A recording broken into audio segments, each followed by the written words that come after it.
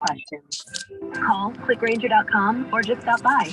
Granger, for the one. Good morning. Morning. Can you hear me okay? Good morning. Casey, I see you. Hi, Hi. Leah. How are you? Hi. I'm okay. I'm okay. So I'll probably mute you when we start in a few minutes. Okay. Can you hear me okay? I can hear you. Are you Casey, I see you. Okay. Hi. How are you? I'm okay. I'm okay. So I'll probably mute you when we start in a few minutes. Okay. Can you hear me okay? I can hear you. Are you so you guys, are you hearing the feedback? Yep. Yes. Okay, let me hold on one second. So I'll probably mute you when we start in a few minutes. I can hear you. Are you okay.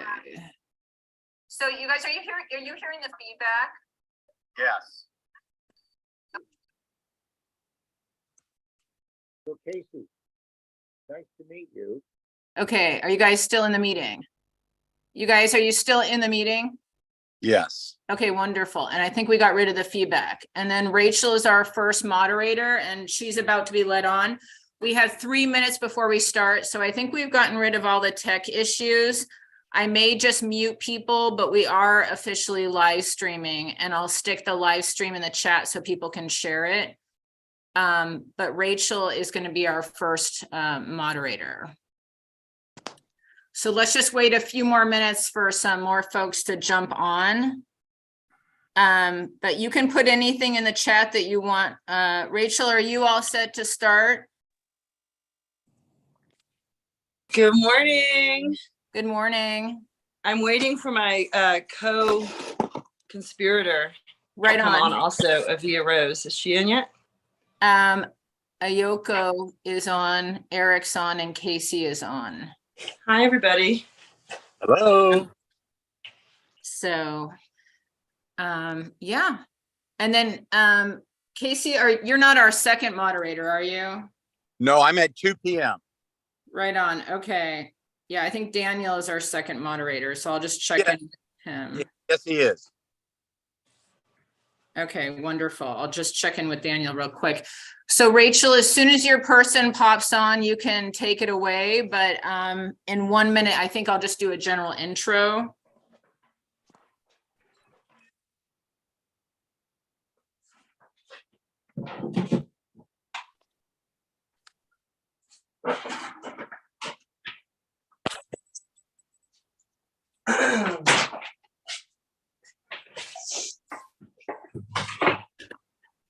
Here we go. I've had 2 electrician husbands and I still forgot to set up my power supply before we went live. No, I hear you. Do you know if your person is going to be joining soon? What time is it? I think so. This is my only device, so I have to kind of tap out to nudge them. I see. Okay.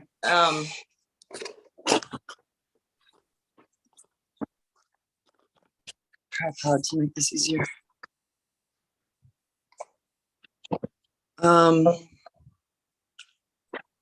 So will you be moderating, Leo?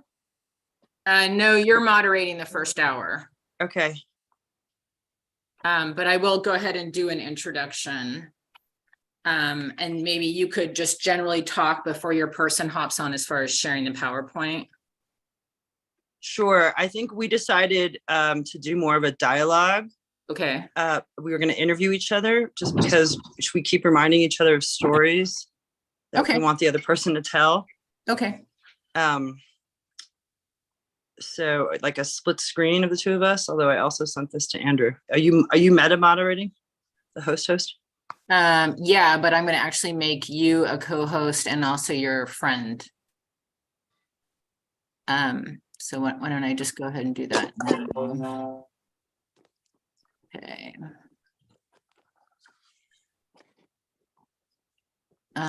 There we go. Okay, why don't I go ahead and start? So we are currently live streaming and recording this event, but this is, I think, our 4th event total for our 24-hour event series, which has people waiting in and out of the experience. And I would say it kind of mimics the plant medicine experience in that we have kind of highs and lows and troughs and hills. We've had like 40 people, 46 people on the call before. We've had like 3 or 4 people like right now on the call.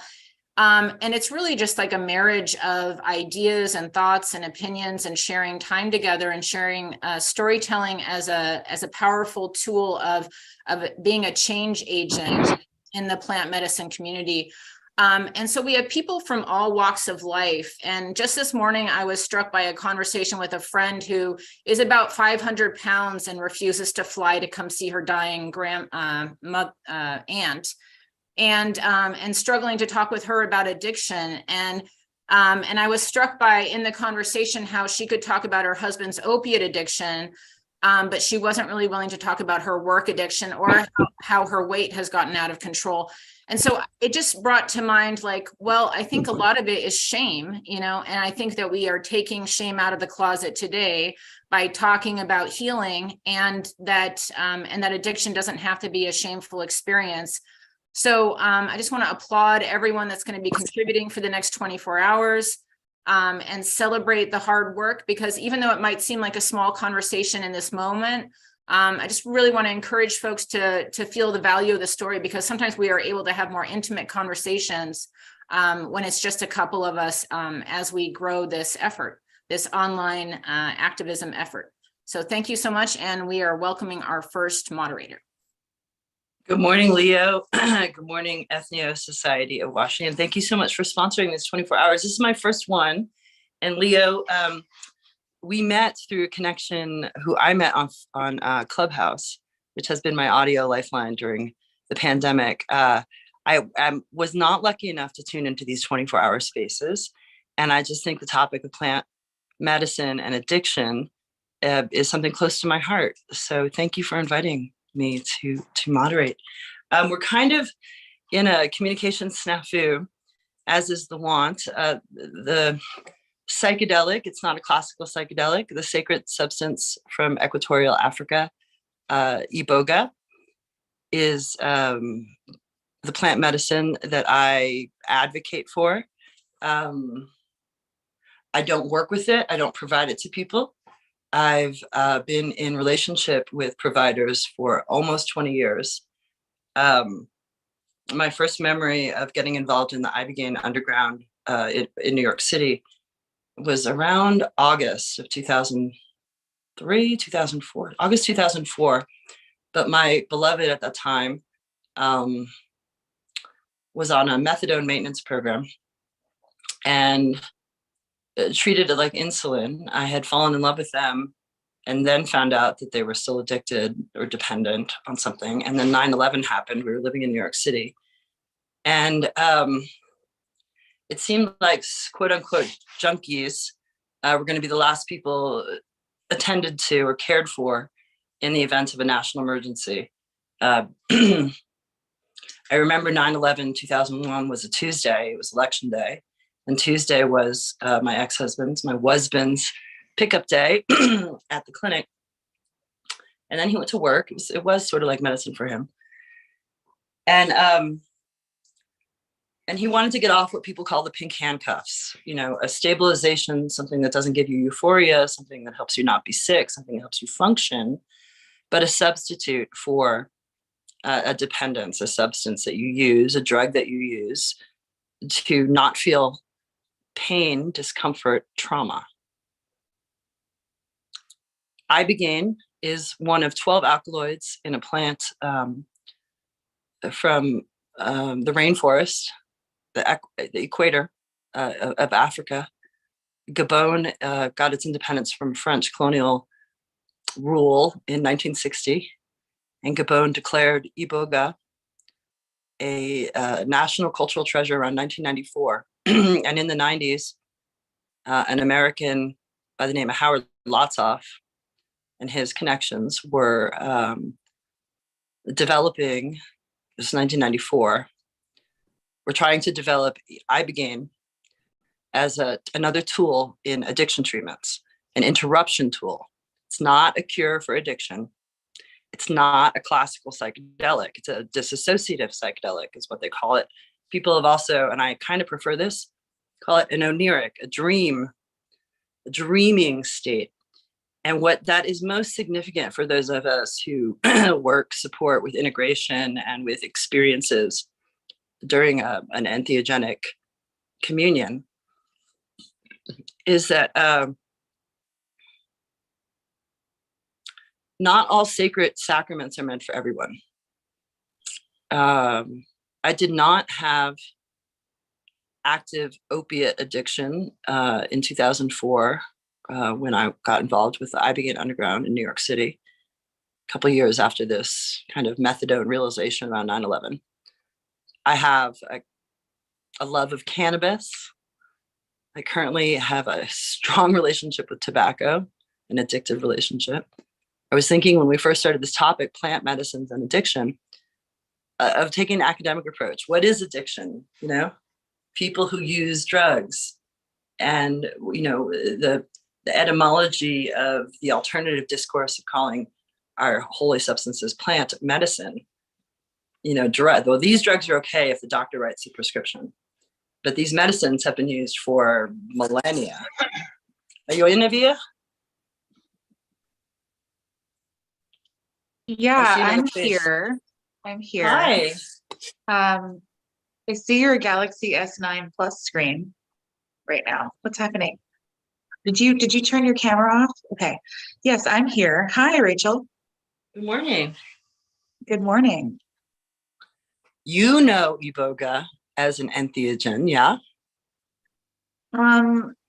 Yeah, would you like me to introduce myself? Good morning, yeah, please. Okay. Hello, everyone. Hello, Leo. It's nice to see your face. I also know Eric Swenson via Facebook. Hello, Eric. So the way that I became involved with Iboga or Ibogaine is that both of my parents were very close, intimate friends of Howard Lotsof. And so as a child growing up in New York City in the 1980s, this was a huge focus for both of my parents working with Howard, was to get this medicine available to the people who needed it. And in this particular context, it was people who were addicted to opiates.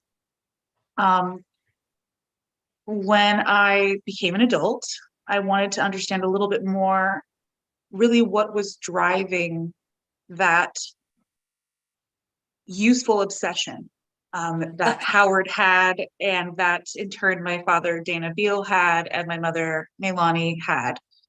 And so I studied anthropology as an undergrad, and I had the very good luck to study under Professor Jerry Brown at Florida International University for a couple of years, and he taught a class called Hallucinogens and Culture. And within the framework of academia, that gave me the sense that this is a legitimate field of study that I can Hallucinogenic? Hallucinogens and Culture. It's quite a classical, it's a very well-known class, in fact, at this point, because it's been circulated through the psychedelic community. Once lockdown happened, it was just like, well, everyone should just go take this course by Jerry, whether you're actually at his university or no. And at this point, he's, you know, mostly retired, semi-retired, but you know, he was just a close friend of mine, and I was friends with his family and his wife, and they were like, well, you should study this. You have this access that other people don't, and it's a very niche field. But really it was my own sort of desire to understand what was really driving the people around me. So in 2001, I traveled to Holland, and I took Ibogaine for the first time with Sarah Glatt, who is a well-known provider. And I took it without being addicted to anything besides like caffeine, maybe, you know, and wanted to experience that because there are so many fantastical tales of Ibogaine taking you completely into a different oniric dream state, maybe sort of a different reality. And in that sense, it is a true dissociative, not in a negative sense. And that environment was just this really idyllic countryside in Holland. And, I could hear children laughing outside during the day and frogs croaking during the night by the stream. And same time, I kept on hearing this underlying musical sort of heartbeat. And I realized that probably the indigenous context, which included a much more musical component, was more for me because I'm also a musician. And so at that point, I planned to go to Gabon to experience it in its originating setting. I hesitate to say original because there's like a weird historical component to that. But Right. I I feel that complexity that you want to signal. So I just am intervening for a little bit. I was thinking that in my internal monologue at the beginning when I said in its indigenous context, its natural context. I mean, it comes from a different place. It's situated within that ecosystem, the people, the colonial forces, the syncretism with Christianity, and with all the things that happened before Portuguese and French ever got to Gabon. So sorry, I'll go. Well, no, I mean, I think that's what we've talked about personally in our conversations and preambles leading up to this, is that it's very much a part of modern Gabonese culture. And there's no sort of classical snapshot of this primordial being who uses iboga. And actually, to think of it that way is like a weird sort of Western perspective where we just want to imagine that there are indigenous people who exist as like a snapshot in time. And that's like a classic failing, really. And so I did go to Gabon in 2008, and I actually did see that perspective brought out by the other travelers around me. They were definitely expecting something different than they received. So it has a musical component. It has a theatrical component. It is essentially a performance that is a spiritual homage to the ancestors. And that's a very important component that obviously doesn't take place in a medical setting for now. But here's my question on the ancestors. Do you see African forest ancestors of the people, or did you see it differently with Sarah Glott up in the Netherlands when she was working there? Well, That's something I'm talking about. oh, is someone talking? Performances.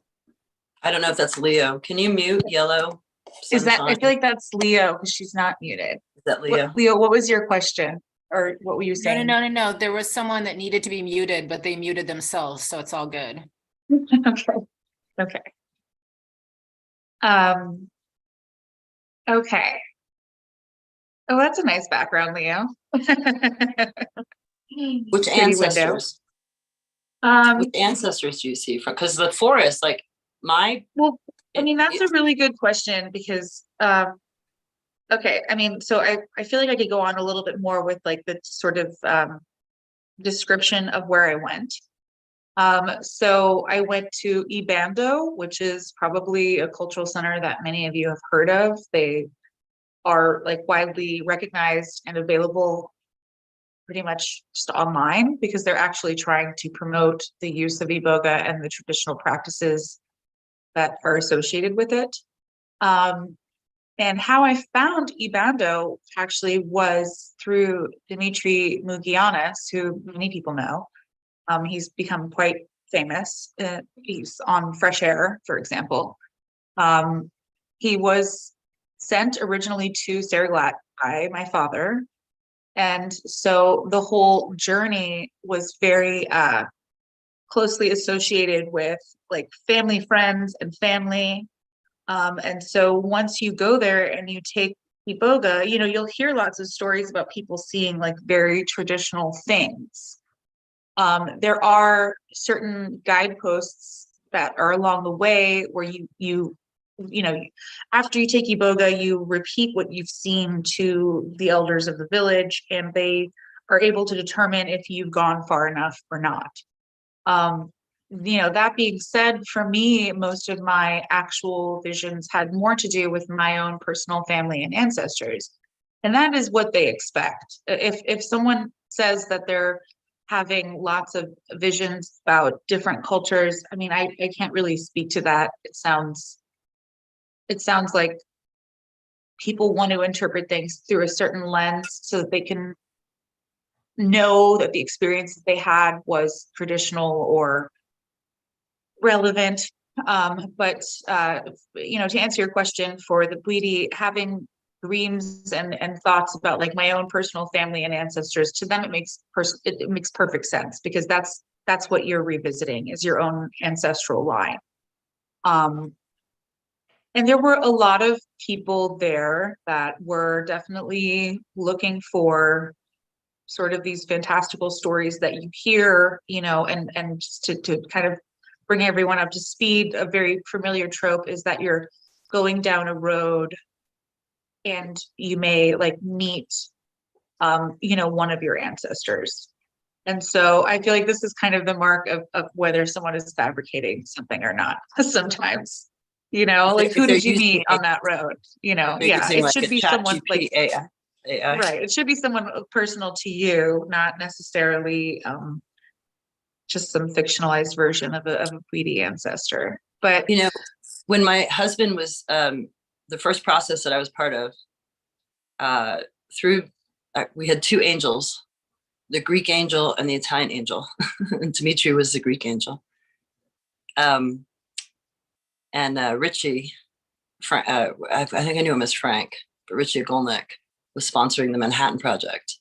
Oh. And your dad at Number 9 Bleecker was like Ground Central, Yippee Central. And Preston Pete, who was is a writer, and was in a terrible accident. So his opiate use his use of Ibogaine was to reduce the dosage he had maxed out on what his pain doctors could give him. And so it was to reduce it so that he could kind of reset his tolerance. It was called the Manhattan Underground. And my husband was reading about it on the Ibogaine list, and Howard was very active. Not that many people were using it at that point, you know. I only became interested again in it recently because I had a traumatic brain injury 3 years ago. And so during the shutdown, and I mean, I love going to Ibogaine forums and conferences, and they've been online for the last couple of years. But your dad has been foregrounding Ibogaine, not just for addiction, but also for neurological conditions like Parkinson's. Yeah, it definitely has an effect. Yeah, it definitely has an effect on neuroplasticity. And there's, you know, I won't go into detail because I'm not really equipped as an expert. But I feel like that neuroplasticity, that ability of your brain to reset, it's not just its chemical balances, but the actual neural pathways along which people function. I feel like that has a huge amount of promise beyond just addiction therapies. I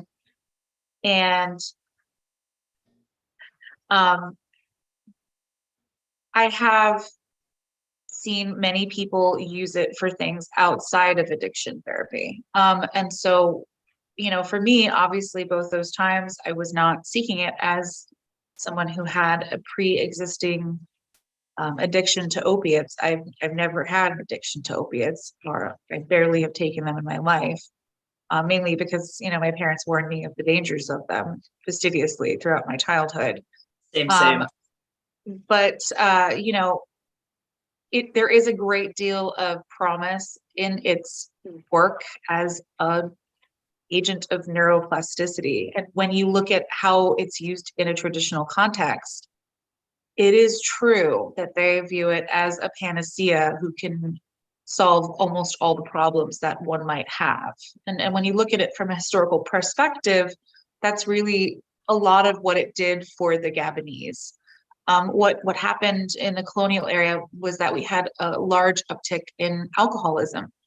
The traditional social structures broke down, the men were sent to logging camps and would often become alcoholics.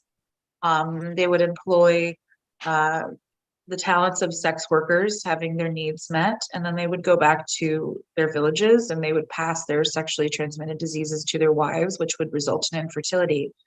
So they definitely look at it as not only a treatment for alcoholism, but an alternative, because there is a communitas to have when you're taking small amounts of iboga. You're dancing and singing and still, communicating. Whereas if you're taking a flood dose, you do need to just lay down and be taken care of. And they use it in both contexts. But, they also do look at it as something that increases fertility. And there has been a lot of people who have thought that that is perhaps because it might have some efficacy in treating different STDs. And I'm thinking mainly of syphilis and chlamydia. Interesting. yeah. Because one of the things I remember, because I'm a women's historian also, and the first Ibogaine forum I went to was at Alex and Allison Gray's Chapel of Sacred Mares when it was still in New Chelsea. York City. Yeah. Awesome. It was January 2005. Jeff Kamlet spoke, Patrick Krupa spoke, Daniel Pinchbeck spoke. His book, Breaking Open the Head, was just out. There was a lot of male acid macho ego banging around the Did you see the look on my face when you said all three of those names? I don't like that shit. I was just a little girl. How old were you in 2005? I was 25. And they definitely treated me like I was 25. I remember seeing you at that forum, but harm reduction, we met in 2006 in Oakland. I was teaching in Northern California, and I came down to Oakland because Howard and Patrick and Dimitri were presenting. Yeah. Yeah. So you hadn't been to Gabon yet, but you had been to see Sarah. I had been through a flood dose. I would hesitate to call that like initiated because it's not. Did you use mushroom tea afterwards in the integration period? Were there other plant medicines involved besides? No, at that point, Sarah was growing her own cannabis, which is actually one of the things that got her legally in trouble in Holland down the road. Okay. And I am a user of cannabis, mostly here and there these days because I have asthma, so I tend to do more like alternative methods. But I find with my asthma, even tinctures can set it off. I don't know why. Edibles. Interesting. Yeah. Interesting. Yeah. No, for me, it's more like smoke inhalation in general. It's just not a good idea. Right. But definitely the experience in Holland completely different than the experience in Gabon. I would say that the unifying factor is that those were both environments where you had practitioner providers who were trying to promote the use of iboga as a plant medicine because they thought that it had incredible power to heal your mind and body and spirit.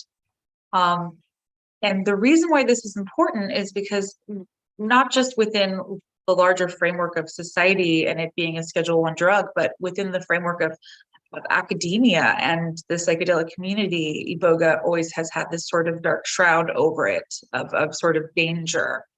And I have my thoughts as to why that is. I think that in general, Westerners tend to fetishize Africa and look at it as the dark continent. Okay, Heart of Darkness. Yeah, and obviously, like there are some dangers if you have a pre-existing medical condition. And then I feel like the primary danger with people who are opiate users is that it does completely reset your tolerance. So if you think you can walk out of any Ibogaine experience and go back to taking level of opiates that you were, there is a great chance that you could experience an overdose because you no longer have that tolerance. And see, that would be, I don't have data. I've never done research like you did with Dr. Alper. But it seems to me as a natural observer, Leo, I love that. I still don't understand what that means. But watching the movement, also from a lens of my own kind of recovery, friends and family, codependence, that it is a lot of overdose, inadvertent overdose deaths. For whatever reason, people are unsecured and they have access to their drug of choice and they're unaware or in the habit of using X amount. So it's similar to an accidental overdose now from fentanyl or any of these other chemical warfare.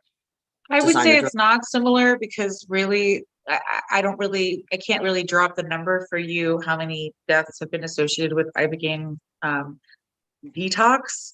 It's definitely less than 10 people worldwide. There's far more people that have died of fentanyl, like on the record. No, that's you not know. what I mean. I mean an inadvertent. So to me, because a flip side of danger would be safety. So the sacredness of experiencing it in its original context in Gabon and in with those medical technologies, the music, the harp, getting you up and brushing you off, and water and dancing and making you move, if your heartbeat goes down, all those medical cultural technologies that are hard to translate into a Western, clinical setting. On the one hand, maybe that medical safety for some people is necessary to avert the dangers. I mean, what I've seen in a lot of the studies, people are pre-screening out folks who would be contraindicated for whether it's cardiac issues, liver issues, potentially psychological issues. Yeah. For those Yeah. clinical guidelines for a long time were excluding people with bipolar and schizo. I do remember when I went to Ibando, they required that I get an EKG before I go, which I did. I mean, EKG is basic, right? And well, the just to QT test your heart functioning at that point. Yeah. Pretty much. Yeah, I'd like to. Yeah. I'd like to interrupt. And did you have to hydrate? Ooh, ahead of Eric time? is trying to talk. I feel like we can't hear you, Eric. Will you turn your volume up a little bit? Well, I have it at max. So, what I'd like to say about the death is that I have no firsthand knowledge, but I'm good friends with Jeff Campbell, and he believes the 1 in 300 might even be an underestimate. And Alvia, could you actually say that you thought there were about 10 deaths worldwide? Because it's happening, and Jeff believes it's underreported, but there are many deaths, not enough to stop using it. It's the best interrupter that's ever been discovered. But Eric, Yeah. I hate to interrupt. I can hear about 20% of everything you're saying. But I could hear the Perhaps your 1 in microphone 300. is occluded. You could hear it? Okay. Well, only Can't there's hear. one point that I could hear, and I want to clarify. 1 in 300, approximately 250 to 300, maybe 400, will have an adverse event. That doing it in not a death, an event that requires, for example, a blood pressure medication, hydration, an antidote. And so because of that level of adverse events, it does not mean death. And a very few of those clinical settings has someone died from the Ibogaine, they've died from the risk of their pre-existing condition.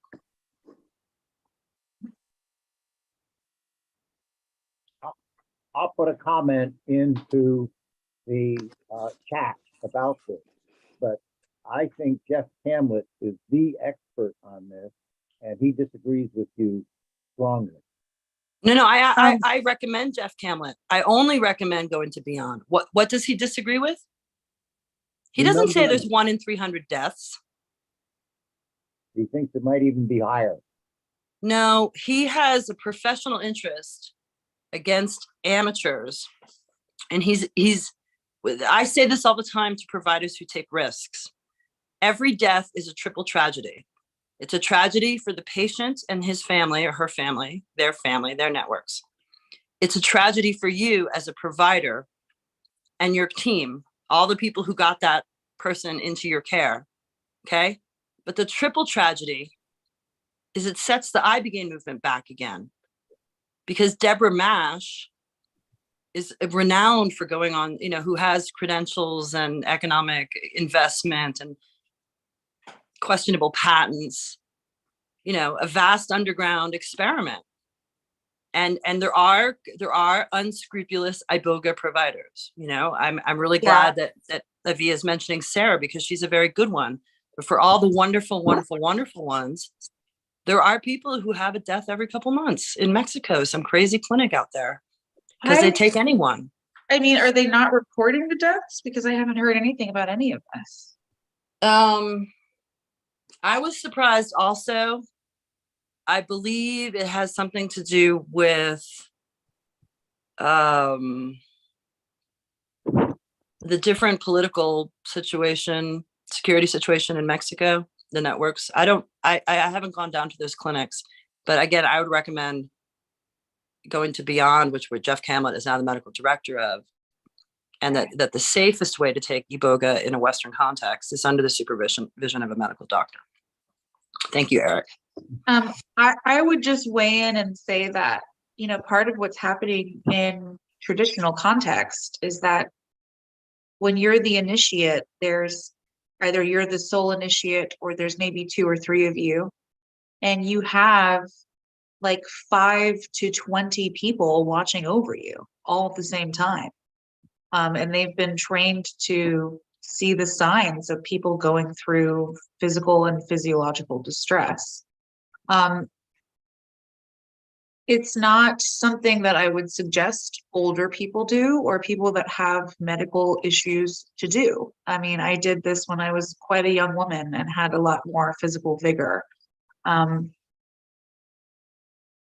do see that there is sort of a fundamental disconnect in the psychedelic community where Iboga tends to be shrouded in mystery and a certain degree of negativity that I think is like relatively unwarranted. And that's my personal opinion. You have tons of contraindications with modern pharmaceutical drugs all the time.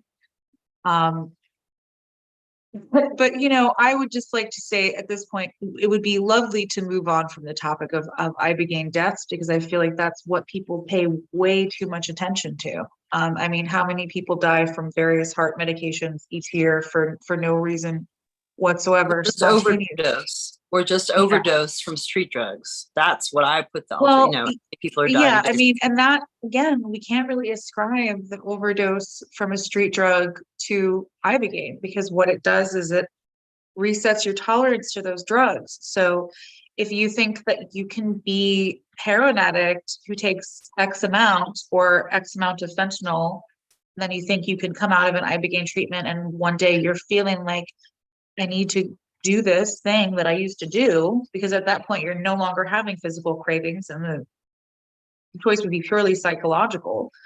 You know, people need to be made aware you need to start with baby doses again. You know, it like the person who is a 20-year-long heroin addict or fentanyl user is going to be taking much higher doses than someone who was new, and the nervous system and the physical body simply can't take those levels of that drug. When we're talking about something that would be like an Iboga death, in my mind, it would be something that people had a pre-existing medical condition that was aggravated by the use of that drug. And this is like basic medical screening. I have asthma. I was terribly sick earlier this year. I was in the hospital for 4 days. And there are many, many drugs that they simply would not give me because it would not work within my system. So I'm an advocate for finding out more about this as a biochemical drug and a process that goes on in your body, interacting with many other diseases and drugs. But I also think that there is a missing cultural and spiritual component within a completely sterilized environment, and that the services that Deborah Mash were offering in the 90s just didn't provide that. And to a certain extent, you know, neither does Sarah. She doesn't have 20 Iboga musicians she can call to come and, you know, sing you through your dream state, which is a completely different experience than just taking it in your living room with a friend provider or in a hospital setting with a Deborah Mash type provider. So, you know, there's just something that's lost in translation. And people tend to, again, view this as some historical practice that doesn't exist, but culture of taking Iboga in Gabon is alive and well, and it exists within the youth culture there. And so that current contemporary existence shouldn't be misrepresented in Western culture as something either too dark in that colonial imagination of Africa as the heart of darkness, nor too Right. primitive. Not too primitive. What's civilized? It's What not is- primitive at all. Yeah, it's you know, it's the attitude towards Iboga youth in Gabon is mixed. It was espoused as a national religion of sorts, with the former president Omar Bongo as the head of that religion. So it was very mainstreamed in Gabon. But when you go there, you do encounter Christian and Muslim people who think it is terrible and, you know, like a form of devil worship. And I suppose that any real precursor or syncretic religion that operates with some natural ideas could be used as paganism, and there's just always that historical push and pull between that. The unknown is feared, and that is a real a real cultural issue. And I think that whole concept of chaos and the unknown, that was fairly well espoused by the 1960s culture, the counterculture and hippie culture. I think that's kind of like the classical struggle, and you have many, many historical references to the Eleusinian mysteries, and, like Soma, and there's all these, sort of classical problems for historical scholars to approach, but it's the struggle is very real and actually happening in real time, and everyone, the general sort of perspective from an American perspective is that these were rituals that existed in the past, but they exist today, and there's a lot of issues that surround that, with gender relations, with economic flows, and with treatment, and with the dangers of treatment in a relatively untested form of medicine. But let's not forget, the reason why it's untested is because for a long time that we were not allowed to test it. So we have right now.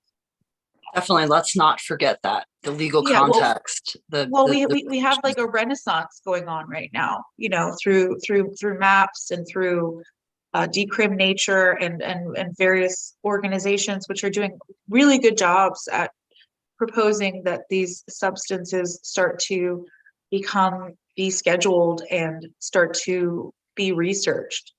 And then, we have a little bit about what you and I talked about, Rachel, where there is this fundamental tension between capitalism and the development of plant medicines, where people want to own things.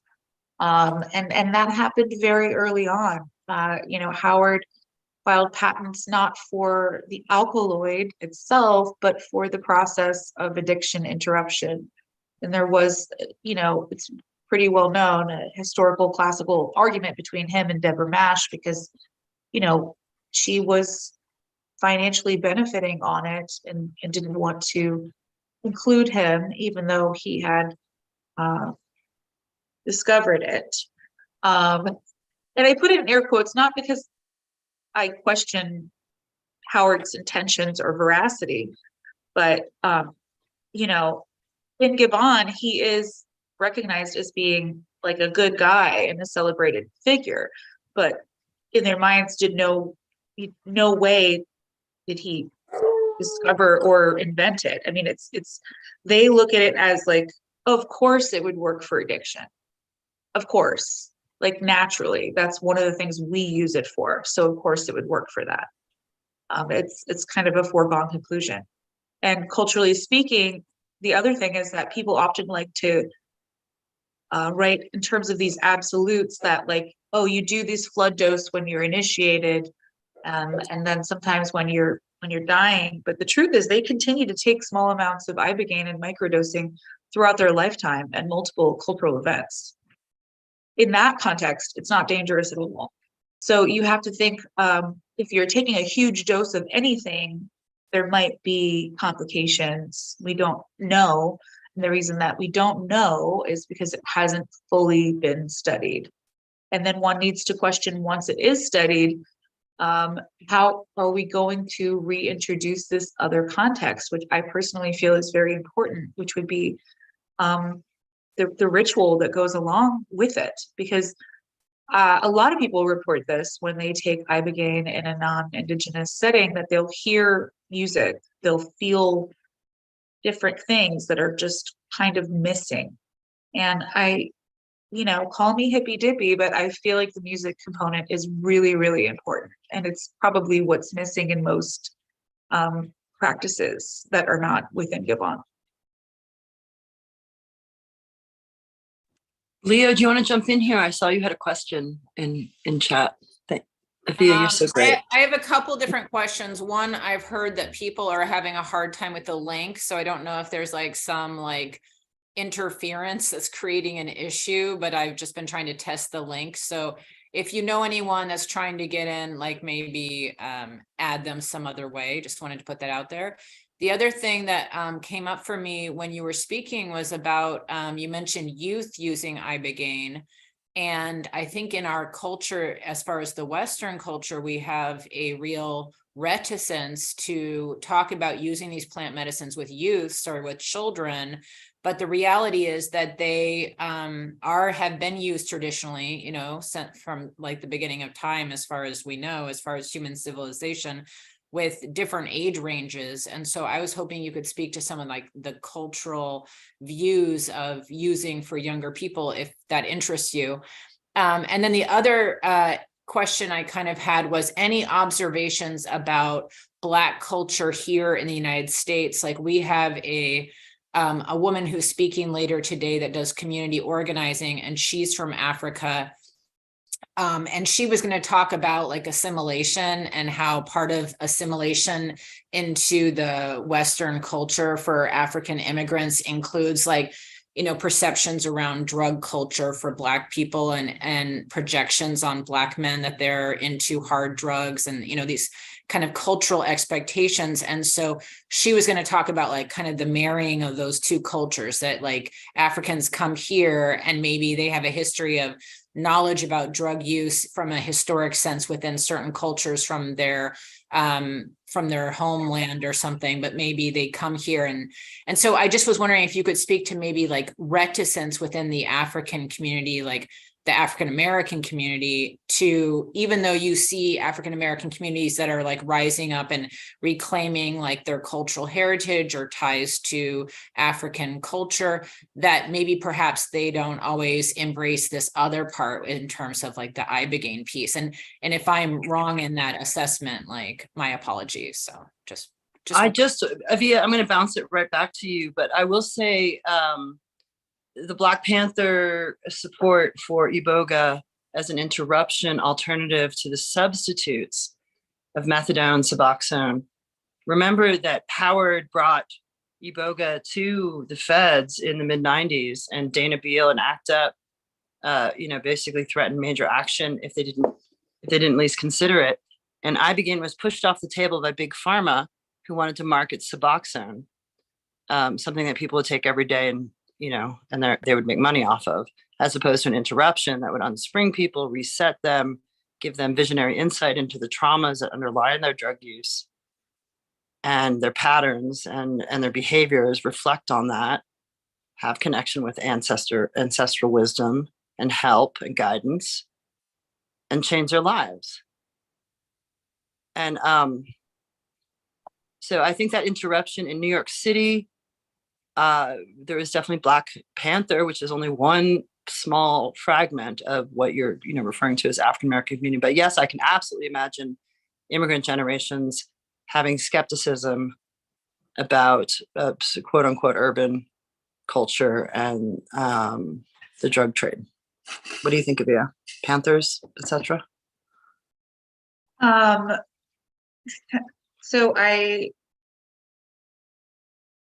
do personally know Dhoruba bin Wahad, who is the Black Panther that my father approached after he was released, to basically say, like this plague that is hitting the Black community so hard, isn't it amazing that there's actually this psychedelic shrub from different parts of Western Africa that can treat those addictions. And there definitely is an interesting synchronicity there. But I will say that, number one, I hesitate to speak about anything on behalf of the Black community because I'm not Black.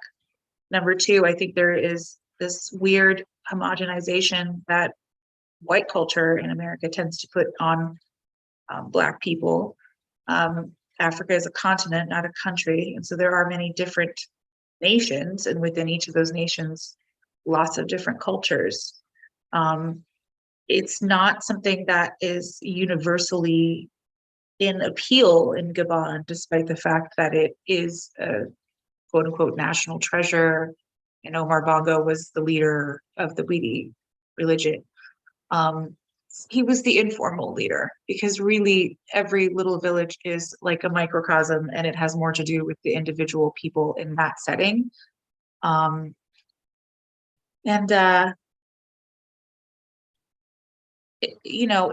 It's definitely, there is a difference between people who have an African American background and come from a history of slavery versus people that are coming from Africa. And when you speak particularly about Gabon, they had a lot of cultural independence very early. They were very resistant to colonialism, but they weren't resistant in terms of wars, but just in terms of, okay, well, you're going to come here with this idea of society. We're going to do this too. We're going to become landowners. We're going to engage in the court system. We are going to basically have our independence. It's no surprise to me that they had their independence as early as, I believe it was 1959. But you have, our tendency as white Westerners is to want to homogenize Black culture into one sort of monolithic being, and it's definitely not that. And there are really big differences between African American people who are coming from a history of cultural slavery versus people coming from Gabon. And so there's a lot of stereotypes that can be played out, and it's important to just acknowledge in terms of the youth culture, to answer your question, Leo, that they did explain to me. I mean, I was there with a mother and her two teenage daughters, and I asked, how old were they when they had first been initiated? And the answer is that they were quite young, 11 or 13. And then they do more than one initiation because you grow spiritually as a person. So they would also then do it in their later teen years, like 16 or 17. And, in different cases, even the small children were given just a really small amount of the powder, and it's to acclimate their body to this root powder, which has a horrible, incredibly bitter taste. It is one of those things where it's a like sort of a great feat if you can sit there and actually consume like iboga root bark. It's a lot more difficult than taking a couple of capsules that have the powdered root bark inside. So there's so many. This is going to sound acid macho in that spectrum, but like, how much did you eat? Like 3 baskets, 1 basket? Oh gosh, I don't remember. I hate to say this, but it's so gross. It's like the worst flavor in the world. And I also hate the flavor of mushrooms. So to be able to sit there and I have not taken ayahuasca or yahe, I understand it's the same thing. It's like really horrible flavor. And forcing yourself to continue to do that while you're having like this horrible vomiting response, there is like a Herculean effort that goes into that, even though you're the person that's like laying down while everyone else is performing this ritual around you. And is it are your mother and father are feeding it to you? Your Widi mother and father are feeding it to you. They do give you, they assign you people that are considered to be your mother and father for that time. It's a lot of it is very genderized. So, and I think that's an okay thing. When I was there, what I kind of gathered was that there was this whole other component of like a secret society of women that has been largely unpublished because most of the researchers who have gone to Gabon are male. And that's something I definitely want to look into further. I'm going to be going back to work a little bit more on my research and include that in my memoir that I'm working on, because I feel like that's a really almost entirely untouched section of Ibogaine research or Iboga research. I love that. I send so much support on that project. What about you, Rachel? I know that you have some experiences with Iboga. Can we hear a little bit more about your experiences with it? I am going to say two things and bounce it back. One, I was thinking early ago when you were talking about, I was pushing you like what ancestors, your ancestors, African ancestors.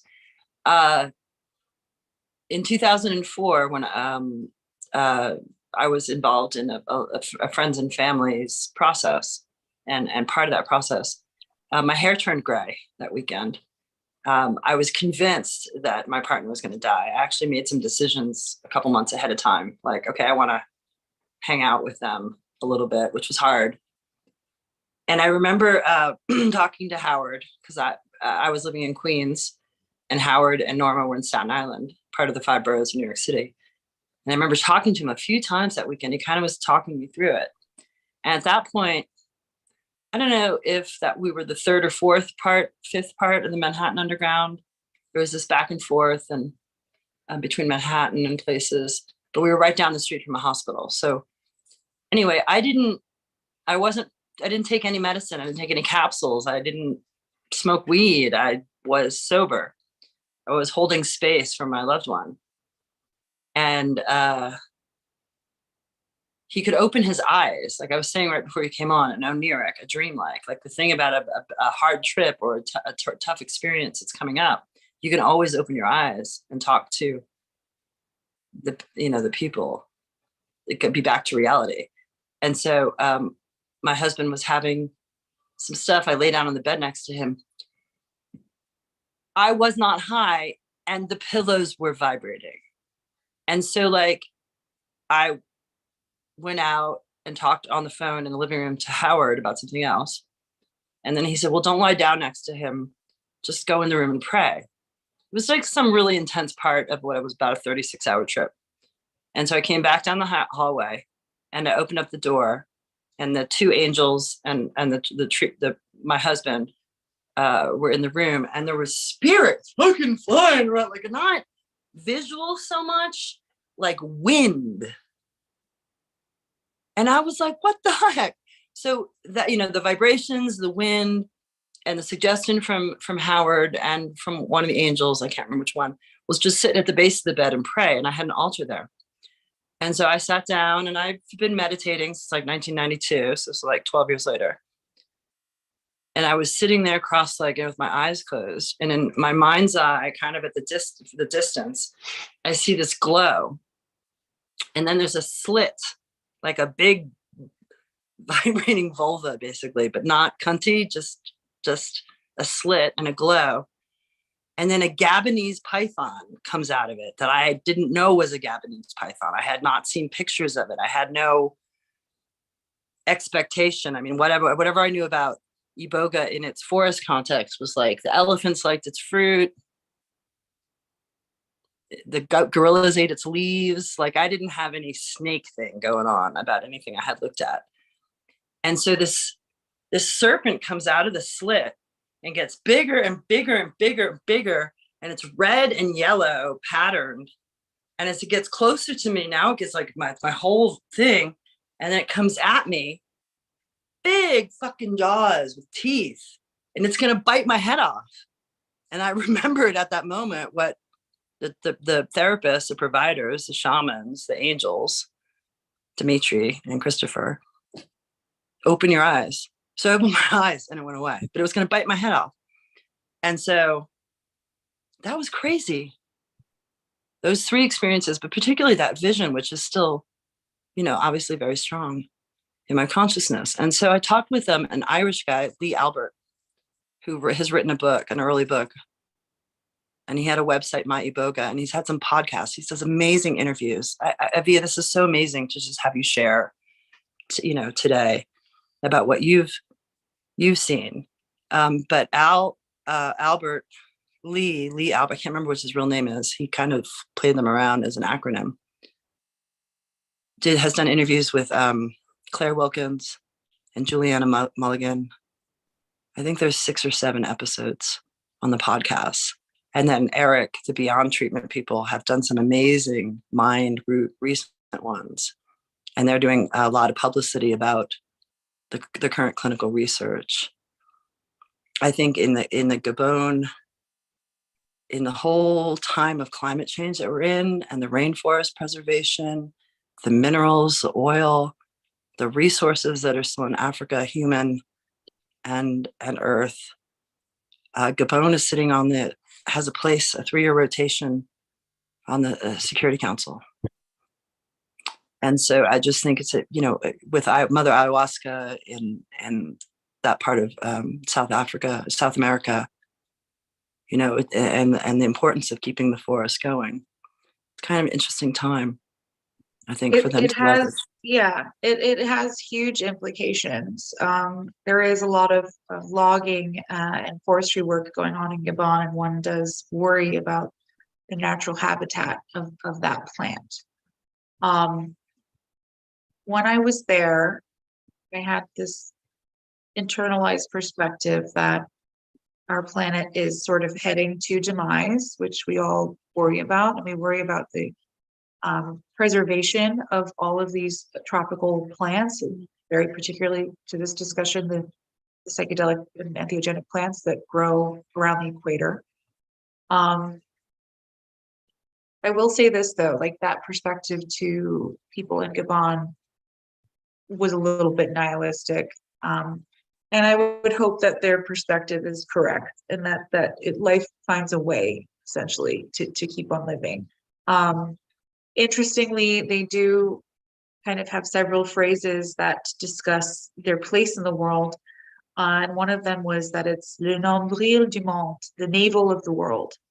And they think of it as, in terms of, if we're speaking about it from like a Celtic terminology, it's the thin place. It's the place where the veil is the thinnest between the two worlds.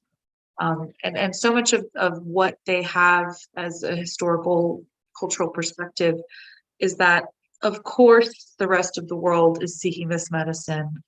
And of course, we want to give it to them because it's necessary. And knowing that that is the perspective made me feel better about engaging in it. A lot of people that I encountered there were coming and doing a little bit more what we would call ecotourism, and had certain expectations which are ultimately rooted and mired in capitalism. We have this thing where we like to think that spirituality should just be free, but really it is a practice and it is a profession, and everyone deserves to make a living. But there is that tension there between harvesting and over harvesting a plant, and that is something that I worry about. It can be cultivated in individual compounds, but And synthesized from vocangeline. right. Well, Volcanga is a different plant, and it's different culturally speaking. It's used in different environments. But just in terms of actually taking Iboga root, I mean, obviously part of the problem there is if you poach the entire plant and you take all the roots out, it's not going to regrow. Traditional methods of foraging and gathering would mean that you would take part of the roots and then leave the rest of the plant to continue to grow. And there is kind of a danger in all of this. We definitely need to make sure that the plant itself can continue to grow.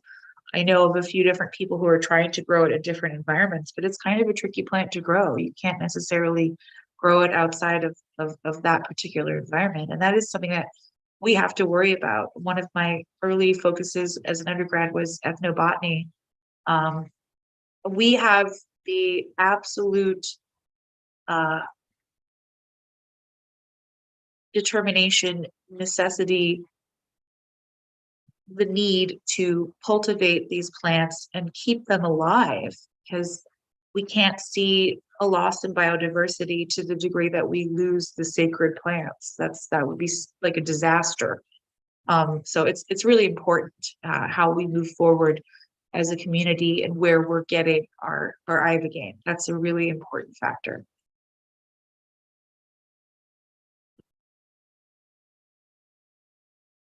It's 11:01. Thank Well, you. thank you for hearing me, everyone. Thank you, Rachel.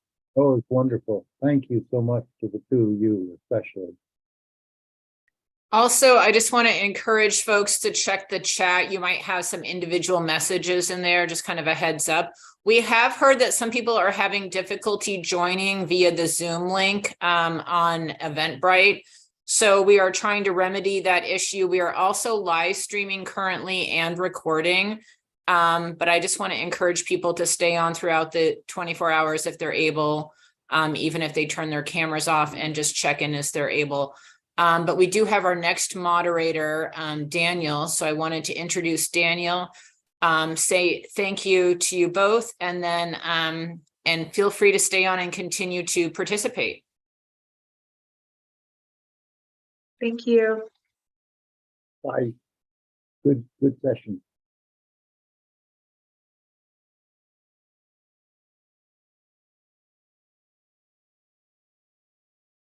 Folks, hey, Leo, Rachel, Eric, and everybody else.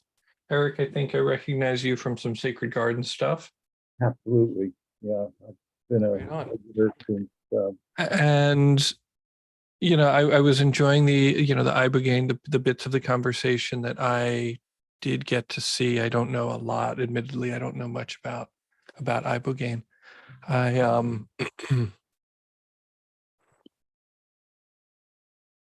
I sort of came, interestingly enough, I stopped drinking as a result of my psychedelic use.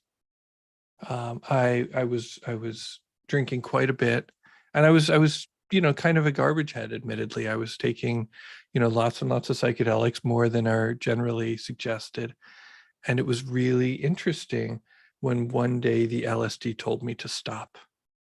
LSD told me that I was not a drinker anymore. And That's awesome. yeah. Oh, we're having people join in. I love that. That's so awesome. Yeah, I mean, it was basically said, you're not this kind of person. Like if you want to take LSD and expand your mind and do things like that, that's fine, but you can't be, it's like, we're good family people, and we don't drink the way you drink. And this was at a basically a Grateful Dead show.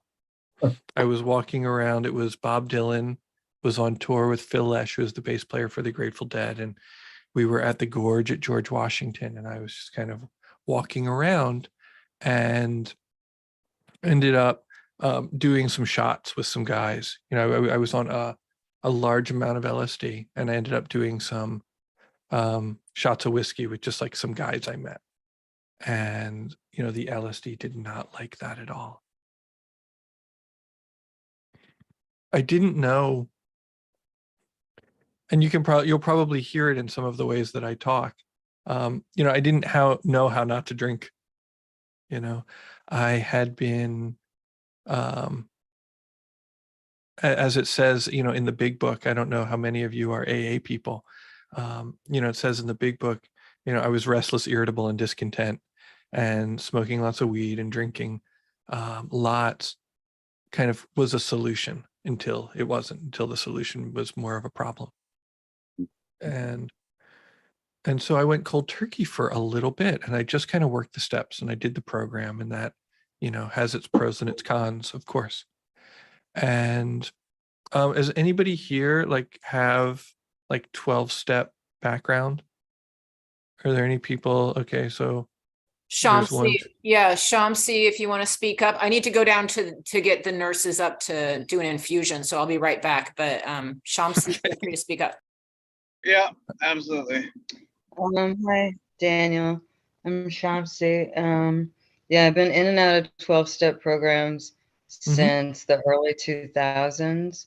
I don't know if it was 2002 or 2004 when I came into the rooms first.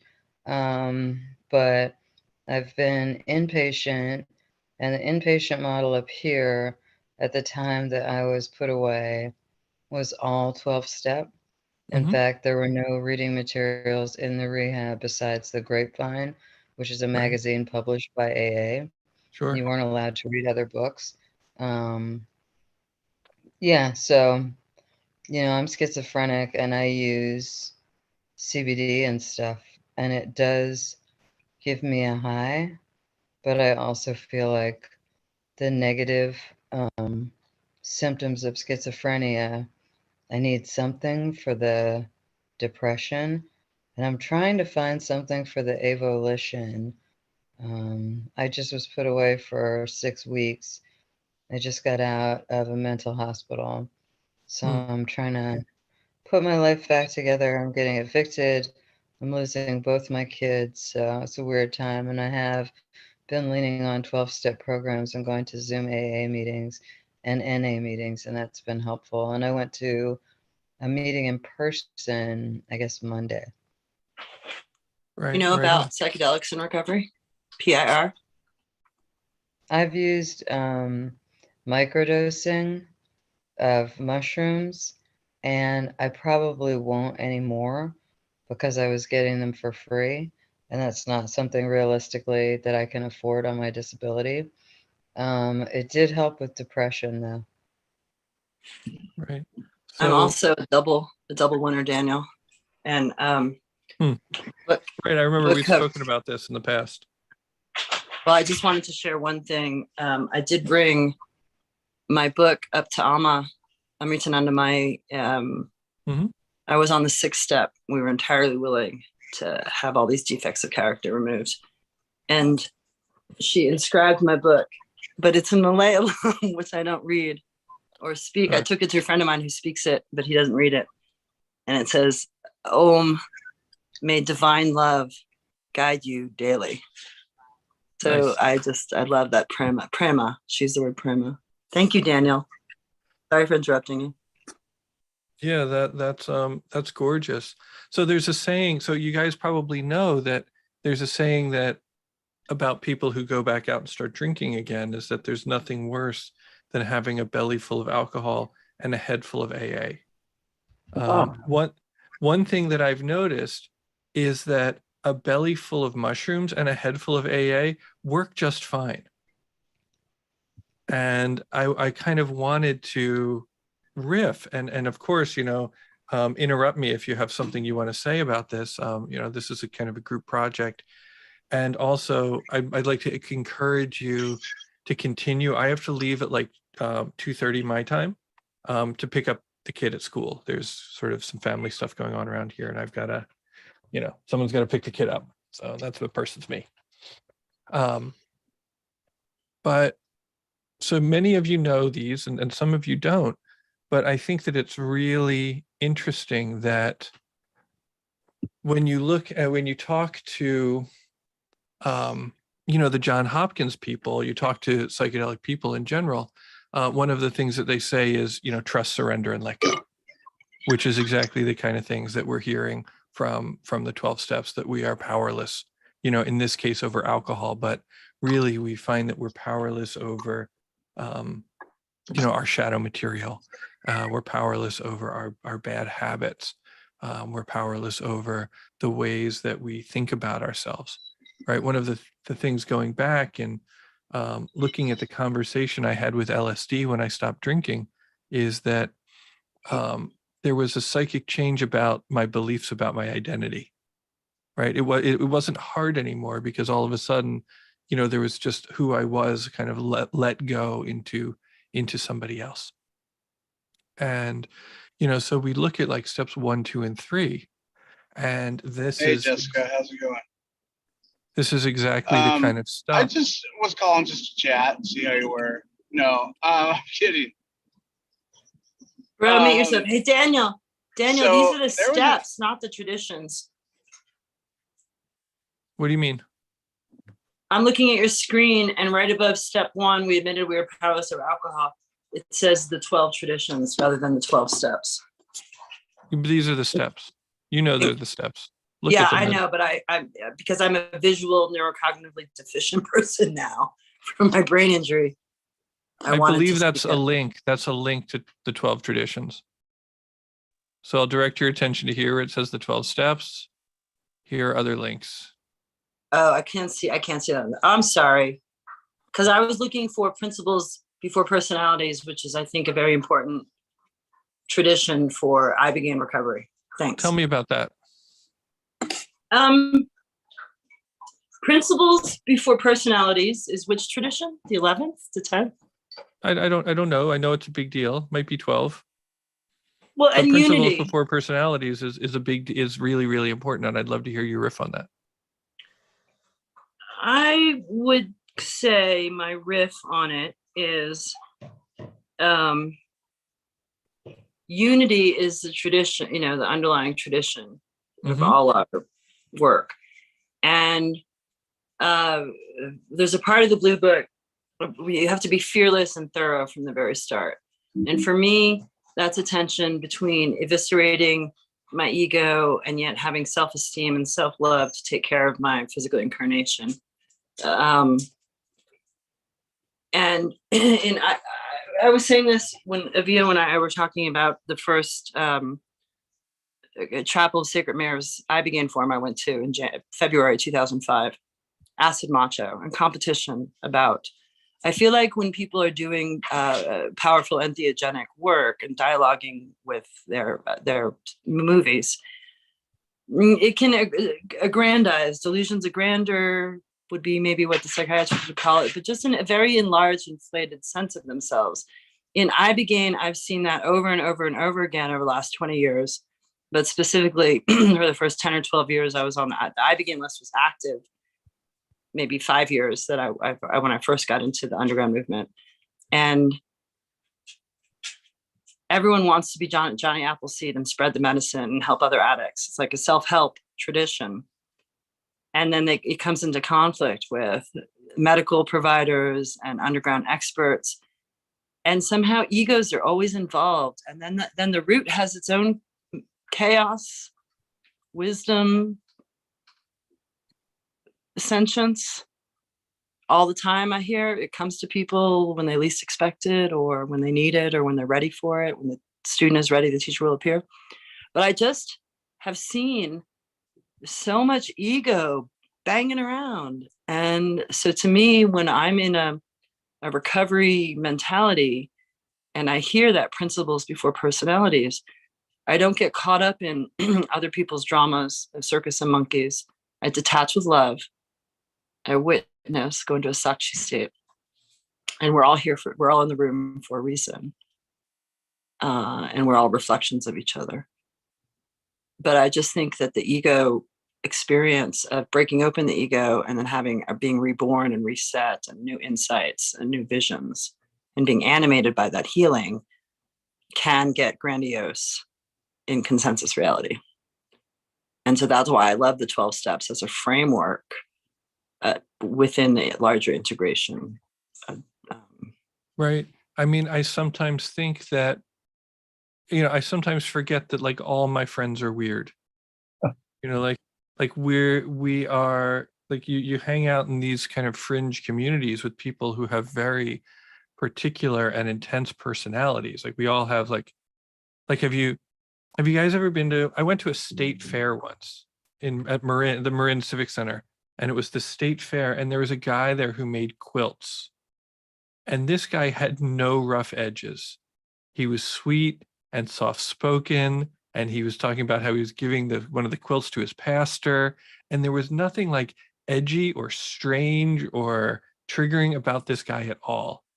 And he is totally unlike everybody else that I know in my real life, right? Everybody else I know in my real life has lots of personality to spare. And sometimes I think that if I don't like that person, if I don't get along with somebody's personality, then that means that they're not a good person. When it's not true. It's like, goodness and wholesomeness and ethics don't have anything to do with personality. And it's sometimes just really good for me to remember, like you were saying, to kind of get along and, put the ego off to the side and do the work that has to be done. Which I think is why, fourth steps pair really, really well with psychedelics. Daniel, can I ask a historical, because I'm a chronology freak. When did LSD remind you that alcohol was toxic to your body? At the Phil and Friends Bob Dylan shows at the Gorge in June of 2000. And so I believe you and I met originally at Psychedemia. Was that 2012, September Yes. 2012? Okay. Thank you. 2000. Wow. Yeah. And so, one of the things that people are often getting into for the first time, you see people who are psychedelically naive and they go into psychedelic spaces. One thing that I've seen is that 12-step people have a much better time facing their shadow material, facing their character defects than people who have never been introduced to it before. Right? Like if you're used to, if you're not shocked that you're full of fear and full of resentment, then you have a much, and you've practiced working with it and inventorying it and owning it. People seem to have a much, much better time. Thoughts on that? Anybody? Eric, thoughts on that? Galaxy S, thoughts on that? Yeah. Not right off the bat. Sorry.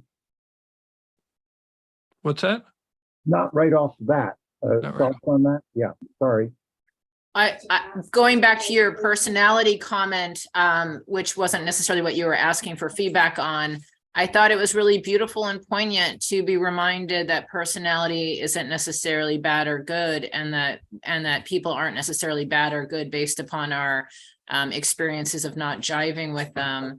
But I also appreciated the fact that you spoke about the insanity of the people in this community, because when you're talking about this gentleman who's making quilts or what have you, I just think it's sometimes that we don't address the unique characteristics of people within this community, that they are often broken or often have come from abusive situations in childhood, and maybe they are the seekers or what have you, but they also sometimes have very problematic personalities, me included.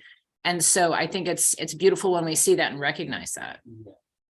Right. And that also, I want to take that another step further, is that a strange personality might be, but is not necessarily a sign of a pathology, Oh. or a trauma. There's like, people can certainly be weird and unique and quirky or even triggering to other people and have had perfectly nice lives. I just, vouch for that personally. what's Um, that? I can vouch for that personally. Mhm. I'm pretty eccentric and I'm very passionate, and some people just have a hard time dealing with me. So what you're saying resonates with me personally. Yeah. Does anybody have like a moment when they sort of realized they were inventorying while they were in a psychedelic session?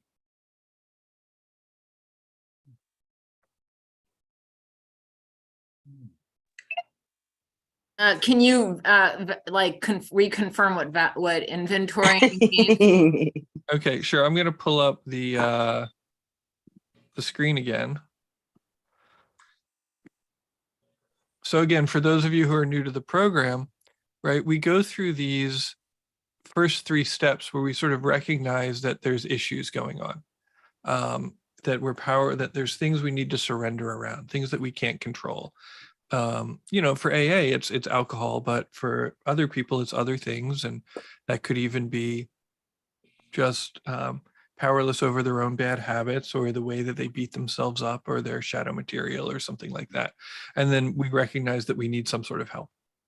And the power greater than ourselves sometimes is a psychedelic, sometimes it's a spiritual, being, in this case, they talk about God. I'm not necessarily attached to people having any definition of God or not. I don't care. But then it says that we made a searching and fearless moral inventory of ourselves. And primarily what that means is that we look at all of the things that we're afraid of and all the things that we're mad at, and all of the people. And for the most part, what's interesting is we only seem to be mad about 5 different things. We're mad because people hurt our feelings, people threaten our livelihood, something happens with a sexual partner, our ambitions get thwarted, and things of this nature. And so it really starts to simplify things because the mind has this pattern of making a whole big deal out of stuff, right? Like, oh, and then they did this, and then they did that, and you wouldn't believe this other thing. And really, it's just, I had a client once, and I was talking to her. I'm an integration coach. I had a client, and she was saying to me, she was very upset because her boyfriend watched an episode of Grey's Anatomy with her ex. And I was like, well, how did you feel about that? And she was like, you don't understand. He watched Grey's Anatomy with his ex. Right? You know what I mean? Like, she was just telling the story over and over again, without really giving voice to what was really going on for her, which was that she was jealous and she felt insecure and her trust was betrayed and she was confused about how to respond, right? So there's all this like deep interpersonal stuff, but she externalized it by saying he did this with her, right? And so one of the things that I have found psychedelics do for people who are being contemplative, and also people who do 12-step work, is that they are starting to be willing to admit, they look at what's actually happening inside of themselves: jealousy, confusion, betrayal, trust issues, and then they start to own that and let that stuff kind of be free, because we don't like to show our vulnerabilities, right? And so much of our problems come from not wanting to show our vulnerabilities and our defects. And that seems to be right where psychedelics poke us, right in what's vulnerable, right in what needs to be looked at and healed and given nurturance and care. So that's what I mean by inventory. Yeah, I can relate. I mean, I think a lot of folks can relate in terms of like doing an inventory or seeing parts of yourself that are broken or that are troubled or that you're fixated on, and kind of making a list in your head of like your problems, or the things that are troubling you. Yeah. And what seems to be really nice is that, mushrooms seem to provide a new solution, right? Because we can, we've probably all seen that graphic of the way that the interconnection of the mind, where there's two donuts and one donut is connected like 6 times, and then the donut next to it is connected like 600 times. So parts of our brain that don't ordinarily speak to each other start to speak. And, we're fumbling in the dark, and then all of a sudden we take a psychedelic and the lights go on. We're banging our head against the wall, and then all of a sudden we notice that the door is 6 inches to the left. And we have these new opportunities for new choices, to make new choices that will give us new boots on the ground, new facts on the ground. Because one of the things that we know from the rooms is that their definition of insanity is doing the same thing over and over again and expecting different results, right? I keep flying off the handle at like an imagined or a minor insult, and then wondering why I'm stuck or something like that, or I keep taking 3 steps forward and 2 steps back and wondering why I'm stuck, and then all of a sudden I can see ways that I can actually get out of my own way, which is recovery, getting out of our own way. Oh, hey, Casey, there you are. Any thoughts on any of this? You're muted.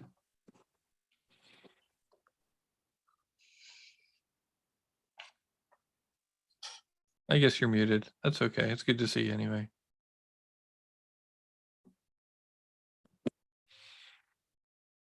Any thoughts or questions about this before I have to run?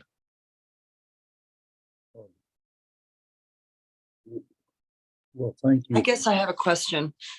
Mhm. getting out of our own way, seeing through Mhm. the filters. For some reason, I cleave to acceptance. Acceptance is the key to my serenity today.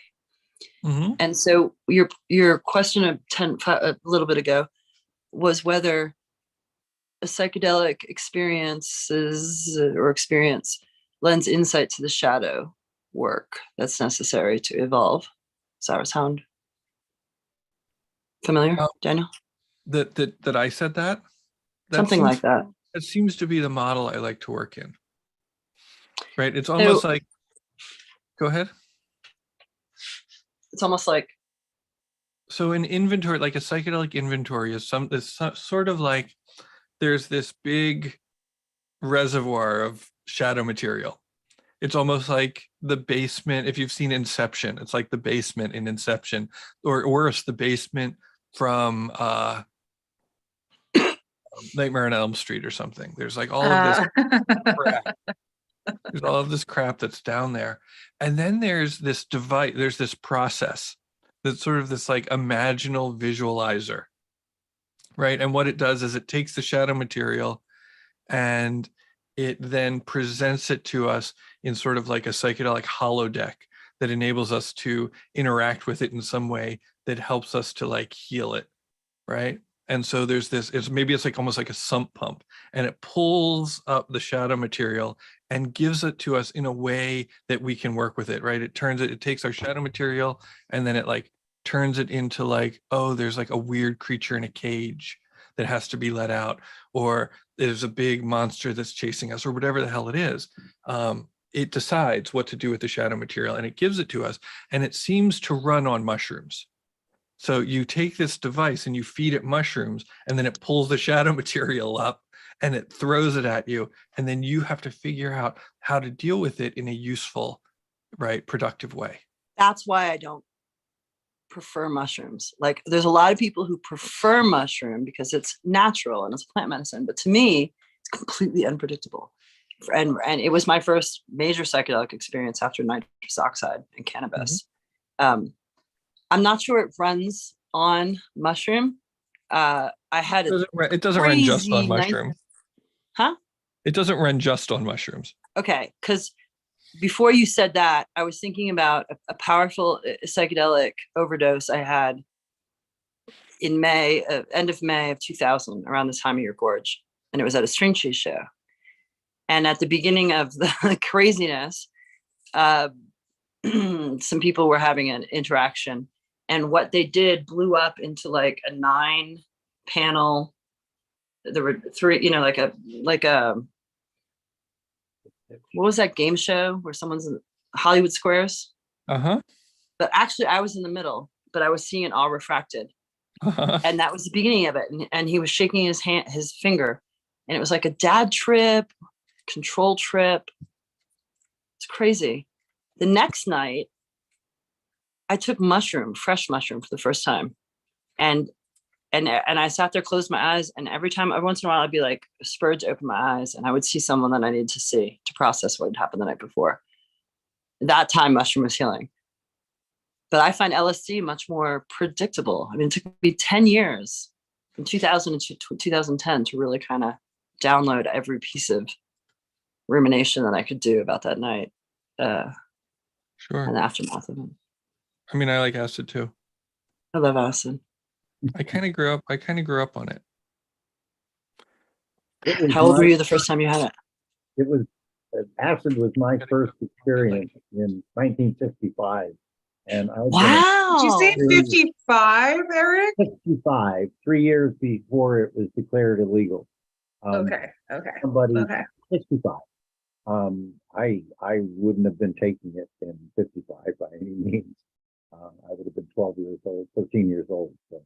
But I'm 80 now, and I go back to when acid was legal, and it just, I mean, when I saw what my first acid trip did for me, I became a serious psychonaut on the spot, and I have been doing it ever since.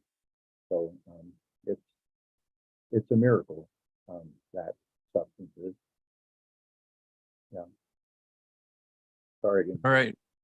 Well, it looks like you guys are able to keep the ball in the air. I'm sorry that I have to go. This has been super fun, but family stuff. Daniel, can I say something that you can hear before you leave? Sure. Just real quick. Doing my concerted research for the last year and a half, working on the book that I'm working on right now, one of the things that a good friend of mine pointed out was that a lot of what I'm doing is shadow work.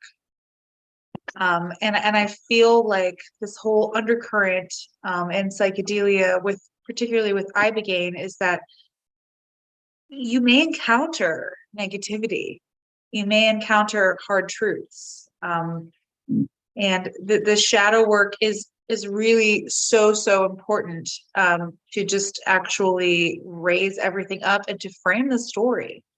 There can't be really a win unless there's a conflict. And unfortunately, all of our lives, we are dealing with conflicts. So to just ignore the shadow work is to do yourself and everyone else a disservice. The other thing I wanted to say about the 12-step program, in terms of taking that complete moral inventory, that is something that is done in an indigenous context within the Bwiti and Gabon, and it is a syncretic religion, which is largely mixed with Catholicism. So it's you basically go to the village elder, and they kind of demand that you tell them all of your deep, dark, secret thoughts. And it's so that you're not plagued by them when you're going through the initiation process. So it's really important for people to psychologically encounter these things before they go into the experience. Yeah, Do some work before you go there. Yeah, if you can get people to do it, that's definitely best. I mean, even just journaling, Mhm. I mean, I would say that for like anyone who is going to do it in any context. Yeah. Take a deep, long look at yourself, because otherwise, these are the things that you are going to be thinking about when you're going through the experience, whether you're doing it for personal spiritual reasons or to let go of an addiction, which, let's be honest, that's I gotta run. reason. Thank you for all that. I really do gotta run. Be Thank well. you. Bye, Daniel. Take care, Bye, brother. Daniel. Um, I can't hear you. sorry, Yeah. do you want to take it away and introduce yourself? Do you mind doing that for the next half hour? Me? Yeah. Sure. Yeah. Wonder if you could say anything about your book idea. If people want to listen. Yeah. You got at least 2 ears here. Well, okay, so for me, it has always seemed a bit self-oriented to try to describe yourself within a larger framework. But I will say that this is something that is kind of celebrated and necessary, again, in that indigenous context. There's no part of telling your personal story which is outside of that framework. So the book that I'm working on right now is a memoir, and as perhaps some of us know, or all of us know, it's more about the people that are in your lives than yourself. And the reason that I'm writing it in this framework is because a lot of what I'm encountering are just personal experiences. So my elevator pitch for that particular work is the intersection of the cult of personality and the counterculture in the United States, which has basically just a huge swath of growth area in terms of research and writing. Omar Bongo was a very charismatic figure. Anyone who runs an Iboga clinic or any sort of retreat with psychedelics, they're very charismatic figures. There is a danger within psychedelic medicine because it's so unregulated that people might be victimized. But the same thing can be said for Western medicine, really. Doctors have an incredible amount of power over their patients. And so examining that power dynamic and what actually draws people to these liminal states and to the fringes, that is something I'm very interested in. And of course, all I can do is look at it through the lens of my own experiences, which, you know, growing up in New York City in the 1980s with Dana Beal as my father and my mother, Meilani, they're very unique experiences. And, you know, like not the best experiences. And so I've had to kind of reconcile that, like, why did you raise me the way you did? Why were we here at this time? Why did we do these things? And I feel like this is a real universal thing. Everyone's always trying to understand the impetus of their forebears. And it's totally relevant to Iboga because that's what they're concerned with, is community and family and ancestors. And like the whole concept of treating addiction with Iboga, yes, it does take away your physical cravings. Yes, it does reset your brain chemistry. Yes, you can take Iboga and no longer be addicted to heroin, such that if you stopped, you're not going to die. If you get through the Iboga experience, you no longer have to medicate with methadone. You no longer experience that physical addiction. But in an indigenous and traditional context, what they're doing is they are revisiting their ancestors, and it's totally intentional. There's not very much written before colonial times because they weren't necessarily a history of people that had written language, or it's been destroyed in a tropical environment that doesn't preserve things well. But the overall impetus is you need to understand the past to be able to apprehend the future. And understanding one's parents, where they came from, what they did, why they did it, is totally within the realm of just normal questions that people would ask in that context. For a long time, I thought that my experience was unique and a little bit just too personally introspective, but it's actually the work that people are doing when they are being initiated in that indigenous context. They are looking for answers. So to the people that I interacted with in Gabon, my questions made total sense. And I didn't think they were going to. I thought they were way too personal and just tertiary to like anyone's concerns. But I mean, it was described by James Fernandez as an ancestor cult. And that's essentially their concern, is that like continuation of knowledge and betterment of humanity. And it does treat a number of physical diseases in their minds. So it makes total sense to them. Based on the sort of very small amount of biomedical research that's been done, it does seem to suggest that they are correct in that it has a function of being a sort of panacea. And, you know, we hesitate to call things a cure because a cure implies an ending. And as most people who might be engaged in this dialogue know, the battle with addiction is a sort of cyclical battle that doesn't necessarily have a complete end.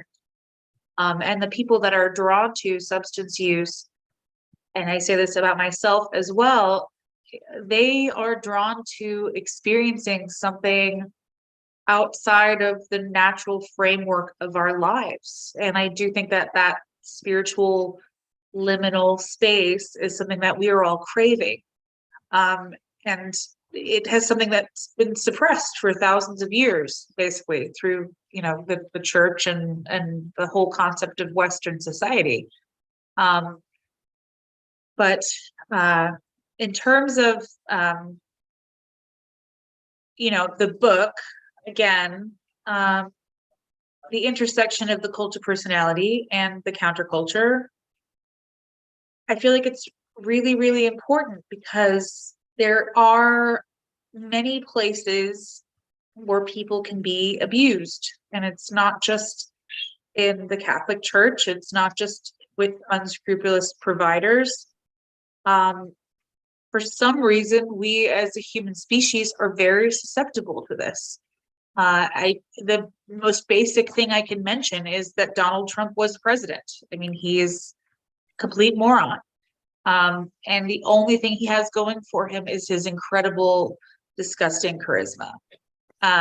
You know, and you encounter this time and time again. And so as an anthropologist, this word cult is very interesting.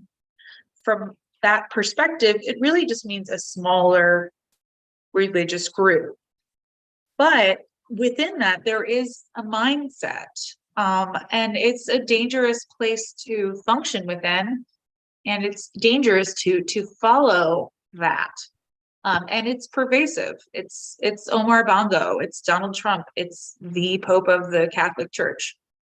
So it also plays down into these smaller groups and providers, and not just within ibogaine medicine, but within the larger psychedelic community, there is an undercurrent of abuse happening by providers. So the only way that we can actually detach iboga from these negative connotations of potential deaths or abuse by providers or shamans is to talk about it and to air it out. And part of the reason why I didn't actually pursue my research over 10 years ago was because I did witness a lot of things in Gabon that I did not like as a feminist and as a woman.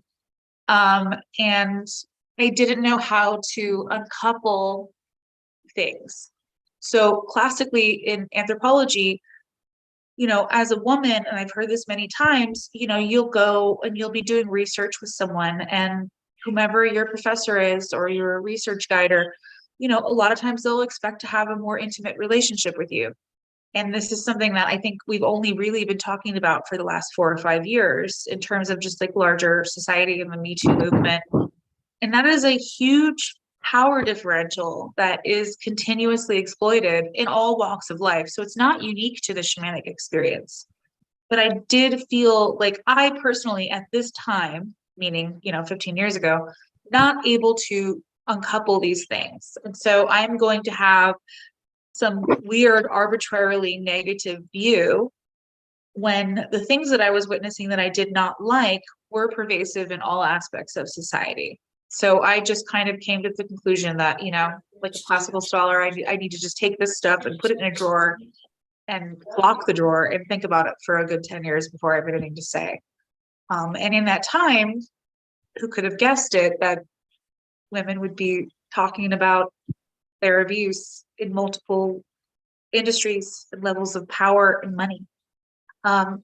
I didn't want to contribute to any sort of demonization of a traditional society or working with ibogaine in a traditional society. I didn't want to say anything bad about many people that I knew, because I just felt like I needed to just walk away from it and sort of throw my hands up in the air. At this point, I think that you know, we have to acknowledge that people are human and they make mistakes and they can make changes and move forward. But, you know, I mean, ultimately, when I talk about my experiences in Gabon, I did see a real power differential between the men and women that I encountered, and it was unfortunate. And it often involved the interaction of Western European people who obviously had way more power than the people that they were with. And then particularly the relationships between men and women seemed very questionable to me at times. I'm not a prude. I'm not here trying to destroy anyone's life. Same time, I can't really stand behind everything that I saw and was particularly privy to. I had a conversation with someone about it, and I said, well, you know, the things that I could write could maybe destroy things, could maybe destroy people's lives. And their attitude was, well, just write it then, and we'll see. The reality is that 10 years ago, 15 years ago, anything that I would have written would likely have been dismissed as out of hand. We all like to talk about power differentials. What we forget is that fully half of the human race has been completely subjugated for tens of thousands of years. And so I'm very interested in returning to Gabon and experiencing those rituals within those communities which were women focused and women driven. And it's not something, unfortunately, that I was able to experience in 2008. I feel like I'm better equipped now to go and do that research with the eye of a scientist, because if I do notice those things, it's okay to write about them. And it simply was not okay to write about that stuff 15 years ago. You know, you would have been seen as seeking a specific dialogue or position. It may have added to the negativity that I don't think belongs to Iboga. You know, again, like there's medical issues that people have. There's always a danger. I mean, you walk out of your house and a bus could hit you. You know, there's always a danger in life. And I feel like danger has been disproportionately ascribed to Iboga, whereas all of the problems that I saw were within the larger shamanic psychedelic community and within the larger capitalistic, feminist, you know, masculine dominated patriarchy. So it's not unique to Iboga, anything that I saw, but it doesn't mean that it shouldn't be accurately reported.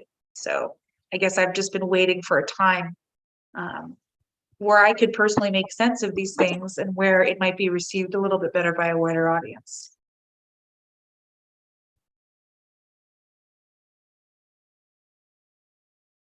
Questions?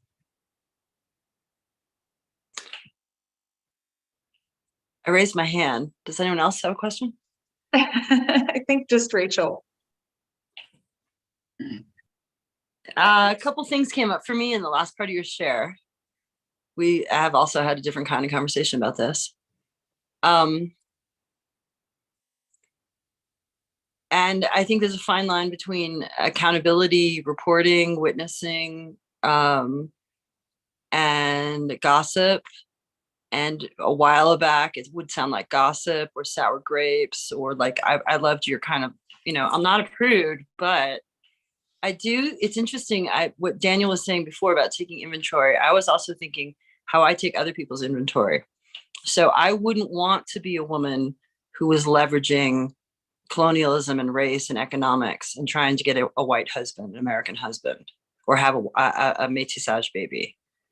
I wouldn't want to be that woman. And so when I would see it happening, am I still stuck in that observer position of the Western critique, right? Yeah.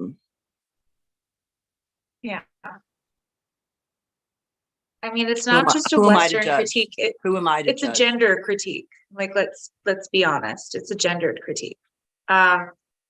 If you expect marriage to be a romantic partnership of equals, when, as you're saying, the whole fucking rape culture of patriarchy and capitalism and exploitation is, you know, it's gone from being a household economy where we're supporting each other, reproducing the domestic side is reproducing now the wage labor, and then the extended families and the cooperative living has been replaced by wage labor. I love the stuff you were saying before about the lumber camps and the infertility, this STDs.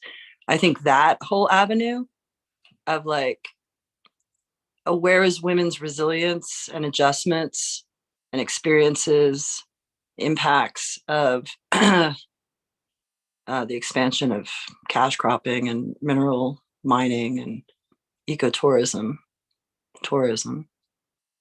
How do women in Gabon now experience life, and what are some of the pros and cons, and just be open and curious to it. And I guess really what I mostly wanted to say to you is ask you, is there anything we can do to support your research? Are there grants you're applying for? I think it's a fabulous project. I want to encourage you like wholeheartedly. I like all of your things are questions, right? They don't have to be pronouncements. You don't have to get it right. You just have to raise them and put them in dialogue with these larger assumptions that women can just take it, you know? I do feel like modern Western shamanic culture and particularly like this personal experience and the experience with Gabon and the Bwiti and women's roles in that society is an excellent cipher through which to view these changing norms, and we need the norms to change. There's an obvious disconnect and there's an obvious power differential that's been going on for much, much longer than you and I have been alive. And it's an interesting way to view it because no one who is disempowered views themselves as disempowered. I certainly don't. But if you stay silent and you don't have these discussions, then that power differential is only emboldened to continue. And it's an interesting question of whether or not one can take your Western lens and view a traditional society through that, and what is the purpose of that. But these are sort of larger cultural questions. I think it's interesting to look at it through this cipher of psychedelic medicine, and particularly Gabonese Bwiti medicine, because it sort of solidifies it, and you're looking at like one particular point, and it allows you to make some larger arguments if you believe it is that. And I've spent a long time thinking about all of this. For example, I think that there's nothing wrong with being a sex worker, and I think that it should be legalized. And I think that if women were empowered to not be subjugated through criminality, perhaps things would be different. And it's important to say at this point, as a side note, that this form of abuse and emotional and sexual abuse in modern shamanic medicine is not relegated to women only. I know men who have been also sexually abused in these contexts. It's the power differential that I'm concerned with, because we don't want to throw the baby out with the bathwater, right? But we're not really here trying to recreate these horrible paradigms which have been only promoted by organized religion for the last 2,000 years. And at this point, we're getting into like really deep conversations about where do we want our society to go. And I feel like this is actually the work that we're supposed to do as people that are in this psychedelic realm, because it does open your eyes and allow you to conceive of things as being different. Can you see beyond the fishbowl that we are swimming in? Can you see the larger world and the larger implications? And I think that it gives you that ability to see those things. And so when you come out of that state, you are uniquely susceptible. And unfortunately, this is the case. This is the place where most of that type of abuse happens. You're vulnerable because you've been doing the work to make yourself vulnerable. And just like you have trust in your doctor, or if you're a Catholic, your priest or a rabbi, you still would have the same trust in your provider. And so that's really important, because really what's happening is that it's a place of power. So it does draw in people that have that sort of sociopathic tendency to be a cult leader, and we have to just be very mindful as a movement moving forward that we don't just let the same power paradigms replicate themselves in this culture. There has to be some way forward. I am not smart enough to imagine that way forward, just like I'm not smart enough to get us out of capitalism. But someone one day is going to think about these things and be able to answer those questions better than I can. Leo, you have your hand up. Well, there's a lot that you said that really spoke to me, but I think a lot about creating a new community, that the psychedelic revolution, I believe, is feminine this time around.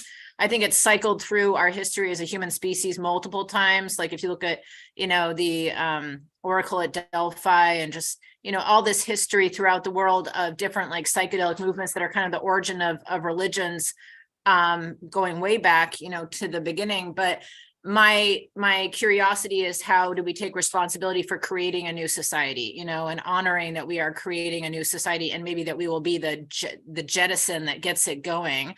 But I think that we can acknowledge the brokenness of our world, and showing that vulnerability that we talk about as individuals. One thing that keeps coming up for me as a family therapist is I observe people on and on and on, like just huge numbers, going back to their dysfunctional families after they've done the psychedelic work, right? Which is at the core, they figure out like why they're hurting themselves with food or sex addiction or porn or overwork or drugs or like whatever. And they're so happy and so elated, right? And they want to go back and talk about their freedom from bondage to their nuclear families, which are really wedded to their dysfunction. And they're like, heck no. And they are pushing these people out in droves, right? Pushing these people out of their families in droves. And having worked with a lot of people that are chemically dependent on the streets of Seattle for so long, I see what the impact is from losing your family, right? That we all so much want to belong to community. And so when these people are kicked out of these communities, including the psychedelic community can be very harsh and can kind of do some of that same behavior. These people are really headed for more trauma. They get re-traumatized and then they go back to their addictions even harder or what have you, or and so I think we really need to talk about kind of reconstructing the family as we do a global movement, because we're really not just reconstructing ourselves, we're reconstructing whatever we consider family. Thank you.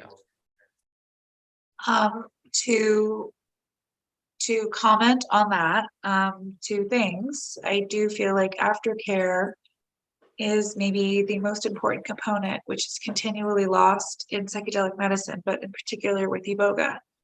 And even something like this, even something like engaging in this 24-hour form can be a form of aftercare, just simply connecting with people and explaining your ideas and communicating with those ideas such that you can connect with other people. One of the things that I do want to say, just from a historical or anthropological perspective, what I noticed when I went to Gabon was that there was an entire generation of people who stopped engaging with weedy and with that traditional medicine. So the young people that I was involved with at that point, which they would have been like 5 to 10 years younger than me, most of their parents had walked away from the weedy religion, from that traditional practice. And so they were seeking out the grandparents more to get reconnected to that. And the primary focus at all times in that context, ancestors equals family. And so if you don't have a family at that point, you're in the Guidi family. And there are certain ways that people can tell each other on the street.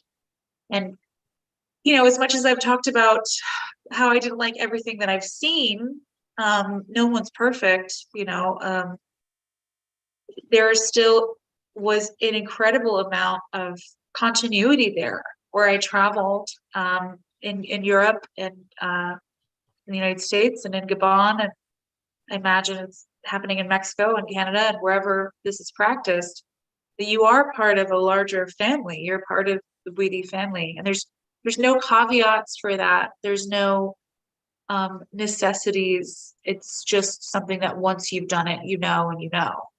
And you know at that point how important family is, and it becomes more important to you than it was before, but not in the sense that you're going to just seek out your actual family and just sacrifice your ego to them and succumb to whatever sort of standards they might hold psychologically or socially or financially. But it is so important to have that network and have that aftercare. This is what people are missing, in my opinion, when they are struggling with addiction. And in the Guidi's opinion as well, everyone I spoke to pretty much said the same thing. You need that connection, whether it's your biological family or not, you need a family. And with the atomization of capitalism and the atomic family, like we are cut off from that more and more and more. And we're taught to just isolate ourselves and take care of only ourselves more and more and more and more. I cannot help but think that that is actually a tool of predatory capitalism, because that's not the way people function. And that's not actually useful for taking care of yourself. It's an urge that we have when things get too difficult to isolate. But it's not healthy. And I feel like that's really the origin of a lot of problems that we've been speaking about in terms of addiction and trauma responses. Isolation is probably the worst thing you can deal with. So I would encourage everyone who's going through this, if you do not have an active relationship with your family and you feel like it's not repairable at this point, seek out a community that can be your family, because they are there for you. There are people that are there for you, whether or not you believe it or know it at the time, in the depths of your despair. There are people that are there for you.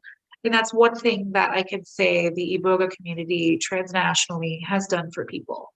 And again, I'll just reiterate, anyone who's recently come out of a treatment, you know, if they're on this Zoom, it's an excellent place to start.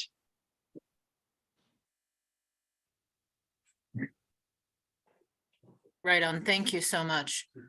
And thank you, Rachel, as well. I want to encourage you both to, you know, to stay on as much as you're able. Julia is our next moderator. I want to pass it over to her. Julia, take it away. There I am. Hello, everybody. I feel like I've been made visible just by simply pushing a button, and I can be seen by you all in this beautiful space. Thank you, Lenora. Again, I get to say now in public, I so much appreciate the organizing work that you have done, not just for this event, but for the community in a whole. I think that this work is so often underappreciated and undervalued, but as an organizer myself, I absolutely know how much work it takes to organize an event like this, and I am nothing but appreciative. And for you and for the event that itself, myself coming from a very kind of professionally, I would even dare to say, world, and with my own personal lived experiences as a Black woman, being able to have a space like this where I can personally explore my own relationship to plant-based medicine healing, and think about what that means in larger systems. And so I'm very appreciative of being in this space. And so with that, I shall begin. My name is Julia Ismail, but before I get into too much of my introduction, I also want to say a word of gratitude to Ivia, I believe is how you pronounce her name, but the previous woman who spoke, the member who spoke. And I wrote something down, and when you said, where do we want our society to go? And I am so happy that you had that phrase, because it's a beautiful segue into the next hour that we will be spending together. And I want to say this as well. Yes, you are smart enough to answer this question. I have at least the wisdom enough to know what that question is. Where do we want our society to go? And in my opinion, that makes you absolutely qualified to be one of those determining factors in what that future of our society looks like. And so I push you a little bit to say, yes, we are actually smart enough to figure out where do we want our society to go.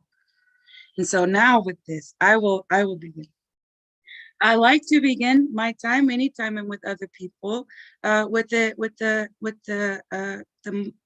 increasingly common practice of acknowledging our land. And so I'm sitting here in Seattle. I'm in South Seattle, Rainier Beach, South End for life. And I am continually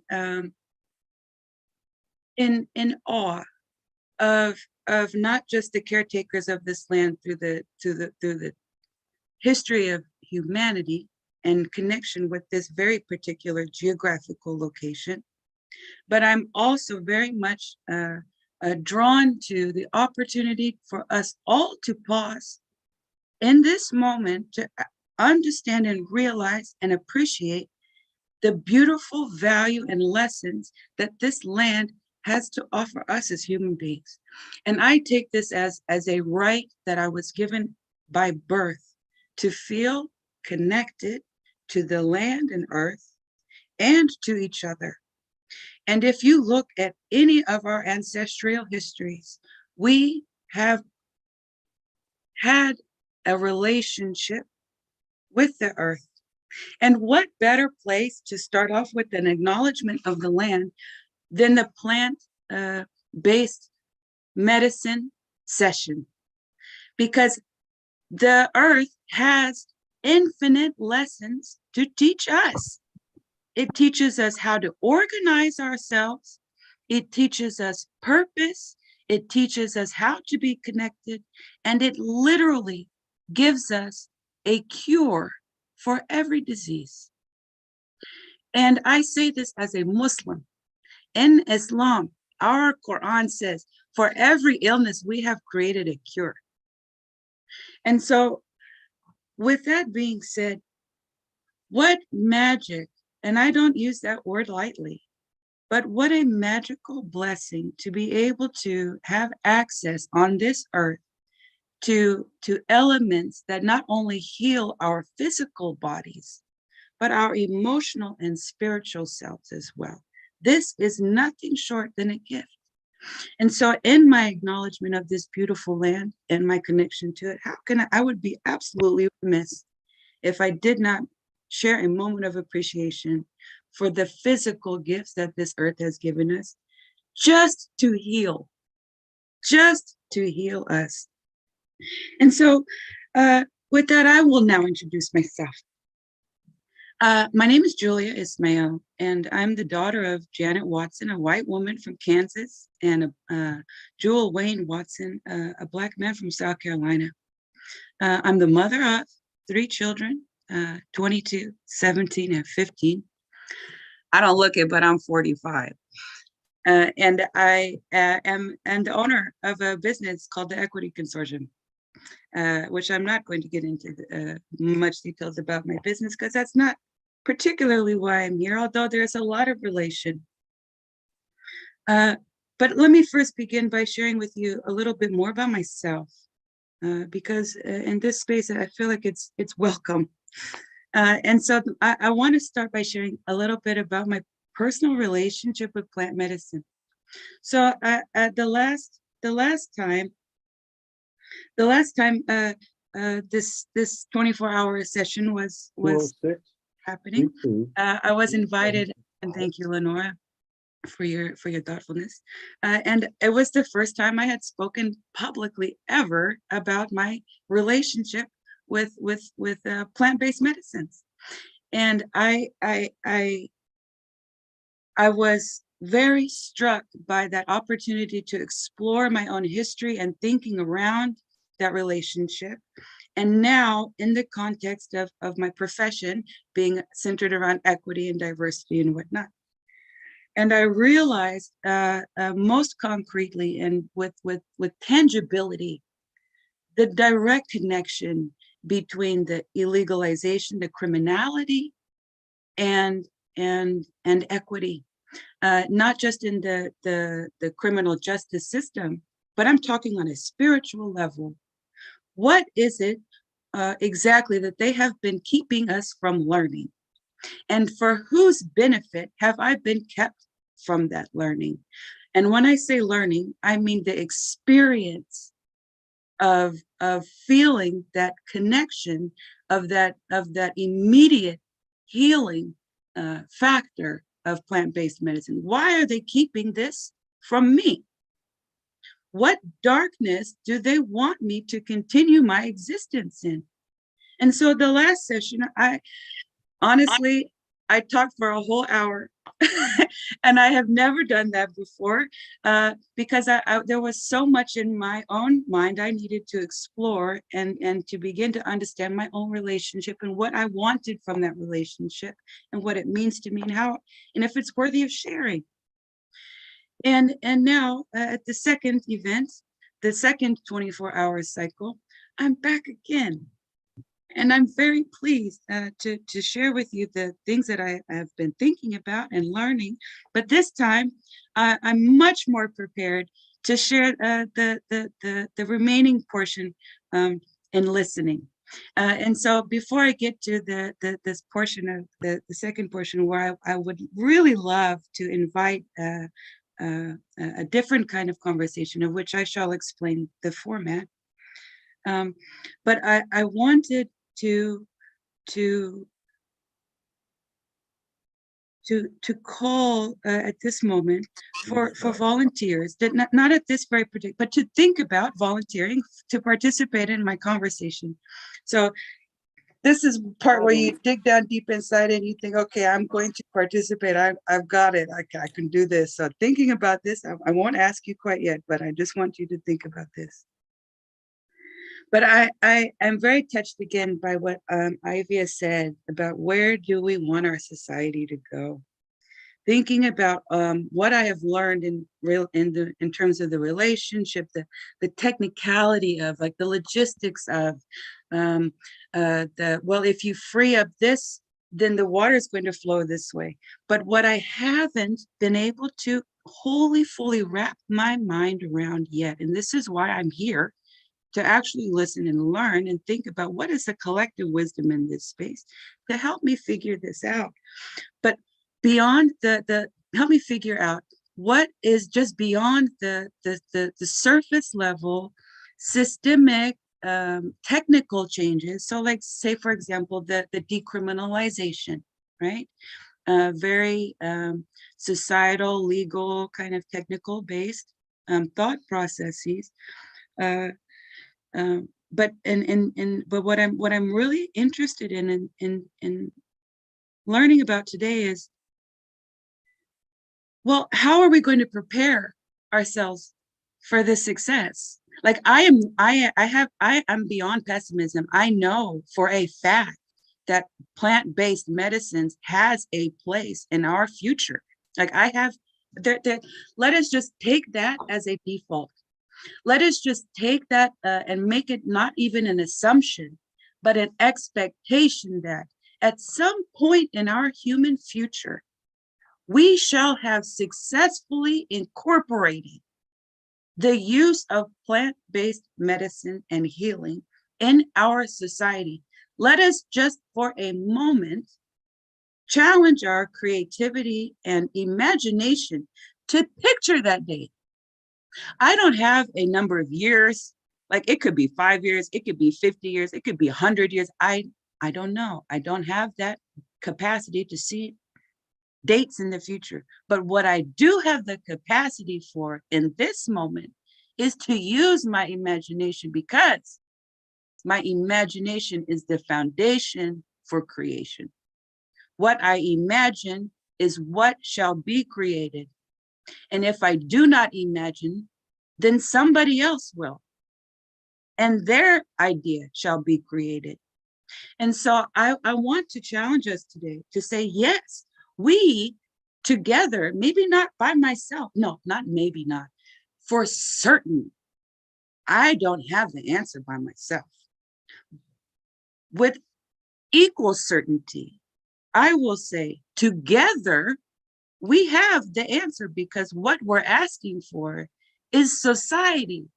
And how can we ask what the future of society looks like? And I'm asking one person. We're not about that life anymore. And so even in this space, I want even to think about another thing that was said at the end of Ivy's presentation and sharing, was that look at this space for people in the aftercare place in their life. What would a space like this, imagining it being standardized in that future that I'm demanding that we imagine today? There are elements that we are beginning to become familiar with. For example, needing spaces like this.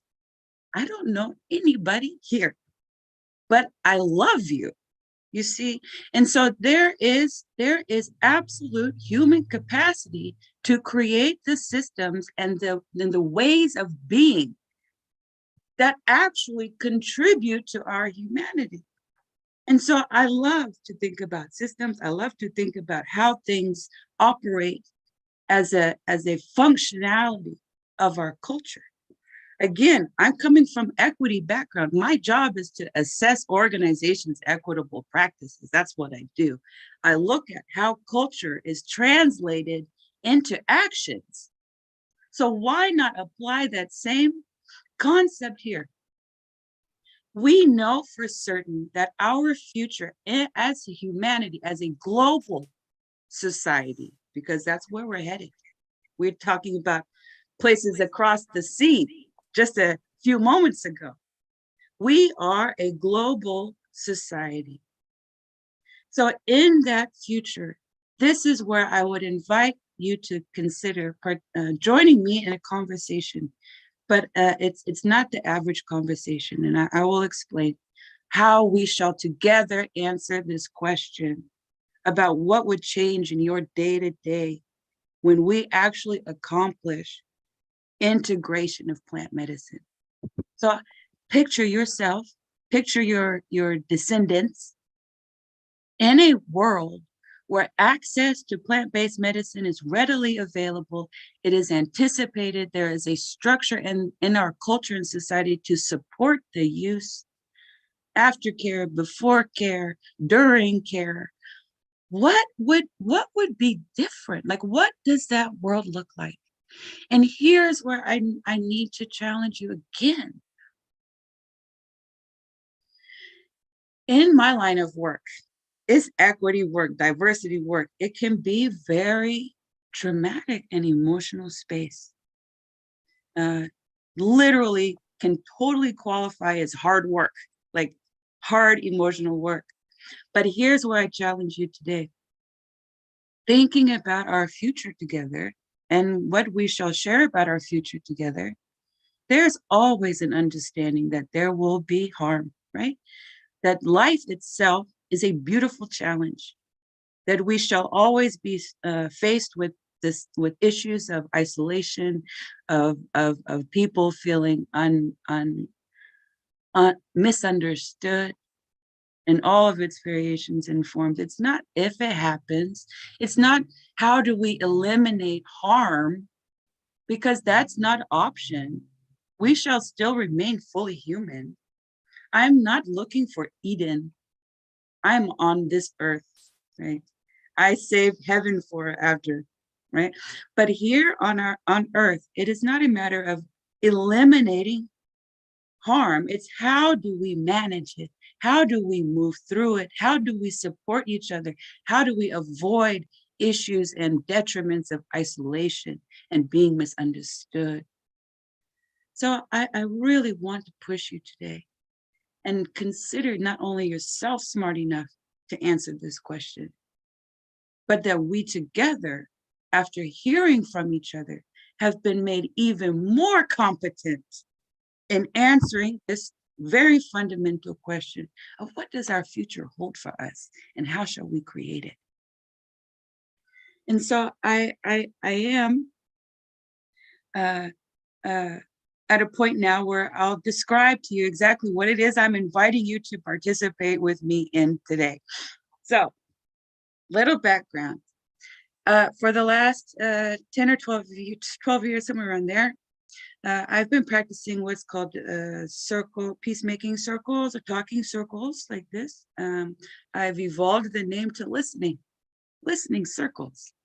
And I call them listening circles because in our life, it's so rare to have an opportunity, just like I do right now, to just speak to other people with zero fear of being interrupted. Like that is a big deal for me, super big. And it happens all the time in meetings with my family. Like it feels like a struggle just to get a whole, complete thought out. And maybe a little pause, like maybe I'll start throwing some silence there because I got to think about what I just said. Like I don't have that space outside of my listening circles. And so this is why I love my listening circles. because already I'm rebalancing the power in our little time together. I am not the only one that knows something in this moment that needs to be shared. So this is one element of what we shall practice for our remaining time together. We shall speak without fear of being without fear of being interrupted. And how are we going to do this? I will introduce a second element. The second element is that we shall have a list and you shall know exactly when your turn is. This way, like with this little tweak in the way that we communicate, you don't have to raise your hands. And I love the functionality of the online thing, hands raised and everything, but we don't have to wait and hope that we get called on. That's too competitive. We are here in this space today to practice right now. Just like Ivy said, aftercare space. Wouldn't this be great? So we're practicing right now. This should already be a sign to you that we are absolutely capable of designing and creating our own futures. 100%. And you know what? It's our job. Because if we don't do it, somebody else will. So I'm saying to you now, here's the format and putting it all together. What I shall do now is call for a list of people who would like to participate in answering this question of sharing what your thoughts are, what you imagine. And let me say this, there is zero expectation that anybody in your whole life has ever asked you this question. My assumption is you have not been able to have the opportunity to think about this before. Therefore, in your answer, I mean, I'll accept an apology if you feel like you need to apologize for your mind wandering, or did I answer the question, or like, that's fine. But I'm here to tell you right now, that right there is exactly what I'm looking for. Those places in our minds that we have yet to explore, they didn't come from nothing. They didn't come from anywhere. There's a thought process that got us there. And sometimes we surprise ourselves. You know how many times I have sat in circle and said things out my own mouth I have never even myself thought about before? That's what I'm here for. That's what I'm here for right now. Let's explore our minds.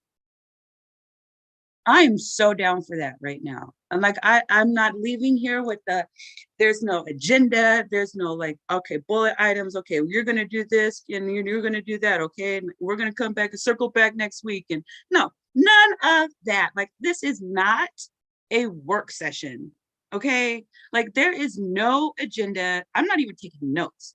Like, you know what I mean, for myself, I am, but they're not going to be, for my own learning. We can be in this space totally selfish. I give absolute permission. There is no call to respond to others, to offer advice. Like, there is absolutely no need for that in this space. We have plenty of other spaces to ask people for advice or to get unsolicited advice. We have a place like this, but let us make this place special. Let's say today, I'm just saying it because I need to be heard. I want to hear myself talk. I want to hear myself think about the future. That's it. So I hope that my invitation was clear. I hope that you have an expectation of what you're about to volunteer for. But now is the point where I close my eyes and I say, okay, anybody want to come to my party? Are there people who would like to answer this question? Go ahead and raise your hand. And then what I'll do is I'll write the list and I will share where you are and in the order. So with that, is there somebody interested in helping me answer this question about our future? Thank you, Eric. And thank you, Leonora. Is that you as well? Eric, Leonora. There's people that don't know how to raise the hand. Oh, so maybe you could just have them jump in. And I had been curious about, I put it in the chat about the Black population or brown population and the impact of the drug war on those communities, especially when it comes to assimilation for like people from Africa who might come here and then they have like harsh drugs pushed at them, but like no one allowed those communities necessarily to be okay with psychedelic or plant medicine, but they pushed these harsh drugs on them, like the CIA planted cocaine and crack in Black communities and that kind of thing. And I thought it was interesting that you wanted to focus on the new future where Yeah. we are envisioning the future, because for me that felt very positive and like not focusing on the history and the negativity. I thought that was interesting that you took it there.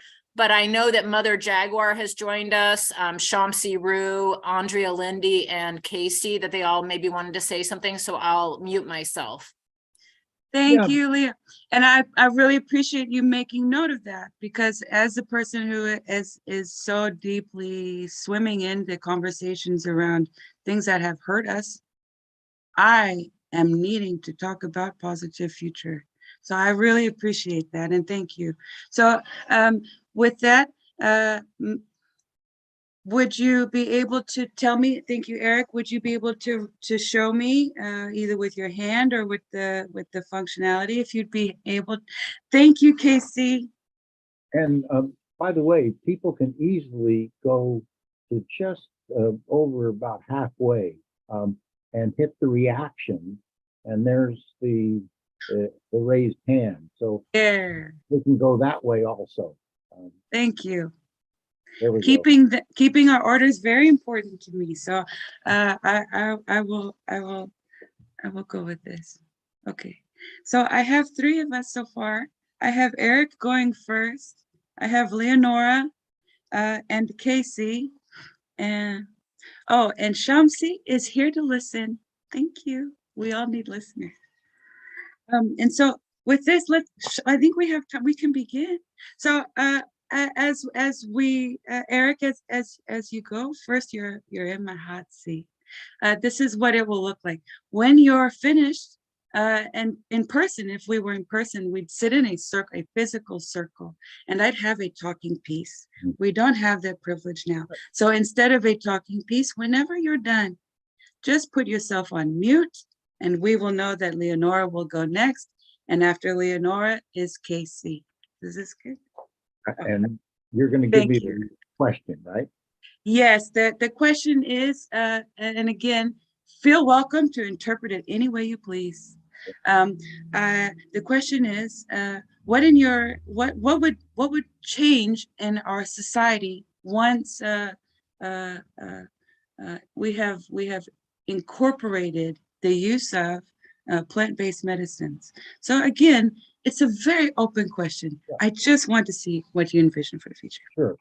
Well, I see the 2 greatest uses of psychedelics in the future. Number 1, medicine, especially mental illnesses. And I believe that the general population, including people who may have been thoroughly propagandized on these stigmatized substances, you know, they alter your chromosomes, they make you different, whatever. One answer I remember from somebody who was told by their parents, they're going to change you. And he said, that's exactly why I'm doing it. But I believe that through the portal of medicine, Jane and John Q. Public are going to accept when they see that their dying mother very troubled by her impending death, after a single dose of psilocybin can greet her death tranquilly, even joyfully, when they see that their grandfather at an advanced age stopped smoking with a single dose of psilocybin. So that's one big thing I see in the future resulting from greater use of psychedelics. And this extends not just to mental illness, but also illnesses that like Alzheimer's or Parkinson's. Microdosing iboga is a tremendous effort to stop the symptoms. I mean, I became friends with a guy known as Patient D, who gave a vivid demonstration of 3 things that he could do after he started microdosing Ibogaine. He could button his own shirt instead of relying on his wife to do it. He could cut his meals and feed himself, which he used to have to depend on his wife to do. But most importantly for him, because Parkinson's freezes the face, he could smile, he could frown. And this was the biggest difference for him. So again, the medical for both physical and mental ailments is going to be an important one. Maybe even more important is reconnecting spiritually. So I belong to a psychedelic church, and I believe that such institutions are going to spread widely in the next few years. And I believe that we have a legal right to have our sacrament. And I think the legal case for it is great. And I think there'll be too damn many people doing it for the DEA to try and put a cap on it. So an enhanced spirituality, which will by itself help many people with the problems they suffer, but then the medical uses of these things. These are what I see. Medically and spiritually, psychedelics are going to change our life in this decade. Now, I will mute myself and you pick the next person.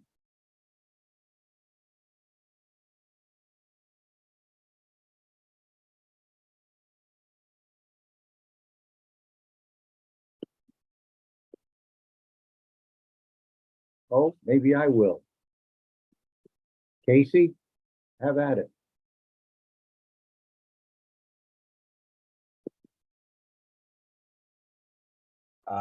I will speak, but is it Leonora's turn? She's not going. She Okay, okay. She had her statement. All right. I didn't want to get in trouble with Julia for jumping order. So thank you, Julia. And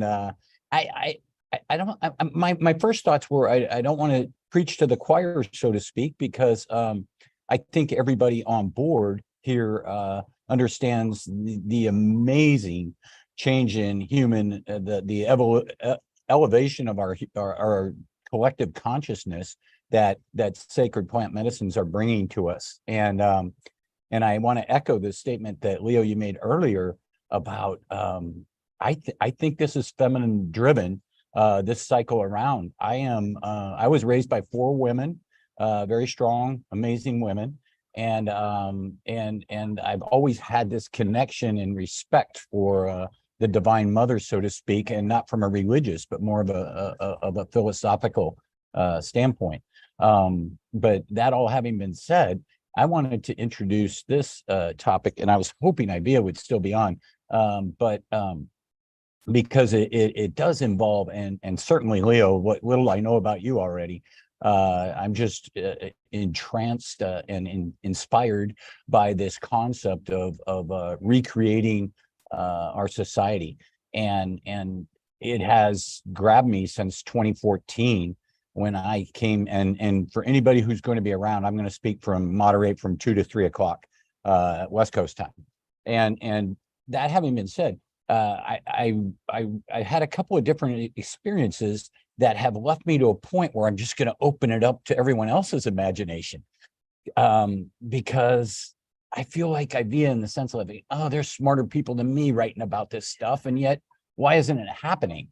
But so 3 books that I've read in the last few years have been Holacracy by Brian Robertson, and anybody who's familiar with that. So Zappos was probably the most famous corporation that adopted his form of organization. And then there's a book, Conscious Capitalism, because the analogy, and that's Raj Sisodia is a professor at Babson, at least the last I knew, in college in Boston. And he wrote that with John McKee, who is one of the founders of Whole Foods. And anyway, their concept is basically we've got to get beyond this mentality of stockholder and move on to stakeholder. So who's involved, who's affected by all of these decisions? Meaning, it's like, first of all and foremost, in talking in HR terms for companies today and how they operate, human resources, our human, I don't know, capital. It's just like none of that sounds anything less than you are making a number out of me. And I've only worked for 2 corporations in my life, and they were both good corporations filled with good people who made bad decisions for the sake of the quarterly report. And it just drove me nuts. I mean, I walked away from a great job that I could have had for the rest of my life, probably, my working life anyway. And the problem wasn't, well, I'll put it to you this way. I just wasn't going to spend my life selling plastic things that were thrown away for every 5 to 7 years. And among other things, but the way people were treated is what struck me to the core, mostly. And so then the third book I wanted to mention is probably our best signpost in my mind. I mentioned, I'm going to backtrack and say conscious capitalism, because I don't think we can throw out the baby with the bathwater. I feel like there's an intermediate step that collectively we're going to need to take, because we're going to have to get all the centrists on board. And if elections in America anyway are determined by, the tweeners in between the two extremes of the parties, it's almost like a moderate road has to be chosen. And to get to the next step of opening our eyes to what all is wrong. But so the third book is called Reinventing Organizations, and it's written by an academic named Frederic Laloux, French. I can't spell his name right now. I think it's Lelleux. Brilliant dissertation on the human evolution of human organization, and how, starting from the clans, and if we walked out of the forest onto the savannah and we all turned our backs to each other and to fight off the lions, and that's where it started, that need to belong to community, that need to belong to needing that all of us have to belong to a large, something larger than ourselves. And I love that. I've always felt drawn to it, and yet I could not function in at least Western business world. I've never been able to. I've succeeded at everything I've ever tried, and yet my convictions and core and personal belief system wouldn't allow me to stay in these places. And so that having been said, what I wanted to add to this conversation of our imagining the future is basically that we do have to think of something different, and we do have to act locally. And for me, I'm about ready to go on and not to steal my own thunder from a couple hours from now, I'm about to go on a global spirit quest, and I am going to experience a lot of indigenous cultures. I'm looking for intentional communities, and I'm going to do what I can to add to this conversation, because it has to come. It can't come from the perspective of binge watching Netflix. Guilty, done it, but it's that's not where we're going to get these ideas. It has to be surrounding ourselves with not just like-minded, but more importantly, like-hearted people. And to me, that's everything. To be in a position where I'll wrap this up and give somebody else a chance real soon. I'm ending a 35-year marriage, and it's heartbroken, but I'm one of those people that came back from the circle of sacred medicines, and I'm all excited. And I'll even predate that. I got 3 international certifications in positive psychology and the science of happiness, and it's brilliant, wonderful, amazing stuff. But I come home and I try to share that with my family, and they're looking at me like, dude, keep it to yourself. And So I've decided I'm going to keep it to myself, but I'm going to share it with anybody else who wants to pay attention. But anyway, I'll leave it at that, and I hope that contributes to more conversation.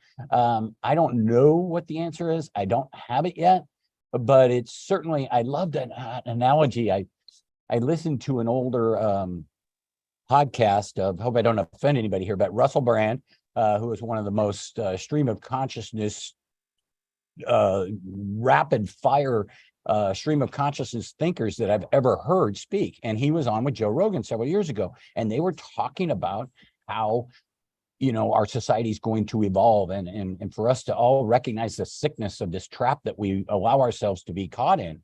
We're self-imprisoning ourselves. We don't have to do this anymore. And I would rather live in the jungle and grow my own fruit than continue to live in a place where people idolize someone like our former president. That having been said, thank you for the platform. I'll step off. Casey, thank you so much. Thank you also to Eric. I'm already inspired, and I actually have another question to see if there may be some other folks, or you as well, are welcome to again answer this question. But I'm very struck by what I'm hearing, and it's got me to thinking, okay, the spiritual benefits of like psilocybin or plant-based medicines is that it becomes very difficult to tell untruths. Like it becomes really obvious that things that are harmful, and you just automatically don't want to do those things. There is a welcoming to, like, in a very real sense of lifting that veil that was talked about in that conversation between Rogan and Russell, like the same ones we're having this morning, the same ones that we've been having for generations, about lifting this veil of the lies of all of these things that have been able to separate us from our most natural state, growing the fruit in the forest, like being in communion with each other, being honest. Like, what would change in our culture and society if lying was not as readily available? Like, that's a big deal. Like, I'm putting these things together now. What would politicians be like if we knew if they were subscribers to plant-based medicine, and we know that they have had that experience? What would our teachers be like if we had the assumption that they already understood that connection, that in that connection there is no room for lies, for deceit, for manipulation of one another? Because those things become so apparent when we are taking advantage of, when we are using each other, when we are using our resources of the earth. Things become so apparent and obvious. So in this future where truth is accessible, so many things I feel like would change. Like, even the way that we have politicians. Like, would there even be politicians? Like, I am literally like, blow the whole thing up and see what happens. Right? Blow it up and see what would happen if women had more power that was earned and deserved. Like, what does this woman-centric society look like with the aid and assistance of, you see, like, plant-based medicine is only the doorway. It's not what's on the other side of the door, right? It is to show us and to have us experience an alternative reality to the one that we are currently experiencing. And so I'm thinking, like, how does this change the concepts of work? Like, going to work for these corporations and giving our life energy and source and our life being to another person or another organization's mission. Maybe that's not going to feel so enticing in the future, where we already understand our value as a human being, because we have had that experience of understanding our value and connection to others. So what does work look like? All I know is that based on my own experience, it becomes increasingly difficult to go back from my beautiful experience and come back into this little world that I'm expected to fit into. Like, it's so painful. I would rather, like Casey said, run to the forest. Like, how many of us have ever had that daydream of like, you know what, fuck all this shit. I'm done with it all. I know better ways. I'm gonna go find my like-hearted people.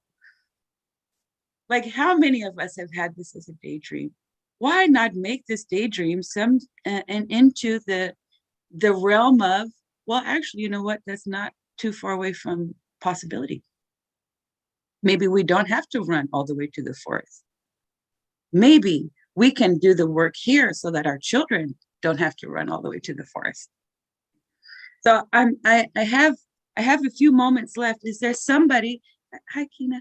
Is there somebody who'd be willing to share some thoughts about, well, what would the future of work look like? What would the future of politics, education, the role of feminine, the feminine role? Okay, Mother Jaguar, I got you. I was hoping to hear from you. I was waiting. Okay, Mother Jaguar, and then Solana. And I think this will give us our time, and then I'll wrap up real quickly and share some things. But Mother Jaguar, would you share with us your expectations of the future? Well, thank you for having me on. And I'm sorry that I came in late, but I heard a lot of good, powerful things from you. So I'm happy that I was here for that. But I've actually seen this in several dreams. So I had a 2-part dream. This is the only 2-part dream I've ever had in my life, where you have one dream and then 7 years later, it starts off where I left off 7 years ago. And it's been a pretty powerful vision in my life. And I also think it spoke to the feelings that I had back in my 20s of like, where the hell am I? What kind of place is this? Waking up to the realities of the world and not really wanting to be here. So the first part of the dream was I had children. I was married and had children at the time, but I woke up in my apartment in Savannah, Georgia, and no one was home. I couldn't find my children. My husband wasn't there. And I went outside to attempt to find them, and it was like a ghost town. All of the apartment complex, no one was moving around, no cars, no movement, no nothing. And I went back frantic into the house, trying to figure out what happened. Did I sleep through some type of, I don't know, like a epidemic or something? I didn't know. I woke up in my dream thinking that the world had blown up and everybody was gone. And during the frantic moment of being in my house, standing in the middle of my living room, crying and sobbing, like, where is my family? I went back out again and knocked on the doors of the apartments, and no one home, nobody's there. I go back in the house and I, start to pack a bag because I'm thinking I need to go out and see if I can find them. The cars wasn't working. We had 2 cars at the time. I tried to start the cars. They wouldn't work. There was no electricity anywhere. It was a complete ghost town. And I get on this road, which, I look back in time now and I realize, I lived on a road called Middle Ground Road in Savannah, which is so fitting for this dream, right? So I head up this road, to find my family, and couldn't find anyone. And I feel like I'm walking the road, which Middle Ground Road, if you don't know about Savannah, kind of connects the south to the north, just like Abercorn does. And it could be a very long road. So I'm walking for, it seems like forever, and couldn't find anyone, but the dream ends there. And I didn't know what that dream meant then, but it picks up 7 years later. I'm on that road. But this time there's something shiny in the distance. And I know Savannah very well, and I know it's not supposed to be there. But I take off running because I'm hoping to see my family. And when I get to this shiny place, it's gorgeous. It's Of course, the gates are there, and it's kind of like a greenish gold gate. And there are 6 people standing behind the gate from all different cultures, actually. And they're waving at me like they know me. And I'm kind of confused as to who these people are, but I go close to them anyway. And they open the gate, and one of them, which is an Asian woman, she puts her arm around me and she says to me, "You're always the last one. What were you doing out there?" And I'm confused because I'm like, "Who are you, lady? Like, what do you mean I'm always the last one?" She said, "We've been waiting. You took your time getting here." And I was like, "Well, what's going on?" And she said, "People are coming." And I said, "There's no people out there. I've walked this road. I haven't seen anyone." And she said, "Of course." And she turns my head to the left, to the same road that I got off of. And it's a multitude of people walking up this road. Multitude. And I'm like, where did they come from? You know, I didn't see any of these people. And she was like, "Yes, we have to be urgent about this. You know, we have to get everybody in their place." And I was like, "What does that mean?" But for some reason, subconsciously, maybe the person in my reality now wasn't catching up to what was going on in this dream. Somehow I start to realize or wake up and remember something that, oh yes, we have to get everybody situated because, you know, something's about to happen. And so we're shaking hands with people that I haven't seen in years, and people that, you know, didn't know me. And I'm saying, "Hey, we're all doing the same thing, all 7 of us, you know, shaking, hugging. Hey, okay, yes, you got to go here. Yes, you got to go there. Yes, okay, you go here. Good to see you. Good, go here, blah, blah, blah." And once these people got into their places, which I'm not sure behind the gates, it seemed like there were like these conducting type of buildings that they all went into, you know, and I'm not sure what they were separated by, but we went in, the 7 of us went into this other place that felt like it was crystals and, you know, almost like glass, stained glass and beautiful, you know, colors and everything. And we go into this place, and I want to mind you that during this time in my 20s, I've never meditated in my life, never touched plant medicine, didn't know anything about spirituality. I'm a Savannah home Baptist girl. So this was all new to me.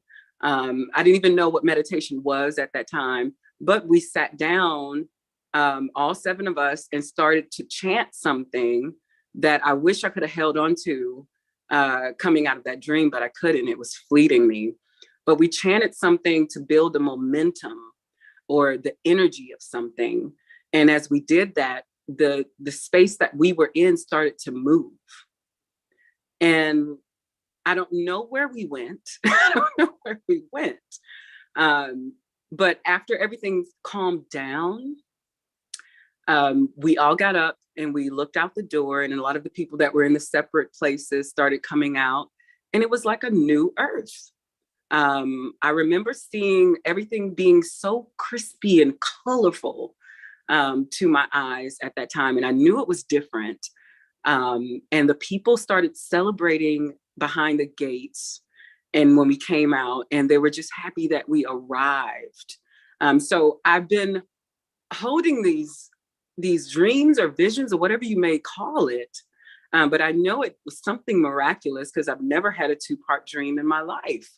But I've always seen the future as being a unified future, almost a spirit-bodied type of unity that happened, where it was colorless, or you can't say, like, we built another culture behind those gates that didn't include all the things from the government that we have now and the society that we have now.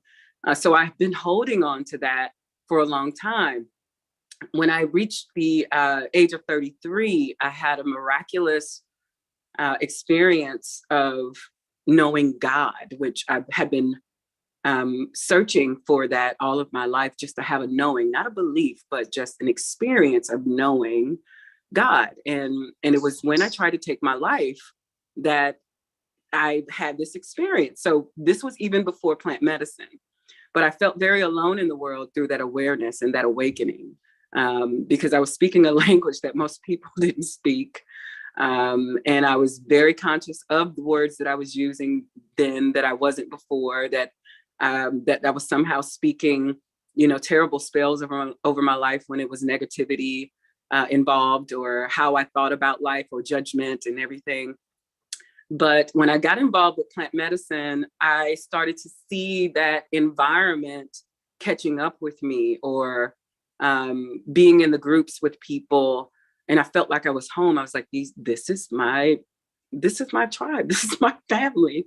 And that state of awareness, of understanding that we're not, here to live by societal norms that we have been conditioned to live by, and that we are all vibing with each other on, heart opened, experiences with each other, not just talk. And, we're actually being the part of love that we want to be a part of. So standing in the middle ground road, which I believe that I stand in, I've been walking the middle path for quite a long time, seeing the extremities of trauma, pain, guilt, but also the extremities of like joy and just amazing, goozy, just juicy deliciousness in life. So I've seen all of this stuff, but also aware that the people that I work with in ceremony are trying to find that place too. They're trying to work their way to that deliciousness in life. And studying African spirituality when it comes to Sankofa and trauma, a part of me has to be willing to allow those people to look back to their trauma in order to move forward, to see how much that trauma has governed and dictated their lives. So I really appreciate, you bringing us up to speed of, putting us in the juicy place and the delicious place of like what we're creating, because that's a powerful force. But also appreciating the middle ground road where we can see both as, this is a way where we came from, and this is where we're going. So thank you for that. Yes. Bravo. So Lana, I know that I had called on you next, and I'm unfortunately, I've only got my 2 minutes, and what I would really hate even more is to have to cut you off. And so here's what I offer in as an alternative. I still want to know, and I know everybody else wants to know, what you envision for the future, our future. If you know how to put a chat comment, would you take a moment and perhaps, if you're able to, write something, and then I will be able, we can read it at our okay, even better, Solana. I'm going to come at 10 p.m. and I'm also going to be there for you, Casey, too. So I'm very excited. And let me just say, as I close my time together, wow. It's like, wow. Can you, and especially being able to close with Mother Jaguar's dream, to how ethereal is this? And especially how fitting, because the future is it can be so fuzzy. It can be so nebulous. It can be so daunting to try and define. So why not be creative? Why not use our dreams to define, to be able to transmit a sentiment, a feeling, an experience of living in this very particular moment in our history? What a beautiful example. I could not have designed a better metaphor. I could not have asked for more thought in terms of how our physical bodies relate to our emotional and mental bodies. I'm very pleased to have this time with you together, to have learned and to have listened. And I'm going to put my contact information in the chat. I'm going to, after this, I'm going to just get a cup of water, but I'll be back for the rest of, for as much as I can today. So I'm not going anywhere. I'm still in here. So again, just thank you, everybody, for your openness, your willingness to accept and allow me my truth, my new truth, because truth is the new default. So with that, I'm right on time, and I'll pass to you, Leonora, to introduce our next facilitator. And again, I love you. I say that because I'm normalizing love. That's in my future. So I love you all. And again, thank you for your grace and your time today. I feel blessed and whole and shiny. Well, I got that sparkle, sparkle, shine.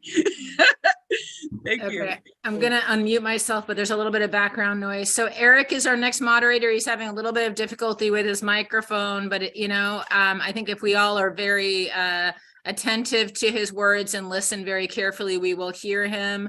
And so thank you, Julia. As always, you are such a poet and an inspiration. So thank you.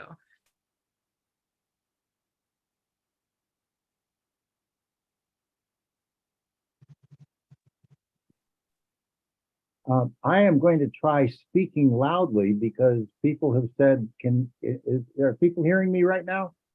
Okay, great. So let me begin with a little bit of background. I was a former academic. I taught writing for many years, and then I jumped the desk and became a writer. I'd either written or co-authored 6 books and a couple hundred articles on quite a wide variety of subjects. I now focus exclusively on psychedelic healing and the sacraments that psychedelics can be. So the medical and the spiritual use of these sacraments. I was one of the founders of Decriminalized Nature Seattle. I belonged to a psychedelic church in Oakland called the Sacred Garden Community. A little side note, I took my first psychedelic trip, which was acid, in 1965, 3 years before it was criminalized. So, and have been a serious psychedelic explorer ever since.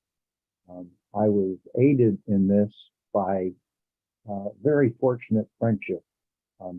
I was a campmate of Amanda Fielding and Sasha Anand Shogun, and had several people. I used to organize lecture series down at Burning Man.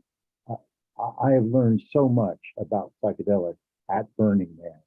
I've been 16 times, including last year, and I already have a ticket, or will have for this year. I edit a ayahuasca website, which is now temporarily suspended, but we're getting back in action probably by March. And I am an editor for an Iboga website, which hopes to end the opioid epidemic, or help end it. And I edit for ICEER. Some of you might know this fabulous organization out of Spain, headed by Ben Belonen. It's the International Center for Ethnobotanical Research, Education, and Service. A wonderful group. They're the people that have the ayahuasca Defense Fund, which extends itself to other psychedelics, to other people who are being persecuted and prosecuted. So that's a little bit of my background. And more to the point, I worked at McNeil Island Penitentiary when it was a federal penitentiary, and was part of the drug abuse program. And along these lines, to a person, and all men, they told me that nicotine was harder to get off of than heroin. So that's the background.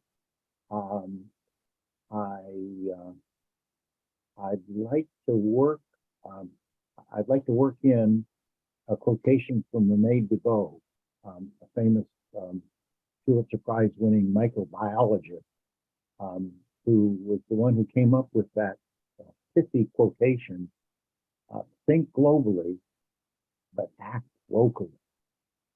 It was DeVoe's sense that we had serious problems to deal with, but that if we could discover and follow the success story of our time, that we had a way out.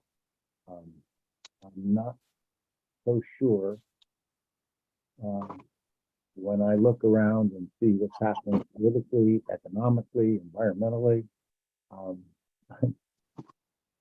It's hard to be an optimist, but in any case, we felt that if we could learn from the success stories of our time, that we would be able to overcome our problems. So along these lines, I would like to speak about some of the success stories of our time. And in general, I'd like to begin by talking about ibogaine. It is, as previous speakers have indicated, it's not a cure for addiction, but it's an interrupter of addiction. A flood dose experience will give an addicted person, number one, if it's opium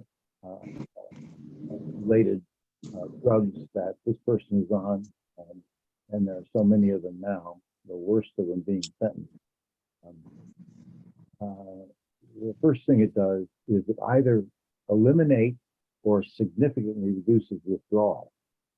Secondly, it rewires the brain to a pre-addictive state. This means that for up to 4 months, there is no craving. Now, there's nothing out there that that interrupts addiction like ibogaine. Unfortunately, it's illegal in this country. There are actually very few countries it's legal in. One of the more recent ones is New Zealand. But there is one excellent facility in Mexico called Beyond, and that offers the real McCoy. I get a lot of my information from Dr. Jeffrey Camlet, who is the medical director there, and who feels that the other clinics that are offering this are not offering the proper dosage, and one of the results is that there are frequent relapses. But ibogaine, as we've heard from our initial session, is a national treasure in Gabon. It's very difficult, apparently, to raise outside of it's where it's endogenous. So I initially hoped that we could just establish ibogaine plantations, because there is a sustainability issue. Many people realizing that they can sell this have been stripping the bark and pulling trees out and bushes out and stripping the bark from the root and selling it. In this case, the Bwiti people in some parts of West Africa have switched to other psychedelics because they can't get enough of the iboga plant. So trying to change the laws on ibogaine, I think, are going to be tough. It has to be offered in a highly controlled environment. Frequently, people who have been cured, or at least have had their addiction interrupted by ibogaine, become real enthusiasts and set up shop themselves, administering the drug in hotel rooms, or an Airbnb or stuff like that. This is just asking for disaster. In the first session today, we had a little disagreement about what the death rate is, but it's a real threat. Dr. Jeffrey Camlet believes that it's probably in the neighborhood of 1 in 300. That was poo-pooed by earlier participants, but I just have to believe Dr. Camlet. He knows more about ibogaine and how best to use it than anybody I know. And I'm a latecomer. I first learned about ibogaine when I offered a lecture series on psychedelics and healing at Burning Man. And in 2013, I learned about ibogaine. So I'm just a 10-year veteran of trying to promote it. But I think the more people that learn about ibogaine, the better prepared we will be for any effort to get it legalized. But there are real problems. One of the problems is it was discovered by Howard Lotsof, who was addicted to opiates. And after he had his ibogaine trip, his dealer said, "I got something for you to try."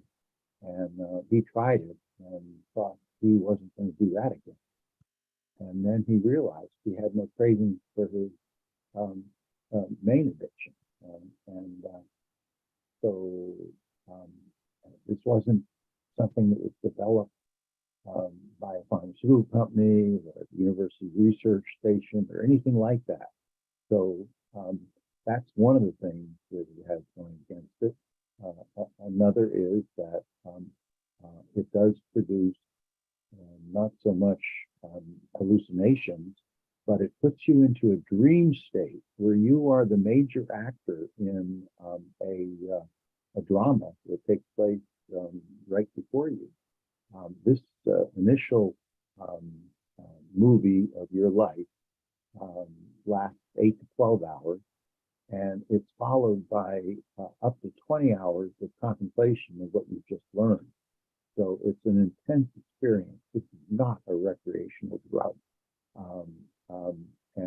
We earlier discussed whether or not this is appropriate for children. And I heard that this is a drug that some young people are taking.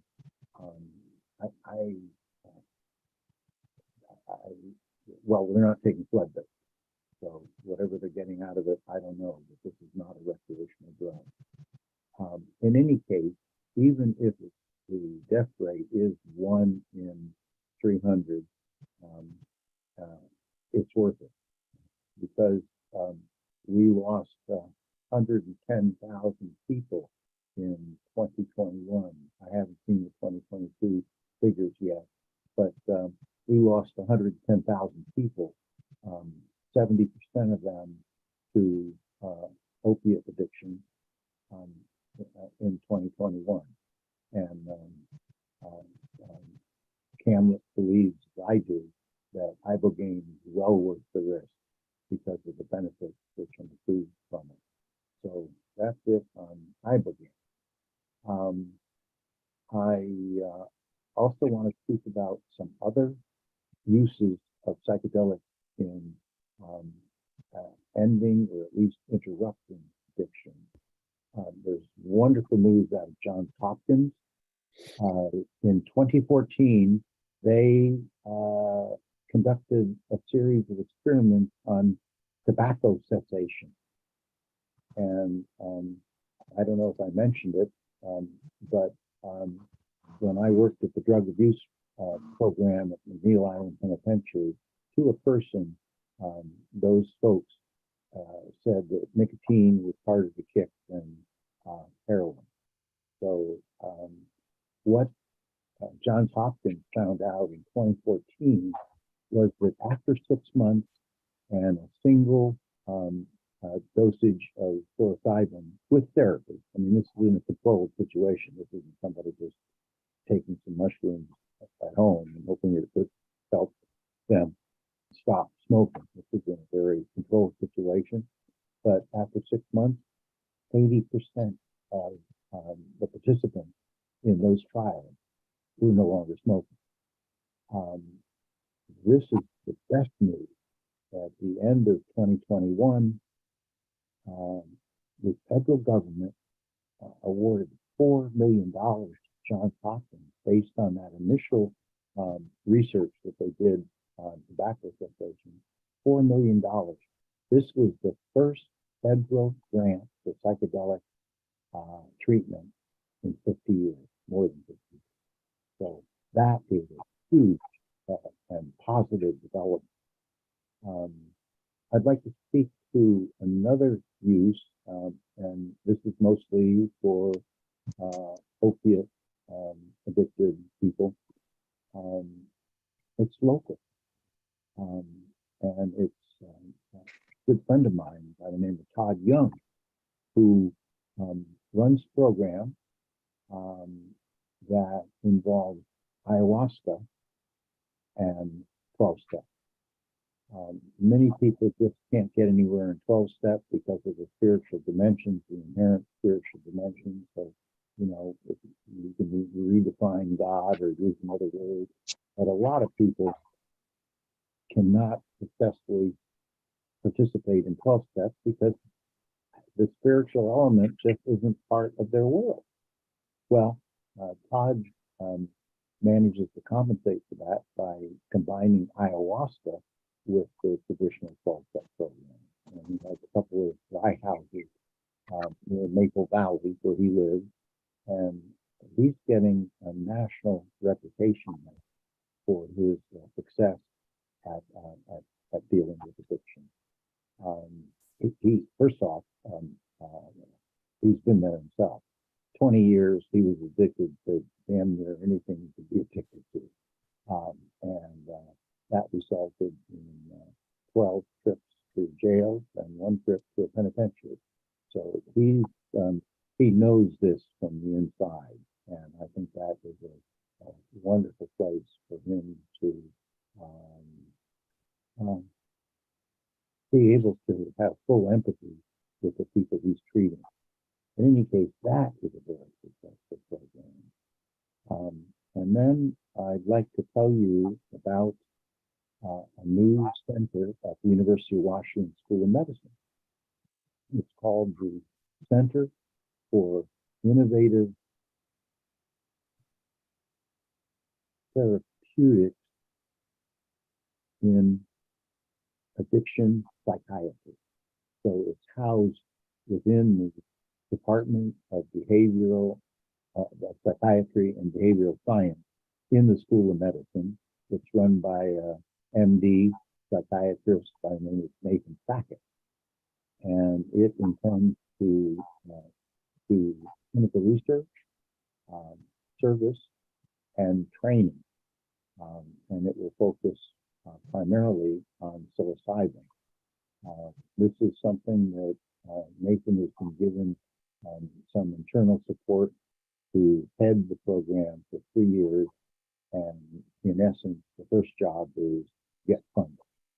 So but this is the first effort that I'm aware of in the whole Pacific Northwest to formally at a university study psychedelics and addiction, or psychedelics at all. I'm not aware of any other program at a major university or a minor.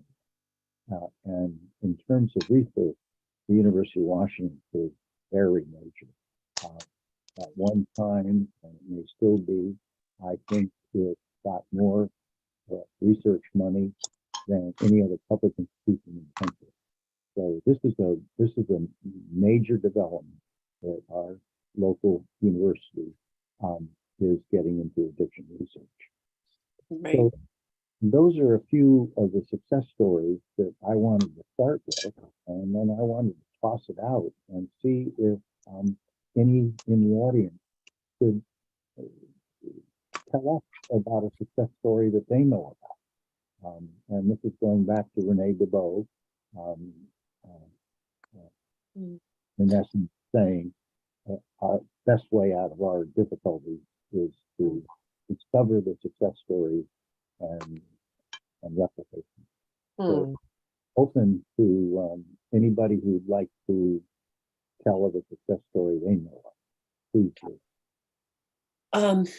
I guess I was just going to ask you to turn up your volume. Eric, do you have a way to do that? It's at max, so maybe I'll just speak louder. Is this getting? You got it. You got it. That's good. Okay, I'll speak louder. I mean- Sorry, I just got to keep myself loud. I'm Yeah. just trying to kind of summarize maybe a little bit what you were saying. You're talking about three separate things. Ibogaine, can you say more about that? Because I hadn't heard that before. And then, yeah, I know you were talking about some research and how people are gaining funding for certain kinds of research. But are you talking about personal success stories that people have had in this group with plant medicine, or, you know, in general, how they've gotten funding or things like that for? I was looking more to programs such as COGS, such as the one at Johns Hopkins, such as the new one at the University of Washington. But now that you mention it, if people can tell their story of psychedelics and addiction, that's fair game, please. So whether it's institutional or personal, if it's a success story, share it with us, please.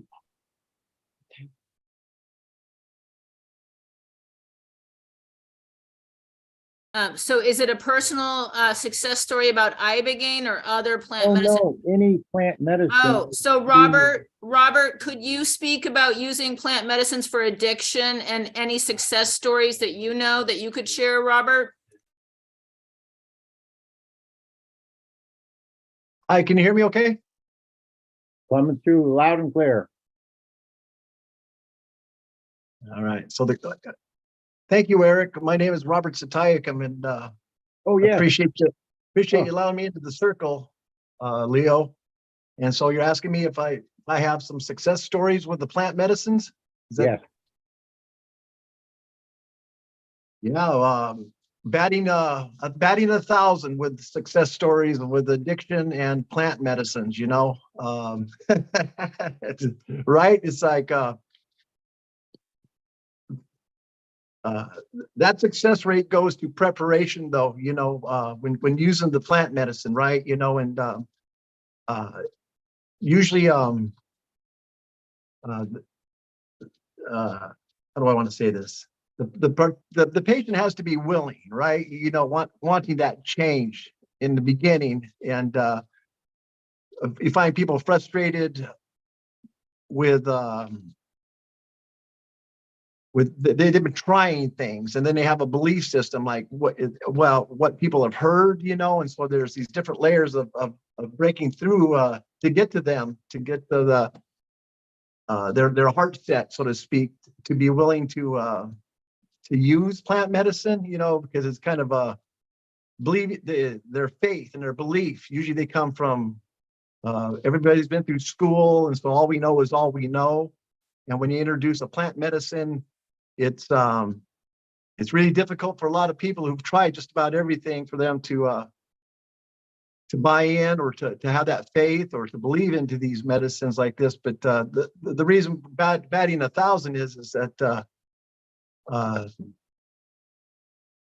it's because it works, you know. It's whether it's the peyote or the ayahuasca or the mushrooms, you know, that it takes the patients to a place that no drug, no manufactured pharmaceutical can take a person's conscience or their mind or their heart. And when a person's wanting the healing, you know, these plant medicines really will take that patient to these places where they need to deal with it and to confront the demons that are in them, that follow them, because we're on a spiritual level when we enter the plant medicine, you know, and to be a willing participant to ingest the medicine. I feel that the compassion that the plant medicine has for the person who has had the faith to show up, the faith to go beyond all that is known, and to let go and let creator, let spirit, let God, you know, introduce them into this world or this realm, you know, or this vibration. And so for the healing to occur. So it goes beyond 12 steps. You know, you might do 12 steps in a moment there with these plant medicines and the healers that administer and conduct these different ceremonies, you know. And I was just in a circle last Saturday with ayahuasca, Mother Aya. And you can't just rush into something like that, you know. And I was really struggling. You know, this is a personal story. I mean, I was really struggling with my thoughts and how I was feeling.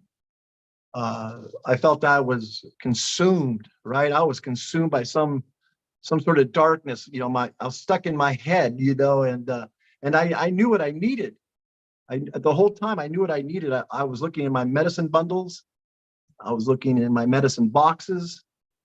I was looking at my feathers, at my fan. I was holding even the medicine in my hand. I was singing my songs. I was on my knees practically. I thought I was praying, but perhaps I was begging, you know, for the light, for the truth, for the healing. What am I suffering from and why am I suffering? And what is the cure? What is the cure? Help me, you know. And these instruments, right? These medicines, my medicine bundle, my feathers and fan, the things I use, my sacredness that I use, was telling me the entire time that it's in here, you know. It's about faith. You know, it was asking me, as a medicine person, right? As a person that administers and conducts ceremony, you know, it's like you're looking at these things that support you. You're looking at the sacredness, but you're not looking at yourself. You're not looking at the you. You're not looking at where it's at, really. You know, like I don't know how many, you know, countless ceremonies, sitting with peyote, sitting with the Aya, sitting with mushrooms and other frog and toad medicines, you know, and having to surrender. And there's hard times with that medicine. It takes you places, but you have to have that faith. And so my faith was stretched pretty, I thought, thin, but it was rock solid the whole time, you know. And it was like my medicine bundles were saying, why are you looking in here? You know, why are you looking in these places where all the time it's within yourself, you know? And so that I had the faith, and then when I think when I surrendered to that, like, I need this healing and I need it right now. I need help right now. The universe, the consciousness, the vibration heard me. It felt me, right? And the opportunity came up, it just came out of the blue, so to speak, you know.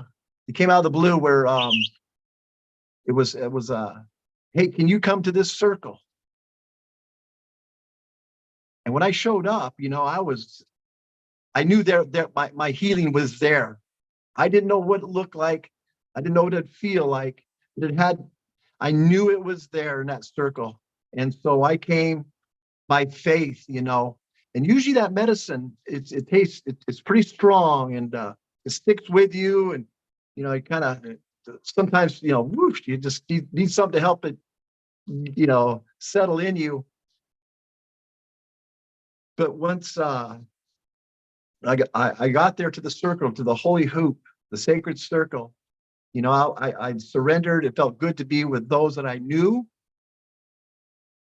other brothers and sisters that I knew would become family throughout the evening and into the morning hours, you know. And through the hape, the rape, you know, it cleared that channel. I thought that was a ceremony unto itself, you know, but it put me in a place of being with humility, and being humble, right? You know, and being grateful for the earth, the location that the medicine grew, the rain that grew it, the animals that passed by it day and night, the people that understand and know the medicine, the family that picked the medicine, and how it was harvested, and how it found and came to me safely. And so those are healing thoughts, you know, that led me to know I was already healing. And then by the time the medicine came and we started our ceremony, it tasted refreshing. What was once like bitter turned to like a refreshing drink, you know, and I knew the healing was there. And throughout the evening, whether it was through lyric or it was through the instruments or through a spoken word or somebody else's purging or prayer or mannerism, it all gathered for my healing, you know. And I wouldn't be talking today, I wouldn't be speaking here today had I not been in that circle. The darkness,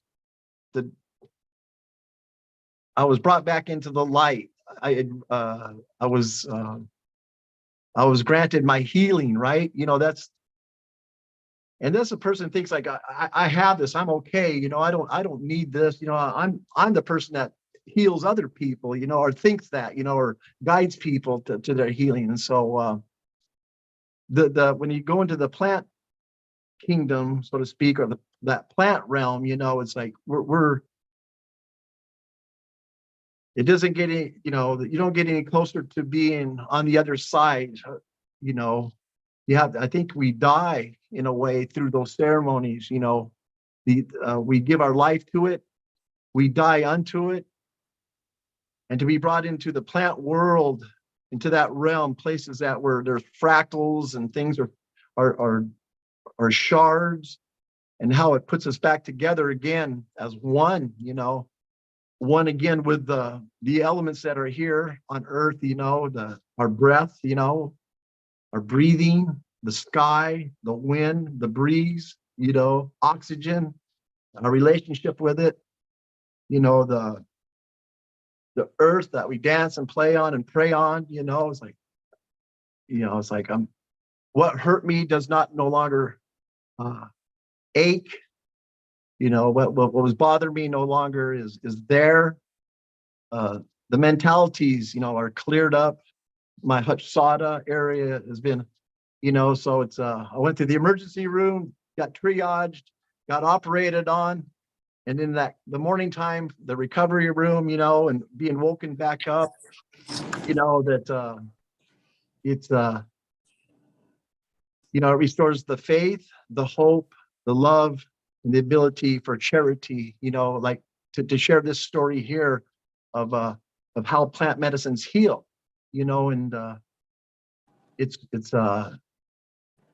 really, you know, pharmaceutical industrial complex versus, you know, the universe, you know. There's no comparisons, you know. We rely on man-made thoughts, man-made drugs, man-made foods, man-made buildings, and man-made schools to try to heal us, you know. And then it may kind of work for somebody, but it's kind of always there, you know. Like to the 12-step program, you go through that, and there's a chance for relapse, you know.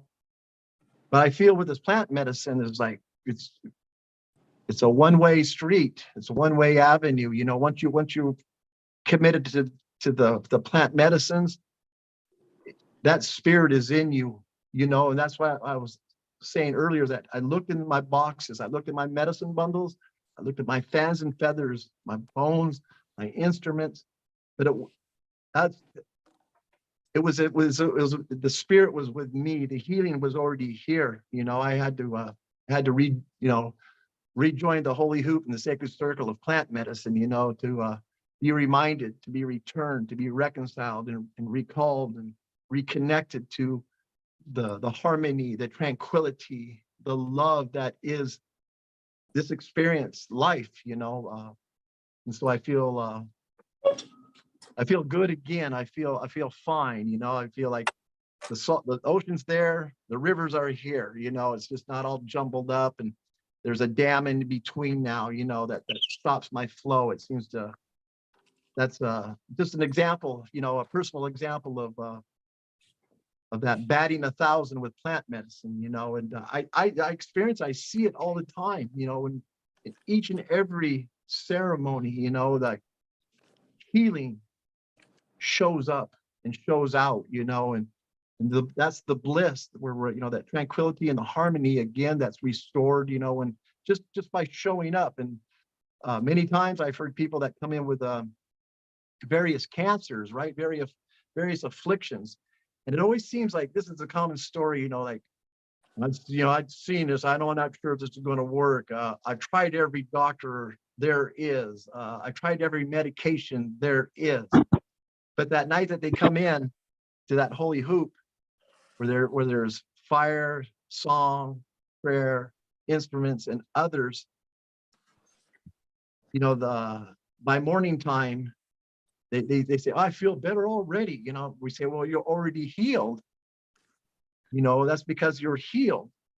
And they still hold on to that a little bit. Yeah, well, we'll see, because I have to go to the doctor Thursday. I got a Thursday appointment, you know, and so we always hear through the grapevine, so to speak, a week or so later, hey, did you hear about Eric? Yeah, he went to the doctor and the cancer is gone. He's cancer free. Hey, did you hear about Rob? Yeah, he's good again. You know, yeah, his liver cancer is gone. You know, all these things that we showed up for are healed in that evening. You know, and so I mean I could go on and on and on and on and on and on and on. But that's just a quick introduction. You know, I know you don't know me, and I'm not sure I know you yet, but when you asked about the success of plant medicine and its success stories, it's like there's no doubt about it. You know, it's always batting 1,000. It's just waiting for us to show up and show our faith to it, to be invited and restored, and to get back into the flow of life. Just want to say that much, Eric. Thank you. And I do know about you. Years ago, I followed you in the fish wars, you and your wife, and I was involved with commercial fishing and very interested in restoration and keeping our rivers and seas productive. So I admired you for many years. Oh. And when you were talking about shards and fragments, it really reminded me of a line in the poet William Butler Yeats. He said, "Nothing can be whole or sold that has not been rent." And I think that applies a lot to healing. And that's one of the things that came through when you mentioned shards. So yeah, thank you for what you had to say. I also wanted to offer a sort of counterpoint to your wholehearted embrace of these wonderful substances. It's called The Risk of Psychedelics. And unfortunately, I can't point you to a website, but I put my email into the chat. And if anybody would like a copy of what I think is one of the most important articles I've ever read on the subject of psychedelics and healing, send me a request and I'll send you The Risk of Psychedelics.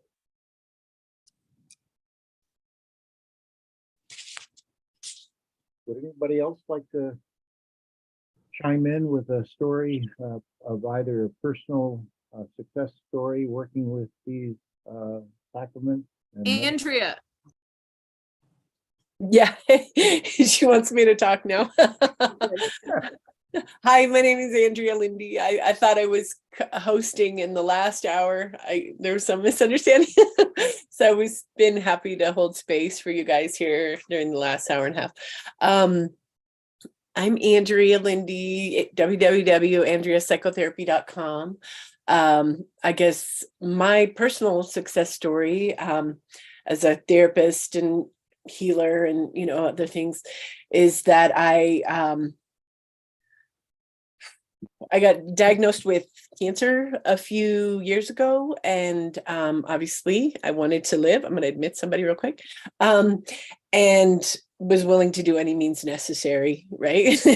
I'm a mother, and that was the only door, the only option, the only way for me. And so I think Kelly really suggested and pushed me to try cannabis as well, to support with that. And obviously there's a lot of research, as you're talking about, Eric, with that. High content CBD oils really shrink tumors in laboratory rats, right? And Andrea Joy Lindy. And so whenever my numbers, I would get weekly tested over the period of like 15 months when I was doing my blood work weekly. Sorry, my daughter just walked by.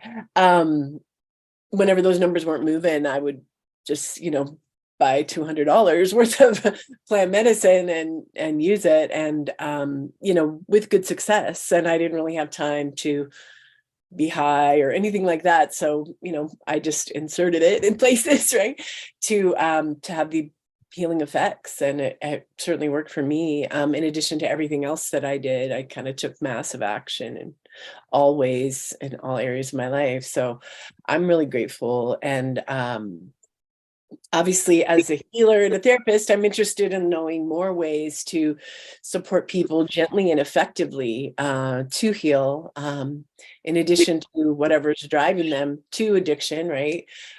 Healing that at the root. That's really my interest.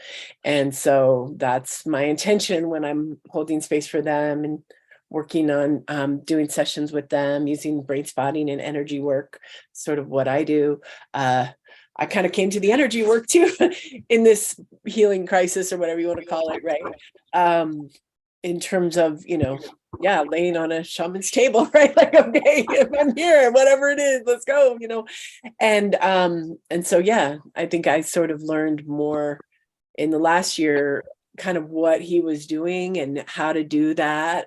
But I've been healed and cancer free for like 6+ years. So I think there's, a lot of benefit to that for many people. And certainly in the realm of addictions, I'm wondering for softer landings for people, like you're saying, and just moving into more of their truth. I think in communities like this, and certainly other communities, I think I find people more grounded, more present. I've heard moms talk about how it helps them to be more present with, I think I'm speaking mostly to cannabis here, my knowledge base, right?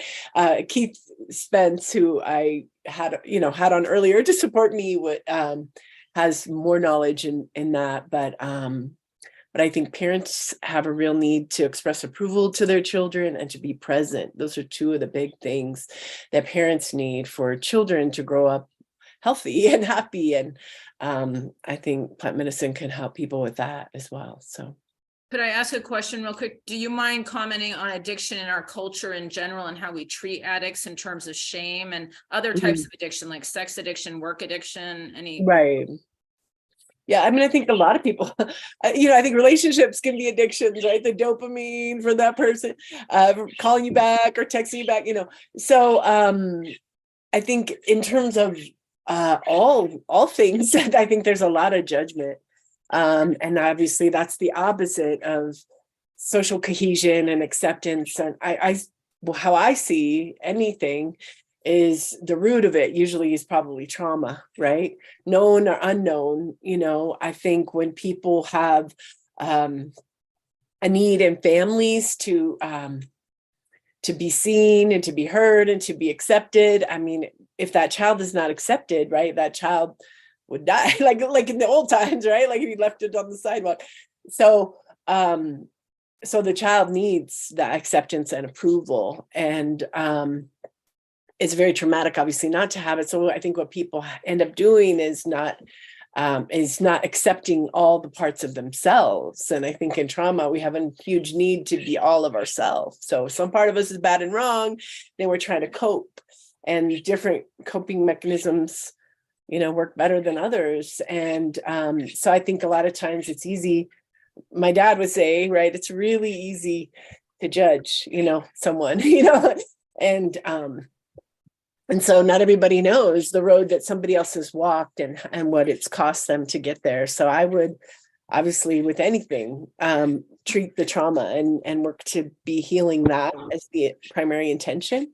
And then the addiction is just an attempt to feel good and to cope with not feeling good, and probably some, rejection and, earlier wounding from that, lack of social cohesion, right? Lack of acceptance, right? Because that turns into lack of acceptance of the self.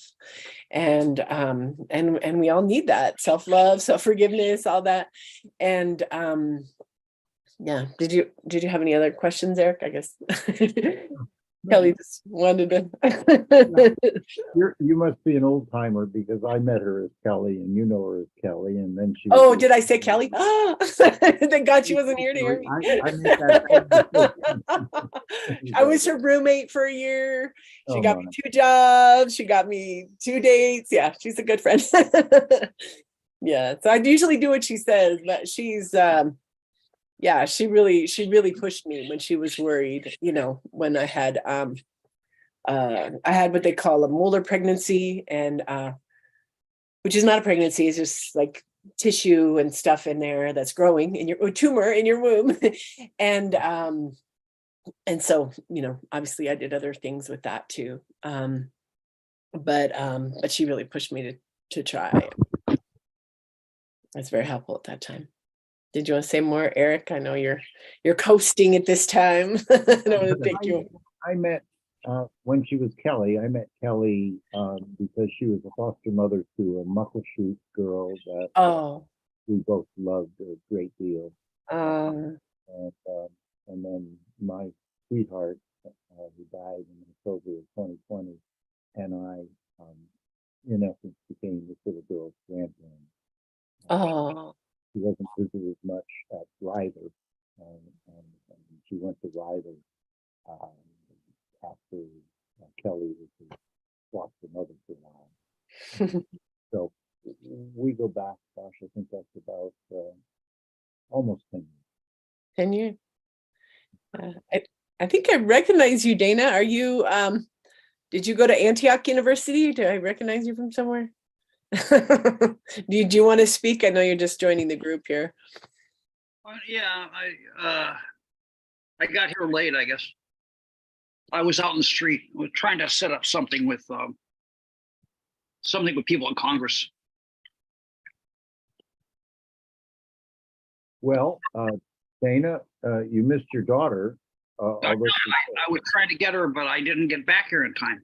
Yeah, she was wonderful. That's the first time I've seen her in action, and I hope it's not the last time. But she's very smart. No shit. And pretty focused, Must have got it from her mother. No, I know her mother. No, I'm just joshing you.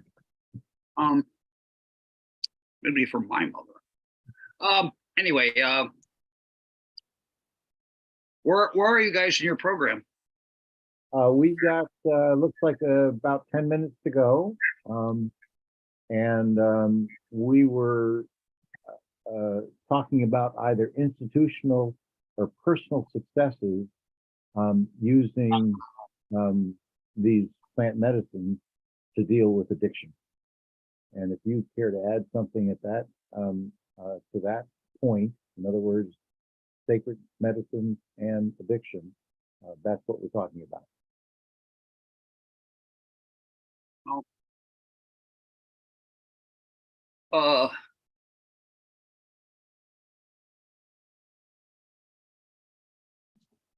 When's my presentation? Oh, sorry, you're tomorrow. I think it's 6 a.m. your time tomorrow. Well, I asked not to have that again. No, it's not, sorry, not 6 a.m. your time, 6 a.m. our time. So it'll be 9 a.m. your time. It's good. Yeah, then I don't have any conflict. I can do it. Okay, cool. You guys, in the next 10 minutes, Eric is going to be moving on, but we want to say thank you to Eric when his time is over. But I'm gonna have to go up to the roof for a minute, so please excuse me and carry on.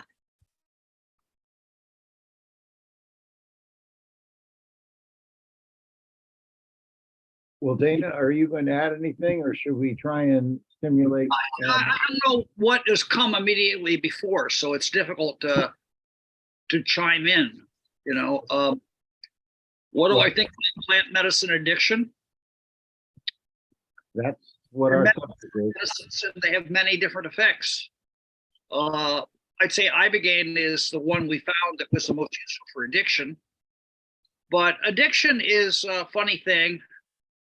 And the software is as important as the hardware. In other words, intention and being honest with yourself. If you don't have the right intention and you're not ready to call yourself your own bullshit, Ibogaine won't work. And Ibogaine works better than anything else. So presumably the others work. There is some power of suggestion with LSD-like drugs, but that's more abused by the Stephen Gaskins of life. It's not really, I don't know whether it gives you much for addiction. I've never heard of that working, although I correct myself. We had Daniel Shankin on earlier, and he told the story of how on a significant LSD trip, the LSD told him that it didn't coexist with alcohol and he needed to stop boozing, and he did. And that you know what? Insight is very important, you know, and sometimes it is the difference. But I will say this, your intention has to be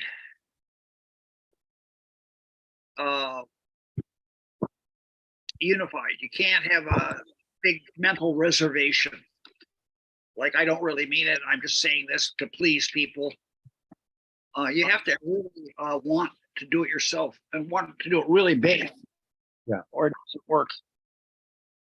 There's a wonderful Shakespearean quote from King Lear that it's the most applicable quotation that I know. And as a former English teacher and English major, I know a lot of quotations, but this one sums up so much in life. 3 words: ripeness is all. And ripeness is all. And I just looked at the word. It's what? Did you say license? Ripeness, like a ripe fruit or a ripe relationship. Ripeness is all. Yeah. And it applies to so many things in life, and especially to ending addiction. If you're not right, if you're not ready, if you're not into it, I mean, the last 2 people that I dealt with were failures. They just weren't ready for it. One went to his Beyond place and came home and did not want to participate in integration or any further dealing with her addiction. And she's back on fentanyl. She wasn't ready. Yeah. Yeah. That's pretty true. Well, I think so, you know, you don't need a program. You just have to mean it. You have to actually do it every day. And you have to be so that somebody offered you whatever it was that you were doing before, you were just, you know, I already made up my mind, get that out of here. You know, I'm not going to fucking do that. You know, I do the glass of wine, sorry. Well, I think it really helps to, like address and clear the trauma underneath, you know, driving that coping strategy. So how I've done it in sessions with people is addressing their urge to drink or their urge to smoke or their, you know, clearing that out of their body and mind for good. And then they're really able to, then they don't have the urge. So then they don't have, you know, and they have plenty of trauma. I still have all the trauma I had before. I But- just decided, thinking about being paralyzed, a half of his body paralyzed for the last 10 years of his life, that there were worse things than even dying. And see, I already died. I was dead for 3.5 minutes. And the worst thing is to be paralyzed. And alcohol can do that. No, I just, said this Maybe stuff, you do, Dana. this stuff could kill me, and I want to live.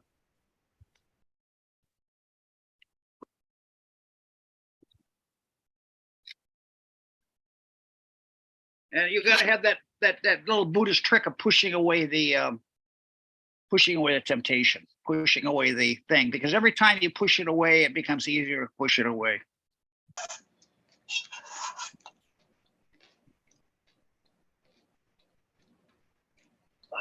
Any thoughts you wanted to say to finish up, Eric? I know this is your baby this hour.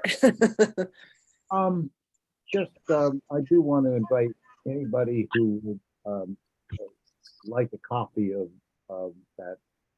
To my mind, like I said, the best thing I've read about psychedelics, and most of what I read about psychedelics talks about the benefits. This one acknowledges the benefits, but is focused on the risks of psychedelics. And I think it ought to be read by anybody who's being introduced to psychedelics. I'm pushing it within the Sacred Garden community, the psychedelic church to which I belong, to be offered when people join the church. But if anybody would like a copy of the Risk of Psychedelics, you can send me a request to my email, which is in the chat.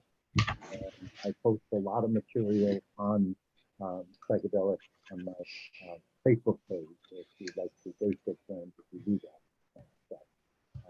I also post it there. So I think we can go to Leo. Yeah, she's still on her break, so it's on us to continue carry on. Okay. Do we know who the speaker is in the next hour? Are you here? Okay, yay.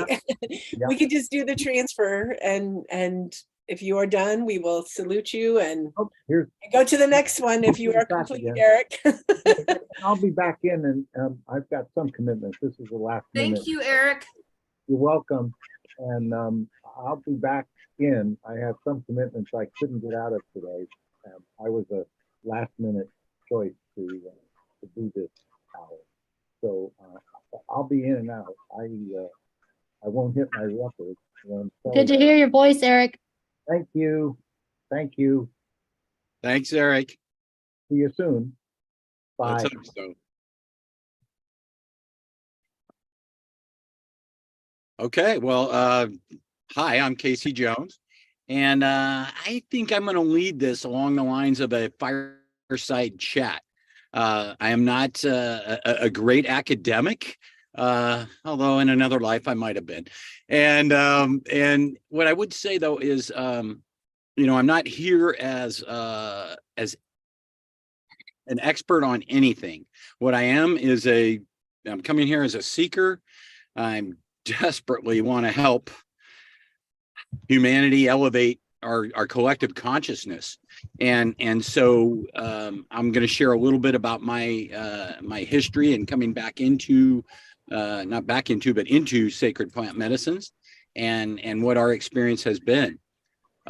So I do want to thank those who came before me. Certainly Leo, amazing effort to pull this all together. And for Eric and Julia and Ivia and Rachel and Daniel, who all came before me. Mother Jaguar's input was phenomenal too. The Middle Path Dream Share was amazing. So what I'm going to share with you all is really how in 2014. So let's just say I'll kind of start my story there. So here I am, a guy who's roughly 54 years of age at the time, and I'm very is my volume okay? Yes. Okay. I saw you leaning forward, Eric, so I was concerned. But what I will say is, in 2014, so my wife had cancer for 4 years. My daughter had ulcerative colitis, pretty severe case. A lot of stuff, we were speed bumps on the road of the Great Recession, lost 95% of our net worth and had to all start over. And I'd love to tell you it was all smooth, but it sure wasn't. As my wife explained, genetically speaking, I came by my addiction issues honestly, because it was in the family, so to speak.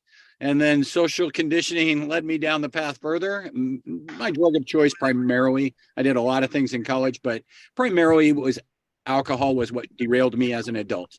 And yet I functioned. I'm the prototypical functioning addict.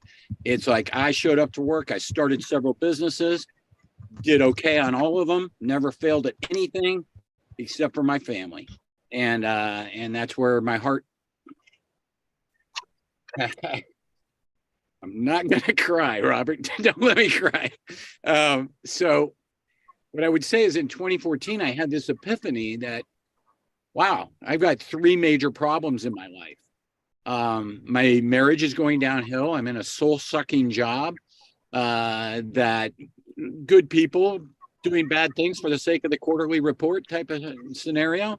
And then, my anger, self-loathing, which led to my addiction. But, I always thought I was just a loving father taking care of his family. And it wasn't until about that time I started to realize, gosh, all of my anger has somehow I've transferred it to my family. So it was a difficult path. Well, I found positive psychology, and I have 3 international certifications in positive psychology and the science of happiness. And I can tell you, friends, amazing. Looking at Tal Ben-Shahar, Happiness Studies Academy, one of the best academics in the world, former Harvard professor, Columbia University, etc. It almost got me there, but not quite.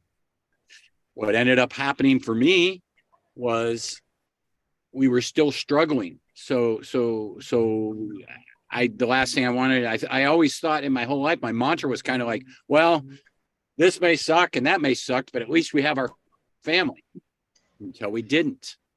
We found an amazing piece of property on a hill outside of Portland, where we have been spending the last few years trying to create a rustic wellness retreat.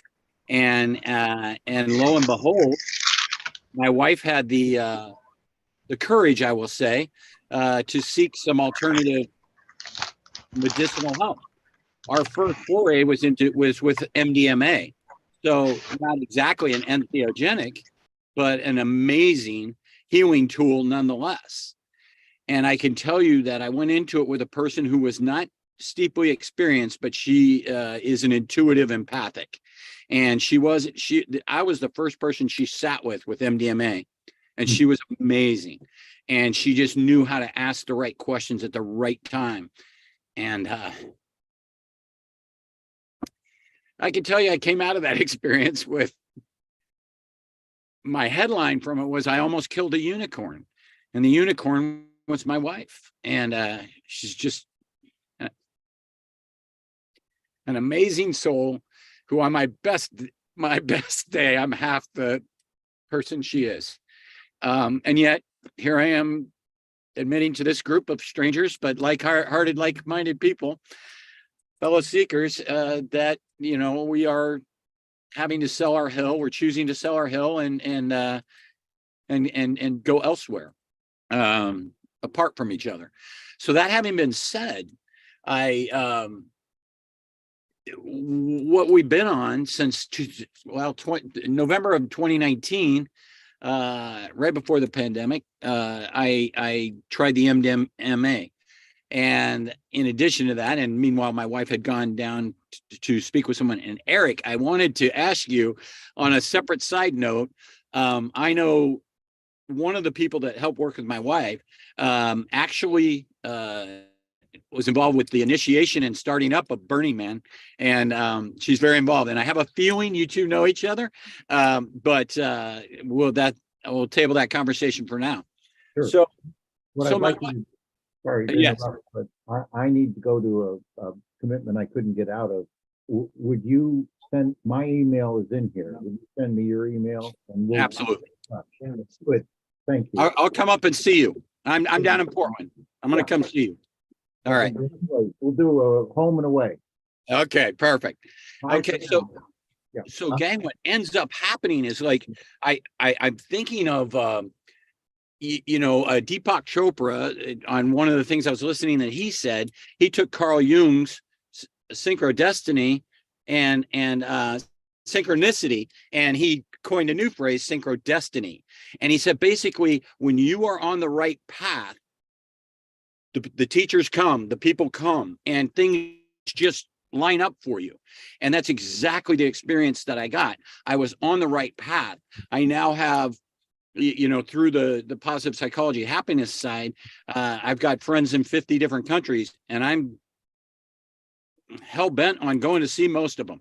So we're gonna sell our hell, and I'll tell you a little bit about what happened there, and then this will spark some conversations for anybody who came to say, well, have you done ayahuasca? Have you done pick one. Have you done any toad venom? Have you done DMT? Yes, and more yeses. A lot of mushrooms, ayahuasca.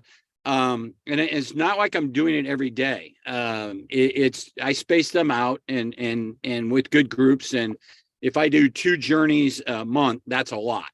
But so I'm not one of the people that we try to prevent from joining these things, or at least participating all the time, are people that are there just for the high. If you came for the party and you stayed for the healing, that's okay.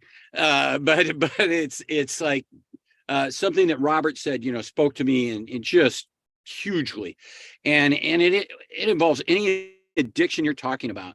But until the person suffering it, the addict themselves, is ready to seek healing and to, in fact, demand it of themselves, their higher self, you cannot get there, and you won't get there.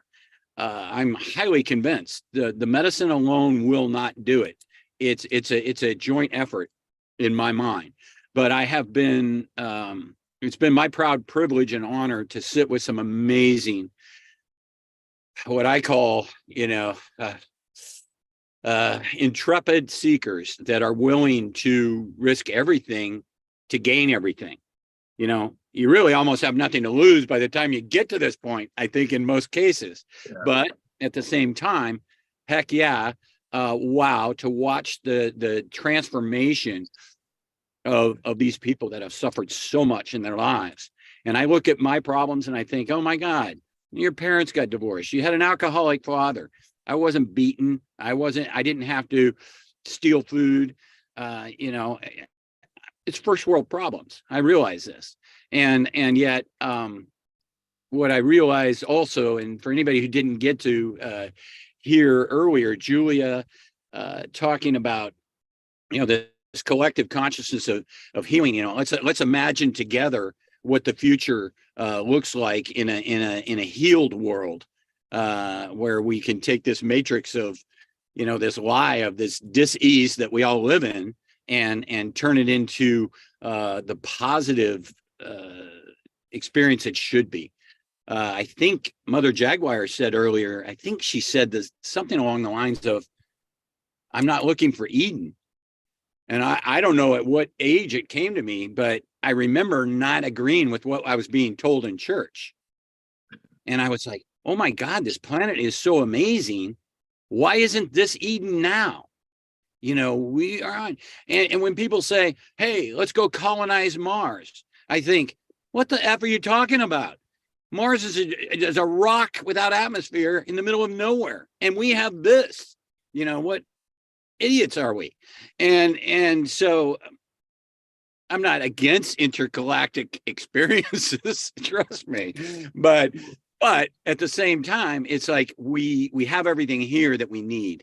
And the sacred plant medicines are allowing all of us to, I don't know, let's update Timothy Leary's, mantra, and let's drop out and tune in. And it's because the frequency is there. It is, oh my God, I witnessed this Bufo. It was a synthesized Bufo experience a few weeks ago. And I just remember this one guy who was new to the movement and the healing community, as we call it. And he just grabbed the leader, the moderator, whatever we want to call him, because the guy will not call himself a shaman, but he is a medicine person. But the guy who was on the Bufo just grabbed him and said, "This is it. This is the frequency, isn't it?" And it was just so intense. And I said, he is dialed in right now. He is just so there.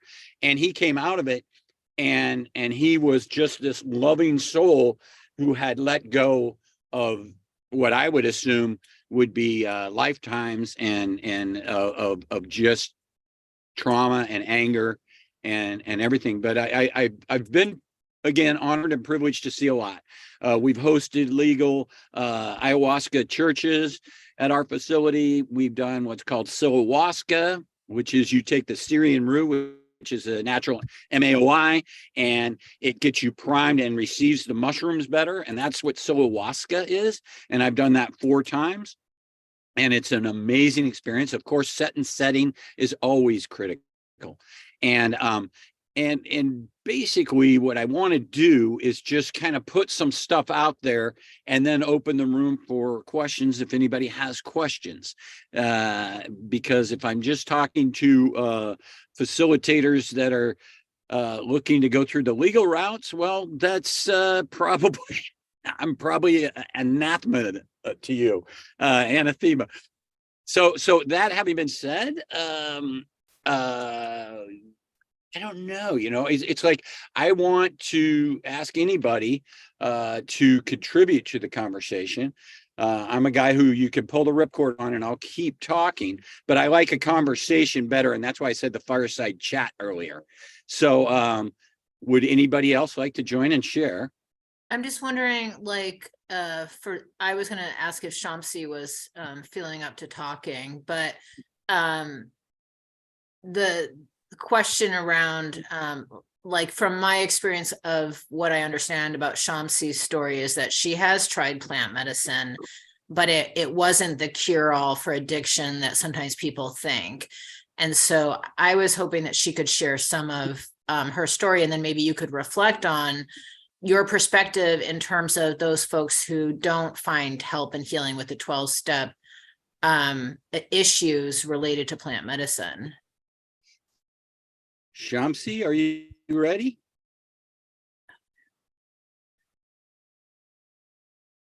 Shamsi, can you talk about your experiences with plant medicine? Shamsi, can you hear us? Okay, maybe she'll come in later. Maybe she didn't hear the question. She muted me. She got tired of my first world problems.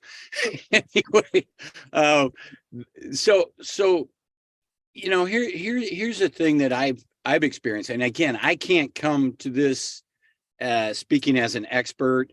I'm not a medicine person. I'm not a shaman. I'm a person who has benefited from the amazing healing powers of what's going on when we tap into spirit world.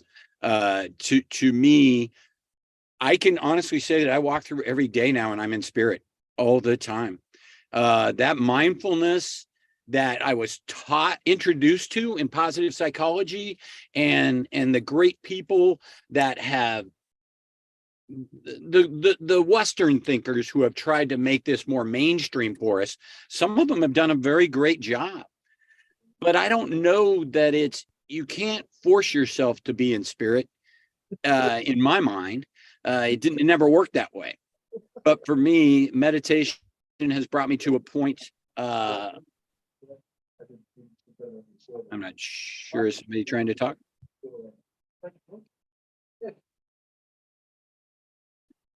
Oh, okay. I'll continue. Hey, Shamsi, did you hear Leo ask if you wanted to contribute? No, I'm sorry. My boyfriend just walked in the door and I muted it for a sec. What would you like me to weigh in about, my love? Hey, Leo, would you? Well, there was a lot of discussion by Casey about these really transformative experiences that he's had and he's witnessed for people who struggle with addiction and his story of addiction. I think he paraphrased his story of addiction, but there are those of us like within our community even who have had plant medicine experiences and it wasn't something that helped transform their addiction or what have you. And I was just hoping you could share some of your experiences with plant medicine, like over the years, and like where you thought people missed the mark, or like where hippies thought, you know, this is going to just be a cure-all for everything, or whatever you feel like sharing from your perspective. Sure. I mean, where I'm at right now, I mean, I can tell you a little bit of what went on for me in the past 3 years, which was some kids showed up that I would say were from like my street family from when I used to live outside. And the one girl is now she's a clinical herbalist and she also sells and prescribes marijuana. And so I had an endless supply of 4 different strains and you know, they felt like the pharmaceuticals I was on, I'm schizophrenic, were harsh and had horrible side effects, which they do have horrible side effects. That's true. And they were kind of like big pharma is evil, which they are. And I mean, I don't know, that's its own whole conversation, but to me, they are for a number of reasons. So it was very easy for me to be like, yeah, I shouldn't take medication. I should do marijuana and microdose mushrooms. But all these weird things happened. Like they brought mushrooms. I am an addict. So she left an 1/8 of mushrooms. So I ate the entire 1/8 of mushrooms, which is just like typical addict behavior. Like I'll just take all of it. And so I had a really weird time. And, you know, I hallucinate anyway. So I don't really, hallucinogen is not a positive experience for me. Also because I have, you know, the tone of my mental illness is usually about fear and rage. And I would say terror to just try to kind of give you an idea of the level of fear and how consistent and I lock in with these delusions. And so I had a really hard time. And for me, I smoked weed, what I would say addictively. And the one hand, it was great because it allowed me to mourn. And there was a lot of backed up sadness that needed to come out. And so that aspect of it was really beautiful to be able to just sit with the trees and cry was actually really healing for me. But it, you know, I have 2 little boys, and for them to have to watch during COVID, during a lockdown, mom going through this heavy shit, and I'm a single mom. It was a lot. And then they were violent with me twice, this group of hippies.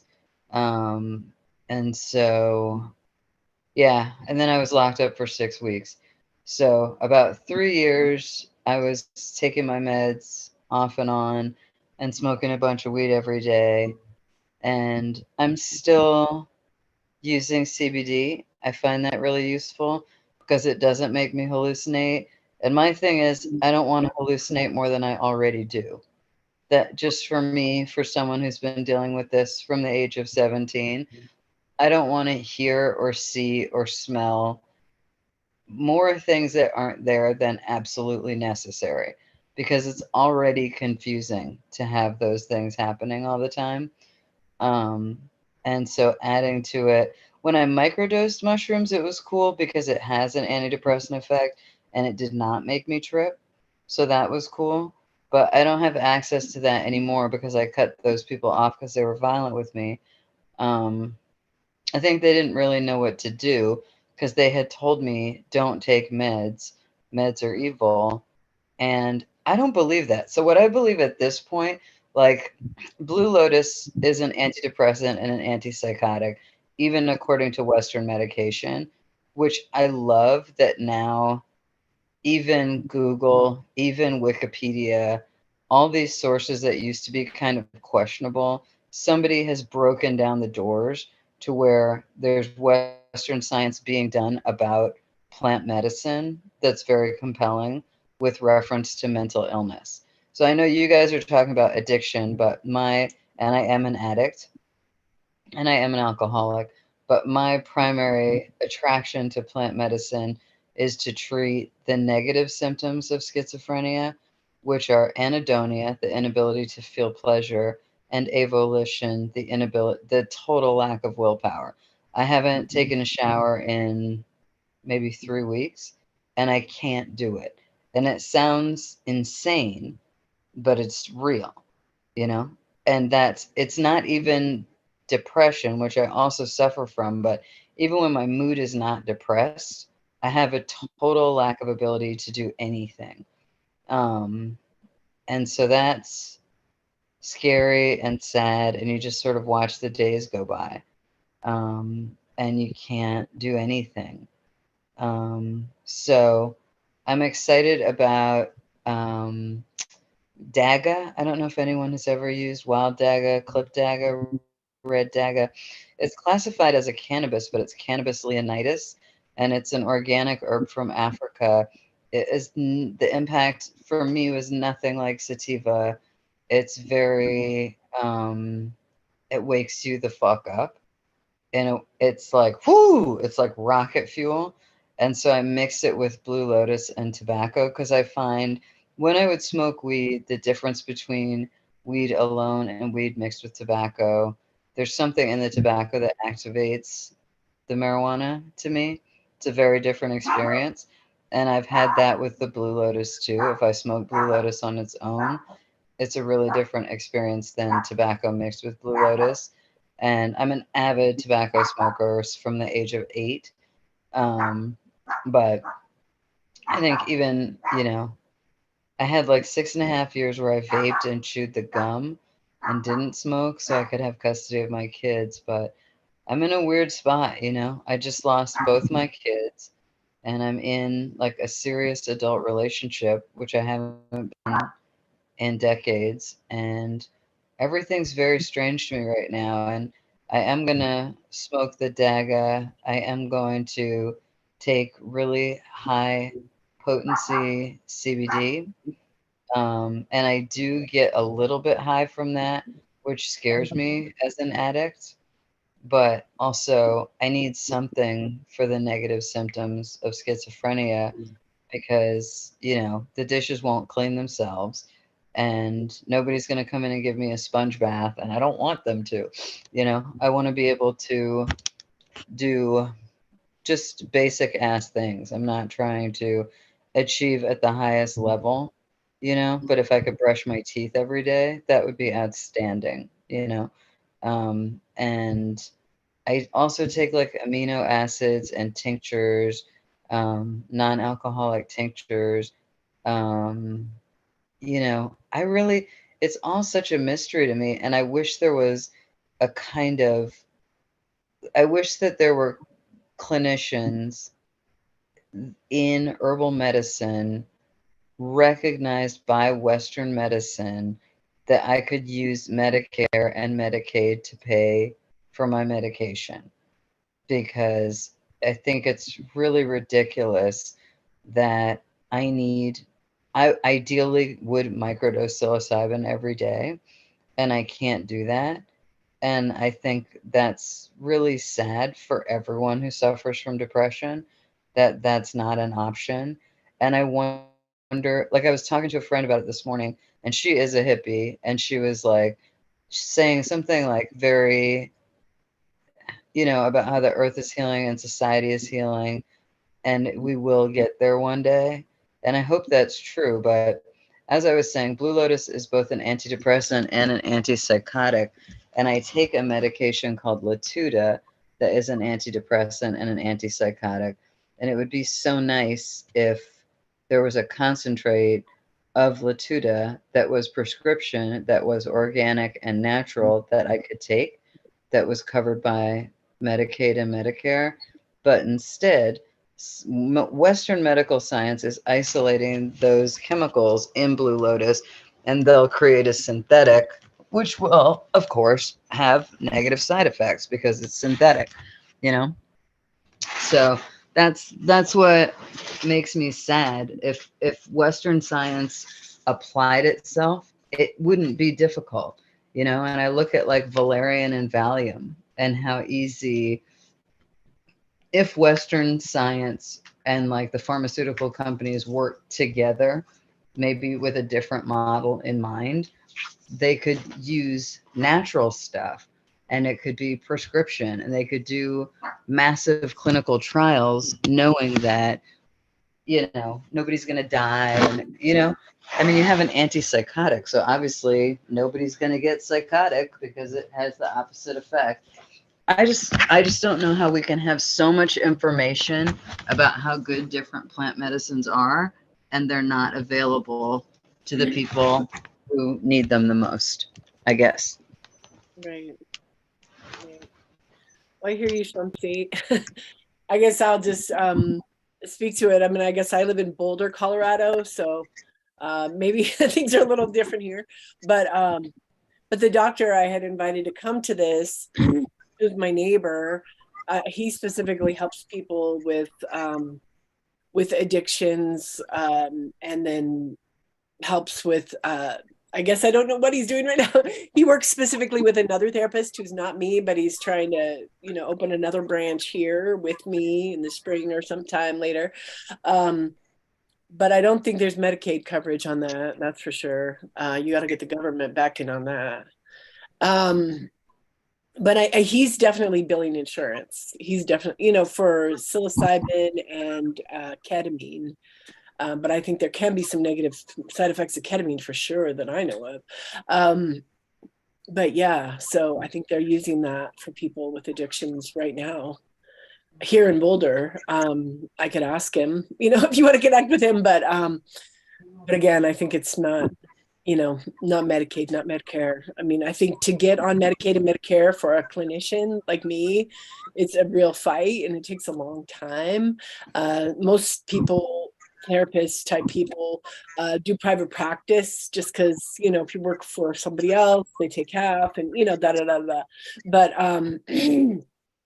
and getting on different insurance boards takes, you know, different insurance boards take more time, right? Like, so like TRICARE takes minimum 6 months. Yeah, that's the military one, right? That's one I've considered getting on for one of my clients, but you know, takes 6 months. I don't know how long Medicare would take me to get on. So I think somebody would have to be real intentional. I think how I mitigate that in my own soul is, you know, to have certain clients that I do at a lower rate or pro bono that I support. Obviously, I don't feel like I'm a plant expert at all. You know, you've taught me something right here about that.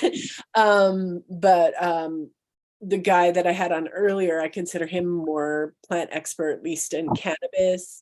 And I consider, you know, that doctor more knowledgeable, at least in psilocybin, that I consult with and talk to. I don't think I'm actively recommending it for, you know, clients right now. I have clients that feel different kind of ways, you know, that feel cannabis is more medicinal, and clients that feel that cannabis is more, you know, of an addiction for them and they want to treat it that way to, you know, so they feel like they have self-control over that. So I don't know if that's helpful share, but I think you're right in terms of if it was just about what was best for the client, what would be the path and what would be the way. And I think there's always all these back doors, but I think everybody that wants to use plant-based medicine has to use back doors right now that I know of, other than in, you know, states where it's legal, where you can get a medical license and that kind of thing for cannabis. Yeah, I believe it's just legal now here as well in Colorado for psilocybin as well. So that I think the insurance companies kind of are last to come on board with all of that, but I think it sucks the expense. I don't know, maybe there's a way to write a letter to your insurance company and talk to them about that. I mean, I could support you with that if you want. I can't imagine the United States federal government being open to the idea of a schizophrenic woman microdosing psilocybin. I Well. appreciate your hopefulness. Though. People do crazy things when I write letters, girl. They do whatever I say. But yeah, Maybe you should write the letter. I'll sign it.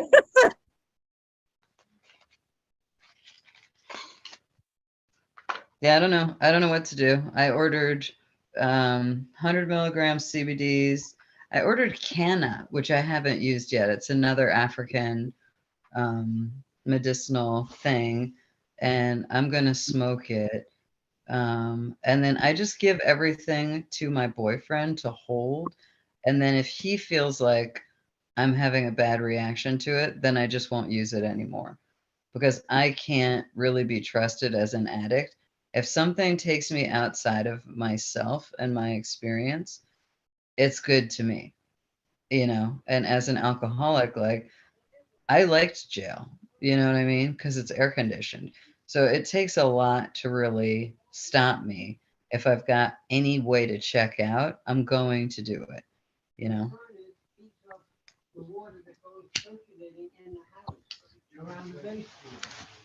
I appreciate that support to you.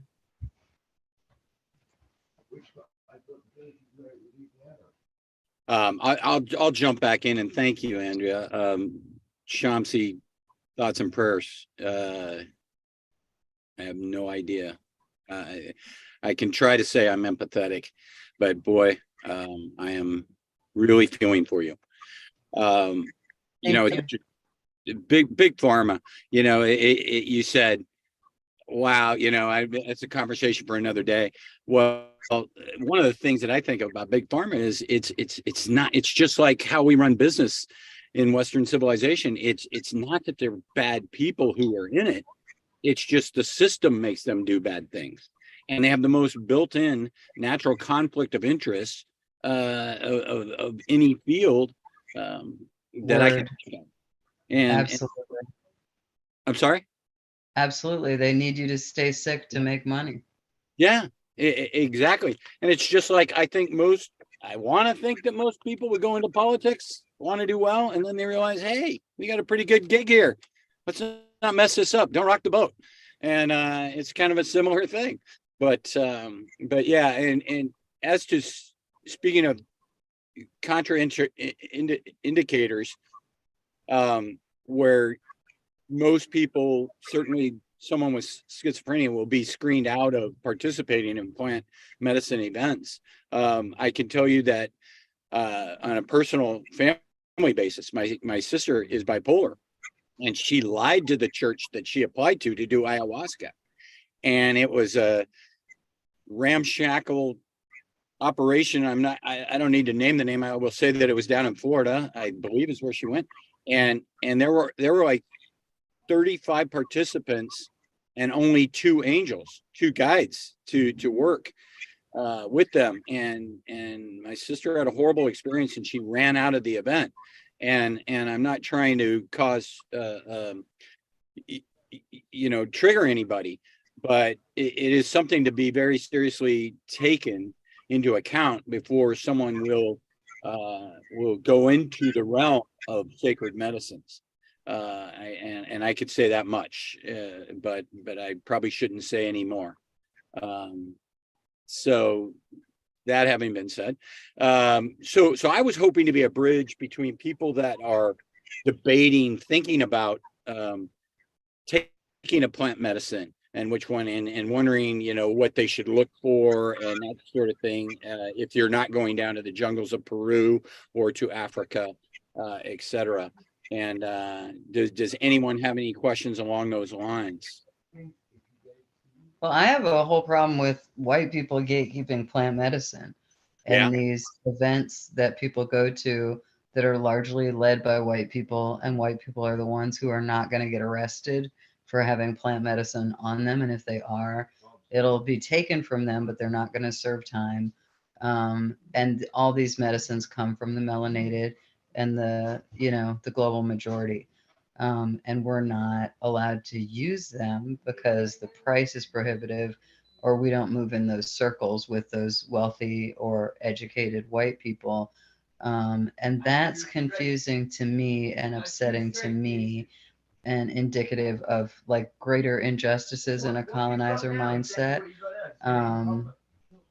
And it makes me really uncomfortable. You know, my uncle is Barnaby Rue, and he's pretty well known in among older people as a like shaman or whatever.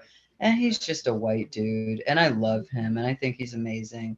And I'm sure he's helped a lot of people doing these soul retrievals at whatever Burning Man and stuff like that. And I think that's all cool, but these are sacred medicines at the beginning and the end of the day. That's what it is. It's our grandmother, and she has all this wisdom, and it's for everyone, but it's most especially for the melanated to heal us, and we're the ones who are going to heal the planet. That's my personal.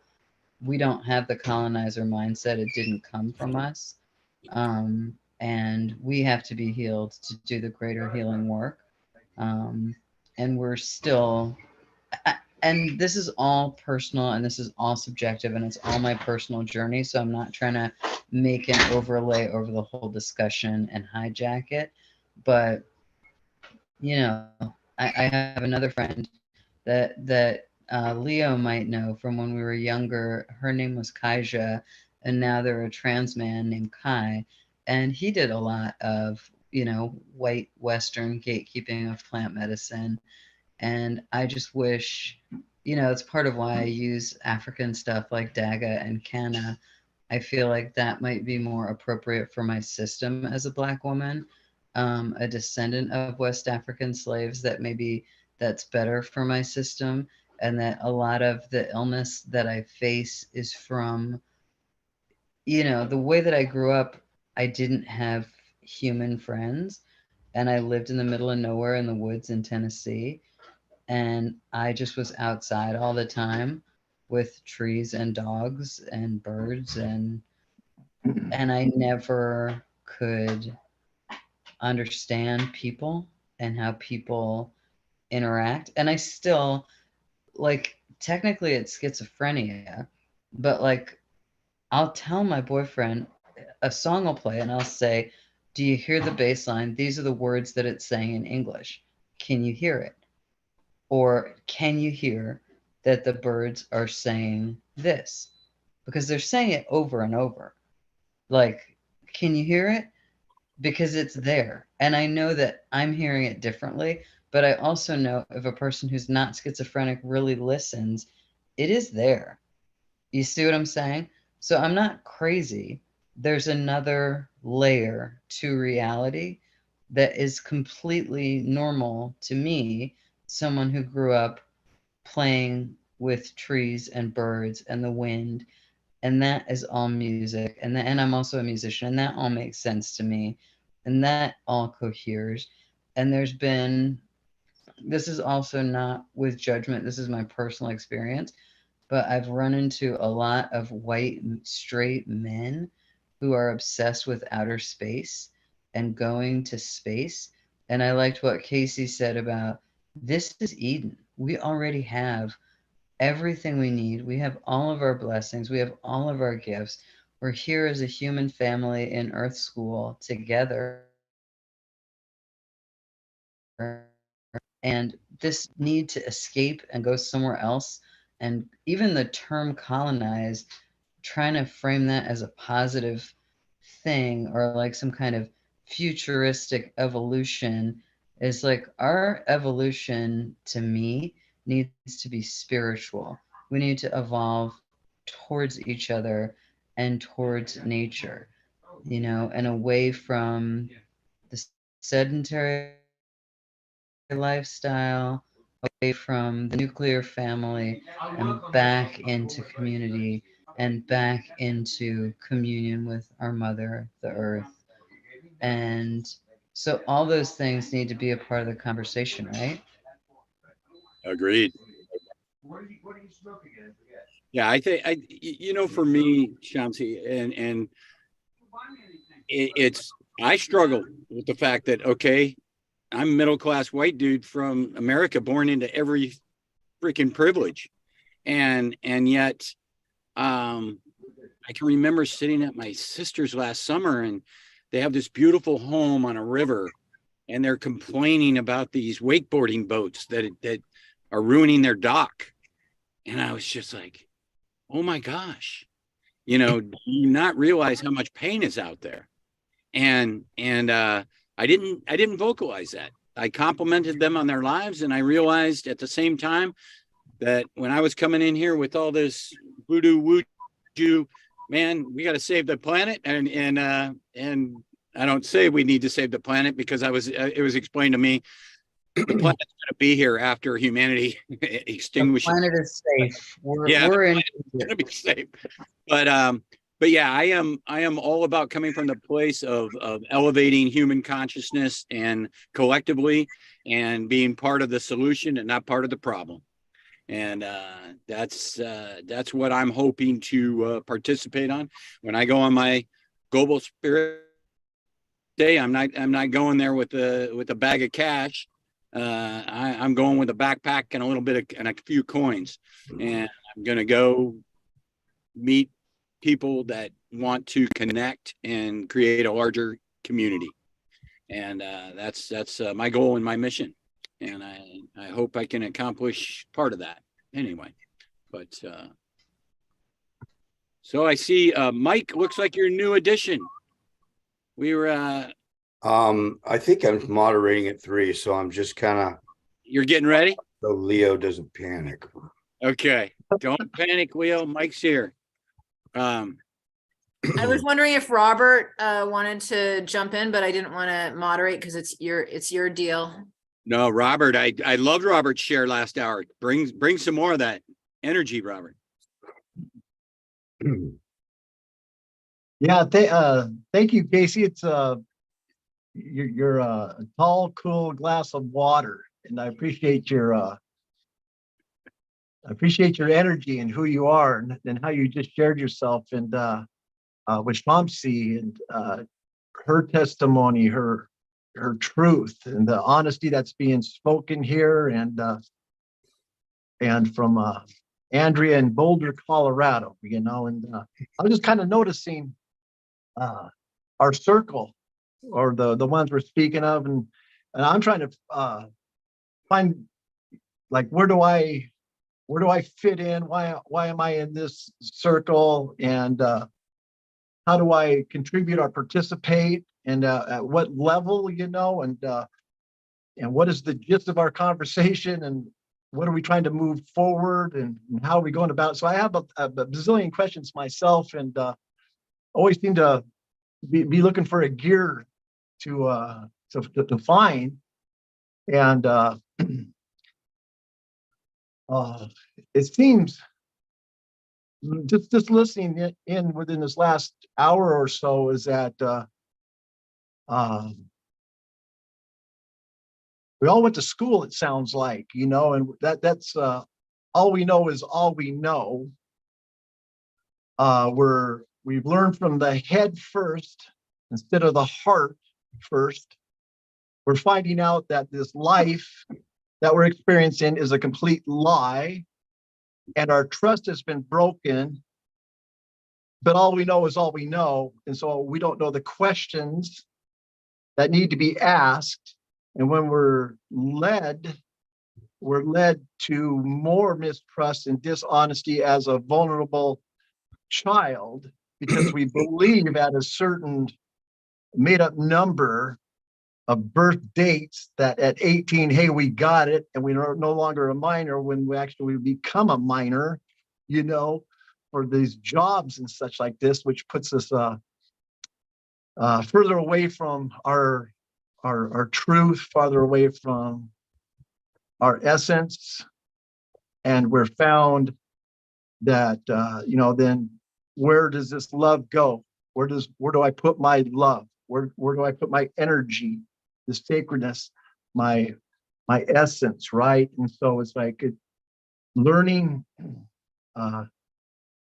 as children, you know, children of God feed on children of earth. And looking around the circle, you know, I'm like, hey, where's my, you know, like, where's my natives, you know, in this circle?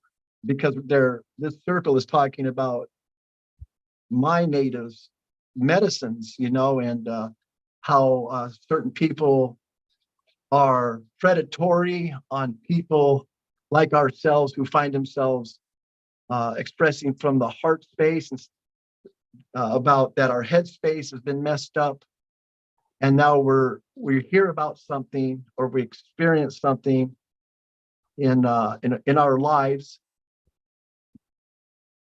Maybe like it was said earlier about the surroundings, how we might have ingested hey, this will help you, and you're with criminals, with predators, misguides, receiving the wrong sort of messages, which enhances the disturbance, the dysfunction, the discomfort, and the dis-ease that we are experiencing. And there's nothing wrong with the medicines we're using. You know, I heard cannabis brought up by an earlier speaker, and like that medicine brings it down to that medicine's level, right? And so that is like corn, where it's been manipulated and it's no longer like a leaf anymore, but this bud or other than, and it has these multiple names. And so you have multiple feelings or dullness when it comes to the cannabis or that medicine. Whereas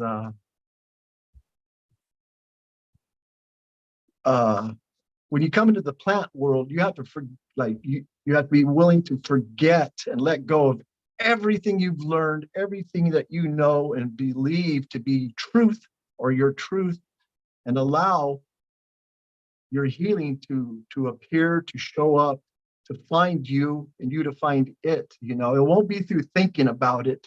You know, it won't be how you think rather than how you feel, right? So I'm a messenger of water, because water has no intention to be a magician or an illusionist or to tell you anything but truth, you know, and it tells you about the truth about your breath, the sky, what's happening above, what is happening on this earth plane, and what is happening inside of us, you know. And I heard somebody like, hey, why would you want to go to Mars? You know, that's like, we're looking for water. We're looking, you know, there'll be life there when it's all here right now, you know. And so I think we believe that what we've been learned and not taught in you know, because they back that school system right up to our mom's birth zone, right? And it's when we're born, right, we're in that water sac for that time, that vibration, that realm, that protection, that safety. And to be birthed, right, they've got that school system right there in the hospital. And it's been him that's cut that intellect, right? The umbilical cord to your life. It wasn't been her. It's not she, right? Us natives allow that world, that connection for the download to occur through the umbilical cord. For all you're going to need to know, mother's intuition, the thing that needs to be allowed for the child, the newborn baby to know as it transforms, as it comes into this realm, into this vibration, into this frequency, into this world, onto earth, right? And so it's always been him and he, right? That creates the war. That's why I think they want to go back home to Mars, you know, men are from Mars. And so it's him that cuts that cord and backs that school system right up there, because with that hospital, that floor or that waste paper basket that they throw the bloody stuff into, when you're born, right, you don't come in with a backpack or your medicine bundle. The creator has provided you with a gift to let your mother know that you're here, this earth, that's your teardrop, the sacred water, the salt water, the marine water, the sea water, your tears or your sweat. And as that you cry, you sing your first song that, hey, I'm here, you know, wow, that teardrop, right? It's supposed to fall to the earth, so the earth, okay, you know, a child is here Now we're gonna start you, we're gonna learn you how to maneuver in this realm, in this vibration on earth here. But the system has known that, so it feels it either with that rubber glove, the waste paper basket, or the hospital floor, that square building, right? And so he throws you into school. He's the one that tells you there's four corners of earth, in this round circle, this holy hoop, the sacred circle. They square up your head and they block it, anything that gets to your heart, whether it's religion, banking, or their government, right? Et cetera, et cetera, et cetera, whatever system this is in, and make you believe that, hey, this dollar bill makes the world go around, these pages and these words, are going to learn you how to maneuver through life, where it's just teaching you more war and misery. I don't mind suffering because there's healing from suffering. But misery and war and strife and these things that is a constant bombardment to make you fear and live in it, which causes the stress, the dysfunction, the discomfort, and dis-ease. What is the remedy? Take two of these and keep out of the reach of the children. What are you, a child of God that feeds on me, the child of earth? That's what the school system is about. You can have higher education. When shit was hitting the fan, I saw lines or queues, people full of toilet paper and cases of water to save their life. Now maybe a carton of eggs. Is that what school has taught you, how to live in life in this experience, in this way, to trust what a doctor says in a meat cutter's white jacket, to give your authority, to give your essence to some surgeon, to some doctor, because they have a certificate, because they went to higher education, all they know is all they know. I bet you Einstein hasn't sat around a fire overnight and into the morning time learning, being taught by the coal, the charcoal, the flicker of the flame, right? Or this breath and how it spins and turns, whether it's this way or that way, hasn't been taught about a pail of water and the life that it gifts instead of gives, And so we live amongst caretakers instead of care gifters. What circle do we find ourselves in, and why are we with them? Why do we gift our sacred energy to another person to listen to BS? Where are we spending our worth and our while and our attention? Hey, Billy, look up here. Pay attention. Pay your worth, pay your while here on this square chalkboard, looking at square book at your square desk on these square tiles under the square roof out that square window and the square door that you walked in. We're squaring you up, buddy. And so we allowed ourselves, they break the child of earth to become the child of God, the child of, to make the war. So the people that are recruited don't know that they're pressing buttons and levers and these things that create this world. And so we find ourselves here in this circle here. It sounds like our child has been traumatized.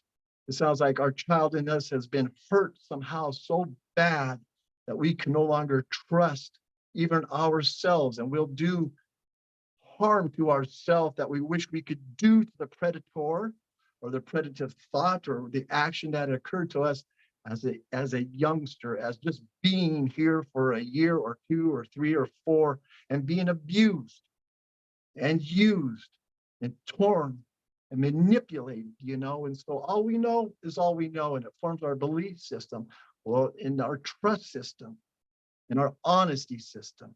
So we have thoughts that we hold into ourselves, and also now we're locked into our headspace, locked into our brain or this mind or our thoughts, and our thoughts become a prison because now we're thinking about what some other person's thinking about us maybe, or what we're thinking about, and we're thinking about what we should be feeling about. And so when Casey tells me, hey, I wish there was a way, and I'm like, well, it'd be nice if you would, like in the sweat lodge, that holy hoop, that sacred circle, right? The water comes in and you learn this early age, they say. The grandpa or uncle told me, he says, hey, fellas, see that bucket of water right there? it has no enemy. You know, what? You know, huh? That water has no enemy. And so for Casey, it's like, do they mention that at Burning Man? Do they mention that anywhere? Have you learned that in school? Have you learned that in pre-K, K? Have you learned that in high school, college, universities? Has anybody said anything about that water has no enemy? You know? And so if you knew that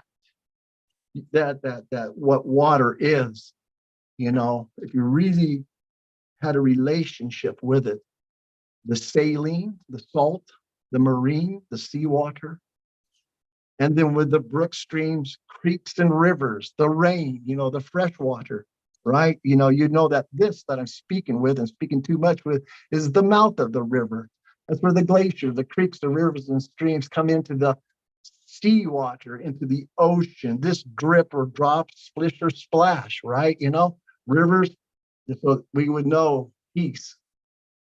Because the tongue doesn't fight. Hey, we got to be fresh water throughout our body. No, it turns into the ocean. It turns into the marine life. Like when you watch the creek go into the Puget Sound or the river go into the Puget Sound, do they fight one another? No, it's peace. But are you taught that anywhere in school? No. What's the name? That's a Sea of Bengal. That's the Pacific Ocean. It's only one. There's only one salt water. And it is us, life, that they got you looking out into space, someplace we'll never go or never be. We learn books. We think Columbus is a person or Amerigo Vespucci was an explorer. These are concepts. Where isn't Columbus? Columbus is right here, right now. I'm sitting on it. I'm living in a square house, for Pete's sake. I turn on a flicker of a switch and Columbus is on.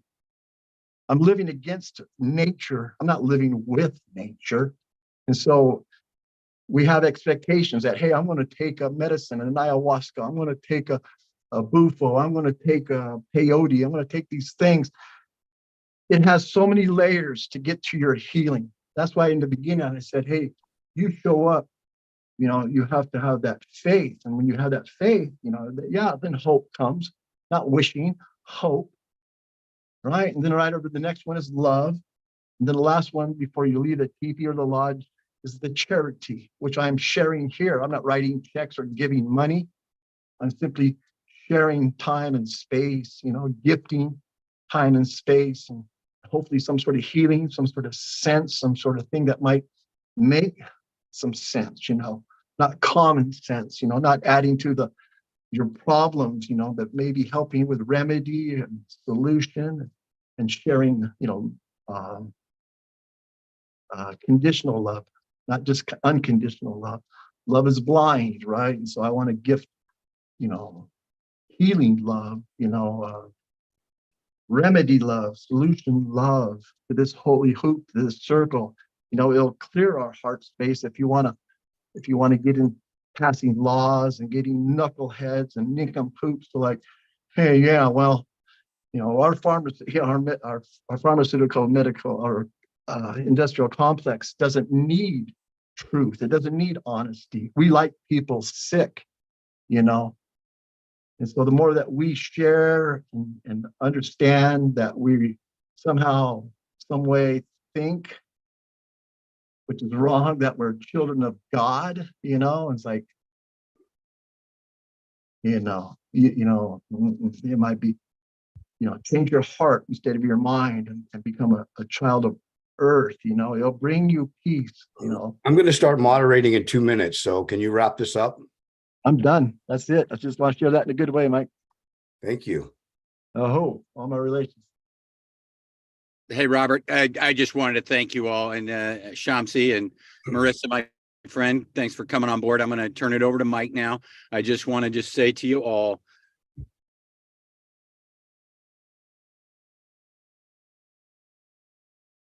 well, I guess it's pretty much 3 o'clock. You're on.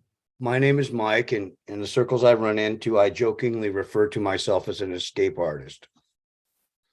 And what that means is I can get addicted to anything. I don't have any particular thing that I'm addicted to.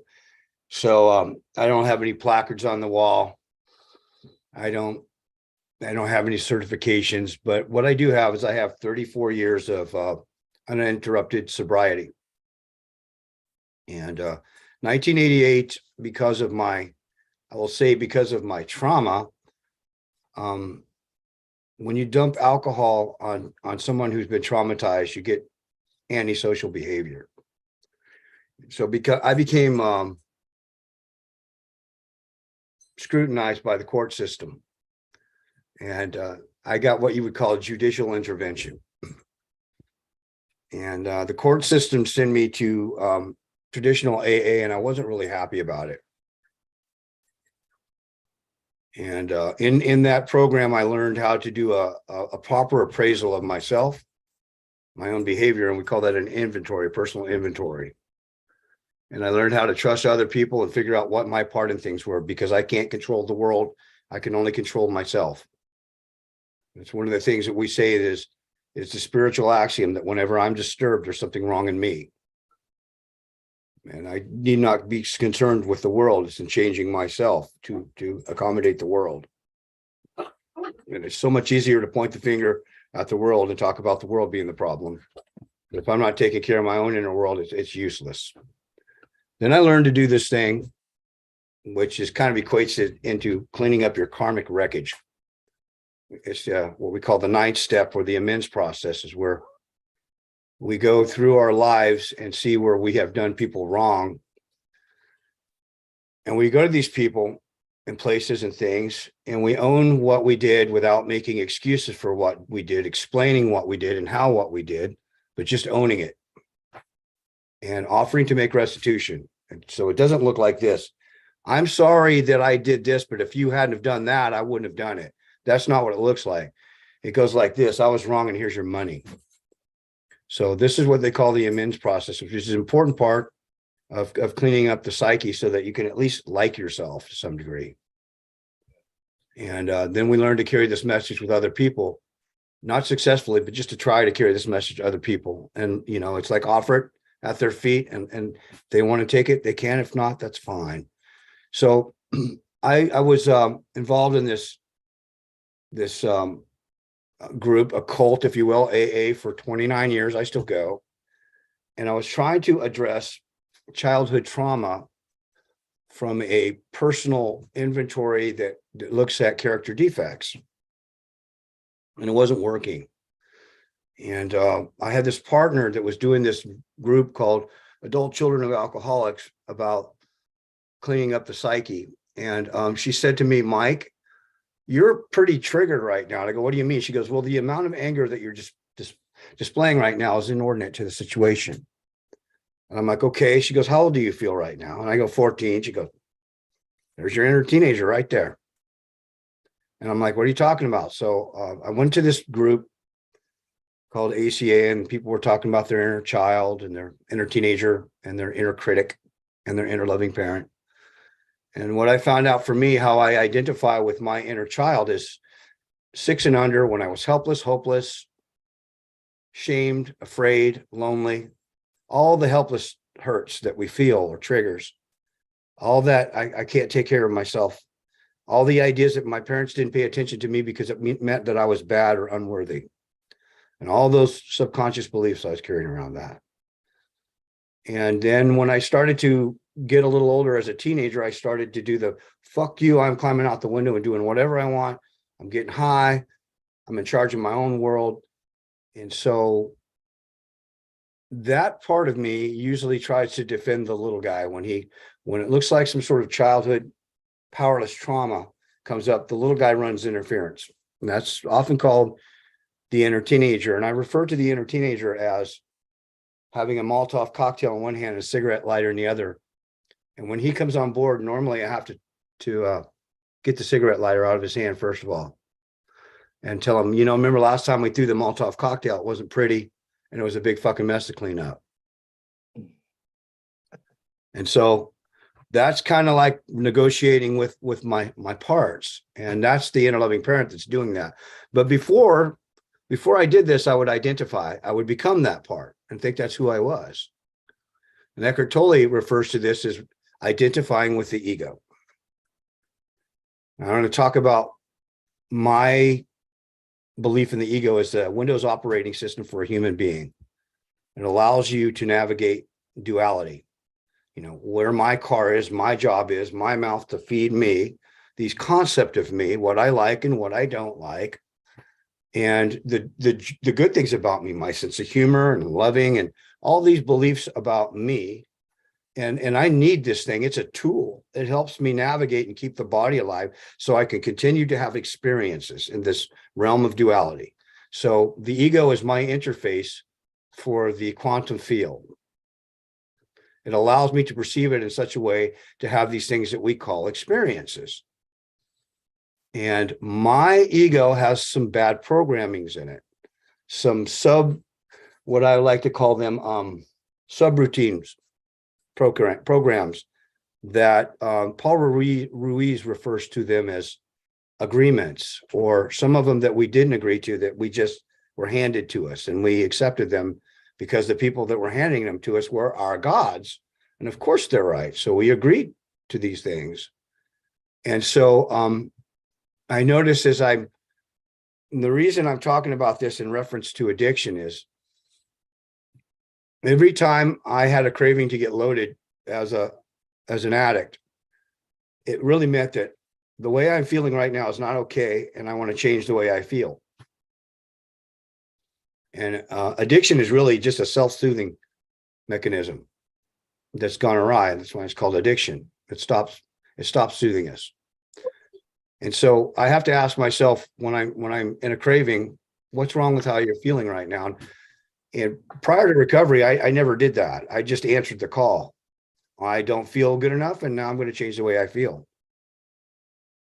I was never aware of what was going on until I didn't want to use anymore. And then I realized what's going on for me that I need to change the way I feel. What's happening? And as a result of carrying trauma around in our subconscious or in our bodies or wherever you think it is carried, I kind of believe that we're all running around on a baseline of a certain degree of pain and discomfort, but because it's so normal that we think that's our baseline, that's how we feel. And if anybody here has ever had an abscessed tooth, you get used to it in a couple of days, and then when it's pulled, you're like, damn, I should have had that pulled a long time ago. That was a lot of our suffering is similar to that. We carry a lot of suffering that we're just so used to, we don't even realize it's suffering. And every time that I feel like distracting or becoming the escape artist I am, obviously there's a subroutine that's going on that I'm not aware of. It's making me have some feelings about it. And so I got curious about all this, you know. I want to know why and how it is that, you know, at 29 years of substance abuse recovery and my life still looks like shit, and I want to get loaded and I want to kill myself, and I'm angry, and my life just doesn't look like I thought it would look at almost 30 years sober. And so I had to dig a little deeper. And in the substance abuse programs, we often talk about the drugs and the alcohol aren't the problem, because if they were the problem, you would just walk away from them. The problem is we choose to keep using them. And there's a saying that goes that if you keep doing the same thing over and over again, expect different results, it's insanity. But for drug addicts and alcoholics, our particular insanity is we do the same thing over and over again, and we know we're not going to get different results, but we do it anyhow because we don't know what else to do. It's like, I know I'm spinning this damn wheel and I don't know where it stops. Hopefully it stops on me landing at home without any blood and scalp on my bumper, you know, hopefully. But there's a good chance that things could go wrong. And there's a point in every drug addict alcoholic's life that when we pick up, we know that before we drink, we know. So what is it that causes someone to take poison to feel better, right? And, you know, Dr. Gabor Mate refers to not why the addiction, but why the pain. And we never really get to look at it because it's down there, it's underneath in our subroutines, subconscious, if you will. So anytime I find myself in any kind of trigger, I realize now I have an opportunity to investigate, or I could just point the finger at the world and go back with my shitty navigation system until I find somebody else just like them to trigger me again. And this will keep happening. The universe keeps conspiring for me to show me that it is not the world, it is me. And that's a fucking hard pill to swallow. It's not the world, it's me. It's the way I navigate the world. I can put on my shit colored goggles and point fingers all fucking day if I want to. It's kind of how I look at it. It's about the only free will I have is how I decide to look at the world. And the world is a rough place, it is. But it's a manifestation of our collective unconscious. And so I got involved with this group, and I decided, because I got into this other group called the Course in Miracles, I decided that I was going to do a spiritual bypass on the ego, because it's just the ego, right? I was going to do all this spiritual, wonderful shit and transcend my ego. Well, that doesn't fucking work. You know, after you're leaving your 6-day Vaisvana retreat and somebody cuts you off and suddenly you're flipping them off, it's like, oh, where'd all that spirituality go? Your ego's like, you still haven't cleaned me up yet, and I'm going to keep showing up. So show me a man with no ego and I'll show you somebody in a psychotic break. Now, the ego, as Eckhart Tolle likes to refer to, is a tool, and we need it. But when we start believing we are the tool, then we're in trouble. That means identifying with it. And something happens for me when I get in a triggered state.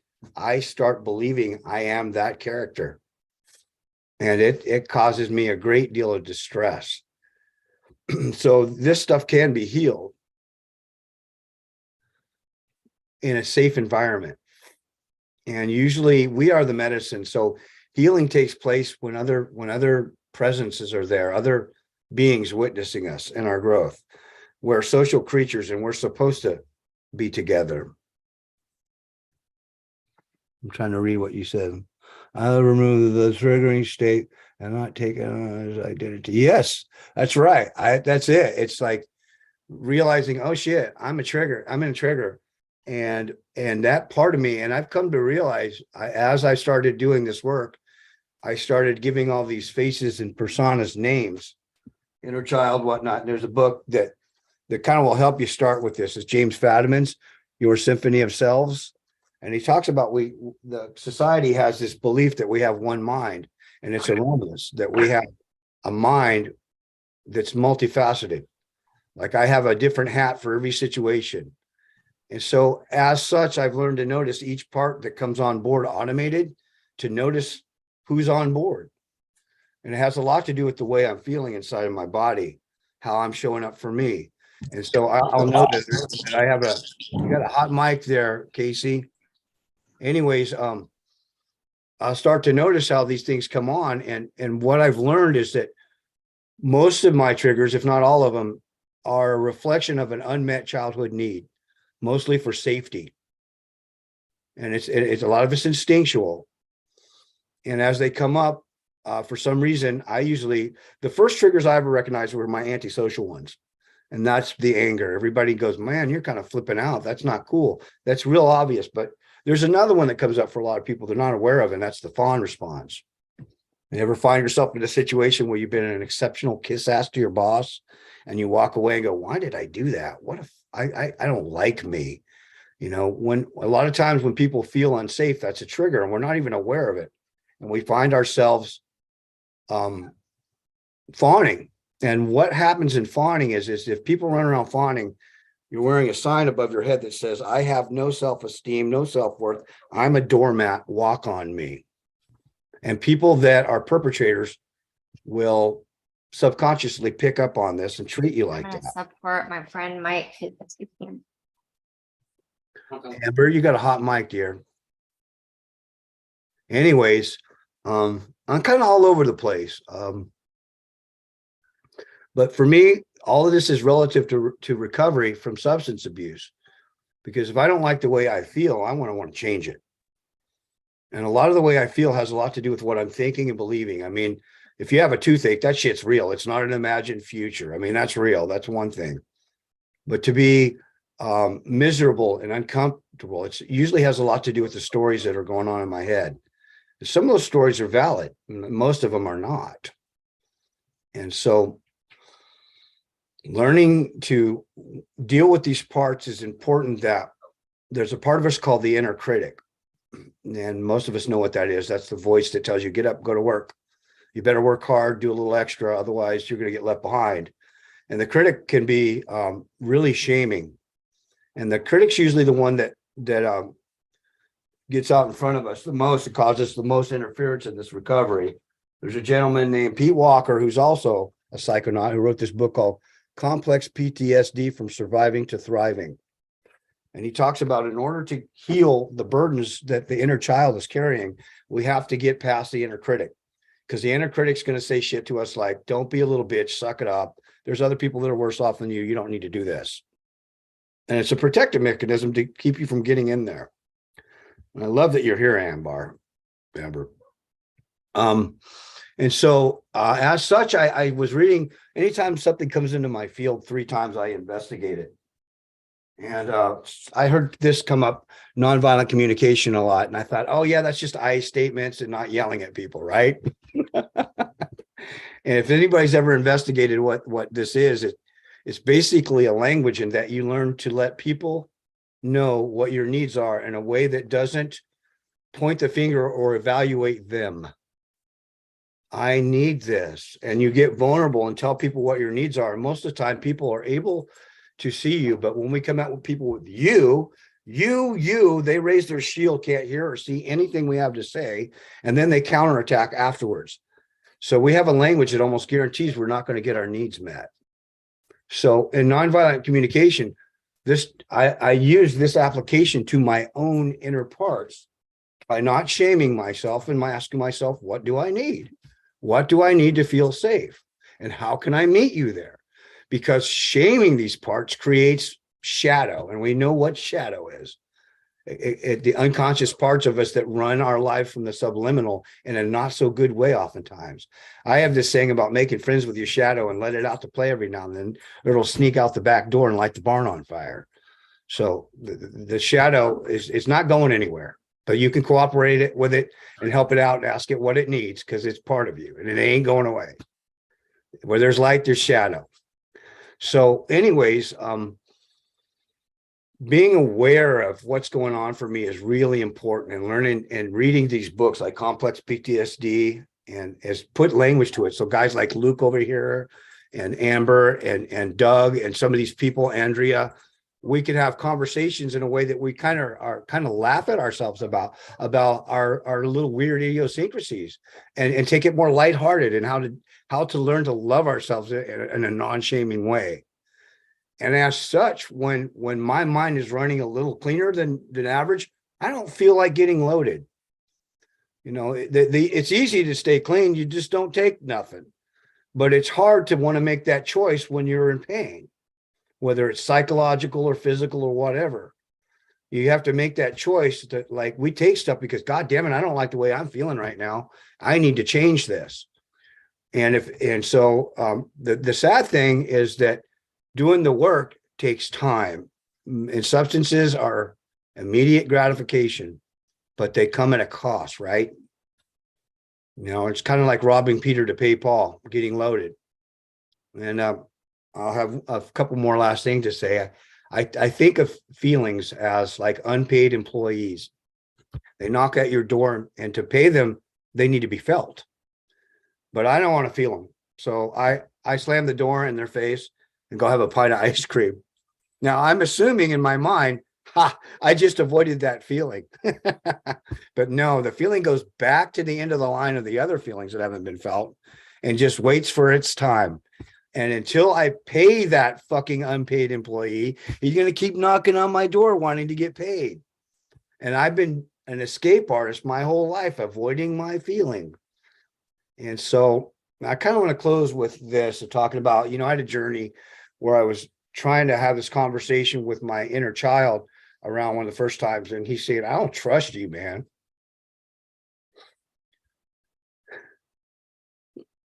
Why? Why don't you trust me? He's like, because every time I'm having a hard time. You fucking bail on me. You abandon me. You get loaded. You get high. You're not there for me. And I'm like, holy shit. You know, that's the way I was trained in my life is if you don't feel good, change the way you feel, not sit in it, not find out what's going on. And that was a revelation for me. That if I want to feel better, I have to feel all of it, feel it, and learn from it, and find out what the stories are, and maybe change the narrative to the stories. And this all only happens in a safe environment. It looks like I ran everybody out of the room. But anyways, you digging this, Eric? Are you resonating? Are you resonating? Just a little more than resonate? Right on. Okay. So I try to keep us. So my experience at 29 years sober, I started taking mushrooms and 5-MeO DMT and Changa. And as you can see over here, I've got a bunch of, I don't know if you can see it, a bunch of San Pedro being prepared for medicine. And I'm just going to show some books and then I'm going to open it up for discussion. Healing the Shame That Binds Us. And that would be like getting the inner critic off of your child so that you can do the work. The best book that I could refer to anybody ever so far is No Bad Parts.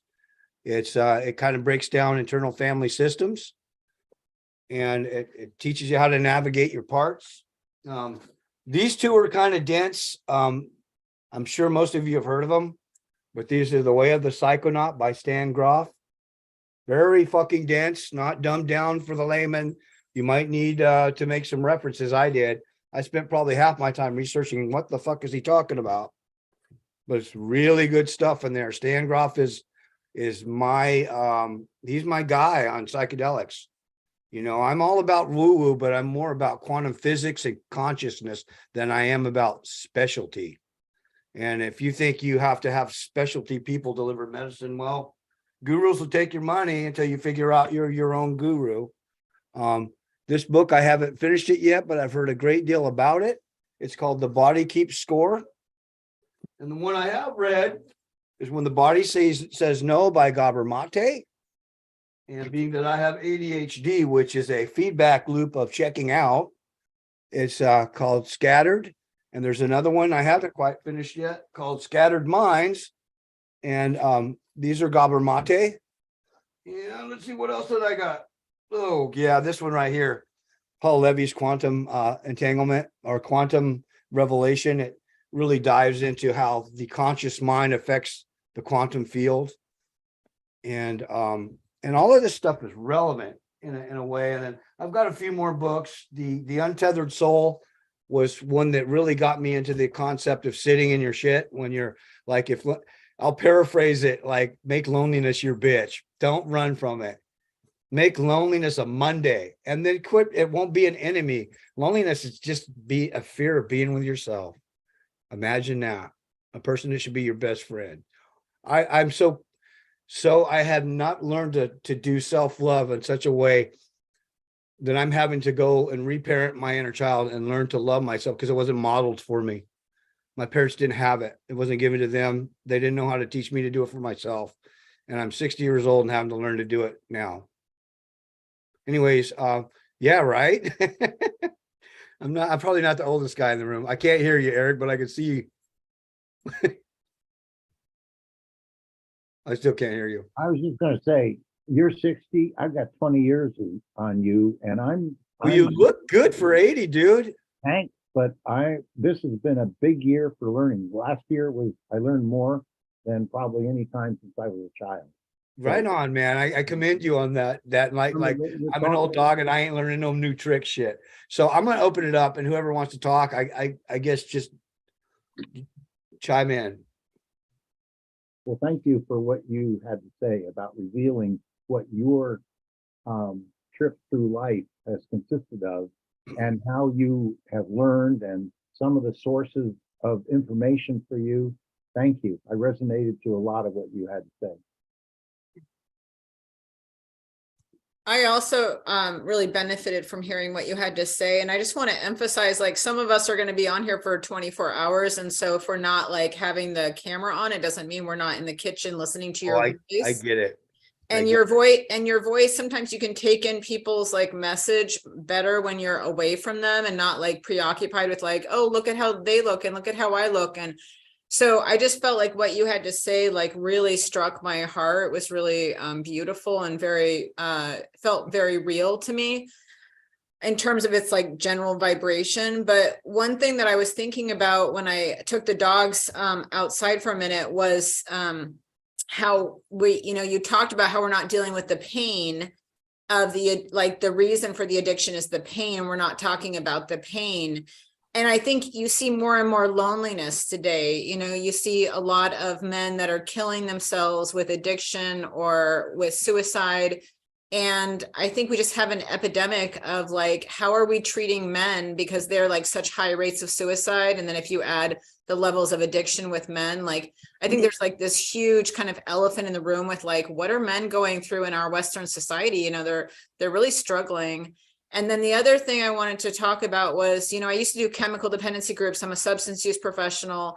And it really felt hard for me to have to go into Native American centers where I worked with indigenous people that are coming out of this racist, classist, judicial system, right? And they're so fucked up. They're traumatized by like what we did as colonizers, but then they're traumatized by this fucking fucked up legal system, right?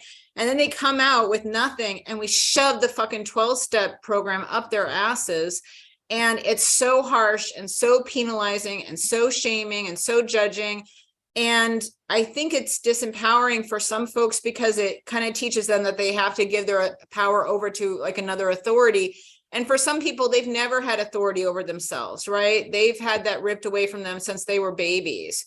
So I feel like sometimes like some people don't need to be told that they need to give up their authority because they never had authority over themselves. And anyway, I also think as a substance use professional, as a family therapist, what I've observed for almost all fucking addicts, for every single fucking one of them, whether they talk about it or not, what I've observed is that they were sexually abused in childhood. And I feel like until this nation can have bumper stickers on our cars that says not just that you're the proud parent of Tommy, who's your autistic, 7th grader, or you walked that fucking marathon for breast cancer, but says I am a survivor of childhood sexual assault. And that there's pride in that, right? Especially for men, because I think in our society, we don't let men come out of the closet about sexual abuse as children. I think it kind of relates to how we make mothers into these beautiful creatures. And we never talk about the mothers that hurt their sons and, destroy their children or whatever. We only talk about mothers as being good mothers. So I think it comes back to a societal issue of not being able to look at mothers as being anything but good. But as I'm seeing all this just go on, it just terrifies me that really it feels almost strategic that we've shamed like what we clearly see from just being in the field as the predominant cause of abusing ourselves is childhood sexual abuse. And so until they can remove the gag and allow us to talk about that openly and without shame, and when I see old men talk about childhood sexual abuse, it really warms my heart because I'm like, thank you for taking the time and not exiting this earth without ever acknowledging how your childhood was stolen from you. Thank you. Yeah, personally, I didn't experience any hands-on sexual abuse, but I was exposed to sexual ideals and stuff at a very young age, at 8 years old. I had a stepfather that was telling me things I didn't need to know. And for years, I didn't understand that was sexual abuse. And I don't feel like I have a lot of trauma behind that, but it interfered with my development as a person at that time. My mind needed to be going down other paths. And I know it's a lot of people's history.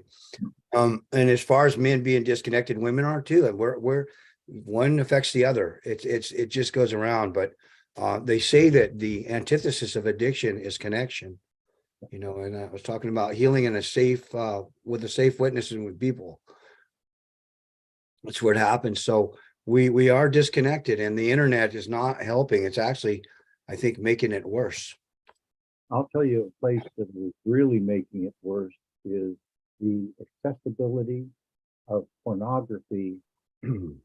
So many women too, or girls, but especially boys. I have a grandson who's addicted to porn. He's 16 years old and he's addicted to porn, and he steals screens and goes out of the, I mean, this child had a horrible childhood, abandoned by his birth family, abandoned by his first adopted family. So he's got some difficulty with executive function. I mean, somebody called it holes in the brain. He's got that. And, you know, I'm in for the long road with him. But I mean, he steals from me. He used to steal from my sweetheart.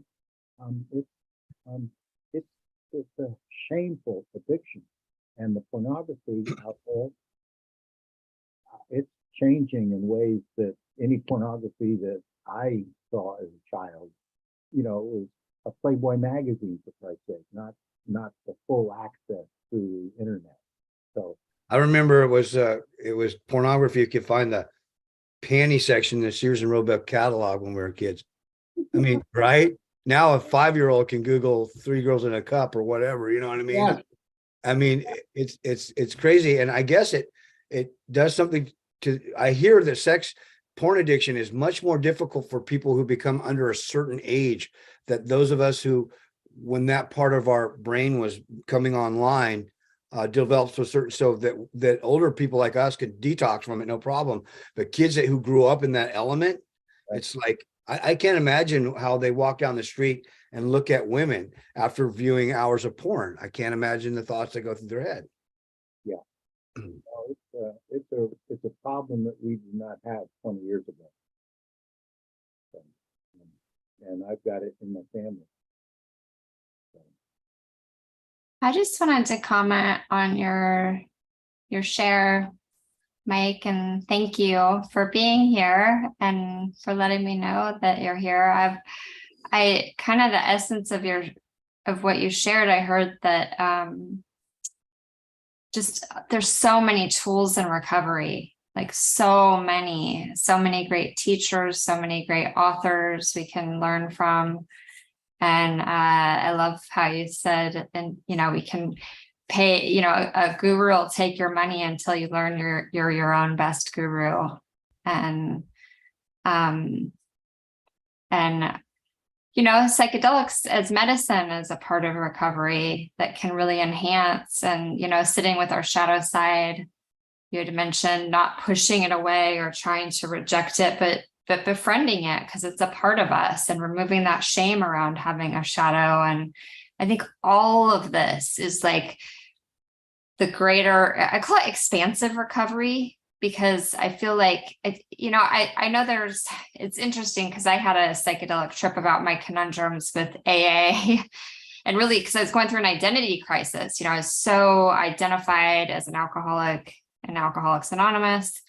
And then I was shifting and realizing I'm not really there. And then when I started to use psychedelics as medicine, I had this journey that was like, the people who are in the AA rooms, they're like native plants. They're like, I call them the native plant people. Like they need to be there. You know, those, you know, people with 30, 40 years and that's all they do. That's all they ever do. And I was judging them for a while, but I'm like, but they have a purpose to like help the newcomer who walks in the room. And so they're like the native plant people. And I consider us people in psychedelics and recovery, and this was in my vision too, that in my journey, we're like exotic butterflies that fly from room to room to room, you know, from maybe I go to ACA a little bit, maybe I go to AA a little bit, maybe I go to NVC meetings a little bit, you know, I explore IFS. I mean, my whole world is so big now, like there's so much to explore and learn. I can't believe, I'm shocked, not that I can't believe, but when I look back and think that my whole world was in a bottle for so long. So, and I love how you said, you know, it takes safety to be able to, you know, feeling safe with others and finding that safe space to be able to recover and heal from some of this. So Thank you. My friend who loves learning, like as I do as well. I love that about you, Mike. So I appreciate that about you. I just want to put a plug in for Psychedelics in Recovery. It's a 12-step group and everybody defines their own bottom line and they define their own recovery. You can find it online, Psychedelics in Recovery, and request a Zoom meeting list and they'll send it to you. Hey, Luke, are you available to talk? I am available to talk. Yeah, thanks, Mike. I didn't catch your whole talk. I think probably about the second half, but I just wanted to touch on what really stood out to me, and this isn't necessarily a new concept for me, but I'm having a new experience with it. You said how the antithesis of addiction is connection, and I'm just thinking about that in terms of my experience with Alcoholics Anonymous.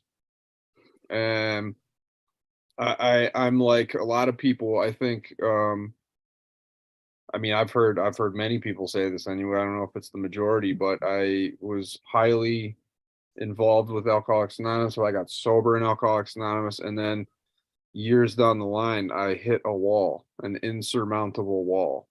And it became very clear to me pretty quick that AAing my way out of what was going on with me was not going to work. And that was a really frightening place to be for me. And it was palpable, the disconnection with years of sobriety and really diligent, honest, genuine work. None of which was bad. That's not what I'm saying. I truly do think that Alcoholics Anonymous saved my life. And I don't think there's a way around that for me personally. But I got to a place where all of a sudden I'm profoundly disconnected and suffering tremendously. And what I have been doing isn't going to work anymore. And plant medicine for me, really, I mean, it picked me up and shook me up and then put me back down. I was like, holy smokes. And I'd also like to reference Psychedelics in Recovery has been such a huge deal for me. Because it was just, I mean, there's a lot of examples in there of people who are going this 12-step route. There's a lot of folks who aren't. But to me, it was unfathomable that I would be able to work with plant medicine and still stay sober and in recovery. It just did not compute. You know what I mean? It just felt like absolute heresy. The other thing that stood out to me, Mike, as you said, kind of in passing, you know, when something presents itself in threes, you know, I investigate it. And that's really how plant medicine came to me as well. I was in a state of unbearable pain, and mushrooms came to me once, they came to me twice, they came to me 3 times in rapid succession from 3 completely unrelated spots. And I was backed into a wall, and sure enough, it led here. And now I just, you know, the inner child work and IFS and these really profound connections. I mean, Mike's one of my best friends, and I just would never have been able to construct these relationships, you know. And what plant medicine has done for me is really opened up the vein of mysticism that really I tasted at the beginning of Alcoholics Anonymous, somewhere in that process, you know, just the mystery of it all and the awe, but that had died, and it really tapped back into that for me, you know. And so anyway, I could keep rambling, but this is really cool that this is happening, and thanks for your share, Mike. Thanks for coming and supporting me. Yeah, I mean, a lot of people don't know. A lot of people in AA don't know that Bill Wilson, at 20 years sober, was like suicidal, depressed, chain smoking, womanizing, and then he started doing LSD, and it started really helping him, and he really wanted to scream from the rooftops, everybody should take acid. And the good old boys in the AA club weren't having it. And it's funny, you can have, you know, I talk to people with 20 years sober that have no idea that Bill Wilson was a psychonaut. No fuck. And then when you tell them, they go, oh, well, it was legal then. And I go, well, alcohol's legal. What's that have to fucking do with anything? Right? You know?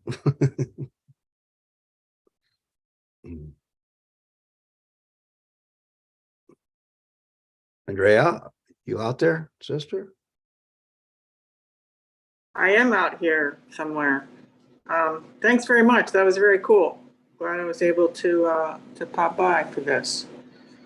I don't really have much to say. I've read some of the books that that you showed, and collectively they make for pretty good understanding. I haven't read all of them thoroughly, but I have read, you know, how the body's connected to it all. Getting into some ACA work and adopted work, getting into the next layers of stuff, And I think I also liked how you were talking about that, you know, you put on the glasses and see what's wrong with the world. You could, like, as an option, you know, I think I sort of did that today. Yeah. Thanks very much for the invite. It was great to hear you today. I see my buddy Joe V out there. So fucking good to see you in here, man. I was like, Joe V, I know a guy named Joe V. John Bon Jovi.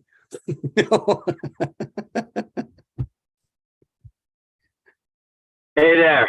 I've been driving in traffic in Silicon Valley, but I just wanted to chime in and say, dude, the work that you're doing, it really shows. And I think you're on your path to your calling, man. I really do. And because you really want to help people, and the way you're able to process your personal experiences and then the growth that you find through them and the tools that you found to use to have your world expand and continue to grow. I mean, I think we're two of the most open-minded 60-year-olds in the world. And psychedelics, I think, facilitated that after years of being clean and sober. So a couple of things that really stood out to me. One, the butterflies going from room to room, I could totally relate to that because I've been seeking my whole life. And I forgot my second point because I'm old. But overall, man, I'm happy to see that you're doing things like this, and you're doing, you know, you're getting PIR going locally, and you're working and sharing. And I think that's where the power is, because that's what I get from AA is the power is knowing that you're not alone doing something, but without the dogma. And then, here's the thing I remembered. A friend once told me when after I was sober 10 years and 3 months, went to an AA retreat, and I got an invitation to join the cannabis business, and I did it.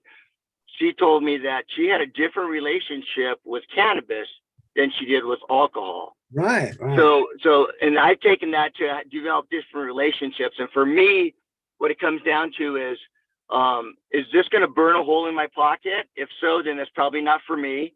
And then also, is this going to alter the way I make decisions? Because that's what alcohol does for me. So I choose not to drink today, but you know, I have a psychedelics company that I'm starting. So I think everyone has to find their own path, and that's what I think the beauty and the metamorphosis of the butterflies is. So thanks for sharing. I got to go back to work now. All right, Joe. Are you twerking? Are you twerking, Joe? I'm working. I'm always twerking, man.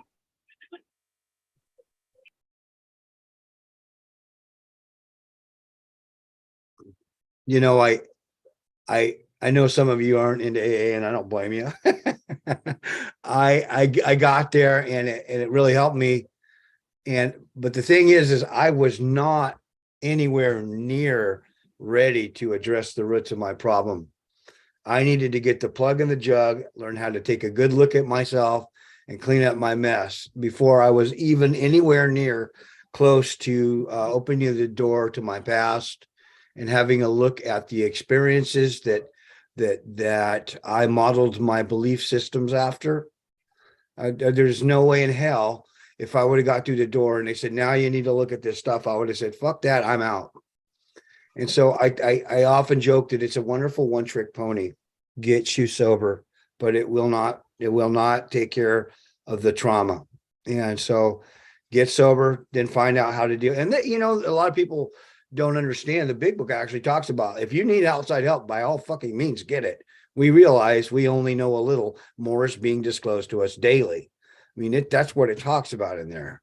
So, and culturally, AA is different in every fucking town and state.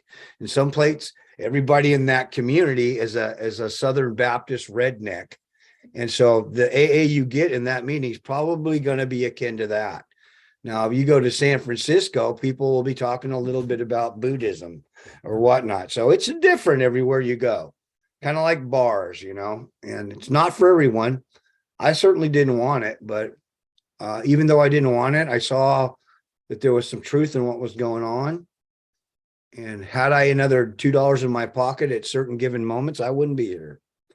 So I was desperate enough to dumb me the fuck up, sit down and listen to take some directions.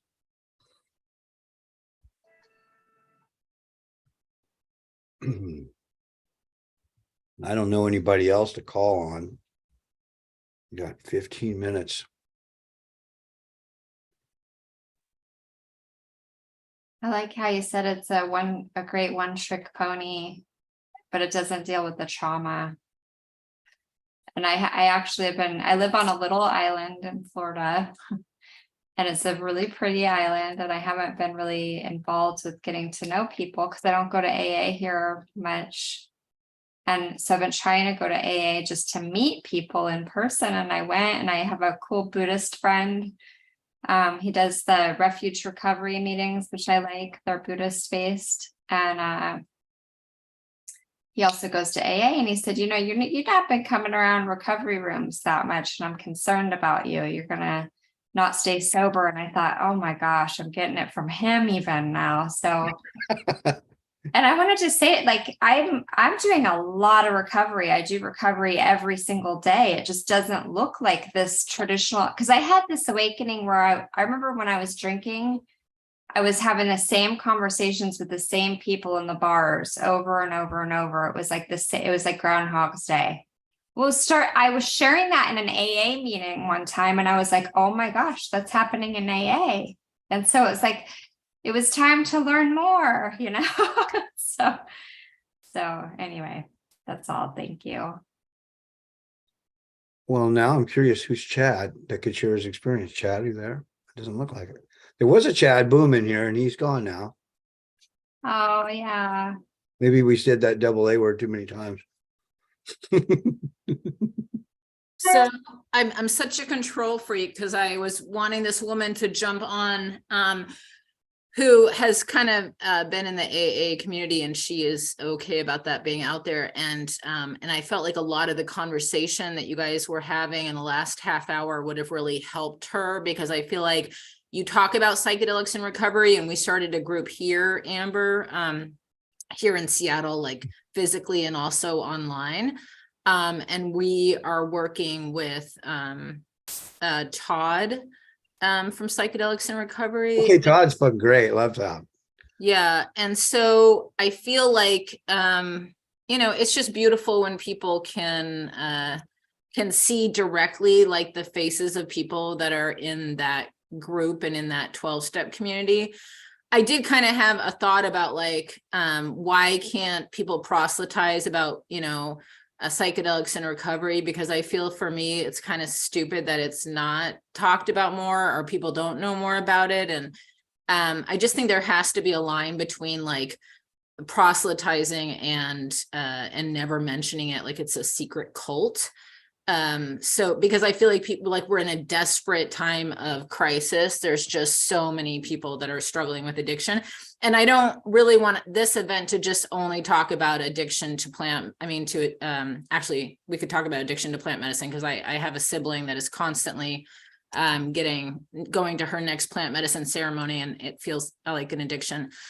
But I wanted to talk about other addictions, you know, sexual addiction, work addiction, not just substance use addictions. But I know there are those of us here who have been struggling with addiction. And Chad, I was hoping you could just share a little bit about your story. Welcome, Kokina. Chad, do you mind just sharing a little bit about like your Kratom experience, or your issues with addiction that you feel like sharing? Don't want to push you. Yeah, can you guys hear me? Yeah. Okay, well, my Kratom experience actually started about, I'd say about 2 weeks ago. I was about to actually end up in the ER for a physical issue. And I've been told since Kratom came out that it worked, and I didn't believe it, honestly. And so for the last 10 years, I've been using codeine from the ERs.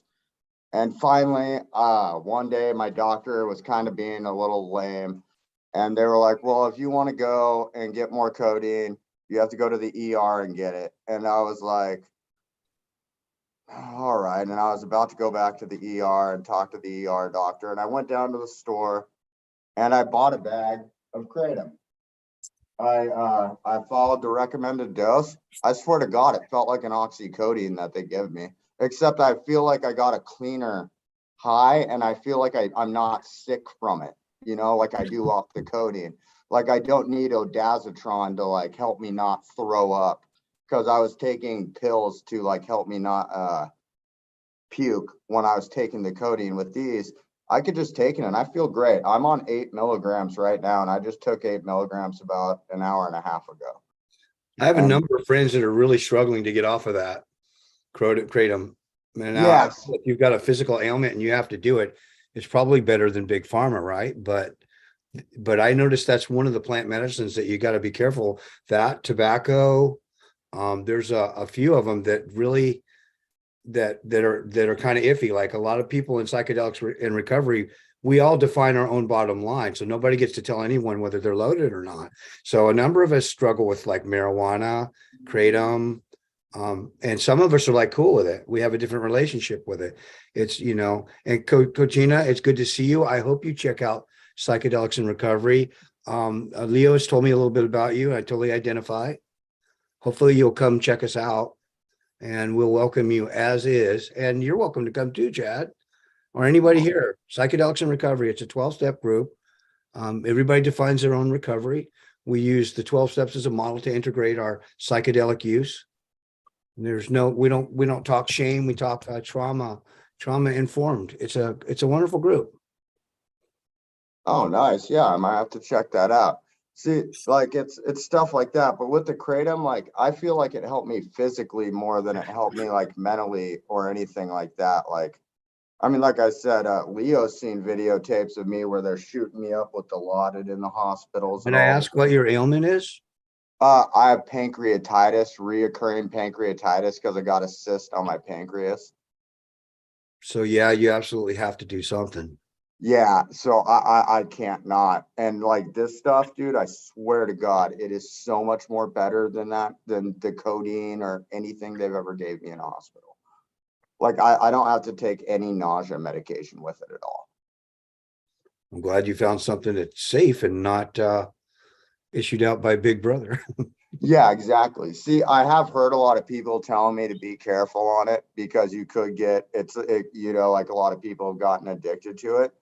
But right now I feel like I could stop it and then just use it like I normally do with my codeine when I'm like, you know, injured, and then maybe like use it for a week out of the month and then quit for like 3 weeks. And then when I'm injured again, use it for another week and I won't really have a come down. But I have heard people getting pretty addicted to it. Yeah, I have a friend that's using Ibogaine to get off of it. Actually, Ibogaine is the only medicine that I would even say is anything close to a magic bullet. But most of the psychedelics I've used, not plant medicine, but psychedelics, aren't magic bullets. They just show me the work because they don't take away my free will or agency. They just give me information that I can then do the work with. But some of these medicines work like physiologically, like, you know, about Ibogaine resets the opium receptors. But for a lot of the people that quit using Ibogaine, I mean, heroin via Ibogaine, end up, because they haven't changed their lives and the way they believe things, they end up in a certain amount of psychological pain and they go back to the heroin. So it's more than just getting physically sober. It's about cleaning up our minds. And psychedelics really help with that. Well, I think I think the definition of addiction is a chronic relapsing condition, and that recovery is an ongoing day-by-day process, right? And so going back to it after Ibogaine, there is data, I might fumble at actual numbers, but that abstinence in the immediate month after treatment is at 85%. And that is higher than a traditional rehab. That's higher than just going to NA. I have a friend that I sponsor that he got clean off of opiate pills, and had amazing results, but he had no recovery, like psychological recovery stuff going on, no emotional stuff. And as a result of living the same lifestyle, he needed to change the way he felt. And then he died 3 times on the way to the hospital from his usual opiate dosage, because it had After his Ibogaine treatment. yeah, he had the Right. Ibogaine made him like a new user again, but he had no living skills in addition to that. And so Right. So it's a tool for Yeah. addiction interruption. yeah, And then the work to get clean, that's going to vary by people's relationship with higher power, other substances, cannabis, other psychedelic plant teachers. But of course, the regular detoxing of sweating and saunas, exercising, integration, yoga, body work. psychological, Aftercare evaluating the is belief very, system. very, but that integrative period, that aftercare in that 6-week window of an interruption of cravings, because it provides that. And so Avia and I were talking about this way earlier. That seems to us a big, when, to the extent there's a danger, and I do believe Ibogaine can be given safely to almost everybody in the proper conditions and preparation, that the period afterwards is what sometimes people don't prepare for. An aftercare period, getting a sponsor, working the steps, getting, it gets you clean, it resets you, but you have to do the work to stay clean. Absolutely. And, there's someone, I can't, anonymity is a spiritual foundation, but I know someone who has stayed clean for more than 20 years, and they do the work in their rooms. 34 years sober. So we're With talking psychedelic about, assisted therapy or without? no, without it for 29 and then with it for 5. Nice. Well, I just dig a little deeper into IFS type stuff, ACA type stuff. My name's Rachel. I've seen you in PR a few times. Okay. Right. Yeah. Oh, good. Yeah, good. So Yeah. you know. Yeah. Over in December, it was really a lifeline for me over the holiday. I wish you were here for the whole thing. I was showing off my book collection pretty much, but. See, that's what I like about this is, with Alcoholics Anonymous, they have like a 12-step program that's all based on God, but this is like a different structure. And like when you're dealing with the 12-step program in Alcoholics Anonymous, some of the steps don't really make sense, and they never really. Well, you can did think of make God sense as the to me. quantum field or the universe or whatever you want. We don't have any, you don't have any requirements. The door is so big. They call it God because it's just easier to say than the quantified fields. Yeah. Yourself. You can believe in yourself. And I know a lot of atheists that work a better spiritual program than people who claim to be Christians. So Yeah, see, that's kind of like, I mean, I'm kind of spiritual and like believe in God and all that, but at the same time, I kind of don't. So I'm kind of like in like a half like believe in God and like atheist kind of thing, where it's just like, dude, I don't know. And I don't really want that to affect my life, at least currently. You know what I mean? you won't Right. find anyone in those rooms telling you what to believe in. Yeah, exactly.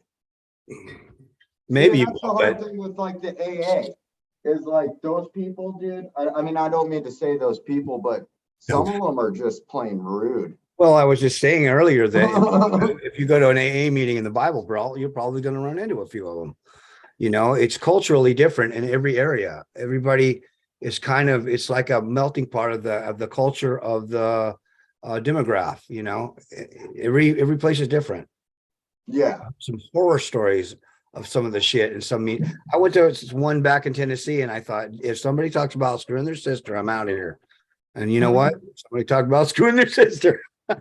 Dude, I used to go to them and they helped me out. I liked AA. It helped me out a lot. But I've been to ones where like, you have to be an alcoholic to talk. And if you stand up and you go like, hey, I'm a drug addict or I'm in AA. Yeah, that's when you should probably go to NA. Like, you're not fucking allowed to talk here. What if you were in a meeting and you were like, let's say an overeater and somebody going to start talking about shooting dope, you're probably going, what the fuck's going on here? Yeah. So, yeah. That's kind of the deal. That's why it's that way. There's a reason for it. And I understand the feeling of exclusion. That's why they have NA for people who get treated that way, but the steps are the steps. It's the same pretty much in all of them. Yeah, see, that's what I kind of thought too. It's just, have you ever heard of refuge recovery? Yep, I know. I got sober with Noah Levine, and he got Yeah, sober. see, Hey, refuge recovery is a really, really good thing. Have you heard of smart recovery? yeah, those guys are pretty smart. Yeah, yeah, those guys are pretty cool. In the houses I was in, I used to have to go to like 3 meetings a week, and they told me, they're like, if you go to a smart recovery meeting or a refuge recovery meeting, it doesn't count as your meeting for the That's week. too You gotta bad. find another That's one. too bad. Take your ticket, whatever helps you wherever you can get it. Yeah, so they'd force me to go to a normal AA meeting, and they'd be like, Well, did they force you, or did you agree to go? Because if you didn't, you'd go to jail. "Oh, I was never gonna go to jail." I mean, But there's they would always an kick me out of option. the The house. judge told me you can go to AA or you can go to jail, and I chose to go to AA, but I never say the judge made me win. I chose. Yeah, see, I couldn't go to jail, but if I didn't go because I was living in a sober house, then you got kicked out of the house. Yeah, that's a bummer when you get under somebody else's Exactly. That's why I'm skeptical about some of that, the AA stuff, because I've lived under it before. And dude, I've lived in some pretty weird places with some pretty weird rules. Hey, listen, I gotta go. You guys have a good evening, and thank you, Leo, for asking me to come. I hope I wasn't too all over the place. And I want to, Oh, man, yeah, Leo's thank going to you. try to hook you up with me, Coachina, and I want to maybe steer you into a group with some women that you can, feel safe with. We won't shit on you either. No, that's my job. Okay. Thank you for All right. sharing what you did. Okay, bye-bye. And thank you for your service. So Alicia is due to moderate right now. She's a bigwig in Vancouver working with tribal drug and alcohol rights for the for the BC government. But I think something is causing her to be late. So we could kind of just go around, and for those of you who feel like sharing, we could kind of just do a check-in until she pops in. Coquina or Chad, do you feel like starting us off, or Solana? And we could just go from there with the flow, and I'll work on tracking down Alicia. Thank you. Hi, everyone. I'll jump in. My name's Coquina. I'm gratefully sober today. I've never been to a group like this, so I just bear with me. I'm on day 1 of, well, I guess day 2 of no drinking, but it's like I lost more of my front teeth that the other day, and it's like it just gets worse and worse. I flipped my car the other day. It's like it just gets worse and worse. And when I think about this program, or like psychedelic assisted therapy, there's part of me that feels a bit afraid, because again, like plant medicine, like I can't do pot, even though I find it incredibly holistic and healing. It is something that I will just take and take and take. And I was with, I've been in AA for a little over 13 years, and in and out. And in August of 21 is basically when I started drinking, and here and there and here and there. And I was with a pretty abusive relationship over COVID, and this person was training to be a psychedelic assisted therapist, and then became one when we were together. And so I wonder, there's a part of me that's like, oh, is some of that with me of just the experience that I had with him. And like, I know he would have, and I've done some like medicines where out in the woods, it just is like awe-inspiring, right? And I didn't feel like I had cravings for that afterwards, but I know that when like he would have microdoses of like acid or something in the house, and I used it alcoholically or addictively, however, and it's like, I guess I'm just in a place where I feel really just I guess open to receive, and I feel also quite a bit scared and curious about this program. So thank you for having me, Leo, and your encouragement and your love. And thank you everyone for listening.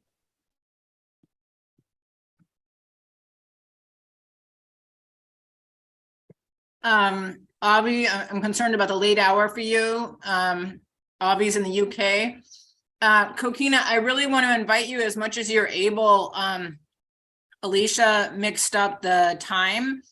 So as much as you're able, I love your Cancerian beauty. So if you feel like helping out with this hour, that means a lot to me. But I'll ask Avi to take the torch, and then maybe Chad. But if we could just kind of pass it around for this hour, I think we'll be fine. Eric, I'm not sure if you heard Kokina speaking. But anyway, I'm going to connect you with Eric also, Kokina. All right, I gotta go put my dog up real quick. Come on. Okay, Avi, can you take it away?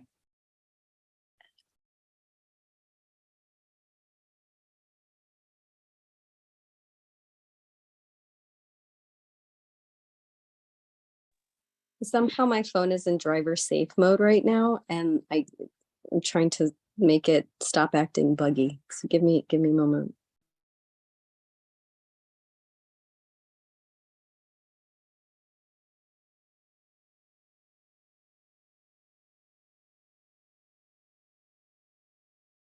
Maybe I'll just say something for a minute. Kokina, one thing that stood out to me was you're talking about your partner doing psychedelic therapy, basically where you're kind of like a guinea pig and there's like a power differential, or, you know, that was something that was spoken about earlier, was about power differentials in psychedelic healing.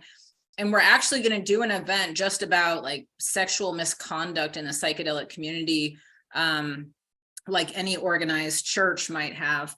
But I know that Avi cares a great deal about like women's rights and things like that as well. And so I just wanted to take a moment to honor your share, but also, you know, just my observation is that as a therapist, if you're doing psychedelic therapy with someone who's in addiction and has mental health, because I see addiction and mental health as being intertwined, I feel like that is stepping over boundaries, because if I thought my partner who's in recovery needs to maybe benefit from psychedelics, sure, I might like tell them they should or give them my opinion, but I would probably send them to a healer, because my husband has been pretty open about his addictions and how severe they've been.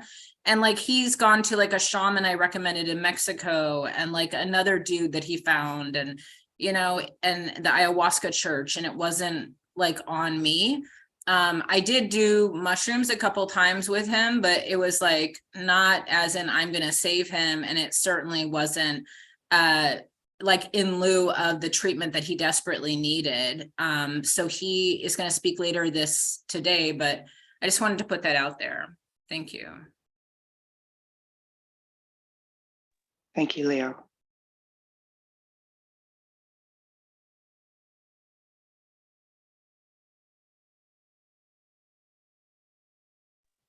I'll respond to that.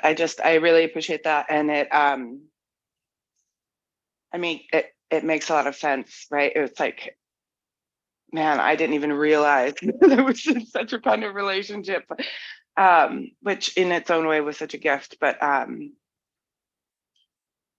yeah, I thank you. So I'll just say that.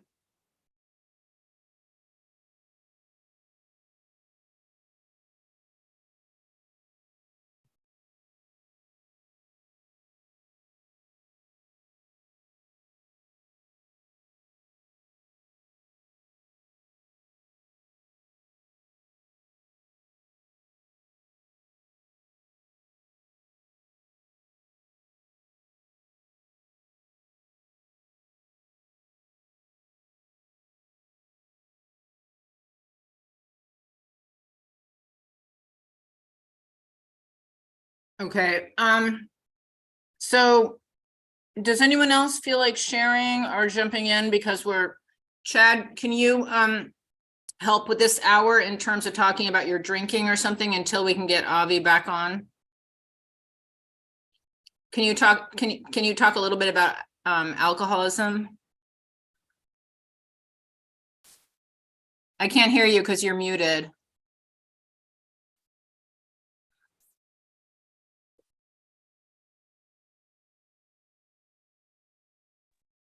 Can you hear me now? Yep. Okay. Well, my alcoholism started, you know, pretty much like anybody else. I was a young kid. Just wanted to have fun. My friends were in college. It was just like, you know, I started drinking and I thought I was drinking responsibly. And I was using marijuana with it and obviously other drugs. And then I did that fine for years, actually. And then it was about, I'd say about 25, I was working all the time. I started having backaches. I started having a bunch of pain. I didn't want to take pills, obviously. So I just started hammering down the booze. And before I knew it, I was hooked. Like literally, like, I mean, I'm drinking right now kind of. And I mean, you know, fucking before I knew it, I couldn't stop drinking.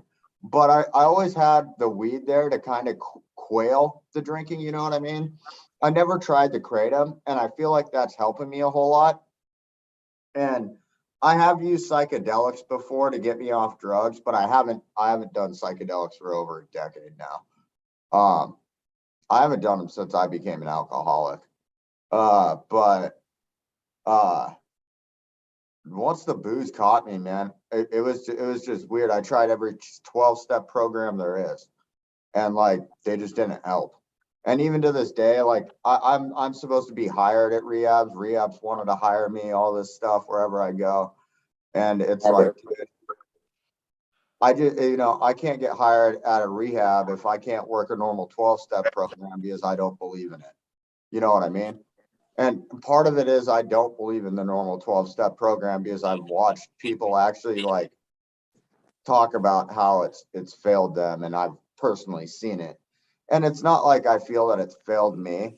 I just feel like they force things upon you intentionally, and that they're like really forcing, like they actually do force things, and it's really weird, and you can't do anything about it. And they're like, well, if you don't do this, then you can't go on to this step with your sponsor. And it's like, dude, I don't believe in God, you know, or I don't want to talk to you about my religion because that's none of your damn business, you know. But the whole thing is doing that kind of stuff. And like in every 12-step meeting I've been in, they force you to do that. And that's why I kind of just quit. Like, dude, no, talking to God about me is like talking about politics. It's just a bad idea. You know, so that's where I feel that the 12-step programs failed me the most, was because of their religious, like just jamming it down your throat and saying that if you don't do this religiously, you will never change. And I felt that if I ever worked at a rehab, that I was never going to tell anybody that. Like I would be the counselor to be like, dude, screw that, man. I've done things throughout my life that people said were impossible. I've went against all odds and won many, many times. And, you know, I don't need to hear you tell me for my job. I need to go and tell somebody that if they don't believe in God, they're not going to get sober. Especially when I myself might not believe in God.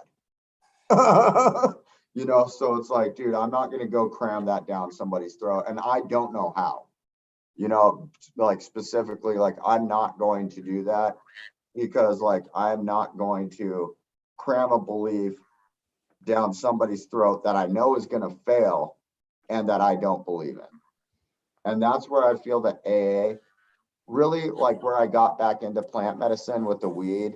And then really this kratom thing, I'll be completely honest, this kind of just happened out of necessity.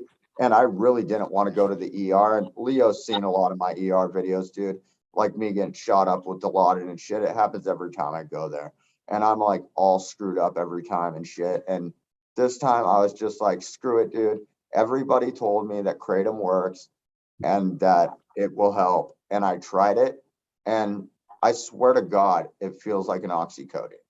It's no different than what they give me at the hospital. The only difference is I don't get sick off this, and I could eat. Like on the codeine, I can't eat. I have to have a Dazatron to eat for nausea medication. On this, like if you guys wanted to feed me right now, I could hand down whatever you gave me. Like it's amazing. Like I've never had anything like it. I've literally been stunned for these last 2 weeks. And I'll honestly be honest, I kind of feel like an asshole telling people for the last decade that this shit don't work. And thinking that, oh, I'll just use the normal drugs, or thinking that, you know, I used to be a real drug addict and I was cool and all that. And that's just some herbal Kaiser Permanente newfound mumbo jumbo. Because at Kaiser, my friend's wife is a doctor and she works in the herbal medicine department, which is brand new.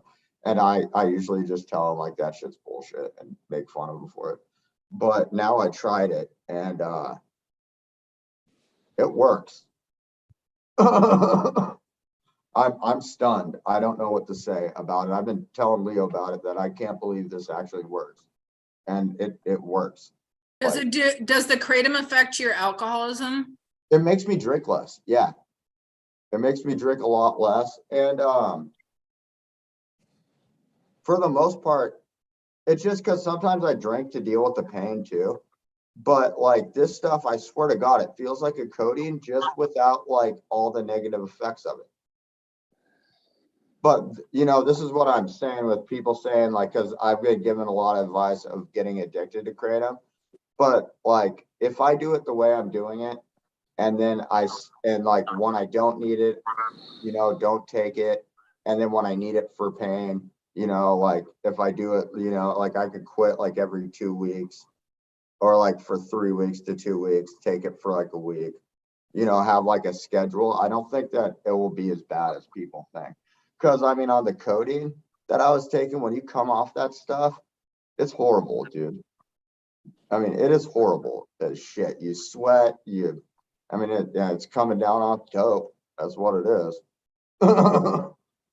And like sometimes they give me bottles, like I could show you guys big ass bottles. They give me like 30 pills at a time, 10 milligram codeines, pure codeines, the nice pink hard, like nice ones. Like, you know, so they don't give me the little kid shit. So it's like when you come off that shit, it's bad. And I feel like right now, if like yesterday, I wasn't even going to take this stuff because I felt so good. There was no point. I feel like honestly that I'm not really going to have that big of a come down, but I will report to Leo about what my come down symptoms are so you guys can know. But I feel like I feel way better doing this and coming off it than I do with the codeine. Like, I just feel like I don't know why. If maybe right now it's because I'm on it and I've been on it for a week. But like when I did stop yesterday, I didn't have any come down effects. So I think I'll be fine. I can give you my Kratom experience, and I'm personally, like anecdotally, I can't use it. I don't use it. I've seen it like really be beneficial for a lot of people. Me personally, I used it to help me get off alcohol, and it worked. It was amazing. It was like a wonder drug, or a wonder, you know, plant medicine. It worked great, and my like life actually got better, and that was awesome. However, I started using it very, you know, addictly. I was upping the dose. I got up to a point where I was taking like 30 grams a day. And it was fine. My life was fine. And I wasn't even like that bad price affordable. So I thought everything was fine. But then eventually I started getting really sick. And apparently it was like giving me really bad liver damage.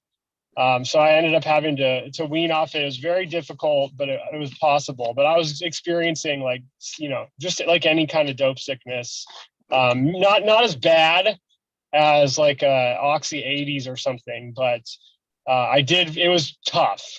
And yeah, I mean, honestly, I would have stayed on it forever if it wasn't for the liver damage. And so apparently it can do that for some people, but it's not everybody. I've seen people on it for like 20 years and they're fine. Yeah, see, because what I have to do is I have a reoccurring pancreatitis because I got a cyst on my pancreas. So pretty much every month I have a pancreatic attack and I have to be on pills for a week or more. And like I said, I was gonna go get more codeine. I've been taking codeine for like 3 years for this pancreatic cyst and just having to deal with it like that. And it was only 2 weeks ago, I literally last week on a Monday, I tried this and it kept me out of the ER ever since. I was about to go to the ER and get codeine pills and I haven't been to the ER. Yeah, no, like I said, I think it's great. I just always like to warn people, just like what my experience was, because, just pay attention to what's going on with your body. But I definitely think that for most people, it's a much better, supplement to like actual oxys or codeine or anything like that. Yeah, see, that's part of the reason why I wanted to talk to all you guys about that too, because I've heard all different opinions, but people have said that too. They're like, dude, it is better than taking straight oxys. And it's like, yeah, I'm kind of in that boat where I have to. Yeah, unless it hurts your liver like it was doing to me, then obviously, so like that's all I'm saying is I always want to warn people on that. But again, I think I might have been kind of like an anomaly or something, because like the place that I would go get it, the guy that owned the store, he'd been on it for like 25 years. He was doing high doses too, like 20, 30 grams a day. And he was fine. So, yeah, I appreciate that perspective, Rob, because I don't know the drugs you guys are talking about. Well, I do know oxys. I don't know the one you're talking about, but I had shared earlier. I'm not sure if you're here that I've been a late stage alcoholic since I was 19 and I'm 34, and I've been around AA for most of those years, and then I chronically relapsed, right? Like whatever the fucking term is, but and it's like I hear people being like, AA doesn't work, and I was fucking pissed for a while that I had to go back to AA because I was mad that everyone was talking shit about themselves, and I joined ACA, and I'm like, and I do CODA, and it's like I do all these groups, and I'm like, oh God, I really still have to go here, and who knows what truth is there, but I guess for me, it's like, I know that, I've been through the steps, I've worked, I've sponsored women, and I always knew that there was things that I wasn't being honest about. Like, right? Like it was me who was not being honest. But I was also picking people to be in my life, like sponsors who reminded me of my parent relationship, right? Like, no, that didn't really happen. And I'm like, yeah, what? So I know I would keep myself scared, right? My first addiction is to fear and to pain. And I can scare the fuck out of myself and it gets me to drink. And I guess what I am curious about, like, I can't fucking smoke pot. Like, I can't. I know some people can. It's like, I can't do it. Like, I will do it addictively. I will spend all my money. I will end up drinking. And I can't, like, drink less. I can't drink at all. And so I'm curious about, like, how people find that line, because I completely obliterate myself in a second if it's something that I become addicted to. And I've tried microdosing, and that was triggering, but then doing something all out in the woods is less triggering. So I'm just curious about people's experiences along those lines. Thank you.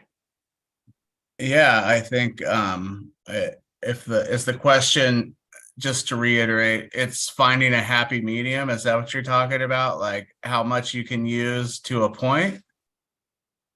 I guess that's not my question, because I want to clarify, like, I can't fucking risk it. Yeah, like if you I flip my car over, I lose my teeth, like I kill people. Yeah. And so it's like, yeah, trying microdosing when I was with like a really fun relationship over COVID. Like I did it, addictively. But Yeah. I guess like I don't know what's gonna fucking save my ass. No. It's No, like I, kind of what is the medium of those medicines? yeah, I get what you're saying. I always found, when I was starting to, I'd used opiates for a long time, and then I was starting to like look into getting clean, and made a couple like half-ass attempts with rehab and stuff. But then I started getting into things like Suboxone and methadone, and at that time when I was taking those, I would abuse those anyways. So that's why I just ended up going to plant medicine after that. As soon as I was able to take some mushrooms and go down to Mexico a few times and do some bufo, it helped me out, immensely. So I mean, I would say that 5-MeO DMT, it made such an impact on my life. It saved me. I literally walked into a ceremony addicted, terrified to die, right? Which is kind of contradictory because I was behaving in ways that it was going to end with me dying anyways, right? Using drugs and alcohol to just ridiculous excess. And when I did the 5-MeO DMT, it felt like I guess I would describe it, but I don't know, as what dying might feel like, but it was the most pleasurable experience. Afterwards, it was scary initially, but coming out of it, I felt so like warm and loved and happy and healthy. And I'm just really thankful, I'm very thankful. So I know it's a bit off topic, but it's just kind of Good for you, John. Katrina, have you ever tried psychedelics in recovery? Not if that's a program. I had shared this earlier, so apologies for anyone who's heard it. I started a pretty abusive relationship with a man on March 7th, 2020. So hooray.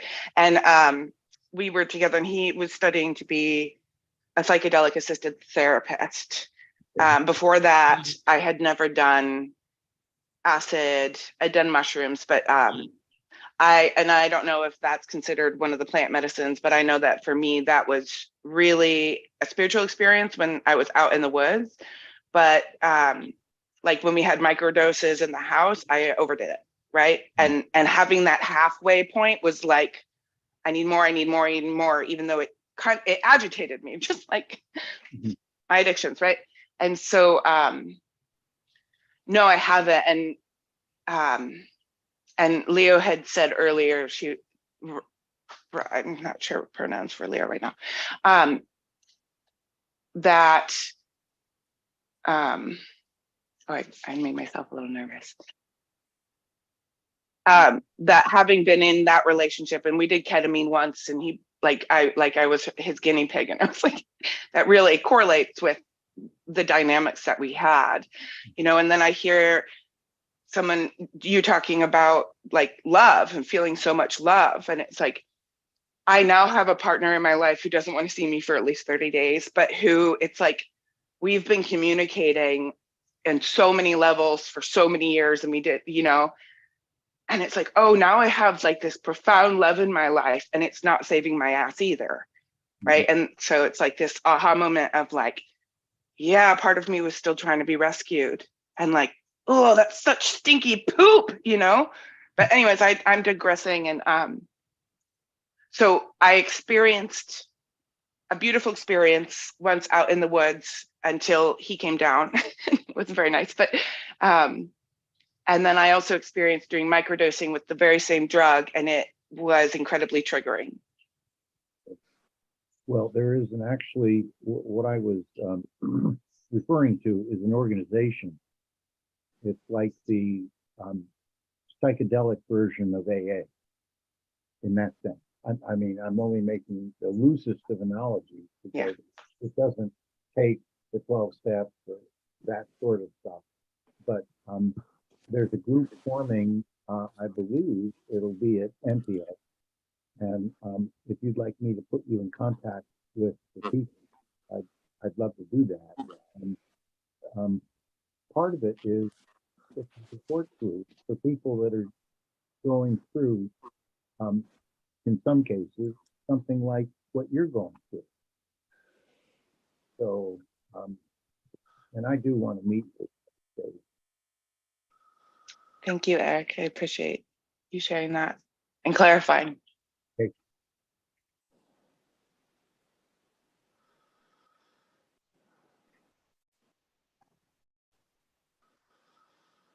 Yeah, I think just speaking to what Eric just mentioned, the psychedelics and recovery, the PIR group is really awesome because it's not necessarily AA or NA. It's got kind of its own twist on it, but it's a way to still, be active in recovery and meet weekly and talk to people who have a similar interest, but they're also following this little route in their life where they're on the path of plant medicine and helping themselves and bettering themselves. And in the meetings, we just get such a unique, diverse group of people. And, through all the meetings we've had so far, it's just been beautiful. Everyone's so nice. Everyone gets along well. So I would encourage you, if you're ready or ever want to follow up with Eric, because that would be something that you might like, One of the things I kind of had heard you say earlier when you were talking about, being saved possibly from your addiction. And I know that's, my heart goes out to you because I've been there before. I've felt like I wanted to be saved from my addiction and looked for it in love or in other people or in, say, God or whatever you want to say, But, moving forward, and I'm sure you've heard this a million times, right? And it might be like, just hearing it again. You got to get clean for yourself, because we're the only permanent like structure in our worlds, right? People come and go, whether you like it or not, people come or go. So, I would encourage you to just do it for yourself, and you're valuable, you're special, you're a beautiful person, you're on this planet, on this earth for a reason. And I feel like, you're here for a reason because you do want to get clean. You said earlier, you have been a late stage alcoholic for however many years, but you're here, right? You're here learning about addiction and plant medicine and talking about it and talking about what's going on. So you're definitely on the right track, And so I commend you for that. That's awesome. Thanks. Yeah. Let's just hope that this is the time, that this is, that quotation you weren't on when I used it before. But there's a wonderful quotation from Shakespeare, Lear. Rightness is all. And if you're at all right, let's try and put a new combination of solutions together for you, including psychedelics and recovery, meeting weekly at NCO, right? Right. Yeah. Yeah. So, can you put the times of meeting or anything up on the chat so that other people? Yeah, I'll post it before this is done here. I'll have to get it off my phone onto the computer, and maybe I'll be able to get the link too. And that's another really nice piece of it is the person we have who's kind of, well, there's a few people who are kind of in charge of the IT side of the group, but they're running it out of Zoom as well. So if you don't necessarily have to come down to the space, we have a pretty good Zoom attendance. And then we do have an in-person attendance. I found like, when I go to meetings, I personally do better going in person, but that's just me. I like some of the camaraderie and just, seeing other people talking, going and stuff. So. Well, that actually ties into what feels like such a pull to my heart, which is ceremony and ritual and the reverence for life rather than the like I've been incredibly spiritual my whole life, but I've been living agnostically because I've been thinking,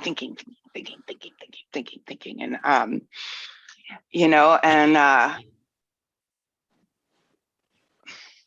so that's I mean, that's something that pulls me for the work that I want to do in this world, but it's Francis Weller put out a book recently, and I don't know if any of you know him, but it's called The Wild Edge of Sorrow, and it's one I love that book. But one of the stages of grief, he talks about 5 stages of grief, like the first that we're all familiar with, right? Like loss, that we get to spend like 20 minutes feeling, and then like what we expected to get and never got, like we expected to wake up with 40 pairs of eyes on us, right? The 40 pairs of our community, that we're not just in this one little nuclear family. And but it goes on to talk about just how much our marrow is craving ceremony and ritual. And so it's like now we just wander through them all, and you know, and so like that to me feels incredibly like the path that I want to go on. And I still have that, like I will die if I drink, you know, like I will die. And so even risking the urge right now, when I'm not like, when I have so much distrust in myself and I have so much condemnation running through my bones, that that I don't necessarily trust that I will be honest if that happens. I think you need the help of the community, Christina, and this will help you get to a place where you can begin loving yourself, and that is such a healing feeling. It opens up, number one, your ability to more fully love other people, but it's so important for you to get to a stage where you can love yourself, and we can talk about that later. I think there are some communities that I could introduce you to that can help you. I belong to a psychedelic church, and it's basically a place of great healing. So I'll send you information about that, but we can talk later tonight, okay? Thank you. Yeah, and another thing I liked what you just said, Coquina, and thanks, Eric. That's very, very important. But what you had just said is you talked about a ritual, and I feel like as addicts, we have rituals just, or the want to do rituals. I hope it's coming out right. The want to do rituals is like embedded in us. Almost every drug addict or alcoholic I've known was all about the ritual. It was like waking up and having that first drink and having that cigarette, or going to get the drugs and stopping at a certain spot and doing the drugs, or you know what I mean? Everything was based around repetitive rituals, you know what I mean? So that's why I feel like you just said, as you go kind of start putting your foot outside and working into the world of recovery, following your group or your home group as a ritual is okay. I think that's a spot where it's definitely okay.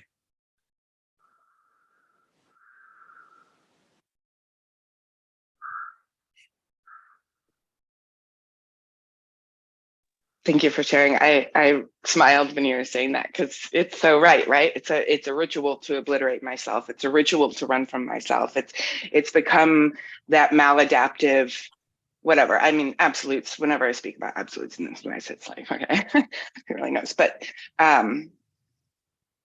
yeah, that place of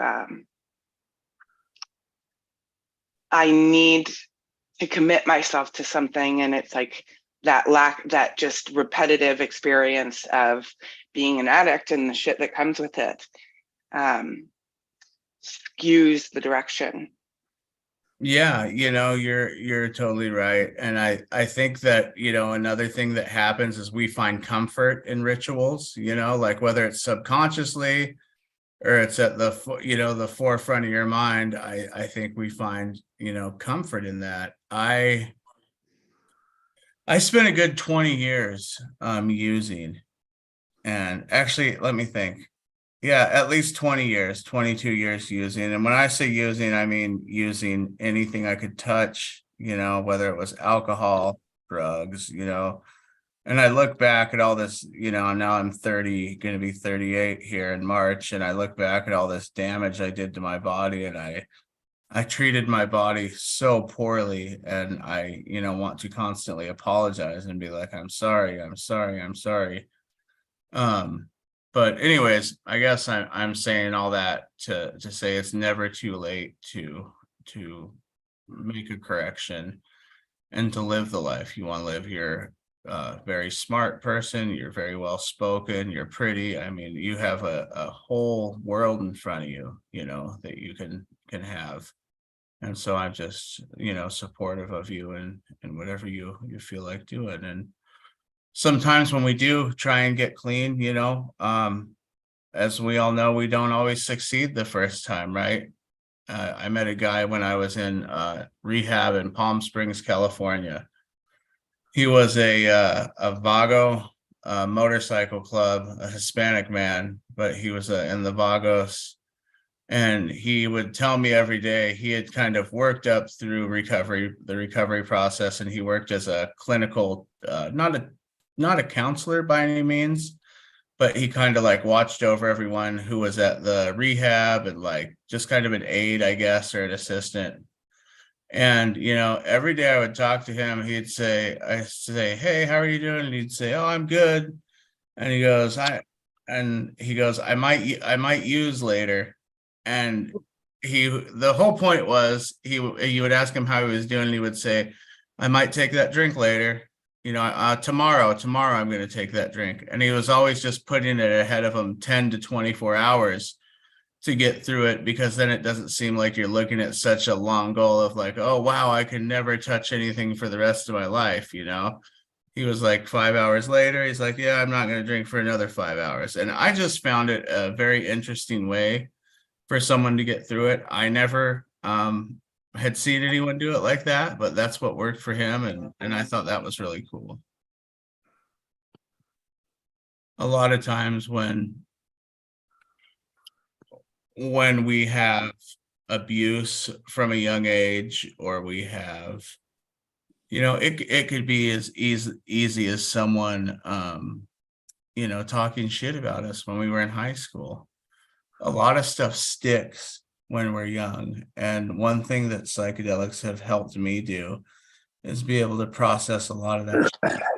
I suffered from sexual abuse, and it's something that I was able to, finally, after 20 years, right? 15 or 20 years, it's something I can talk about now and not feel shameful, and, be, I am who I am. It's not my fault that happened to me, but what I do know is that caused me to treat myself really horribly. And, so I would just encourage anyone who has had something like that happen to, just know that, you're okay. It's not your fault. There's a lot of cruel people in the world, and, live the life you want to live. Don't let them dictate the rest of your life. Well, I gotta let Thank you for sharing. You've been heard.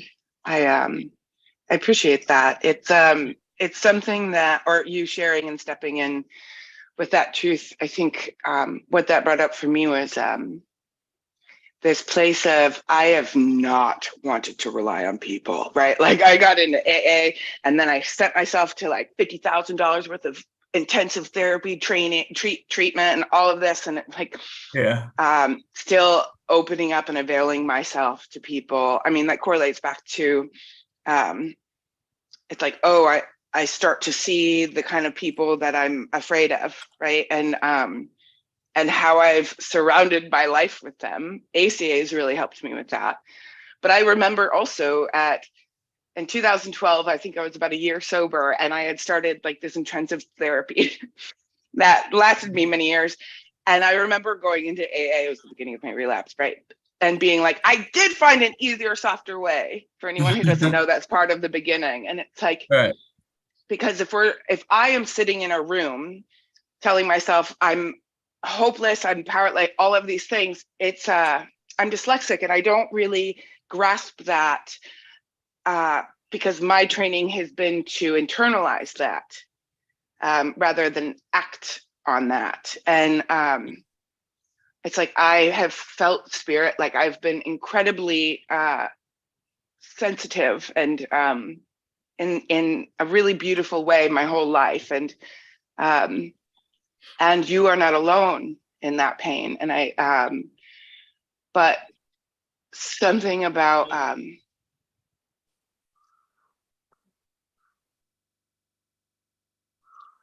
my head said allowing myself that grief, which that is just, sometimes I just have to say what's coming in. That's great. Yeah. But yeah, I mean, just get them to God, right? Like, get them to God. And I can believe in, oh, that's what it is. I lost my track. Like, I can believe in God, but I don't necessarily I'm exploring the idea that I don't believe that God believes in me. And I just use that as a placeholder because I don't think my little mind can actually conceptualize a word for God, but there you go. So yeah, I just wanted to say thank you. Yeah, absolutely. Thank you also, Coquina. Thank you. You've been frank and you've shown your pain, but also your hope. And let's emphasize that and see if we can take away the first. Yeah. Okay. Yeah.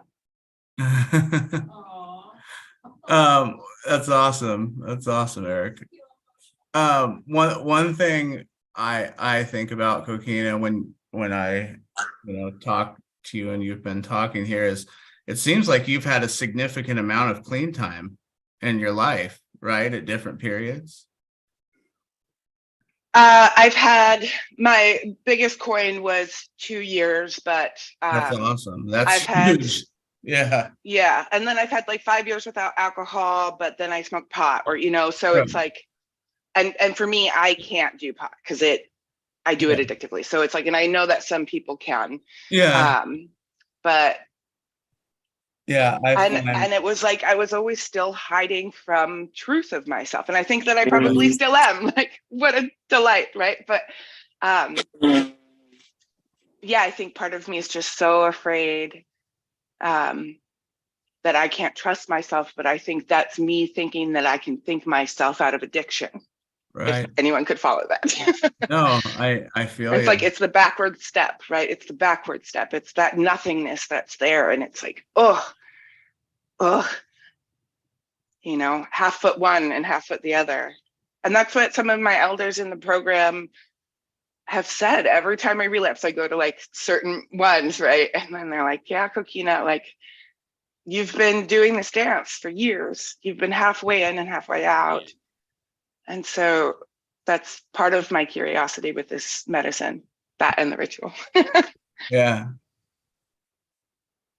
Well, it'll be different than whatever you've done before using the 12 steps or trying to and being successful and then relapsing. This, I believe, is a more effective way of dealing with your situation. So let's get you into psychedelics and recovery as soon as possible. Thank you. Yeah, and I'm trying to copy that link right now and send it to the computer, so it should be up in the chat here shortly. And right now the meeting time we've been going with is Wednesdays at 7:30, and it's one night a week. And we don't discriminate of who comes in. As long as you have a want to be clean and a want to not use illicit substances that are going to harm your life or harm your mental state, we welcome everyone. And I think that that's one of the, I said earlier, I like how, what's the word I'm looking for? Diverse our group is. You know, a lot of times you'll go into the rooms of AA or NA and you'll be in a geographic area and you have a certain demographic of people, right? You have all white middle-aged men, you have, you know, all young ladies, you have all older men, right? And the nice thing about our group is we have everything from, you know, very younger people to older people to, you know, just a little bit of everything. And so it's just very welcoming.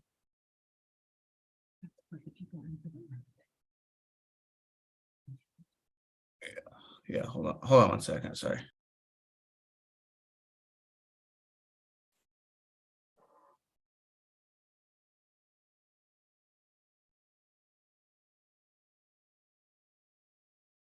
So earlier on I heard you talking about Kratom, Chad. Yeah. How's that going for you? All right, actually, like I said, it does keep me off the alcohol a little bit. Yeah. But for the most part, it's kept me out of the ER. Like if I didn't have this Kratom or try it 2 weeks ago, not this Monday, but the Monday prior, Right. I was gonna go to the ER and get oxycodone in another bottle. And I went to the store and I tried this and I haven't been to the ER since. That's awesome, man. And like, I mean, it worked, you know, I think it feels better than the codeine. I don't need nausea medication with it. And like I said, I mean, you know me, I've done mushrooms, I've done all of that in the past too. I believe in plant medicine. I believe in everybody should have not, I wouldn't call it a trip, but a life experience, you know? And I don't know, that's why you know, me and you, like I always thought about like Kratom being a herbal right kind of medicine. So I was thinking like, you know, man, I've done real drugs in my life. That shit's not going to work. That's why I never Right. tried it. Yeah, yeah. And then a week and a half ago, I go and try it because I was like, dude, I just don't want to go to the ER anymore. You know, Yeah. I'm tired of making videos and me getting shot up with Dilaudid and shit there. Right. Yeah, I mean, I know the ER nurses by first name now. Like we just straight up know each other. And Yeah. it's like, dude, I tried this. It feels just like an oxycodone, except without the negative effects. It does. It does. I've tried to tell people that. So, you know, I've been clearly, well, you know, you and I have a long history, you know, Yeah. 20 plus years. And, you know, I've used several opiates and the Kratom it's very similar. It's very similar, but without the negative effects. That's the twist I would put on it. Yeah, dude. It's Not fiending for more the next morning, you know, you just take it and you're done. Yeah. Yeah, dude, I felt great yesterday morning and stuff like, and like I said, usually I'm on like bottles like of like codeine, like 30 like pills, like fucking, you know, 10 milligrams, like the pink ones, not the fucking, you know, the pure codeine, not like all that shit. And yeah, I haven't been on it since. Good I for you. even talked to the doctors since then, and they were like, well, if it's working, it's working. Yeah. They, like, you know, and like I kind of thought about maybe trying maybe another mushroom trip, but you know, when I do that, I want to be in a nice safe location and like Yeah. be in the right mindset and all of that. Like I said, just so like I know that if I have like a life-changing experience on my journey during, you know, that time, that I could actually see not only inside myself, but inside what problems I have that have caused me to lead to this. Right. You know, situation. that's very, very wise. I agree with you there. You know, I was talking to a veteran. I work for the Port of Seattle and we have a program down there called it's basically like veterans internship programs. So if you're a veteran and you're getting out, it gives you 3 to 6 months to have basically like a decent paying job and get into seeing what it's like working for a government entity. Oh, So in this case, the port, and what it comes down to is I was talking to this guy and we were talking about mushrooms on and off, and he had talked about doing them and how, they had helped him when he was younger, and he's come back now, right? So he was in Iraq, Afghanistan, 9 tours through there. He was a medic, so he saw some of the worst of the worst, helping people at their last moments, bandaging people up, taking care of gunshot wounds, blast wounds, etc. And he told me, he said, I want to do psychedelics so bad, Sean, but I'm afraid of what's in my head. I'm afraid of what's going to come out. And I was just thinking, Eric, do you have any input on that? As advice for him, maybe? Yes. And I would tell him that is what he needs to do. Right. And I would try and convince him that some of the so-called bad trips are the ones that yield the most good results. Because you're dealing with these things that you've been avoiding. And I would tell him that he is dealing with the causes when he encounters those things. And he needs to encounter that. He needs to surrender to that, even if it's uncomfortable. Just because it's uncomfortable does not mean it's a bad trip. They're the most productive ones. Yeah, totally.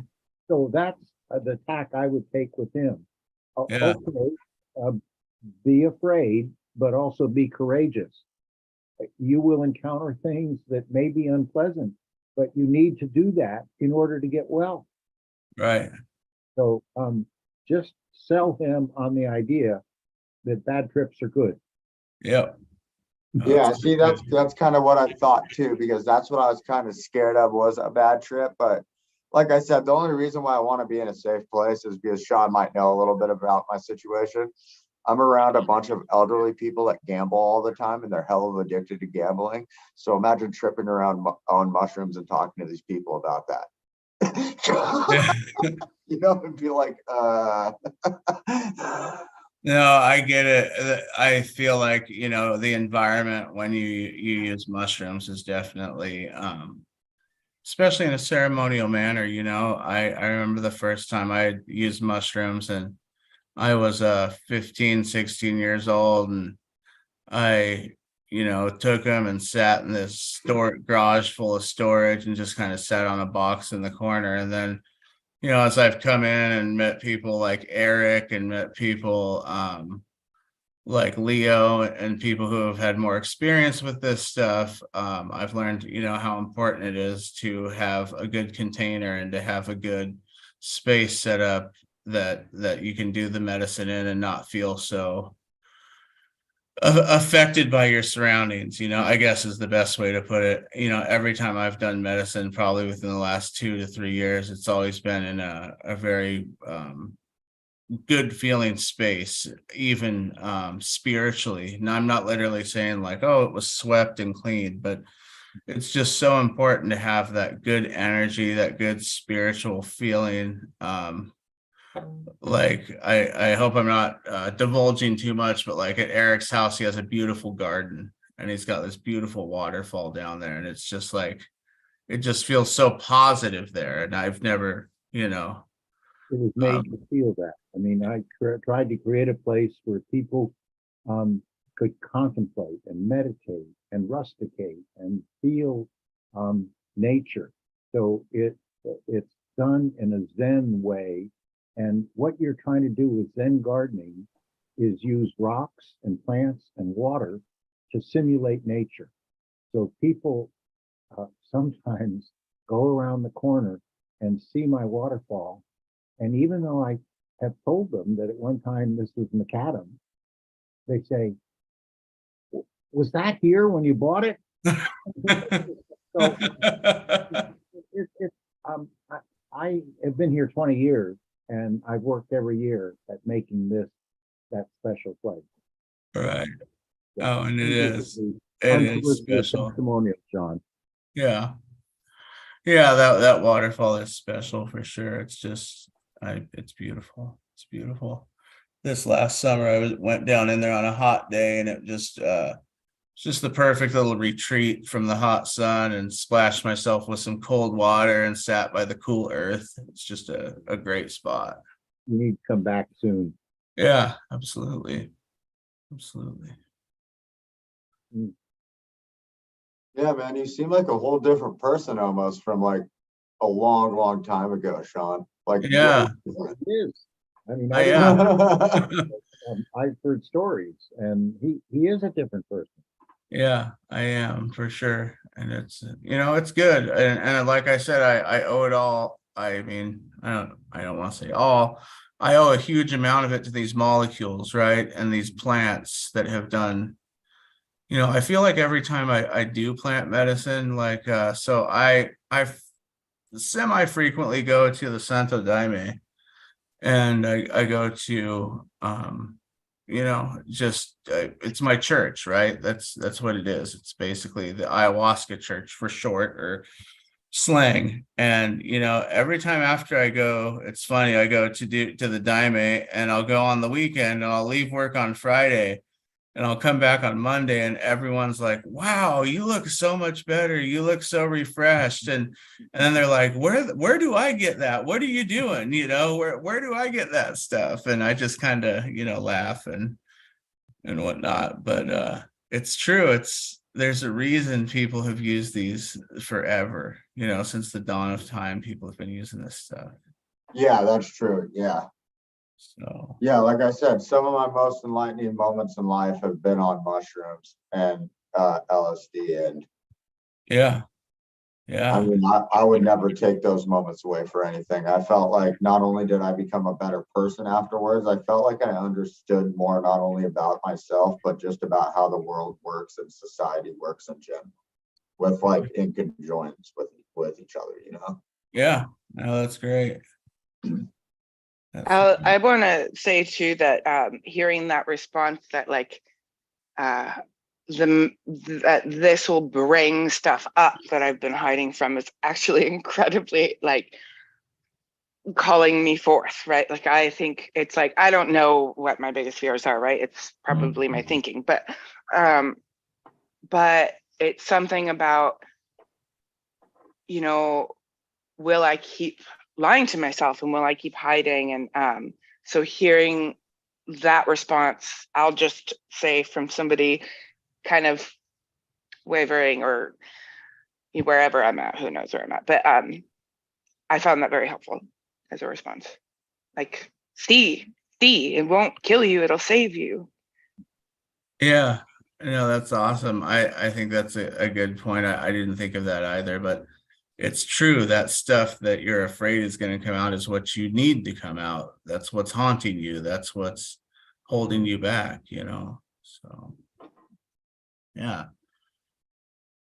And this is the kind of encounter where you're really dealing with causes and not just dabbling with symptoms. So that is the major difference between pharmaceuticals and sacrament or medicine, psychedelic medicine. It's going to change so much in this decade. The idea earlier, when it was my session to moderate, I mentioned some of the best news that's come down the pike, and that is a $4 million grant to Johns Hopkins to study psilocybin in smoking cessation, since we're talking about in this 24-hour sequence, addiction. And in 2014, Johns Hopkins conducted clinical studies and found that after 6 months after the treatment with psilocybin, 80% of the people were not smoking. That is phenomenal. I worked in a drug abuse program at the Cleo Island Penitentiary back in the 80s. And to a person, every man there told me that nicotine was harder to get off of than heroin. So if they can, if you can go through a single session with therapy, and 80% of 6 months later are successful in having stopped smoking tobacco, that's the kind of thing that ought to be getting government support. And this is the first time in more than 50 years that the government has, in fact, funded psychedelic treatment. So things are changing, things are moving. Even the DEA, I went back in May and was one of 17 people arrested at DEA headquarters. And I actually think that while they did not engage with us at the time, that they see the writing on the wall, and all charges were dropped. Nice. Yeah. I don't think they wanted any more bad publicity. Right. I think we can put pressure on the DEA. Things are changing, and it's happening faster than I thought it might. So I am optimistic about psychedelic treatment becoming more and more common. I mean, what ADAPT is trying to do, what they've already done in Oregon, the legislation sponsored by Senator Solomon in this state, things are changing, and we just got to keep the pressure on. We just got to keep enlisting people, and the more success there is with MAPS. I mean, next year we are going to have ecstasy, MDMA treatments legalized. That is going to make a huge difference when it's not just some veterans or people who go off to Costa Rica or something like that, but when people will be able to treat PTSD in this country and so effectively. It's about 70% of people who go through PTSD MDMA treatment, 70%, or I think 67 to be exact, 67% 1 year later show no signs. Now, if you're working, if you had a pharmaceutical that worked 66% of the time, it would be hotcakes. Right. But we have that in our drug cabinet. So again, I think it's through the portal of medicine that we are going to win over the dubious or the more than dubious, the ones who just couldn't think of taking a psychedelic. Well, when people in their family are solving their problems with psychedelics, that's going to make a big change in people's attitudes, and it's happening. And next year, PTSD is going to encounter a terrific antidote. I mean, what they do now in VA hospitals and that sort of stuff, or in VA treatment, I mean, I don't know if you know this, but the most common form of dealing with it is to try and immerse the victim in the story. Oh, tell me the story about how you shot that Vietnamese girl again. Oh, no. Yes, no, that's so. I mean, it re-traumatizes them. This doesn't work, but it's what the VA used. So that's going to change. The VA is now allowing some of this PTSD treatment for veterans who are in the MAPS project. So it's happening, legal in 2024, next year. Nice. Thank you for your service to that. I find it, I'm going to share a little bit more about myself. I find it really fascinating because That's great. Go ahead. I don't know who all was here before, but yeah, starting in 2020, I entered this relationship and I got exposed to some other psychedelics that I'd never tried before because I really just never drank and did things that people handed me. So, but, and I probably still, I don't know, language. But it hits my home because what a gift that relationship was to me was seeing my role in a lot of things, but also in the playbook of this socialization more and more and more, right? Like I got deeper into it, and I got lulled by that thread of abusive behavior that just felt so comfortable. But what else it was like, you know, I'm dyslexic. I was kind of got the idea that I'll never amount to anything, right? And that I can't, you know, all of these things. And he went to a special school because he was really smart, but he was not really smart. Like, and what I realized was that I was always pissed off that he was judging me. You know, we took a bath early on, and he's like, I don't think I could ever be happy with your body. I'm in recovery for an eating disorder. I stayed with him for 2 more years, or like a year and a half. Like, it just went on and on. Okay. It's not okay. But what? It's not even, I mean, no. And for me, I was like, oh, he's upset, right? Like, he's believing his thoughts right now, and I can empathize with that.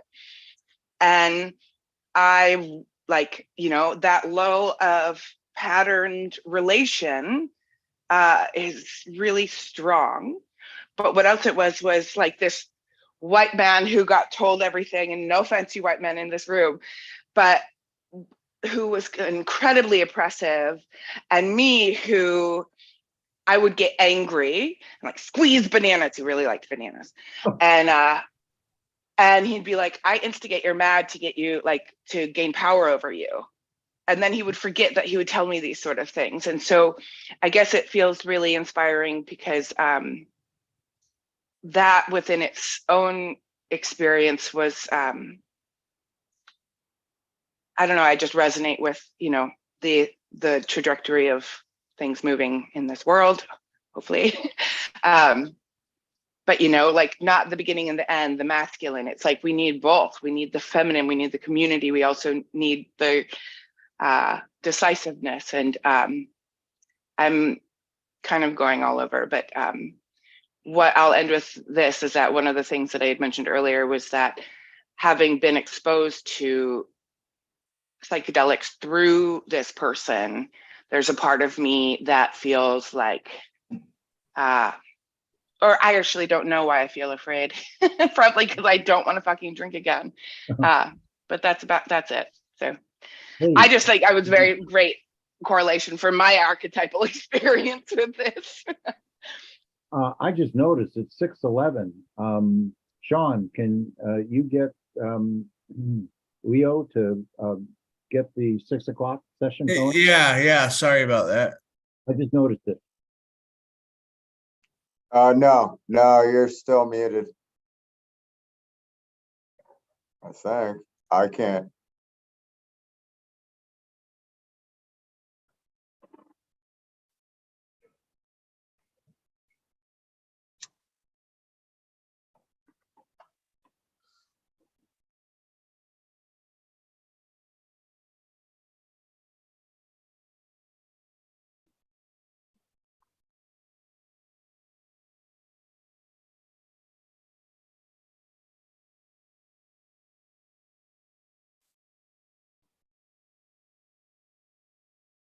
Well, I have a 6 o'clock downtown, so I will stay for the beginning. Okay. Yeah, she's it sounds like the next person's gonna be on here in a few minutes. Leo just spoke to him. Okay, so Eric's got a 6 o'clock. I've really enjoyed having you here, Eric, and being able Oh to yeah, I'll be back. a lot of great input. So yeah, thank you. Yeah, hey Eric, thanks for your input on the bad trips and all of that. That really actually does kind of make me feel a little less scared. Good. I mean, the key word for this is surrender. Yeah. It's hard for some people to do, and of course they need to overcome their basic fear, but the fear is logical. You just need to be courageous. And so anyway, I'm off to my 6 o'clock appointment downtown, and I'll be back Probably by 9, and see some rest of this. It's good stuff. Thank you, Leo. Bye. Bye. Bye. Bye, Eric. Thanks.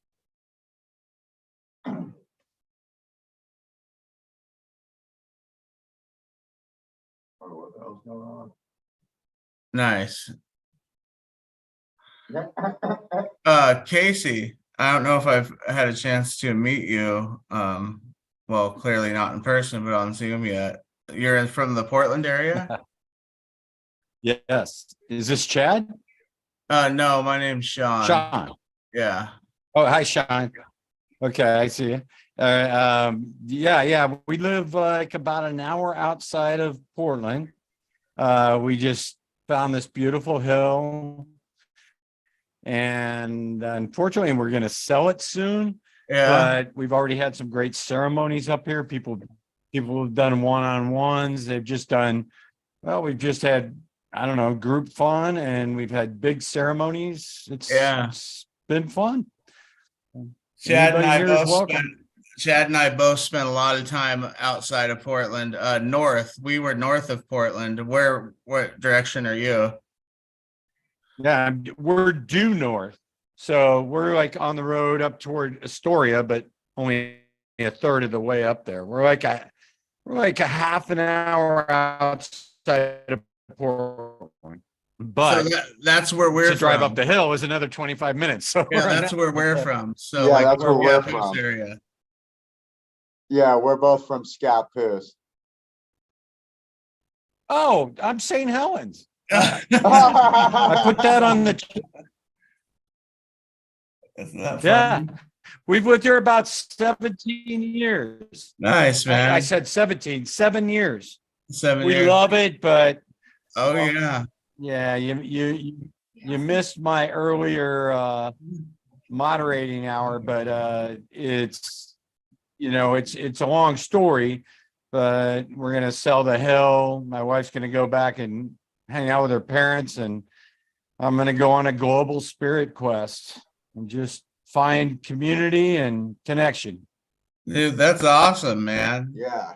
Where is the Spirit Quest gonna take you? Is it like on a sailboat or is it like on foot? Oh, What's going on? no, I will be on boats at different times, but I'm going down to Central America first, helping some people find property for a retreat, which I may or may not be lucky enough to get a lot out of to build a tree house or something.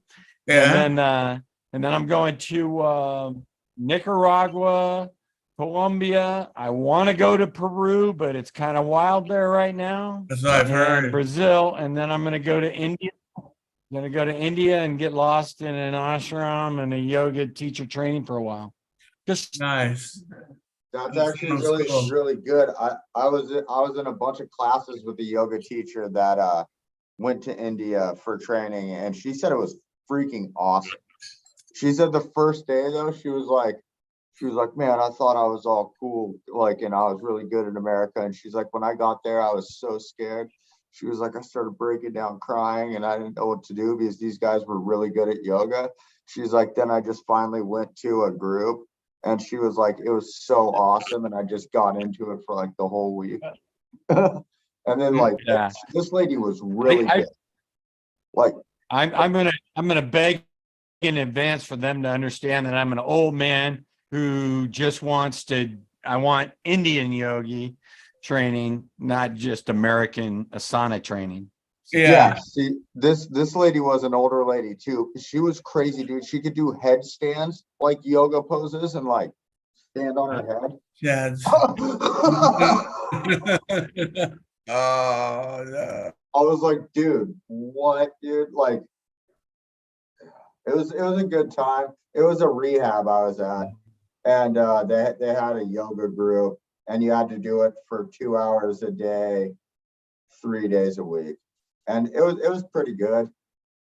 Yeah, She it did like the was. whole gong thing, where at the end of it you do the gong, and you get to like hear the sound vibrations, and like, it was actually a really good group. Awesome. Yeah, so like I'd say, I mean, getting into yoga would be like, I mean, it's really helpful. I want to get into that eventually.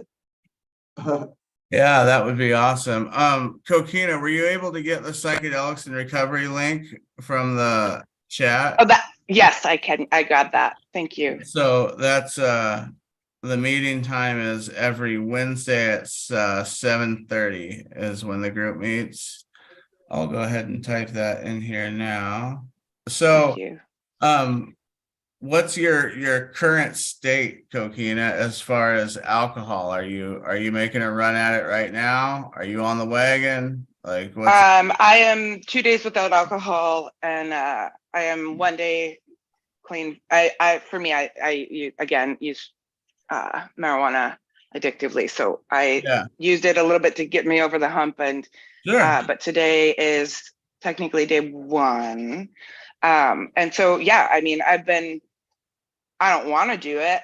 Like, it's like I black out drink and I flip my car and I lose my teeth, and and so it's like part of me is like, well, I don't know, I have so much AA in my head. It's like, well, you're not sober until you're sober, right? And it's like this past, year and a half, 2 years, it's like, I've gotten a month here, I've gotten like 6 weeks here. I've never stopped going to meetings, but yeah, so that's, and all I want is sobriety. And I scare myself into using. right? And what do you mean by that? You say you scare yourself into using? So there's a line in another group that I do called ACA, which is Alcoholics of Dysfunctional Families, and adult children of alcoholics and dysfunctional families. Okay. And there's a line in there that says our first addiction is to pain and fear. And it's, oh my gosh, I read that entire book and the entire thing resonates. But that line is like, oh, because, like thinking. And I don't always even realize that I'm doing it. Right. But I also wanted to say something about the yoga, because I love yoga and I am a dancer. I dance usually when I'm sober 3 days a week, ecstatic dance. Like, it's a very spiritual expression for me. Yeah. But when I first started trauma therapy, and I went for 3 months, I was in for a year, and then I was, 3 months of intensive inpatient, and then almost a year of 8 hours a day, partial hospitalization, and then 3 hours a day, right? So my point with that is I had a therapist who she would do soft yoga with us, and eventually I ended up trying to take a class to become a yoga teacher trainer. And I think that this is something that is not spoken to enough. I don't know what this community, how this community leans, but when I heard that, like, well, yoga would be good for you, it was just another way to keep myself from myself, right? Because I would think, God, why can't I do this? But it actually was re-traumatizing me, because at that point, being in my body was too fucking terrifying. And I think I still probably have that belief sometimes, and but at that point, and to everyone it's different, right? But I think I just want to put a voice to, if there's anyone who does have that, how important that was for me to learn for myself, that I wasn't doing something wrong, or that I'm not broken. And I think I still have that belief. But the fact that just sitting down and being quiet and meditating with myself when I'm in the beginning of intensive trauma therapy, or when I'm in the beginning of getting to know myself, it completely dissociated me, and then it was more evidence to how broken I was. Okay, so I'm just kind of going all over the place. Again, one day saver. Thank you. Thank you for listening. No, you're good. That's what this is all about, just talking about trauma and addiction, and anything you want to say is welcome here. So yeah, we were supposed to have another person coming on here any minute now. I'm not sure. I haven't seen her pop in yet.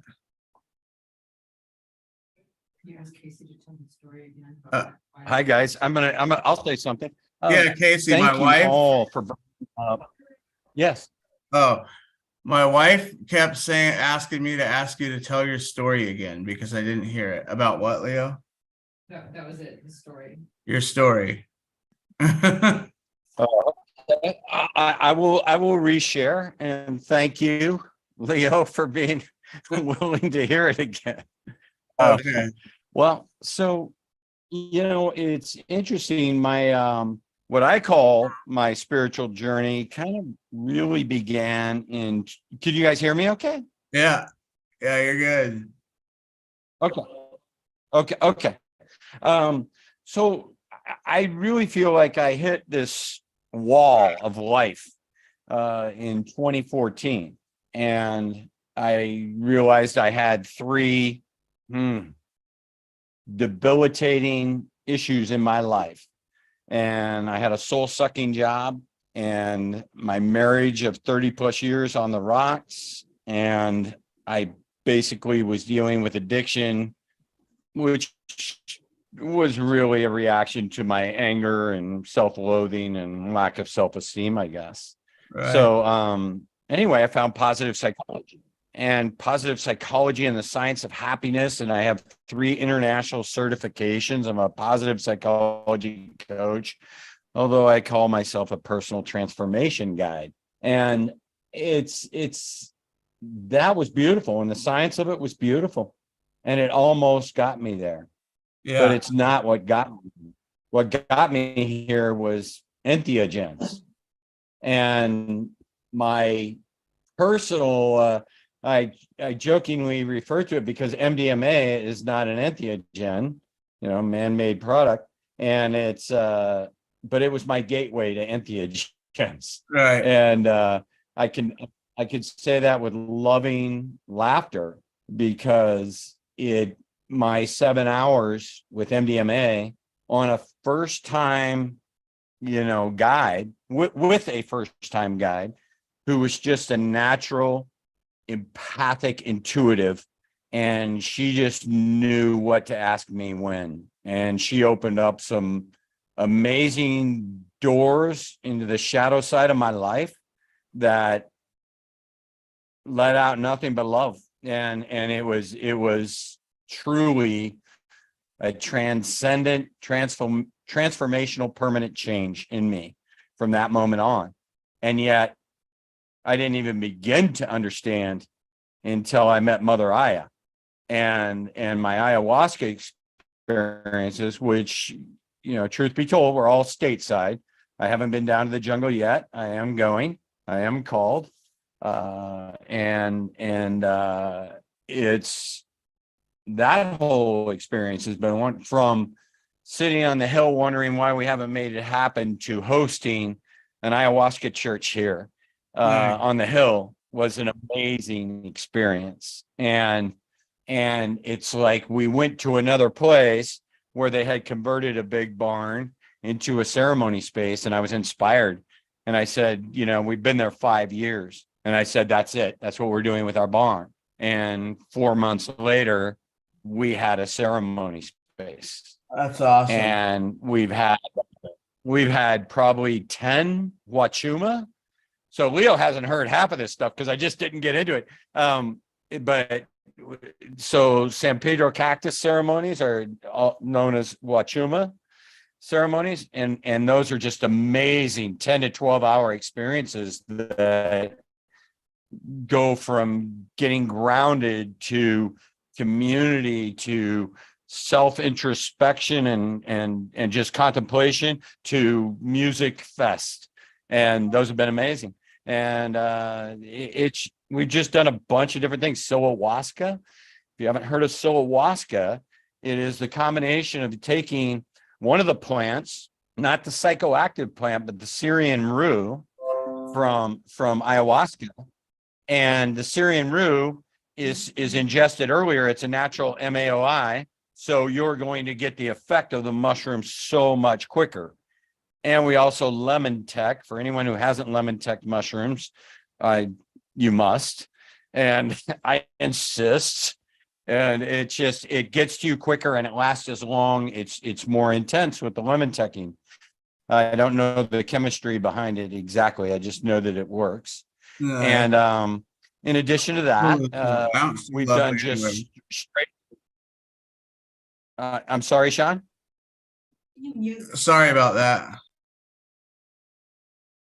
Oh, okay. So anyway, Leo wanted me to jump back in because whoever was going to take over in the last hour hasn't. And I'm just reiterating a little bit about my own personal journey. And Robert was on earlier today, and I hadn't met Robert before, but he had some amazing shares because he's a Western doctor, I believe. I also think he has Native American roots, if not Native American. And he just had some brilliant insights of kind of that East meets West, natural indigenous thinking, you know, the great wisdom, the ancient wisdom, and how that if we just fucking step off our, you know, merry-go-round long enough to listen, you know, the information is there, spirit is there, and hey, No, thank you. Sharon did for me. No, that's awesome. So Yes. it looks like she's made it. A good friend of ours, lovely Leslie White. Hello. She is. Hello, how are you, lovely? I'm great. How are you? Doing good. Doing good. Okay. Hey, lovely, I yield the floor to you. Awesome. Thank you. Let's see. I'm on my phone right now, so I'm trying to get a better view.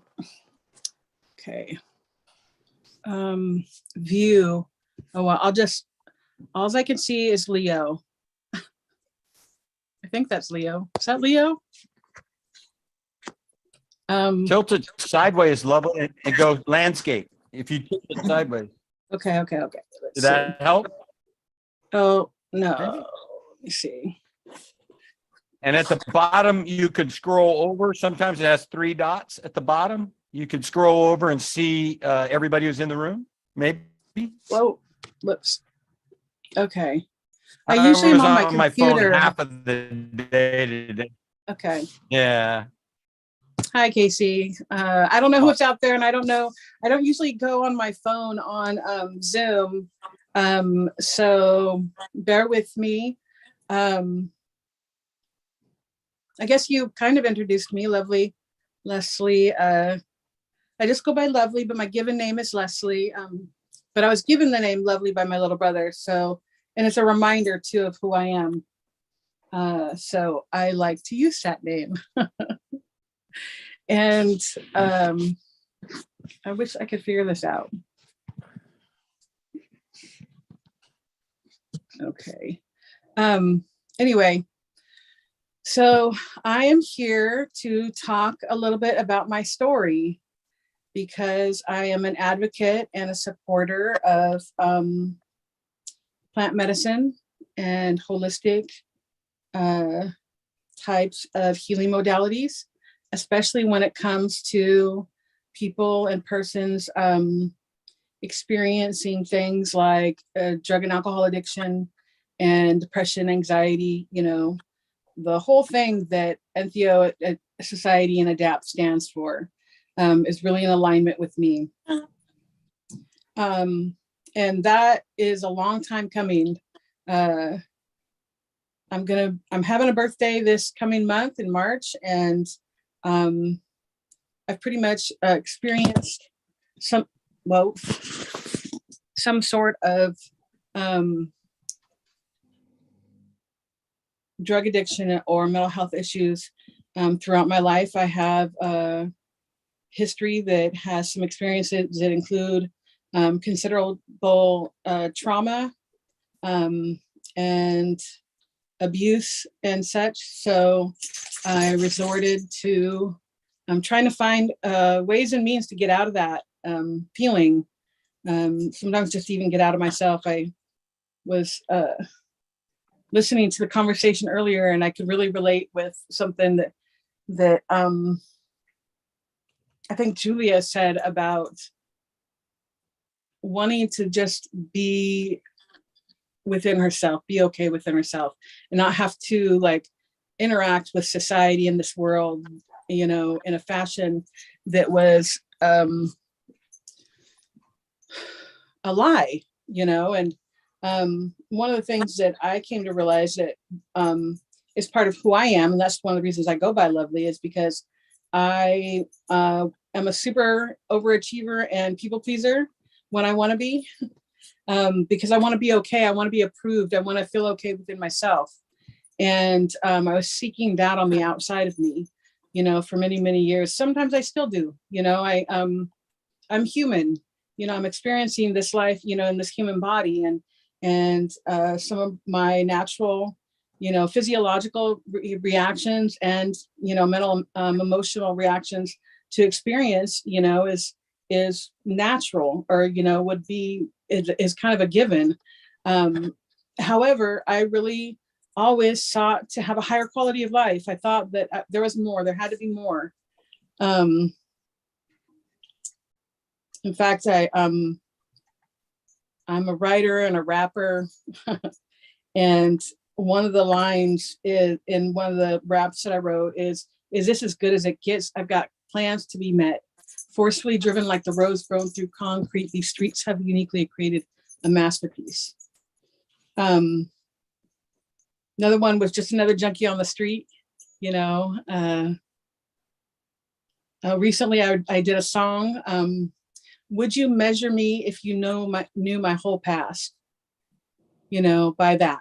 Or would you be able to see the light beyond the darkness? And sometimes it still comes to haunt me. And one of the things that is really important to me is the integration of having the psychedelic experiences and using other types of modalities. I've tried everything. Something I heard, you know, earlier, I think too, somebody talking about, you know, finding any ways to get out of, you know, feeling I could get addicted to anything. I could get addicted to reading. I could get addicted to studying. In fact, that's how I came by getting involved in psychedelics, because I was so bent on trying to understand my issues, because it wasn't for the, you know, not wanting to be clean, you know, or not working the program well enough. There was something more for me. In fact, I actually have considered the psychedelics in recovery group that I've participated with a couple of times. We were talking about a name, and I was like, sometimes more, or more than recovery, or more in recovery, or something like that, because I've had multiple years in the program and other programs, 7 and 8 years, you know, and worked the program just like I, you know, had the, you know, did the steps and all of that kind of stuff that they told me to do. And I was living this perfect life on the outside. But for some reason, there was something going on inside of me that kind of left me still seeking on the outside of me that feeling of peace and safety and okay within myself, validation. And I think that that's a lot of what I was seeking out throughout my life, through, you know, whatever I was doing. And it included a lot of drugs. I started very young, did everything because of the family that I grew up in. And I guess I'm just telling my story. Is that okay? I'm just talking right now. I don't even know who's out there, what's really going on, but you're going to hear some of my story. Of course, I started by drinking alcohol. We had a wine cellar in our basement, and I think I was 12 years old, and we got into that. We drank the whole lot over the summer. We got so drunk, like just every day, and like running around the lake and just getting into all kinds of trouble. And I still didn't ever feel okay with that. I didn't feel like it didn't fit me very well. So I kept trying to do better. And I'd go through bouts where I'd be like a super achiever. I'd be Miss Perfect, you know, even in high school with, you know, credit cards and a good job and, you know, extracurricular activities and going to nationals and all this kind of great stuff. Like I thought that, you know, the sky's the limit for me, right? There's nothing impossible for me. I can do anything. And, but I mean, that's actually after a lot of trauma. I got moved to another family's house. Well, my family, my biological father and my stepmom, And all I had to do was take care of me, you know, go to school, do whatever I wanted to do, what was good for me, and help out around the house, you know, be a positive contribution to the family and to the community that, you know, I was in. So that's what I did. And I really excelled because I didn't have any other responsibilities really, but to just be me, just to shine. And I took that as a great time to do that after a lot of trauma and attempted suicide. And all, you know, between the ages of, you know, 12 to 15, you know, I attempted suicide a couple of times. I got brutally raped. I was like promiscuous, kind of started to be promiscuous for a minute, and trying to figure out something to feel okay. And so I just dove into being perfect, and it worked for a little while until it seemed like I didn't get what, you know, I thought that I'd worked hard for. You know, that's just the way life is. And then my life started to change. I couldn't go to school right away. I thought I was just going to go straight from high school to college. I had all of the, you know, credits and 3 years of Spanish, and, you know, went to state and or national, got second in state, went to nationals and debate. You know, I was just like this super student, super employee, super perfect child. Like you couldn't have asked for a better teenager, honestly. I was like the designated driver when my friends were going out, like at that point. So I went from like being completely bad to being perfect. And then when I got out of high school, I was like, okay, well, what now? You know, I couldn't go to college. And I ended up getting pregnant and getting into getting pregnant, having a baby, getting into drugs right after she was born. I mean, I smoked marijuana and drank a little bit, but I wasn't like heavy into anything else pretty much for years, you know, between the ages of 15 and 8 or 20. But then I got a taste of cocaine and crystal meth, and I snorted a couple of times, and that hurt. I didn't like that. And my friend was using a rig, and I was like, I want to try it. And they're like, no way, what? And I'm like, look, I look innocent, but I'm a badass bitch, you know. I'm hardcore, I could do it. So that was not the greatest decision, you know, but and then I spent the next probably year and a half, 2 years. That's about the longest I could go, because I just ran myself ragged when I would use of just, you know, complete drama and chaos, and, you know, losing my shit basically. And went to treatment. That was, you know, one of the times I went to treatment, 2005. And I was clean for 7 years. And I was doing really well, actually. You know, I went to college again. I went to college, you know, got a good job and stuff, and everything was going, you know, started, met somebody, and things went to shit, and had another baby. And, you know, some years later, 7, you know, years later. And when my ex went to prison, I started using drugs again. And at first, my sister taught me. I found out that him and my sister were actually having sex and smoking methamphetamines. I didn't even know you could smoke meth at the time, and I always did it wrong too, apparently. So that's what I did for the next year. Oh wait, 1999. Wait, I'm sorry. All my years are mixed up. Anyway, I've been in and out of treatment. I went to college to be a drug and alcohol addiction counselor. And I always wanted it. I wanted to be okay within myself. I want to be able to interact in community, you know, and with other people, and not feel like I had to find something to make myself feel better. And it didn't seem like no matter what I did, it wasn't enough. You know, I had the service positions. I worked, my kids grew up in the program, you know,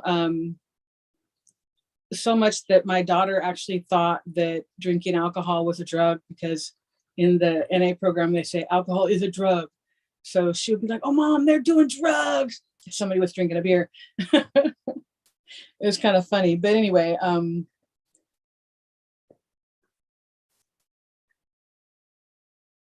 that was 1999, the first time I went to treatment. Then it was 2005. Okay, anyway.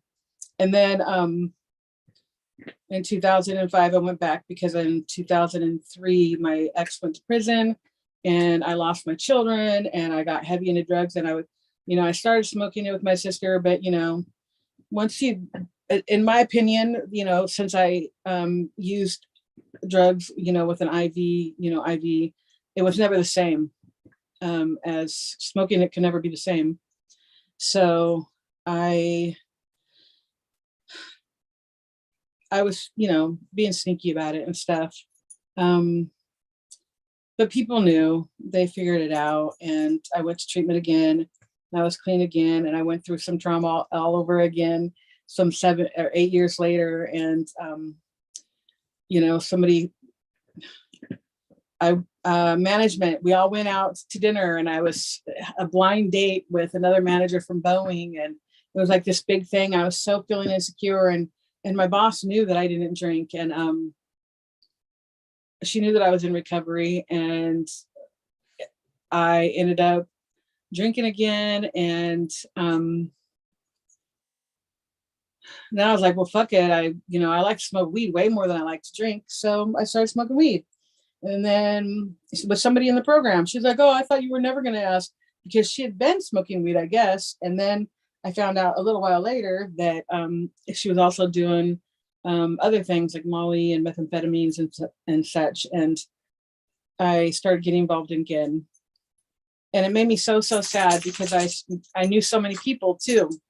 My whole life, I feel like I've been, a Captain Save-A-Ho. I always want to save somebody. I always want to help somebody, especially people on the streets and doing drugs and all the things that you do for drugs and alcohol, that go along with it, or that I've seen be done. I usually keep a friend around like that. But anyway, and so I started studying it, because I got my kids taken. I lost my shit. I literally lost it completely, more worse than I had ever done before in my life. Like literally I'd been like an upstanding, good, parent and employee, and,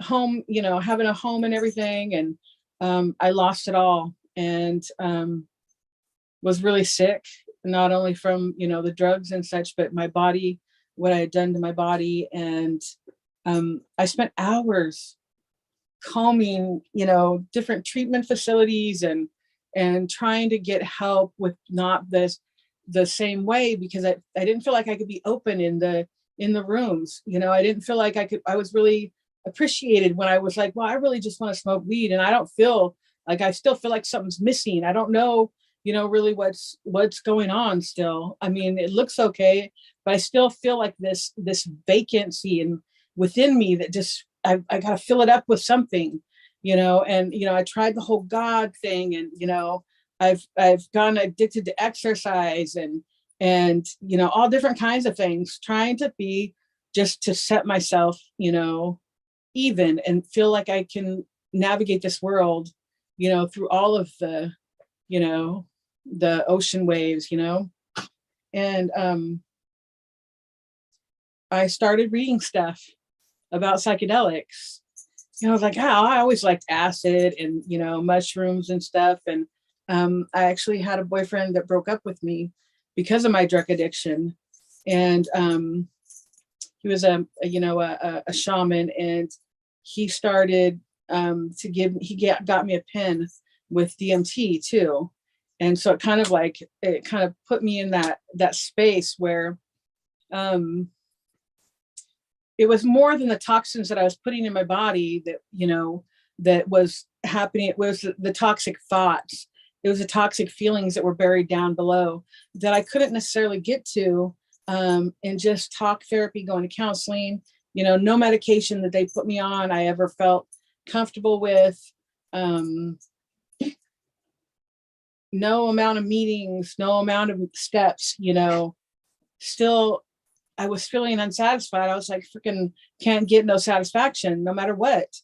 And I started reading about psychedelics, and I'm like, And then I went to treatment again in 2018.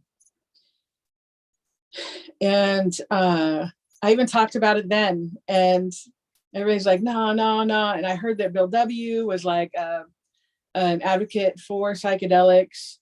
And I was like, well, you know, what's missing here? And then I was like, well, fuck everybody else, because I wasn't happy anyway. I had to get rid of all my using friends. I didn't know, you know, anybody else. So, and nobody I knew actually liked to do the things that I like to do. And I kept reading of all these other types of healing modalities that could help with drug and alcohol addiction, and you know, what happens to our brain and our body that makes it so challenging for us for me to move through that, because you know, my dopamine and my serotonin and all that shit is broken, you know. So I'm trying to, like, you know, feel happy. I just want to feel happy. I just want to feel okay, you know. And so I started participating in things like drumming and dancing and art, you know, and music, and, you know, even like speaking out in my own voice. Like at drum circle, I was like, hey, so I read somewhere that, I mean, in the middle of drum circle, I'm like, excuse, not, okay, so at the end of drum circle, there's only like 6 people there. I was like, hey, do you think you could add your voice? Because I really want to add my voice as an instrument, but I feel kind of corny doing it. So can we all just add our voice, you know? And then the next week, you know, a female brought a tone drum, and 4 of us sat there and just like added our voices after the drum circle.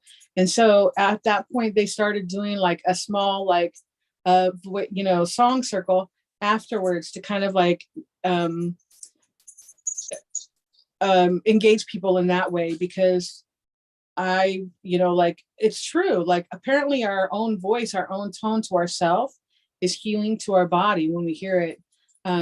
So, and if, for myself, I was always a people pleaser, even, you know, my drug and alcohol addiction, I'm Captain Save-A-Ho. So, you know, I was never a good drug addict because, you know, I'm not a cheater. I'm not a liar. I'm not a thief. You know, I want to help everybody. I don't necessarily believe everybody, but I want to see the good in people. I do see the good in people. I want to walk in love. That's one of the reasons I go by Lovely, because that's who I am. And I really felt like the creator universe was like, don't let this world, especially like the life, the kind of experiences that I've had, harden me. Don't let it change me of who I am inside, of who I'm meant to be. But it was always challenging because it was like I always had this, you know, idea of who I was supposed to be, or who you wanted me to be, or who I thought that you wanted me to be, or whatever. And it was never enough. It was never, you know, good enough. And when I started, I wouldn't say things. I would hold it. In fact, like if I got emotional, I could feel it in my throat. I would just like get this ache within my, you know, like from my heart to my, you know, to my chin. It would just feel like I was just like, ugh.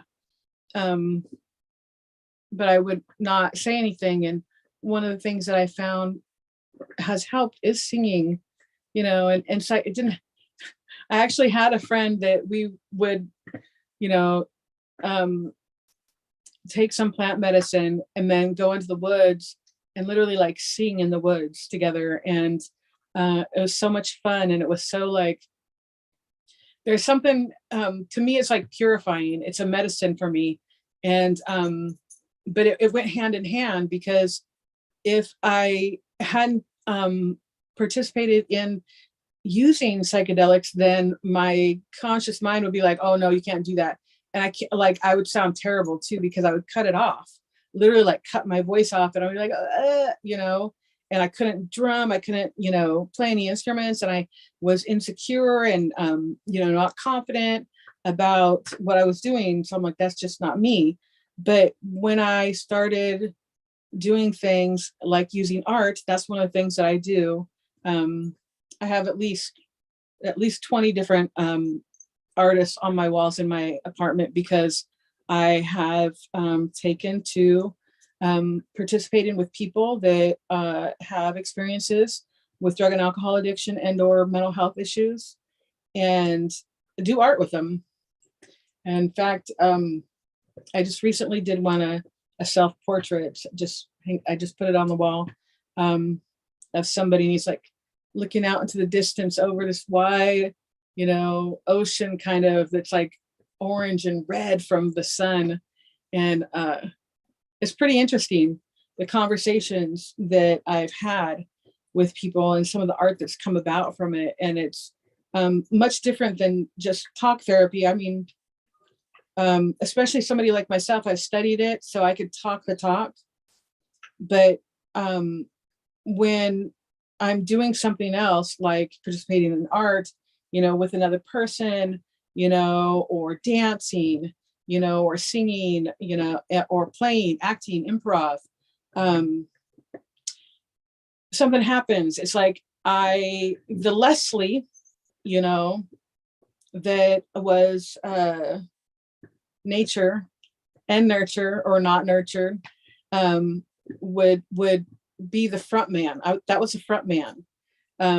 But with psychedelics, I've learned how to, and now I can take that, Leslie can take the back seat and Lovely can come forward and be who that person is, rather than having to be this persona and have everything be okay and look okay. And but that only happened through the breakthroughs of utilizing psychedelics as a ways and means. No medication before that any psychiatrist ever gave me works. No amount of talk therapy. I've been years and years in counseling. When I'm the oldest. I have 9 sisters and 2 brothers, and I did take care of a lot of them. So, and most of them have major issues as well. My brother's in prison for murder. One of my sisters is a heroin addict on the streets of Yakima, and has been for many years. And I have my youngest brother is also, they've all dabbled in drugs and alcohol or alcohol, lots of toxic relationships and such. I don't spend any time with most of them or talk to them much, but from a very early age, I wanted to help the children. I really did, because I know what it feels like to be alone, not know how to feel that ache inside to nurture whatever needs I had. I didn't know how to do it. And I searched on the outside forever and ever and ever. Like I said, I still feel it, I'm human. I still get lonely. I still want to find, some validation from the outside of me that I'm okay. But ultimately, I know that if I'm not okay, I'm going to be okay, or I'm not, either way. Shoot. Oh, okay. I'm sorry. I'm getting a call. Oh no.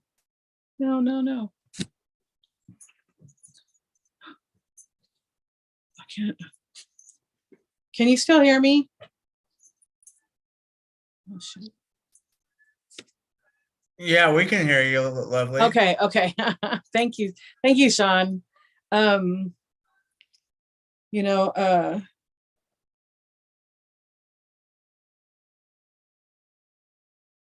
I started doing, seeking more and more, like not just studying it, but actually just taking my own ass and going to the drum circle by myself, because that sounded like fun to me, going and being like vulnerable and courageous enough to spin fire, because that sounds like fun, and get out of what everybody else is going to think of me. And if it's okay for a 50-year-old or whatever to be going roller skating, or going dancing at the Monkey Loft, or a club in Seattle somewhere or something, and I've been told many times actually that I'm too wild, but one of the things that I found in that and doing that is that I really learned what is going on with Lovely and with Leslie, and how to marry those two, because those are both of who I am. One of the things is like talking about like loving I used to hate it when people would say things like, oh, well, you'll find somebody, you know, or you'll be okay when you learn to love yourself. I'm like, bitch, really, you don't even really like yourself that much. So how are you going to tell me that, you know? But the reality of it is, I had this on a psychedelic experience, is that when a love song comes on and I'm thinking, well, why did I, you know, or somebody doesn't like me that I like, or whatever, or, you know, I'm still single, whatever, then why is it that I'm feeling inside like I'm missing out on something, or that I got why, you know, that I got cheated, or, you know, done wrong, or, you know, it's not going to happen. You know, I've got this bad feeling inside, or there's something, you know, inherently wrong with myself because I have not done that, or, you know, I haven't reached, you know, successful levels of business, you know, enough, or whatever, or made enough money, or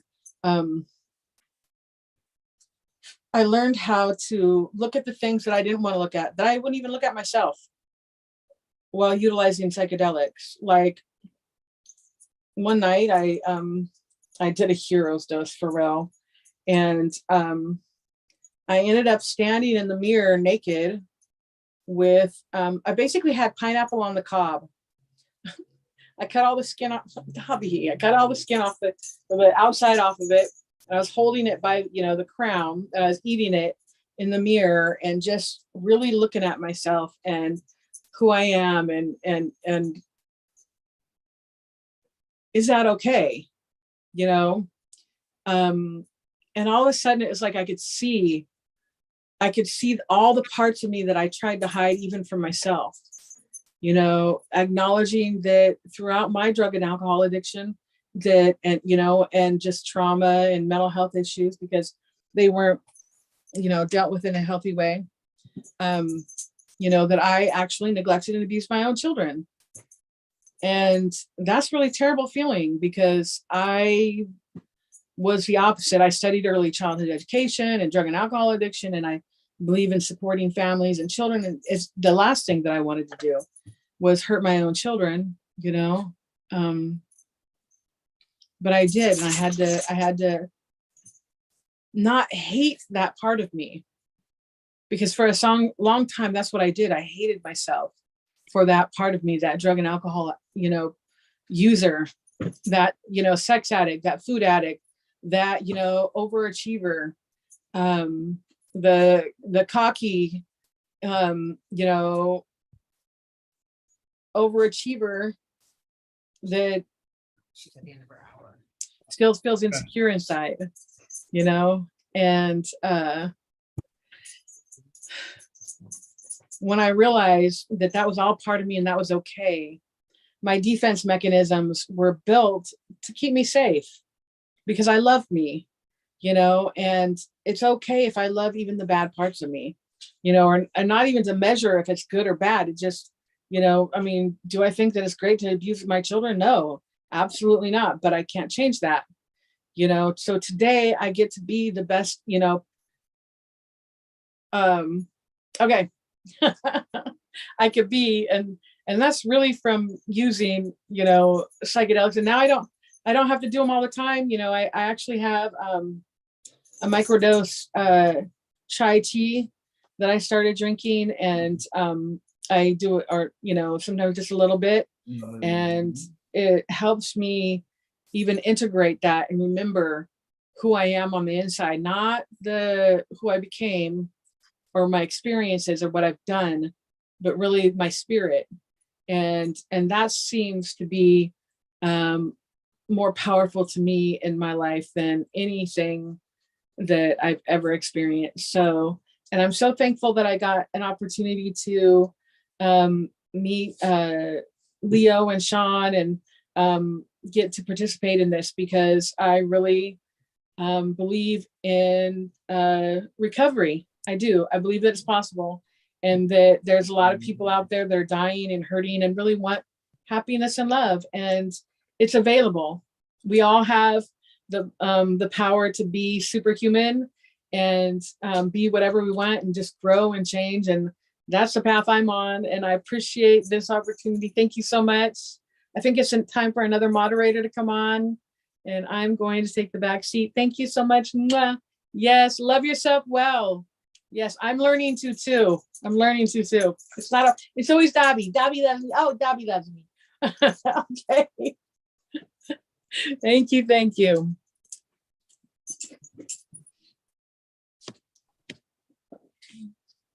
Who's on next?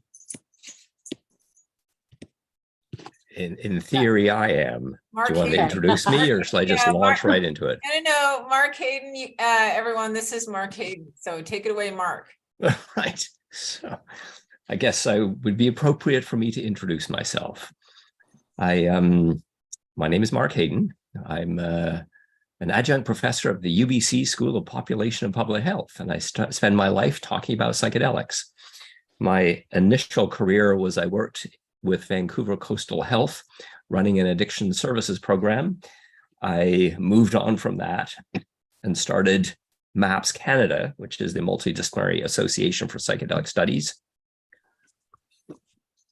And I have a cough right now, which is quite frankly really irritating. So we'll see if that intrudes.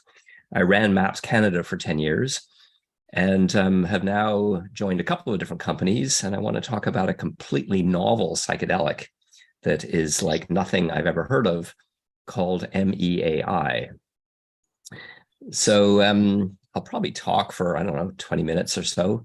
And then I'm open for questions about anything to do with psychedelics at all. It's a wide open ball game here. So let me start by talking about my history with addictions. For those folks who don't know Vancouver or Canada, all the health money, all the hospital money and community health money goes through the provinces and then funneled through the health authorities. And they have different programs. And I ran one of their programs, which was an addiction services program. And I was acutely aware that we really weren't very effective. I had fabulous staff. You know, they were really dedicated and enthusiastic and talented and engaging. And nobody ever walked into my clinic and had a transformative experience and walked out and said, "Thank you very much, I'm done." And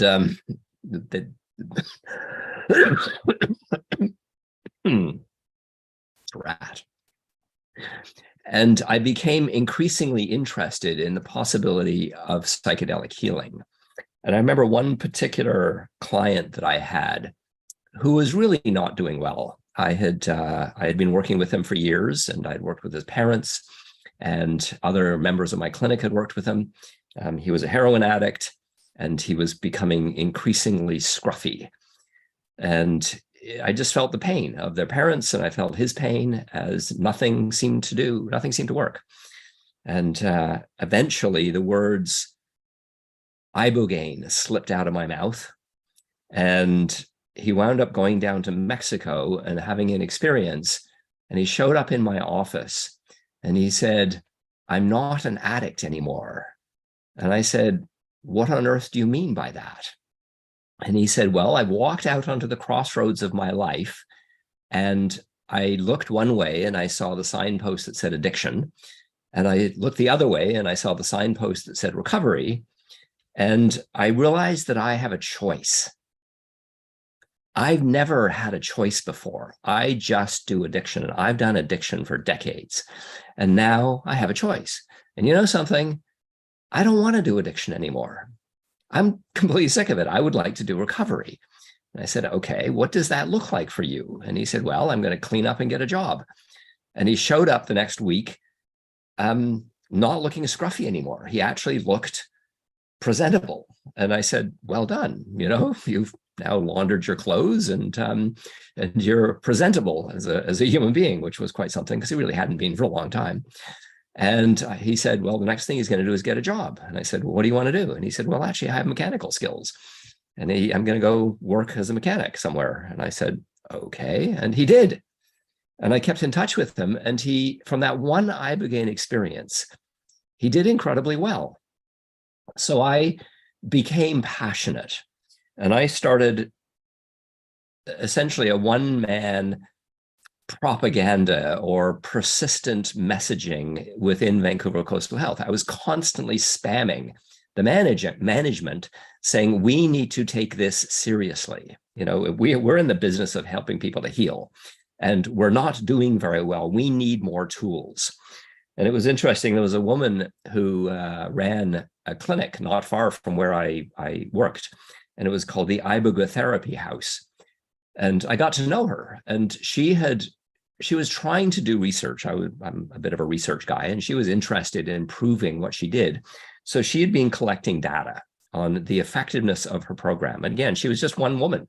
So she could do no follow-up. She ran a fabulous ceremony, but she couldn't do all the things that was necessary around integration just because she didn't have staff.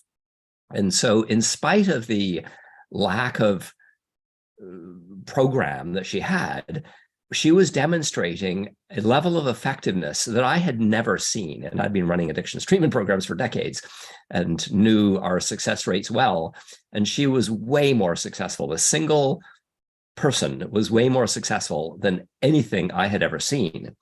And she was collecting data by basically phoning people up and saying, have you ever used heroin again? A lot of people were heroin addicts that came to a program. And mostly, I think she had an 80% success rate from this one experience. So I eventually, because of my constant polite persistence is how I defined myself, I was eventually invited to come and speak to the physicians meeting, the Vancouver Coastal Health physicians meeting with addictions and mental health. And I had about 25 doctors in the room. And I had 20 minutes on the agenda. And it was a fascinating meeting because I wasted the first 5 minutes of my meeting or my presentation dealing with the challenge from one particular individual who said I shouldn't be there. This was not an appropriate topic that they could even discuss. And he basically said it's too political. And I said, for you, I understand that politics trumps evidence. And for me, evidence trumps politics. So I'm actually going to go ahead with my presentation. And I spent 15 minutes going through what I had observed with the data from this woman at the Ibugotherapy House. And at the end of it, I had a couple of recommendations. One is hire an independent researcher to look at the ibogaine literature and come up with a recommendation for us. And the second recommendation was that we provide a taxi service, because we had a problem with our residential treatment centers is that people would show up on day one when they begin the program, either in withdrawal or intoxicated. One last party before you go into treatment is very, very common. And so we have a front door problem that completely matched the Ibugotherapy House's backdoor problem, because as people left her program, they had no support. So I said, why don't we pick up people who are leaving the Ibugotherapy House, drive them to our clinic and have them do our 30-day program, and then simply ask the staff what they think, because the staff were really good. The staff were mature people who had been around the addiction services for decades. And so they would know if ibogaine was helpful at the end of the experience. So what I recommended had no cost to us and no risk to us, because we're not giving any drug to anybody. And I phoned up the medical director the next day and I said, so what do you think of my recommendations? Do you want to move forward? And he hummed and hawed and grimaced. And eventually he said no. And I said, why not? And he said, it's too political. And I said, but hang on a second, we're a health organization driven by evidence. We're not a political organization. And he said, sorry, it's too political. And I said, but we're not political. That's not us. We're health. And eventually he just said, sorry, I can't continue this conversation anymore. So I bailed. That was it. I was finished with Vancouver Coastal Health, and I left it and I started MAPS Canada. And now, to be fair to Vancouver Coastal Health, they had invited me back. A few years later, they did open up the doors to hearing me and became much more interested in psychedelics because there had been enough evidence accumulated. So to be fair, they have shifted over time. But I started MAPS Canada to bring the voice of MAPS into Canada. And it was interesting because we primarily were there to support research. But really what was going on was we were building a community. We were building a community in Canada. And how I built a community is, again, I was a spammer. I would just send out the evidence. I would send out the media reports. I would send out event notices constantly, and that our community group grew to thousands who were constantly being informed. This appeared in the media, this appeared in the media, this appeared in the media. And so it was giving people tools that they could go into their communities and talk about psychedelics constructively. And so it was a community building process. It was also an educational process. We held events and would bring people together. And I always made a point of, at all of our events, allowing lots of circulation time. So people would just get to meet other members of their community and talk, because you can't build community unless people get to know each other. So it was never just an event with a talking head up on a podium. It was always lots of time for people to hang out. And it was also curious because one of the other things that a role that I never anticipated playing was I became the community complaints department. Everybody got to know me because I'm on the podium constantly and spamming people constantly, and I guess people trusted me. So if a underground therapist had a problem with a client or a customer, they would call me, but the opposite was also true. If a customer of an underground therapist had a problem with what they had experienced, they would call me to try and intervene. I would talk to both sides and see if I had anything to offer. But mostly I would say yes. And I would try and get them together to resolve the problem that had happened. And it was certainly better than them phoning the police. The police really have no role to play in this. So it was really the role of community complaints kind of grew. And it was out of that I realized that underground therapists are actually really important to our world.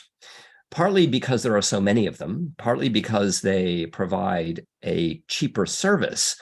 They will always be competitive with credentialed, expensive people in really nice facilities. So the underground world is going to continue to grow.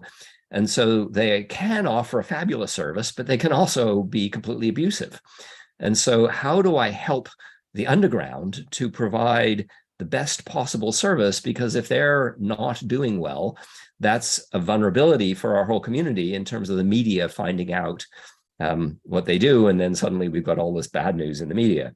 So the underground world could be a real asset to growing recognition of the effectiveness of psychedelics, but they also have a huge vulnerability if they behave really badly and it gets into the media. So I wrote a manual. It's called the Manual for Psychedelic Guides. And it was designed to show how psychedelic therapy works in a way that is incredibly accessible. It's not complicated. My book is very, very straightforward. This is what you do. And I found that many underground therapists use it, and their work gets better as a result. So I did that for 10 years. I worked with MAPS Canada for 10 years and eventually decided to move on and wound up working for 2 companies. And I want to talk about my experience with one of them, which is called Clear Mind Medicine, partly because just what they're doing is so fascinating. And they were a company that was formed around one particular molecule. It's called MEAI. If you really want to know what that means, it's 5-methoxy-2-aminoindane. And it's a very specific molecule that I've actually had the good fortune to try about 4 times now. And I believe that it has a radical and powerful effect to intervene with people who have addiction concerns. So let me just describe the experience of MEAI. If you take 1 dose, it feels like you've had 1 beer. And 1 beer is, you're slightly relaxed, slightly disinhibited. It kind of takes the edge off and your stress level goes down a little bit. If you take a 2nd dose of MEAI, it feels like you've had 2 beers. Now, at that point, you're even more relaxed and you're more conversational and you're engaged with people and you're feeling slightly more euphoric at that point in time and even more relaxed. If you take a 3rd dose, it changes. And it changes actually quite remarkably. And it feels like about 50 milligrams of MDMA. So 50 milligrams of MDMA is kind of half a dose. So half a dose of MDMA is how do you describe that? You feel safe, you feel connected to people around you, you feel slightly euphoric. It's not a fabulous experience. 50 milligrams is not a full dose. So there's no wow, but it's pleasant and it's attractive. So it's an attractive experience that is not dramatic. Then if you try a fourth dose, the abrupt transition is actually quite bizarre to experience. And the best way that I've ever heard of describing it, it's a bit like you've just finished eating 2 pieces of chocolate-covered goopy cheesecake. And somebody puts a third piece of cheesecake in front of you and hands you a fork. You can't imagine touching the cheesecake. You just look at the cheesecake and you go, yuck. So reflect on that for a moment. What's it actually like to look at that third piece of cheesecake? Why can't you touch it? You're not so sedated, you're lying on the floor. You're not so stimulated, you're hanging off the ceiling. You're not so violently ill that you're kneeling in front of the toilet.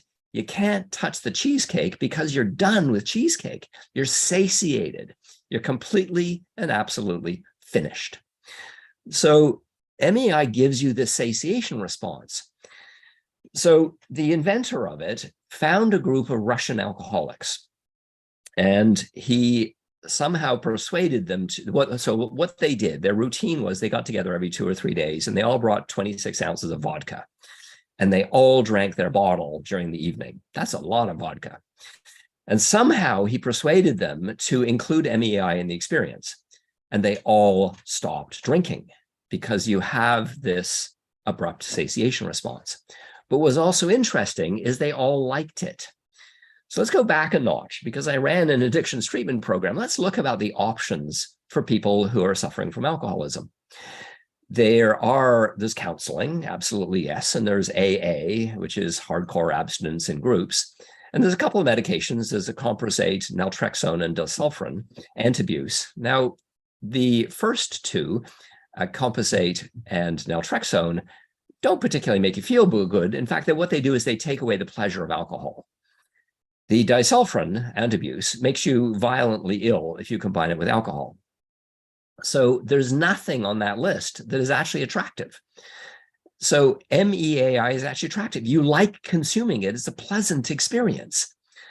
So there's nothing else like that in the world of addictions.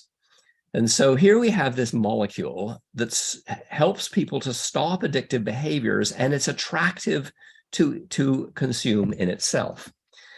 The aminoindane, MEI is part of a group of molecules called the aminoindanes, and they're generally like stale MDMA. They're of interest to psychonauts who just love taking different molecules to see what they're like, but they're not really of interest to people who aren't dedicated psychonauts and like to experiment. So it's just this really interesting molecule. Now, I know one individual who took 25 dosages all at once, drank them all in one glass.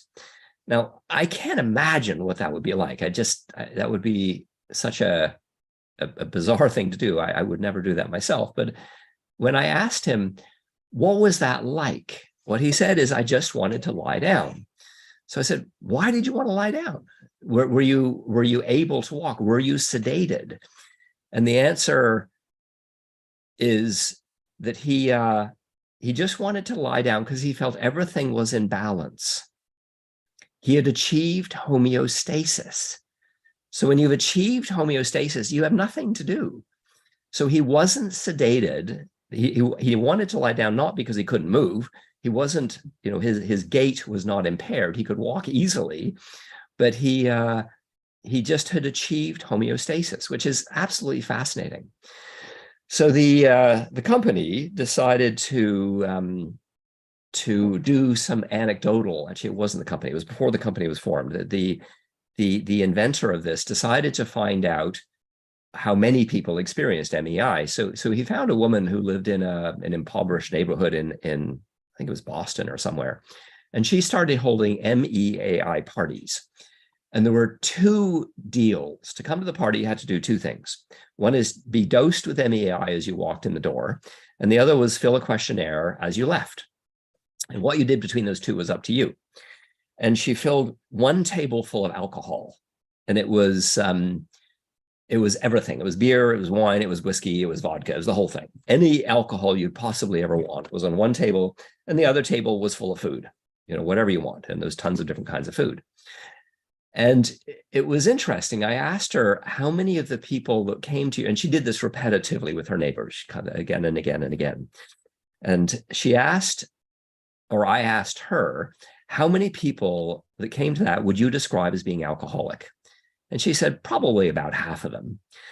And the results from the survey is, it was a scale between 1 and 5. And so it was about a 4.5. Most people gave it a 5 for drinking less, because it does seem to stop people from drinking, but they also enjoyed the experience.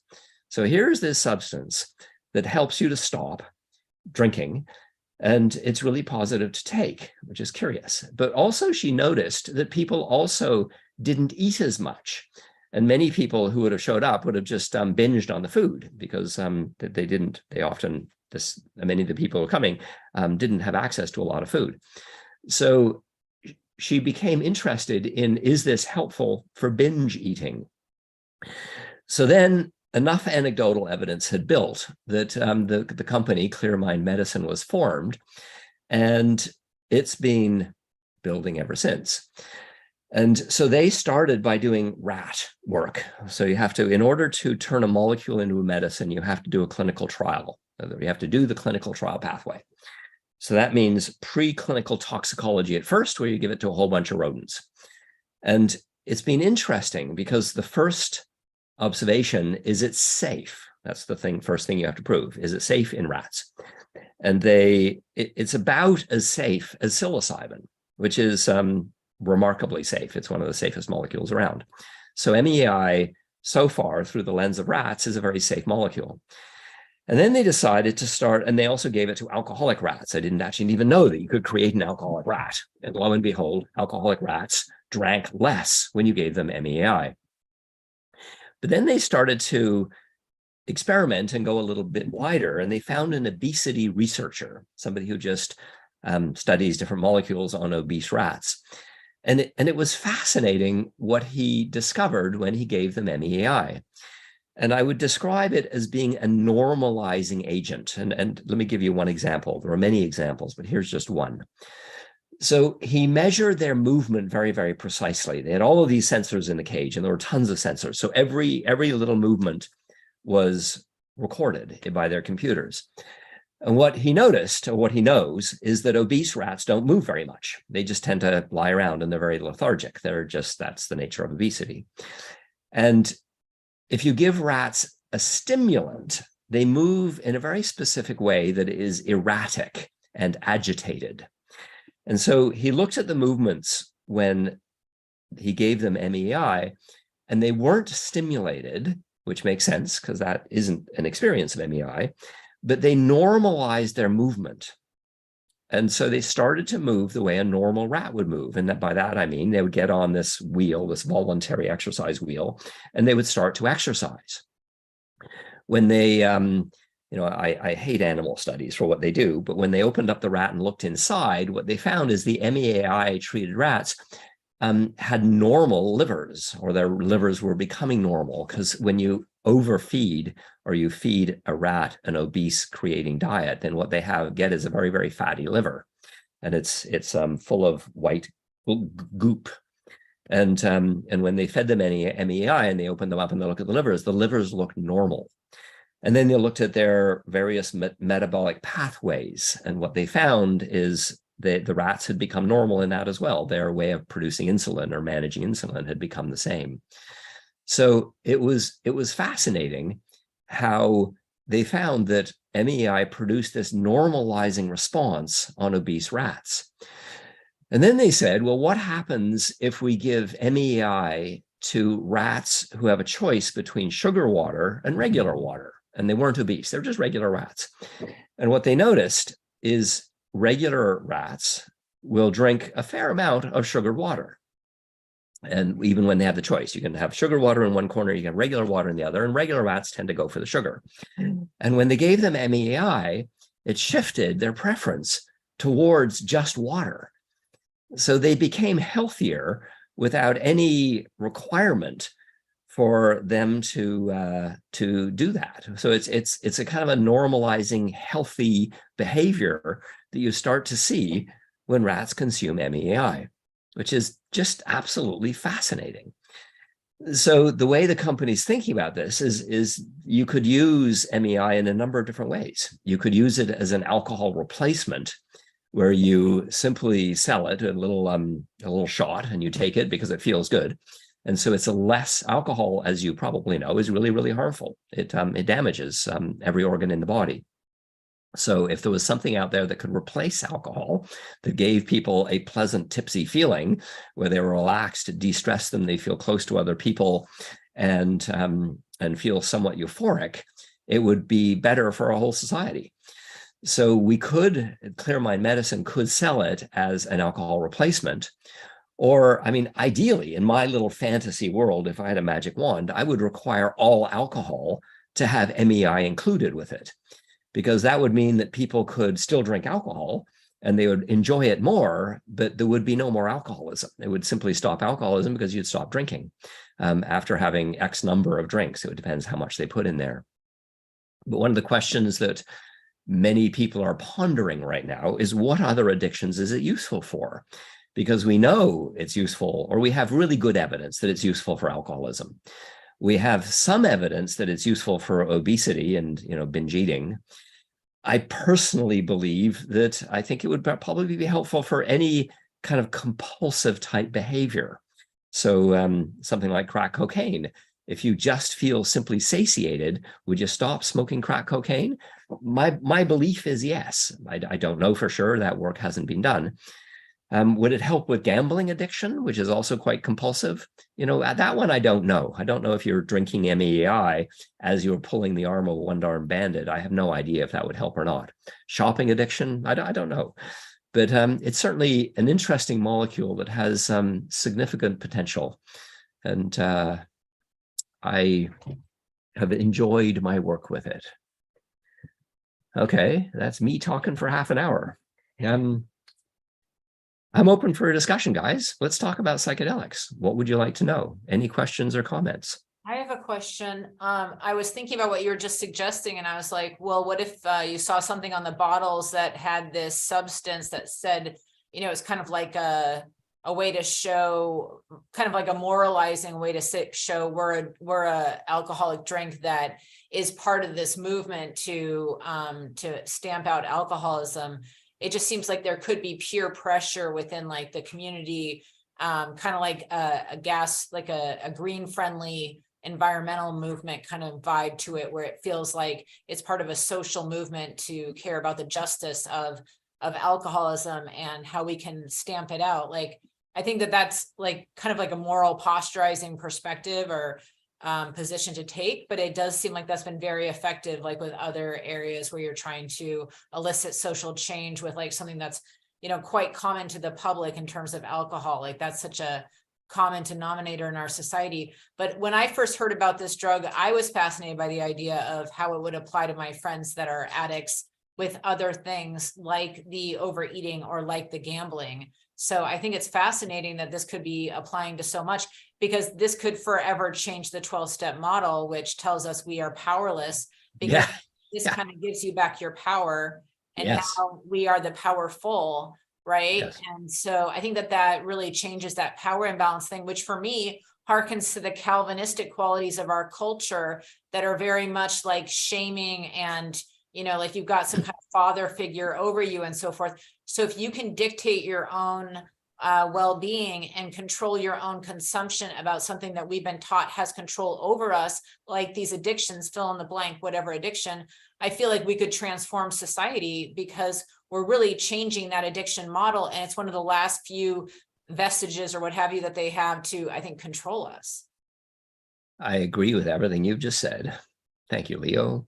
Other comments, please. And we can talk about any psychedelic, we can talk about 5-MeO-DMT, whatever you want to talk about, any psychedelic. Do you guys see me, Avia? My Zoom is not working well. I can hear you, Avia, but I can't see you.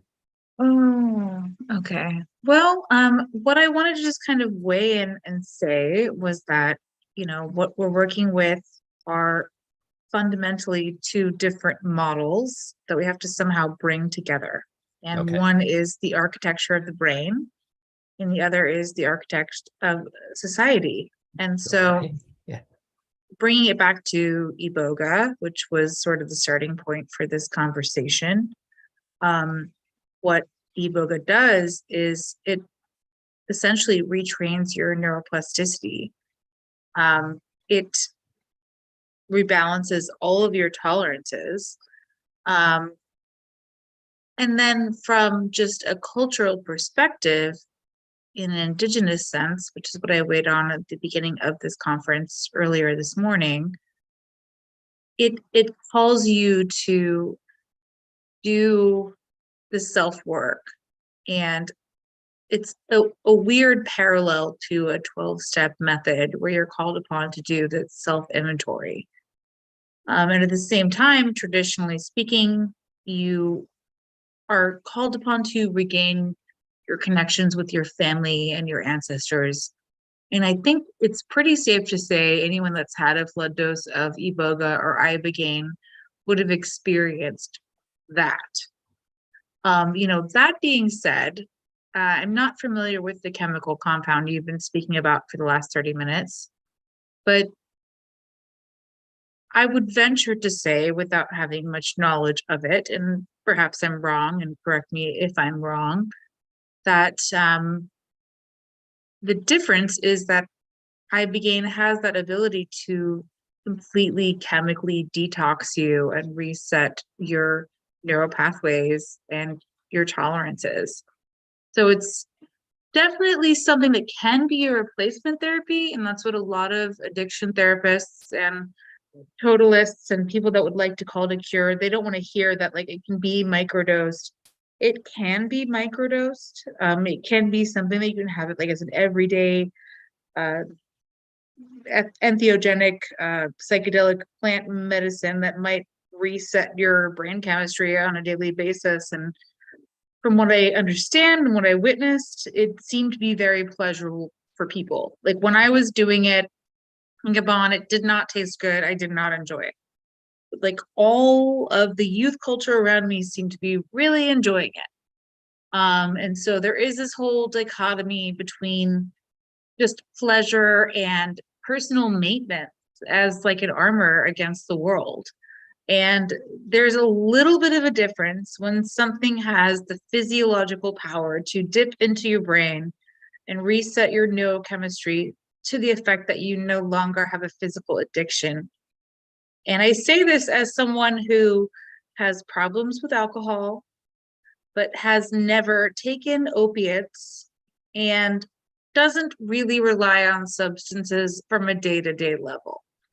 But I understand that everyone is trying to just get by. And there is this weird cultural mix where we all want to feel like we're doing the right thing and be absolutists and quote unquote good people. And it's kind of the antithesis to the pleasure principle. And so like, there's nothing wrong with feeling good, but like, at what point do we recognize these different drugs as being something that makes you feel good and get by, and being something that's like this deep inner experience, which actually resets everything? Because to me, it seems like there's a huge difference between those two propositions. Well, let me comment on a few things you said. So thank you. I appreciate everything you just said. But let's go back to talking about Iboga being the plant and Ibogaine being the drug in the plant. I remember having a client once who would take it partly because initially, I mean, it eventually got off heroin, but he would find that if he took enough heroin, he would build up a tolerance and he would have no ability to get high on heroin anymore. So he would take Ibogaine to reset his receptors so he could once again get high on heroin. I found that fascinating. I mean, even the fact that anything could work that way, anything could essentially reset his receptor sites to baseline was absolutely fascinating. I mean, through that process, he did achieve recovery from heroin addiction. But the chemistry of that is fascinating. Now, there's a physician out there called Ken Alper, who I is know Ken Alper very intimately, and in fact, he gave me personal thanks in his first book on Ibogaine, which was the result of the symposium in 1999 in NYU. well, then you will He's- know that one of he's an Ken's excellent interest is fellow. in Ibogaine deaths, because one of the things about Ibogaine is it is one of those psychedelics that can actually kill you, and there are Ibogaine deaths. And my understanding of his work is he basically, when anybody died anywhere, he would contact the coroner and contact the service provider and contact anybody else around it and try and figure out what happened. And essentially, he eventually concluded that there are some people that are inappropriate for Ibogaine. And it was interesting, the one of my MAPS Canada, the chair of the board of MAPS Canada, was an Ibogaine service provider.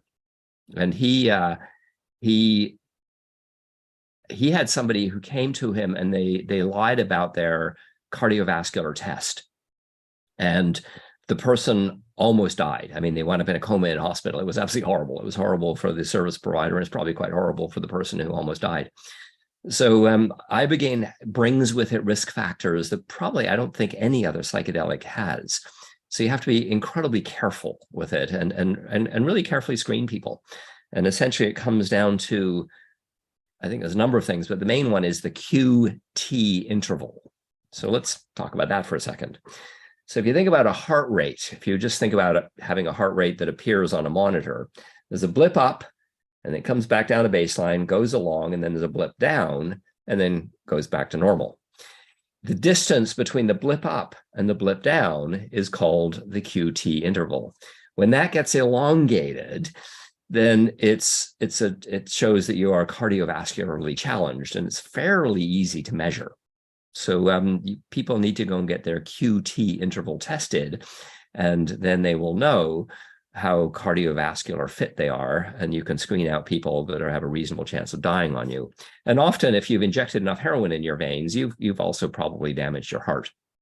And we could explain why that is, but it's harmful. And so people often show up trying to heal themselves, but they have pretty significant challenges with their health at the same time. And you actually have to be pretty healthy to take Ibogaine and not have a risk of death. Any other comments about any psychedelic at all?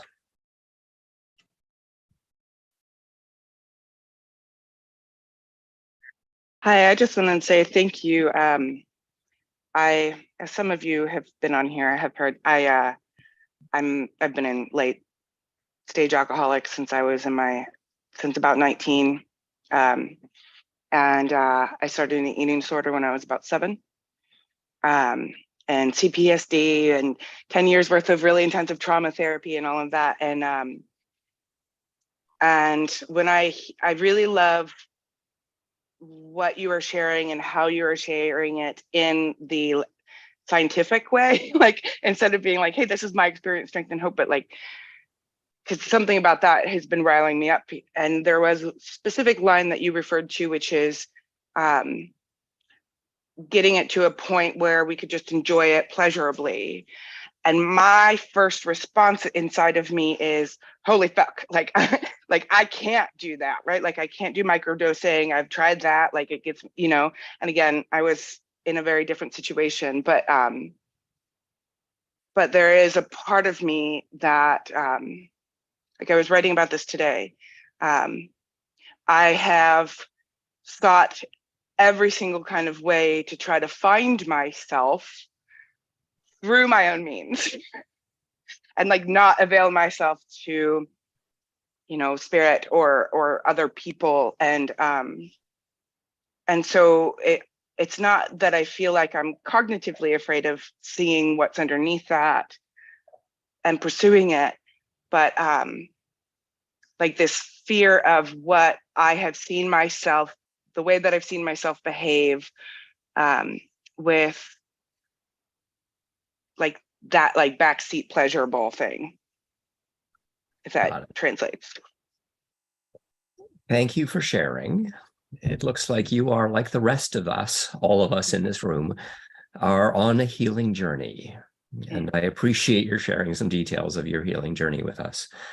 So it's interesting. Let's just talk about, I won't talk about your particular journey because I don't know you, but I will talk about how psychedelics can be used for healing, because it's not simple. You know, I think that there's some pitfalls on the way. So let's talk about the pitfalls. One of the pitfalls is there's a chart out, there's an image out there that many people use in PowerPoint slides. It's very common, that has two circles of brain network connectivity. And the first one is, you know, the normal brain, and then the one on psilocybin where there's a whole lot more connections get formed. If you've seen any PowerPoint presentations on that, you probably can visualize that image. So the message is that psychedelics help form new connections in the brain and promote neuroplasticity. Now, the curious thing about it is that is actually true. The more evidence that we have, the more we look at different psychedelics, the more we see that many of them do have that neuroplasticity thing. So let me just talk about what neuroplasticity is, and then I'll talk about the warning that comes with that whole way of thinking about it. If you're a skier and you start on the top of the mountain, and you have a big slope in front of you, and there's well-worn tracks in front of you, you tend to slide into those tracks and use those existing tracks. If there's been a fresh dump of snow, you go wherever you want and you don't follow the tracks. So essentially, the brain that is neuroplastic does things that are different, and different parts of the brain can do different things, which is exactly what healing is all about. Now, that's a useful way of thinking about some of the things that happen when people take psychedelics, but it also has a pretty significant problem associated with that thinking. And I'd like to share what that is. Because if you believe that taking a psychedelic is a bit like getting your car fixed, that produces a problem. So when I take my car to go and get fixed, it's doing this bang, bang, bang thing, or squeak, squeak, squeak thing. I take it to the mechanic. I go away. I go and have lunch. I go for a walk. I don't know what's going on in the mechanic's interaction with my car. I have nothing to do with it. I'm not there for the experience. And then later on, I come back and my car is fixed. And all I need to know is the bang, bang, bang isn't there anymore, and I drive out happy. People who believe that that's true for psychedelics tend to have worse outcomes than people who believe and really understand they have to be there for the process. Integration is everything. So taking a psychedelic and saying, I'm just going to rewire my brain actually doesn't work very well. But what psychedelics tend to offer us, it's not just you, it's all of us, is access to some of our unconscious material. I think MDMA is particularly good for that. MDMA in the context of therapy. So taking MDMA and going out dancing is not a therapeutic experience. Might be a lot of fun. You might really enjoy it. You might feel close to the people around you, but it's not therapy. Therapy is when you're lying down, you have eye shades on, you have headphones on, and you're really going internal. And you're allowing that permeability between the conscious and the unconscious mind to open up so you can actually go and start exploring what's going on inside your unconscious mind. And then you come out of that experience, and what the therapist will hopefully ask you is, what are you going to do with those insights? And how are you going to change things? And it's the recognition and the changing of behavior, changing relationships, for example. One of the first insights many people have is my relationship doesn't work. You know, I need to go find a different relationship. That's a very, very common first insight that people have when they emerge from the psychedelic experience. So then navigating that terrain of fixing their relationships or leaving or finding whatever they need to do, either get in, get out, or change, and getting healthy in the context of relationship is very much part of the psychedelic experience. So there's kind of two different things that happen with people for psychedelic healing. So I've just described the MDMA thing. The psilocybin or the LSD path of healing, or ayahuasca, is completely different. It's about having a ego disorienting experience where you go off somewhere else and you meet your maker and you have a sense of, I mean, it's interesting. There's a thing that researchers use called the MEQ, the Mystical Experience Questionnaire. Some of the questions on that are amazing. Things like, did you experience oceanic boundlessness? Did you believe that all was one? You know, these kind of questions, that people have these kind of experiences and actually understand that we are just a tiny little speck of living tissue in a huge, massive consciousness called the universe, it really changes how we think about the challenges that we have in our lives. So that sense of awe, wonder, beauty, and mystical experiences help us to heal because it gives us context. And then we have to take that context that we have that's new and then make the changes in our lives that we need to make. And at the end of the day, if we don't form healthier relationships with people, none of this helps. If you go back to, I mean, you probably have heard, there's set, setting, and dosage is what people always talked about. The three main predictors of a positive outcome. Set being your expectations, who you are when you walk in the door. Setting being the environment of the experience. Is it a safe container or not? Are you, in a car driving with people screaming at you? So that's a poor set. Lying down in a very safe environment is a very skillful set. Ceremonial structures produce a beautiful container of safety, and that's all about the setting. And dosage is what are you taking and how much? But there's a fourth variable, which I think is really useful to think about. And there was actually an academic paper that was produced on this. And she introduced the concept of a matrix. And the matrix is what's your home environment that you go back to?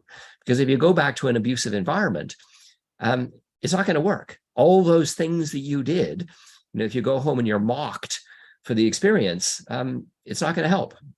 So really setting, safety, and dosage and matrix are the predictors of a positive outcome. Thank you for the question, and I wish you luck on your healing journey. Exactly. I put my hand over my heart to you. Any other comments or questions?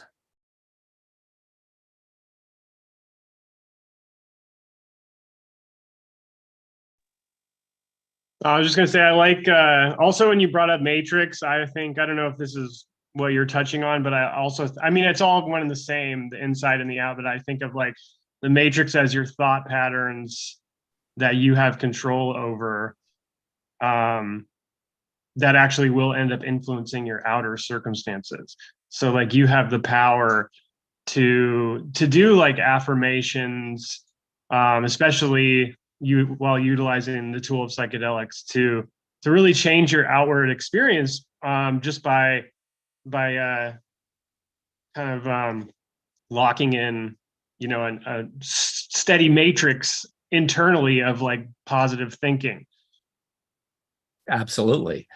And so let's talk about that, because so ideally what psychedelics will do is change the three aspects of humanity, which is thinking, feeling, and behavior. So I really talked about behavior before, but thinking and feeling also needs to change. I mean, we all get caught with negative thought patterns, where we have repetitive thought patterns that just chase us around and influence our way of seeing the world. And our thought patterns vary widely, but we all experience that. And so notice the first thing that psychedelics can do is you start to notice your thought patterns, because it gives you an awareness of the fact you're thinking, which is actually quite huge, because many people just live out their thought patterns.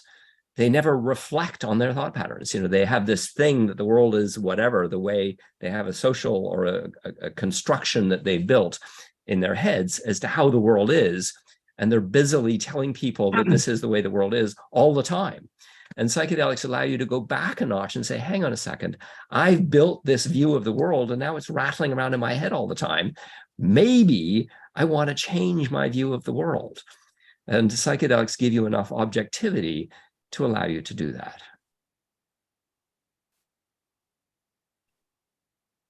Yeah, absolutely. I don't know. I don't want to say too much because I'm moderating next, and I only have like 7 minutes of stuff to say. So I was hoping people would participate, and then I'm getting nervous now that it's just going to be a lecture. So I don't I don't want to, but whatever. I just, yeah, like I've had a psychedelic experience. The first one that I had that really opened my eyes when I was homeless and living out on the streets in LA, smoking meth every day and like being a blackout drunk. And I had the psychedelic experience that really showed me just how much of, the outward world is of just a reflection of what's happening inside of me. And it was like so abundantly obvious. It was almost like a cheat code in a way. I mean, it's not, because like there's so many times in life where I don't see it that plainly, but I got the blessing of seeing it so clearly that day that changed everything. Took years before, I was able to get out of the meth and all that. But anyways, that was like this pivotal turning point in my life, because that's what the psychedelic did, was they showed me that I have more power over my life than I realized, like a lot more. Thank you for sharing, Rob. I appreciate that you are also, like the rest of us, on a healing journey. And you've come a long way. To moderate one of these events, having had your history, is pretty impressive. So congratulations. I applaud the strides that you have taken so far. Thank you. We have a couple more minutes, guys, before I hand this off to Rod. I have a comment. It was about the idea that, this kind of effort could undermine a lot of the addiction industries that make a lot of money off people in pain and sorrow and kind of pathetic passivism. So I'm just wondering if you are concerned about this kind of work being deliberately suppressed or resented or seen as a threat, because I just feel like there's, like, beyond a pharmaceutical mafia, there's other types of mafias in the world that really get off. The alcohol sales mafia, for example. Yeah, just all of it. Sorry, I thought I was muting someone. Okay. Yeah, I don't know. I've never seen that. I don't know if Labatt's or Molson's or Bud Light will see us as being a threat. And they might. And I don't know quite how they would influence that, other than buying us out and shutting us down. I guess that's always an option. I haven't seen that, but I can understand. If they saw us coming down the pipe, they have reason to be concerned. But you could meet with them ahead of time and say, hey guys, how about you guys be the leaders? There's nothing you can do to stop this. How about you be the leaders and you take the bull by the horns, just like BP taking on electronic vehicles. Absolutely. Yeah, good idea.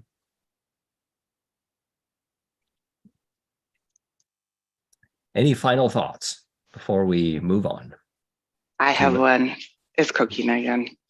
I'm partly working, so excuse my on and offness.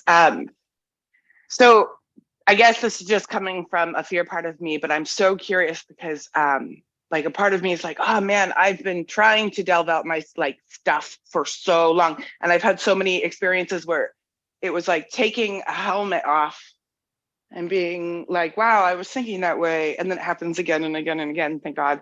And sorry. But thank you. But when you speak to the Matrix, I mean, it also makes sense as to why doing psychedelics in the environment that I did before was not super helpful. But I guess there's a part of me that is so afraid of being with myself because I've seen what I do. It just is such a distrust in myself. Like I've gotten a few years in sobriety here and I've gotten cessation of this stuff here, and then I enter, and it's, and I know the context would be, I need to believe that I want to do this and right. And I want to show up and I feel that so alive in me, yet I know that there's ways that I'm hiding from myself. So I'm curious if any of your patients have brought any of that up in your research. Thank you for sharing. Because we're out of time, I will just offer something. What I hear you have just done is you have remarkably self-disclosed.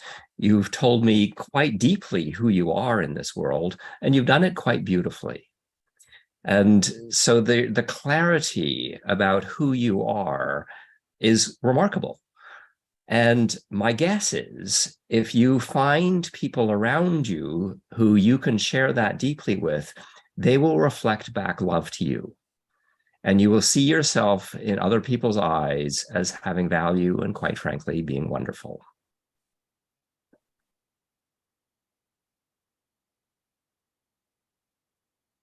Thank you for your replies, for listening, and for your service to all of us. You are so welcome. Thank you for sharing who you are with us. I appreciate it.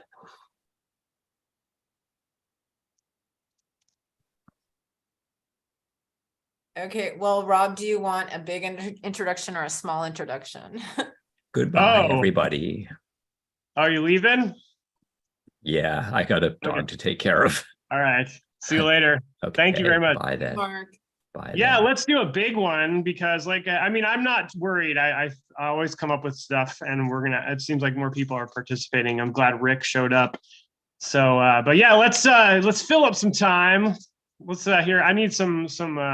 You could also, like, for me, if you like people having their cameras on, you could ask people to put their cameras on an inanimate object, like Casey Jones put it on his little fire, and then his dog just ran by.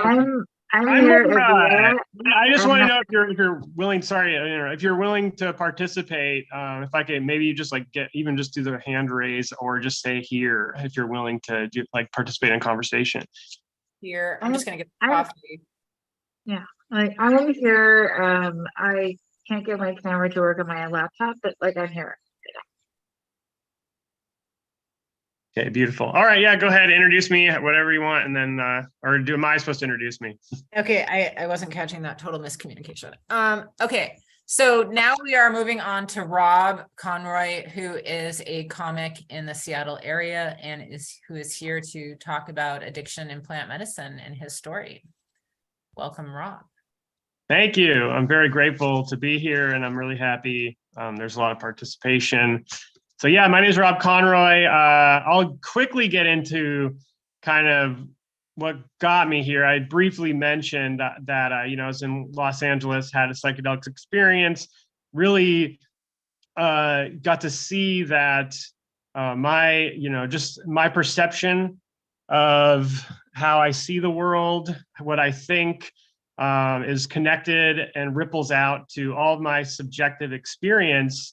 So it was really like connecting me to what I call God. We don't need to use that term if there's people here that don't like that. I mean, maybe the omnipotent mind that we all reside in and are part of and connected to subconsciously. So I really got to see that. And it gave me this insight to that I had. Awesome. Andrea loves God. Good. So yeah, it showed me that I have more power over my circumstances than I realized. Now, this was an insight that I believe there's, in divine timing. So I can't say that I wasn't ready for it. However, my actions over the next couple of years would have made at least appeared that way, because I became very, I was more like material oriented. I knew that now I had this power that I thought that I could control things with my mind, because I saw it on this psychedelic experience. And I actually, from that point, I was living in LA, homeless, smoking meth, drinking. I just got kicked out of this place that I'd been living at for a year for free. Didn't even recognize that that even was part of it all, and all the support. So I'd already burnt every bridge possible.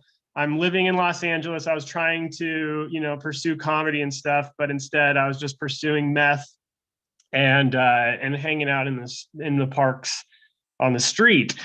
And so I decided after that experience, I wanted to go back to Seattle, but I had no money.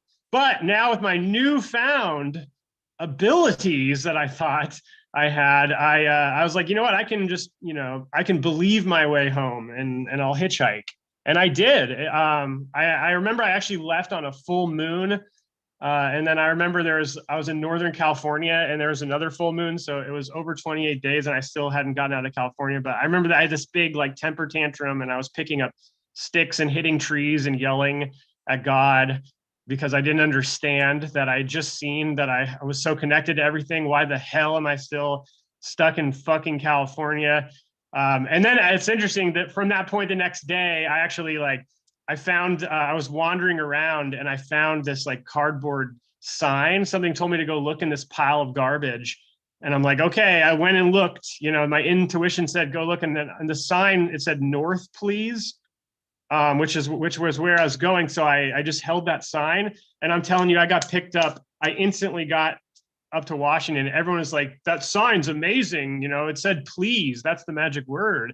And so I went from slowly, took a whole month just to make it 100 miles to getting instantly up to Northern Oregon, where I then hung out and went to a rainbow gathering and really started enjoying my time and stuff.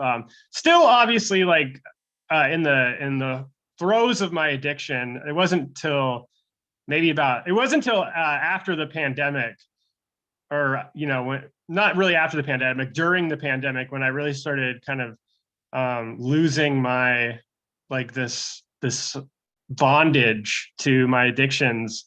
And I really can't, we can touch on all that. I can't really say what I did for that to happen. I just think that I really believe it was because I put that intention out there many years ago to be free of it. And just through the circumstances and things that I've learned, I eventually kind of hit that point. A huge part of that was utilizing psychedelics. Now what I've been doing for plant medicine, I use a lot of CBD every day. I'm not, I use marijuana pretty often at night for just to contemplate on and do some introspective things, help me sleep. Lucky for me that I was never I don't really love being stoned. So it's never a big problem. I don't want to do it all the time during the day or anything. So yeah, I utilize marijuana quite often. And then when I feel called, I tried microdosing, and it's just, for me, it's not something that I really feel is too beneficial. I think I really see it helping a lot of people. For me personally, I spend most of my time either just utilizing CBD or being sober. And then probably once every couple months, I just went on a mushroom journey a couple weeks ago. And I'll do, a psychedelic mushroom journey when I feel called to every few months. And really, like I said, for me, it's just a reminder that, what I'm thinking, what thoughts are going on in my brain, that I have been blessed with the power to control and influence, is going to reflect out on my experience. And it's just so how important those are.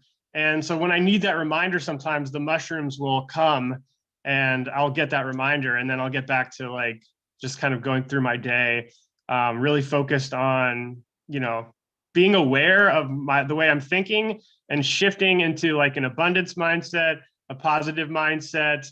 I do a lot of I am statements. Just anytime that I have free time, if I'm just doing the dishes or something, I'll repeat in my mind, I am successful, I am loved, I am loved. And it's amazing. I just say it from a neutral place. So I started where I didn't even believe it. I don't believe, they say you got to believe.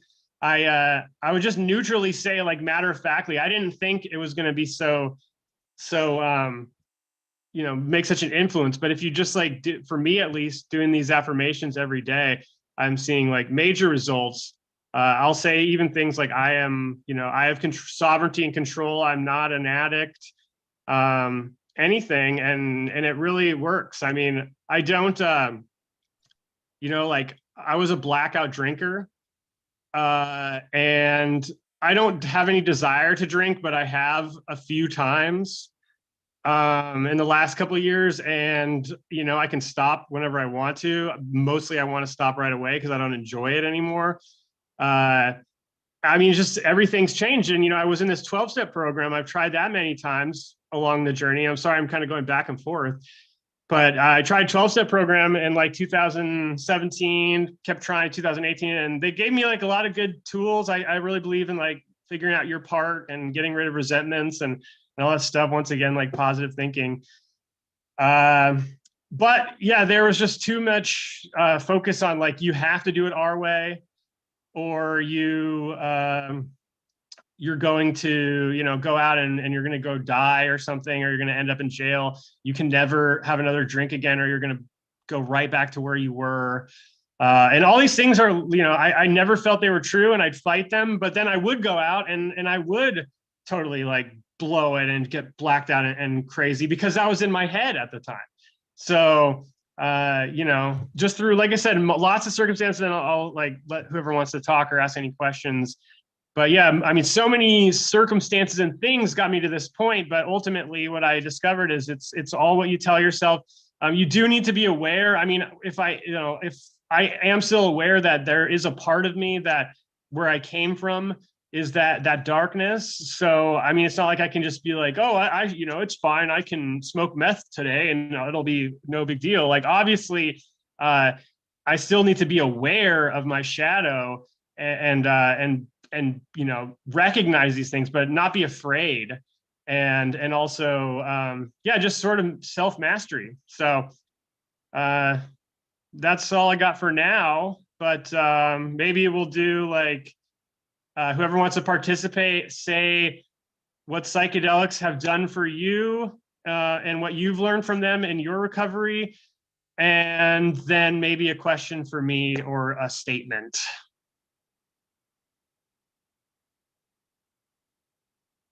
I guess I'll go for a minute. This was a topic at a meeting last night too. I hadn't thought about this in a while, but every now and then I do ponder upon the 12 steps in my time, like going to those meetings and whatever. And so I first went to rehab when I was like 17 years old. I had to do like a 1-month program. It was court ordered for whatever reason. But that was like the first time I heard about, you know, I have this disease and whatnot. And one of the things I remember them telling me is like, you know, one hit off a joint or one Vicodin or one beer would trigger your disease, and you know, you would go immediately back to the needle, and not only that, it would be like you never stopped, like as if you've been using that. One time I was out on like this hiking trip. Sorry, my dog's barking. Sorry. And you know, I feel I slipped and I split my knee open on this rock. Like, it was a pretty good gash. Like, I had to go to the ER and get it stitched up and everything. And the dude wrote me a prescription for like, you know, 10 or 12 hydrocodone just to, you know, get me through the next day. But I remember like thinking about that, like, no, it's good. Even my girlfriend at the time was just like, no, you can't really get it, you know, trigger your disease. Like, she'd heard it at meetings too or whatever. But yeah, man, my leg was really hurting. So I ate the Vicodin, and like, I was kind of like paranoid a little bit for like, you know, I was like 23 or so at that time. Like, I believed that for 5 years straight, you know, and then like nothing ever happened. And it was just like, you know, there was already like other stuff, you know, I'd found with that, you know, disagreeable about, you know, the 12-step stuff. But yeah, that was just another one, like, what else have they got?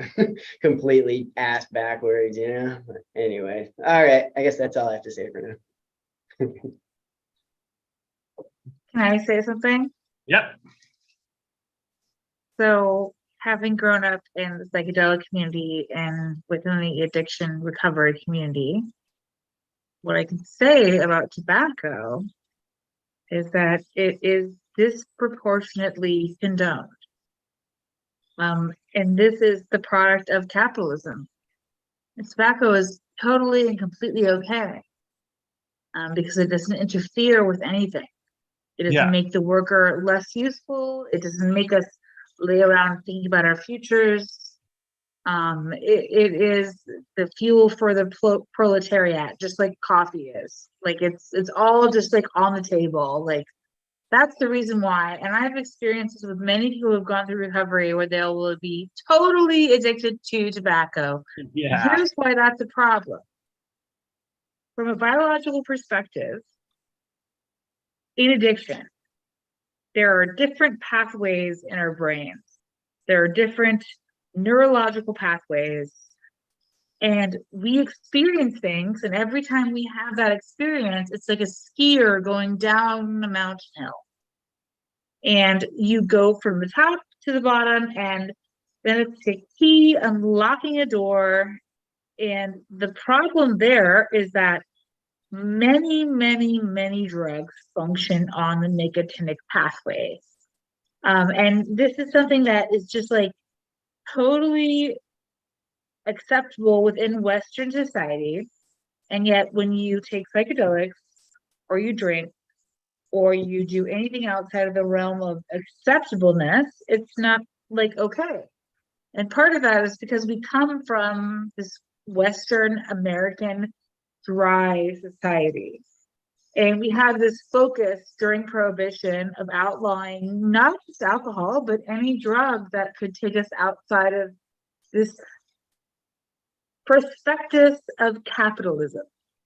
And so it makes sense that like we're all super focused on nicotine because it is actually the main pathway by which many drugs travel in your brain. And so like it's just a little bit ridiculous when we're talking about like, are we addicted to alcohol? Are we addicted to tobacco? Neither of which I do on a regular basis. The point is that capitalism is breeding this addiction. And when we're talking about which things feel best in our brain, it's because this is the type of society that we've grown up with, that was measured for us, that was built for us to function within.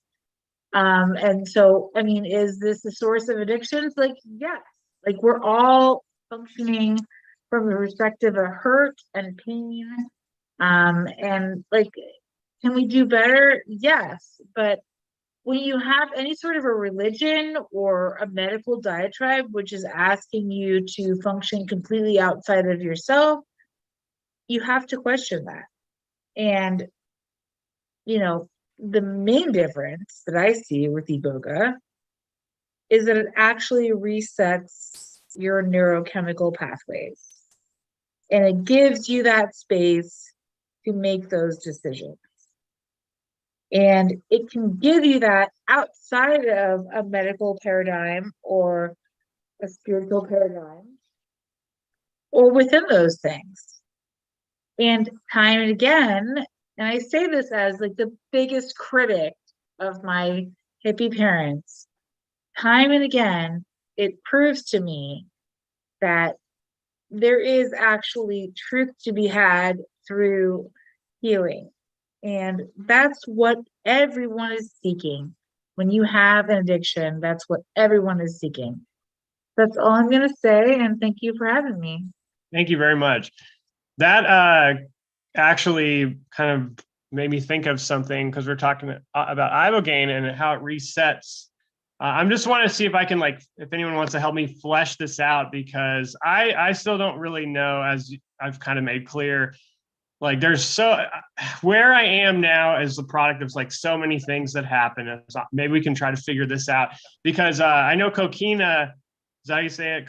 Coquina, she was, you know, mentioning how she's afraid that if she like microdoses or smokes weed or whatever, in her experience, like they say in AA even, it'll, you know, it'll just go really bad, right to the extreme. She'll do it, you know, we'll do it addictively. And now that's how I was for so long. Now I'm not. It actually, I know part of it was a whole year of absolute sobriety and just getting comfortable with myself being, because a lot of the reasons that I used was, yes, a lot to escape, but it started out as I figured out the first time I drank, I remember I was like the funniest guy in the room. The girl I had a crush on was totally into me. Like I thought I had figured it out, the secret code to make me the guy I always wanted to be. I just needed a couple drinks, and then I was the winner. So like every drug that I ever did was because I was like, you know, then drinking got out of hand. So then I found Oxycontin. Okay, when I'm on, some oxys, I don't want to drink, but I'm still cool. I'm like the best guy at work. And then oxys got out of hand. I had to get on methadone, wean off methadone, and then I got onto meth because the methadone post-acute withdrawals were so bad. And then meth, I became like the employee of the month. And once again, same shit, different drug. So my thing that I did learn, and I learned this through psychedelics, was that I don't believe, like, I've been living a lie most of my entire life. I always was the guy under the influence that was so cool and like the life of the party. Hi, John. He's not really me. And so it took like a whole year of actually just pure sobriety where, I started to learn that like who I really am. I'm okay. I don't need to be Mr. like, make everybody laugh all the time, take all the attention on me. First of all, it like would also annoy people anyways. So it wasn't like, a lot of it was just kind of delusion, but I just actually learned how to be okay with myself and trust myself that, yeah, social approval need, we must all come to a radical self. Yeah, exactly. Like radical self-acceptance. So I don't know, Coquina, like, have you radically accepted yourself? Are you, when you're in a room with other people, like, are you okay? Do you not need to feel that like they like you? I need their approval, because that's where we all need to work to get to, I think, if we want. I don't know, this is just me, because that was more what I cared about, more than just escaping. It became an escape because I kept ruining my life. But the original problem was that I felt I needed these things to be better. Thank you for sharing and the inquiry. I absolutely don't give a shit anymore. And believe me, I've literally tried to cut parts of my body off, and I used to smile with my lips sucked in because they were too big. Like everything about myself I hated. And I am sure that there's ways that I'm still hiding from that there because of patterns of behavior. But I have spent a lot of time learning to love myself in these really profound ways, and to the point where it's like, yeah, I walk around and I'm not caring like I cared, and it's such a good freedom. But mine is obliteration. The first time I ever drank, I blacked out at 13, and I've been annihilating myself in some way. Like that's a word that always comes up when I do spiritual work, or even when I have my great therapists working with me. I'm going to have to listen now because we're going to go put some alcohol back into the house where I'm house sitting. So thank you. I'll be here. Bye.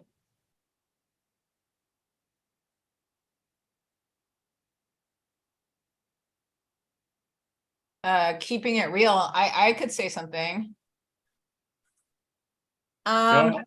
Yeah, so Sean was showing me this, it was like a video, it was very interesting, and it was some scientific study, and it was showing how they did these psychological experiments with humans, and they gave them a visual diagram, and you had to match a line with another line in terms of length. Like you're shown a little bit of a line, and then in the picture there's other lines to choose from, and you're supposed to choose the line that matches the height of the first line. So hopefully that makes sense. And so what happened was they did this psychological experiment over and over and over again, and they would have people that they planted, like subversives or whatever, Yeah. and they would be like, no, man, like it's the third line. And like, you're the person doing the experiment and you're like, what the fuck? Like, I'm looking at this, my eyes work. Like, why can't, what world am I in where this person is seeing this other thing? But basically 2/3 of people will change their minds based upon peer pressure. And so when you understand like Nazi Germany and just different things that go down in our country and our world, there are like 2/3 of people that will just go along with the peer at their side or to their left or right based upon wanting to belong and wanting to be part of community. But the hope there is that there's 1/3 of people that are like, fuck you, that line doesn't match, you fucking fool. And so I feel like if the people that can look at the line and stand up to other people in a room where everyone is telling you you're wrong, and you're able to say, I don't care, this is what I believe, that if those 1/3 of the human population could basically just kind of like form their own new society. I don't know if this relates at all to what you put out there, but I feel like I see so much negativity in the addiction field because I see so much self-hatred, so much encouragement in our society to hate ourselves, to compare ourselves to one another. And so I really feel like we're here to have a spiritual experience, and to learn what it means to be a human in this, flesh package. But I don't think that we're meant to sit around and compare ourselves with other people and hate ourselves like the whole time we're here. Like, I think we're supposed to have a good time and enjoy ourselves and do, our work and have fun and, share our gifts. But I feel like they teach so much self-hatred in our culture from such a young age that you're taught to doubt yourself, that really, I think it's very difficult to be that 1/3 of society that stands up against whatever the social mores are. And right now the social mores are so fuck backward, like alcoholism, yay, and football stadiums, yay, and let's get all fucked up and like forget our miserable lives and be a slave to the man, yay, and we have power, we can fuck ourselves up, yay. And it's like such a mind fuck to be in this society, because you're like, I look around and everyone looks fucking miserable to me, like I don't know what's happening here, but people certainly don't seem that happy, right? And they don't seem that nice to one another. And I just feel like this society feeds on that division, and then it says, no, we'll create the problem and then we'll give you a solution, right? We'll make you fucking miserable and then we will give you a solution. And guess what that solution is? It's cigarettes, like she was just talking about in terms of capitalism. It's alcohol, it's cocaine. They've got fentanyl coming across the border. They know that's coming, right? It's pharmaceuticals, like we're all sucking the pharmaceutical dick, So I could just go on and on, but I don't know if that relates at all to what you know what you're talking about, the sheeple who took the jab. No, I'm just kidding. That's we taught, that's like a divisive thing. I don't want to talk about that. It's like we talked about it before, Leo, what I just said. I think that whole thing is to get us more divided. It doesn't matter if you took it or not, honestly. But yeah, no, a couple things that made me think of is like, it's really important. Something that that's really helped with my recovery is like who you surround yourself with, who in a way, life is like this spiritual game, and like there's all these players, and some of the players' job is to infect you with doubt and make you doubt and resent and hate yourself. So I think it is really important to really know yourself and not listen if you feel something in your soul, and you don't need to, like, I think for me my biggest problem was I would always fight everybody. Like, I knew that they were wrong in AA, and I would just say, all I would do is just keep going and yell at them, and then I would go out and drink and then like prove them right every time, because I was so adamant about proving them wrong, because ultimately I hadn't fully awakened to like truth yet. So I was in this like weird denial stage. But what I ultimately learned is like, I was right. Some of the stuff that I'd always combat them with and fight them with, and then they try to like shame me and box me in. And I, eventually once I realized how right I was, I just became okay with that. And then it's like, people can tell you whatever that you want, and you know the truth. Yeah, I don't you got anything, Rick?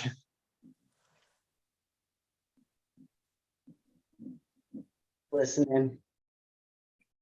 No, I guess not. Sorry. No problem. Yeah, I was going to say I can go. I was just enjoying the conversation because a lot of what people have been saying is true. It's like, funny enough, last week I went to a webinar about like drug use for like preventing kids from like I guess with cannabis becoming legalized in many states. They try and prevent a lot of potential addictions, but it was like listening to it, and I've been out of high school now like 20 years. I'm like, oh, you guys are still using the same, the same methods back then, and it doesn't add up. Like they were talking about, they were using one example of like some college students they might wake and bake in the morning, and then they're kind of doing it throughout. And I'm like, yeah, if you are a new person at a school, a university that is nothing like high school, you're responsible, you're an adult. It's a lot of pressure on an 18-year-old kid that if you weren't taught this, you're going to flounder. If you don't have anything to help you, you're going to flounder. And I'm like, yeah, I would do the same thing too, you know? And I'm thinking to myself, like, are the classes too hard? Do they not like the subject they chose? Do they not, there's other reasons that drive people to do what they do. And it's like, until you get to the bottom of that, you're not going to know, like, why, even that person is not going to know, like, why am I going this route? This, like for me, I had like a bit of addiction to cannabis during the early days of the pandemic. Plus I was in an emotional, verbal, abusive relationship, and I'm trying to work on a master's degree, and I'm working from home. I had a lot of things out of my control that I'm just trying to manage with. And so I had access to cannabis through my ex at that time. I'm smoking most of the day because I'm tired of looking at the news. I mean, it was like some weird social experiment. It's just like, and I'm like, I started going out more for walks, and I was finding peace. And I kind of see it now as I was doing like almost a rite of passage, just to like I would get high and go for a walk, and I live in a city.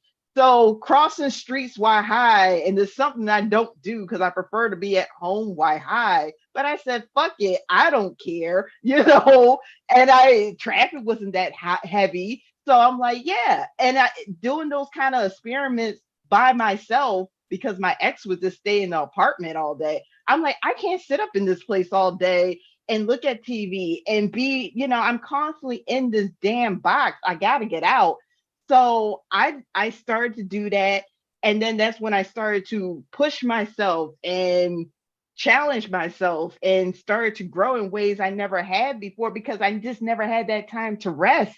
I always had to get up and go, got to be here, got to be there. What time is it? Oh my goodness, I only have a little bit of time for myself.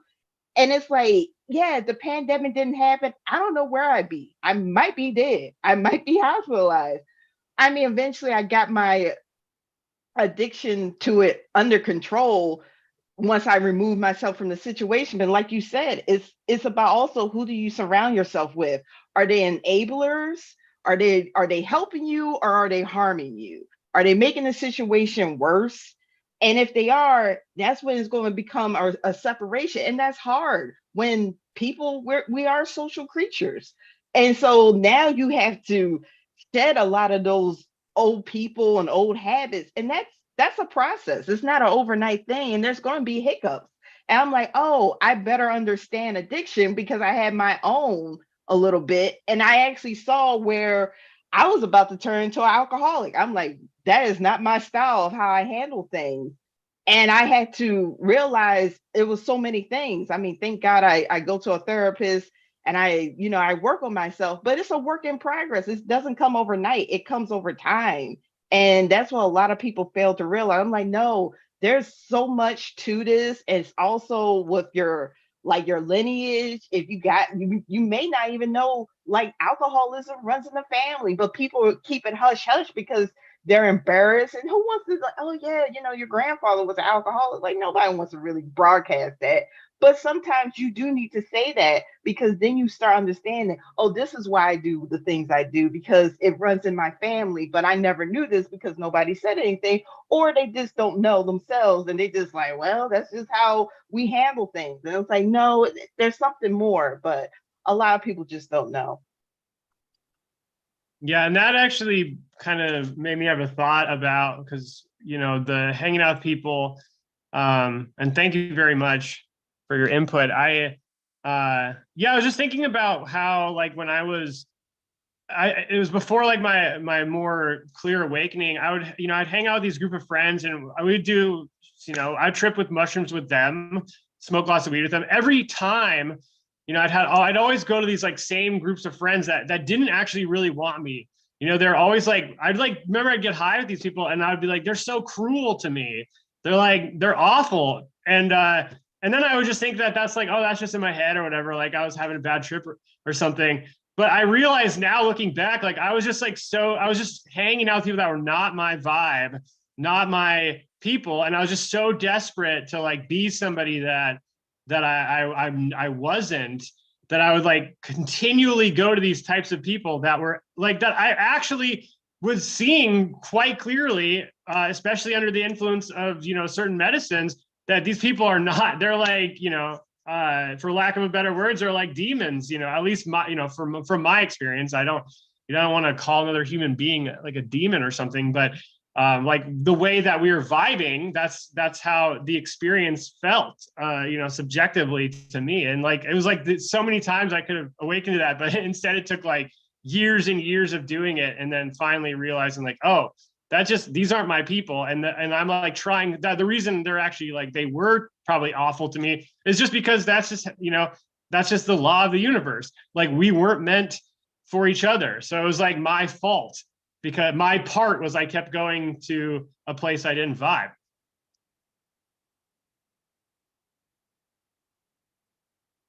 I like what you just said, if you don't mind me saying. I mean, that really hit a point that I think we all go through, because, like I'm a child of the 60s for the most part. So, I kind of came in at the trail end of the Woodstock era and the generation. And then that was when LSD was at its height and it was coming out and then everything. And plus being a musician, I had access always to things like that. But I remember taking mescaline, I think it was, and going through a situation where, like you just said, I'm around all these people. It's like, these people are not my friends. Like, why am I even here? And it was at that point in time where when I came down the next day, I went looking for an apartment. Got my own apartment, ended up by myself, and I was so happy. It's just some of those things happen and you realize they happen for a reason. But I've always believed in the power of the hallucinogenics, whether it's mushrooms or LSD or mescaline or whatever people want to do. It really does take you into a different part of yourself, and you start to become aware of things that you were kind of ignoring maybe in the beginning, weren't quite aware of, and you weren't aware of. If you're not aware that people are sneering behind your back, if you take a hit of acid, you're going to know they're doing that. Yeah. Right? But when you're not, you're oblivious to it, right? So they're sneering and you think it's all good, but it's not all good because they're not your friends. They're going to stab you in your back. They're going to cost you something in your life that, you didn't even realize because you were too foolish to realize that they were not your friends, right? Yeah. So now you make that switch and then you go on. So one of the things I can say is I've always had this thing about myself. Whenever I go through tough times, I read. I go to the library, to the bookstore, I get a book and I read. I read on what's going on at the moment and I try to make a good understanding. So when I was taking LSD, I was reading John C. Lilly, Center of the Cyclone, Charles Tartt's Altered States, and they were doing the studies, and going into the deprivation tanks. And my God, a lot of these guys came out of those tanks and sold all their belongings and went to find the guru somewhere in the Middle East. I mean, they knew there was something else going on, right? So once you become aware of your spiritual nature, you realize that materialism is something that's been hammered into our heads by America, right?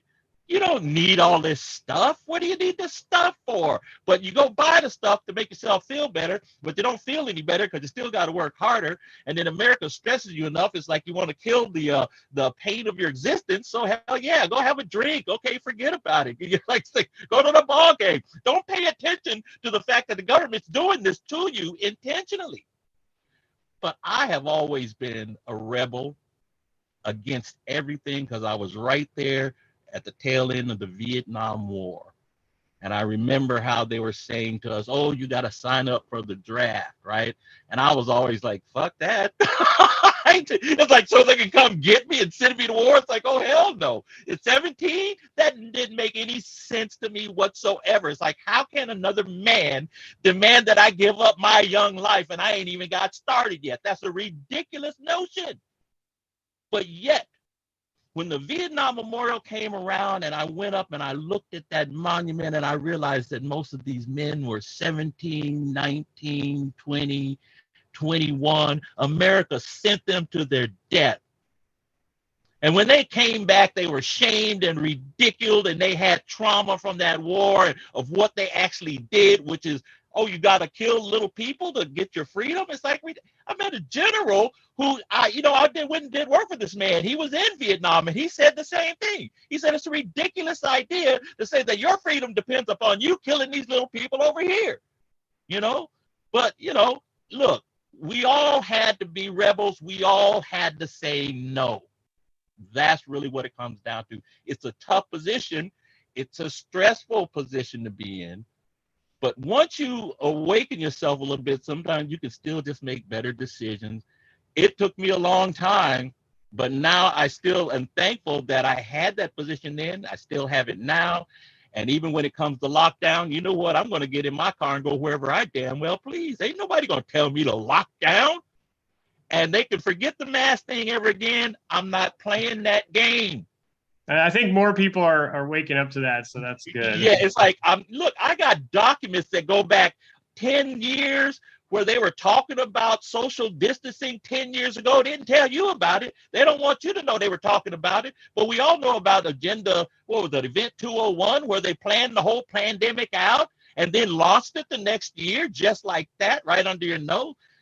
Look, at that point in time, I had spent 30 years of my life digging into the history of this medical industry and the crap that these people have come up with, and who the hell promotes something that is so against health on all levels. But yeah, you keep going like moths to a flame to these places they call hospitals, and they're killing our relatives all the time, and they got highfalutin words to explain these highfalutin diseases and all these problems that we're afflicted with. And they got the cancer treatment, which is 95% failure. But anyway, I'm getting, so I guess because we're on kind of what you're saying, but we're gonna have to actually steer this direction somewhere else, just because big brother. So we still got Big Brother on us. You know what? I did have some videos, Yank, but I will say this much. Because we're on YouTube, so there's certain things we're not allowed to say. I actually did a whole year of YouTube, not only YouTube videos, but I did a whole year of Zoom videos also. So that's okay. I do get a little going too far. Oh, I get it, man. I get the passion, and I just want to, and we can get back to discussing more what you want to say. I just wanted to open it up real quick, just because I know there's a few people that don't have much time. So I just want to, if Cece wants to give any input. Looks like he's got something to say. Or Andrea, I hear you know a lot about it. Okay, Cece looks like she's. Hey everyone, I'm Cece. I'm coming in from Connecticut, so East Coast representing, and it's, I don't know, probably close to 11. I don't know. I worked 14 hours in the hospital today, and my faculties and articulation are probably not optimal. But I wanted to come in and talk just a little bit about my experience as it pertains to addiction and psychedelics. I come from a couple of different angles. I do not, I have not experienced addiction personally. Though I have been a victim of it in many ways. If you can envision, being young and having your father beat up your mother because drug dealers are sending death threats, and, the collateral damage of addiction. I also adopted my best friend's daughter when she was 15, though I'd had her for most of her life, also a result of addiction. So some addiction in my world, but I am not an addict. I also have experienced addiction in my many roles as a nurse, both in behavioral health units as well as at the bedside and as an integrative nurse coach and psychedelic guide. The one thing I will say that I know for certain about addiction is it is the fear and manifestation.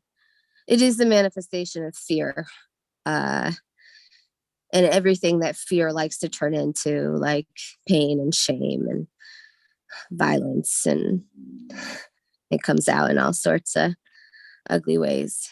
I have seen a lot of progress in my clients.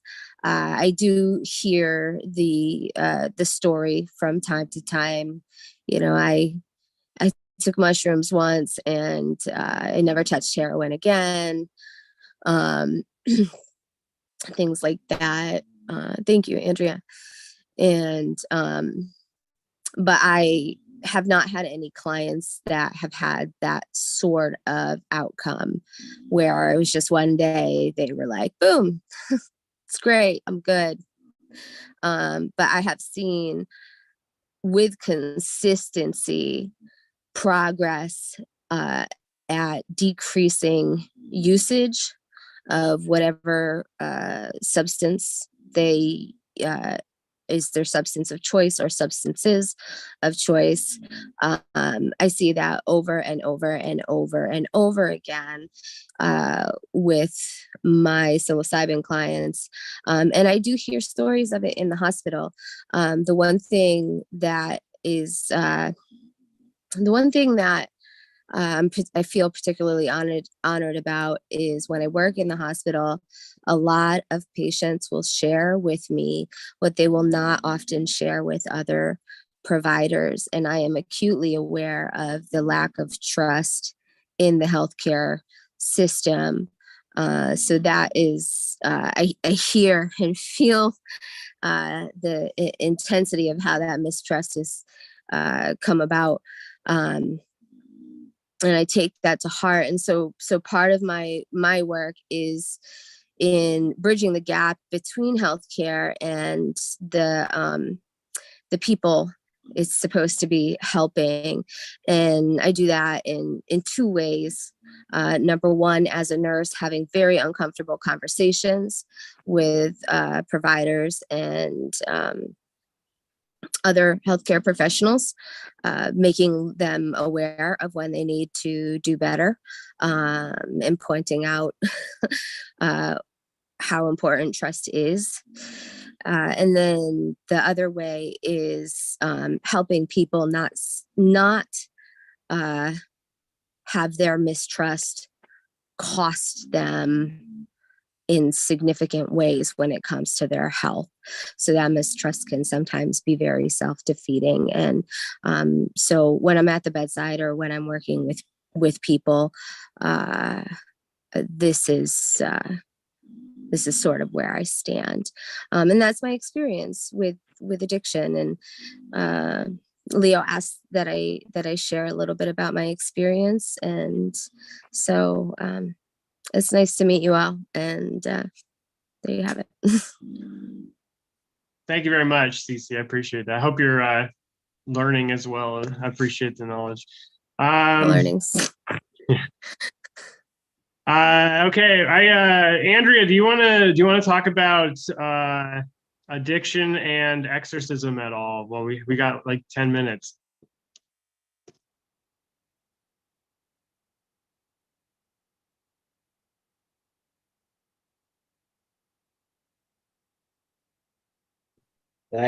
Like exorcism? Well, yeah, it was a topic I hear that she's very aware of, so I'd like to know if she has any input at all. No? Okay.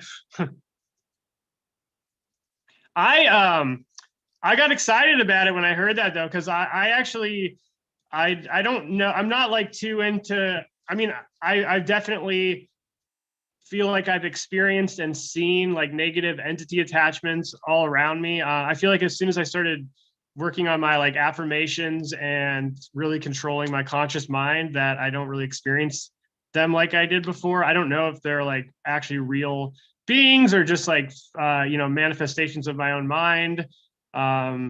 So I definitely, that's why I got excited when she said that, because I am into that kind of stuff. Like I definitely, part of what helped me to gain a little more mastery of my mind was like seeing all the negative thoughts as like a demon trying to manipulate or take control of my sovereignty. It really helps you to like, identify with it yourself. So like, I didn't really care if it was real, like actually this is what it is, or that was just some kind of metaphor I was making up. But I could definitely like see them and things like that, like weird little entities. And so I heard, addiction and exorcism, I got excited. But if anyone else has anything to say about that, like, or if they've experienced any kind of woo-woo crazy shit, and like, took it to heart on psychedelics, I'd love to hear it. I grew up with like hardcore Christians, like the speaking in tongues kind.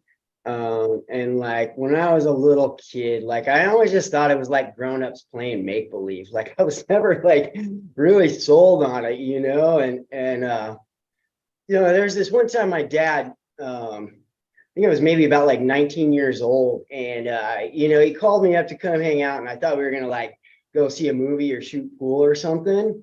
And he starts driving us to San Jose, and I was just like, where are we going? He's like, you got to hear this guy talk, right? And so he took me to some like super church where there was this guy who like used to be in rock bands like back in the 80s or whatever, but then he found Jesus, and now he like tours around the country just giving his testimony about how he used to be a sinning man with all the girls and the cocaine and whatever. Classic. But he was also famous for touching people's forehead and putting the Holy Spirit into them and making them fall on the ground and start doing the tuna fish. And like my dad got us there early so that we could be up front. So that like he was trying to get me saved, basically. Like, man, I've been trying everything this is going to do. This is going to get the boy, right? Got us up front. I can't remember how many people I had to the right or left of me, but this dude starts working his way down the line, right? And he's going up to people, and in the name of Ziba Zaba, boom, right? Like fall back on the church pew or lay on the ground and start twitching around. And I was like, oh, fuck me, man. And like, got up to my dad and did it to my dad, fell on the ground, like, right? And I'm trying to give this guy the like, head motion, like, beat it, pal. Like, I don't want to do this. He tried it twice on me. The first one, in the name of Jesus, right? And I'm just like, nope, no, beat it. He tried again in the name of the bat, right? And then he just like gave up and moved on. I was the only person fucking standing in that like moment. And I was looking at all of these people, and I'm like, it's on the, like, it's like an Emperor's New Clothes thing. Like, oh, they're going to think I don't have my life right with Jesus if I don't act like this. Like, yeah, it's. And like, so, and I still like see that stuff, even some of the new age stuff where I see like, some guru waving their hands and doing some Kundalini thing, and then someone laying on the floor. Like I think of that like the exact same way, but but I mean, the way I personally, view it and like, it's inconsequential to me. If somebody tells me, no, it's 100% real, that's just inconsequential. That's fine. The way I see it is kind of like it's all your mind. So and it's like because I remember one time on ketamine, I swear it was like I got possessed by like 40 beings, and they were all like talking and like arguing with each other, and like I don't know, but at the end of the day, where was I going? Oh yeah, like the whole. So like I feel like if you believe that the Kundalini is going to like reset your aura or whatever it does, and then you act as if like I don't see what's wrong with that, or what's like whether it is or isn't, it is, it is, because that's just kind of how the mind, the infinite mind works. Yeah. But yeah, I liked what actually, when you're talking about I bet you that is why all those people are falling, is because they're like, oh, if I don't fall, that means that I'm going to be, it's kind of like what Leo was saying with the lines, where people were saying, the peer pressure. Christianity, it should have been the other way around. Like, they already believe in Jesus. I'm the sinner. I'm the non-believer. Like, I should have been the one twitching on the floor while they all watched me. If that shit were real. And it was like, oh man. Yeah. So no, I'm saying no on the demons. It's most likely, like, in your head sounds like much a more reasonable conclusion than there actually being like supernatural entities getting into people and making them do evil things to you. Like, yeah, the devil made me do it. Ain't worked in court yet. So. Well, I think whatever it is because there's so, like, the power of, thought is so magnificent. So whatever it is, but ultimately we are the I am that sits at the throne of our being. So, like, that's why I like to choose to, even though I never actually believed for sure that there's these entities, like, I believe that, like, I have the power to, I have the power to correct what's happening. So, like, if you, for me, like I said, just calling it a demon made me disidentify with the negative thought. Now I'm not I'm not the thing telling me that I suck. It's something else telling me that. I'm not going to listen. And so it's like a nice tool, whether it's real or not, for me to learn mastery over myself and my mind. Yeah, I get what you're saying, man. Because even in Buddhism, I remember like reading some old story about Buddha being tempted by some like evil demon named Mara, right? Like, and I can't even remember there's so many different like sects of Buddhism. But like, yeah, I remember like after reading that story, like when I would like have tempting thoughts or see things, I'd be like, yeah, not today, Mara. Be gone, Mara. Really thought of it like as a real thing, just like, yeah, okay, so I know what you're saying, man. Like, I get it. Right on, dude. So I've been on psilocybin journeys where I go into my journey utilizing breath work. And as I begin to enter the journey, I would say that I feel like something is being exercised. I don't know what it is or how it is, but I feel it being pulled from me, whether it's energy or demon. But like when you're like, you're breathing and you're trying to push it out, you're trying to do whatever you can to get out, but something wants to get out. So I mean, I maybe think of exorcism in that way for sure. Yeah, and actually now you say that reminded me of like a DMT trip I had where it felt like something like attached to my forehead was like blown off, and then I like experienced reality in this whole new different way. And like the whole time I felt like, oh, there's this thing that's like attached to me that's lying and like deceiving me at all times. And it felt almost like some kind of like powerful entity or something. But these are, once again, like, these are just words now that we're using to label like an experience that has no name. But I think if it works for people, it's absolutely great. And I'll even like, put aside my preconceived notions and like entertain it with people as well that are really into that kind of stuff. Because like I said, it's no harm for me if I really am a believer in like the power of intention and like I can always figure out a way to like twist it into my own understanding where I'm like, we can both share in that experience, or all of us. So I'm down to do some like Kundalini or what's it called? What is it where they wave their hands over you when they change your energy? Reiki. Reiki, yeah.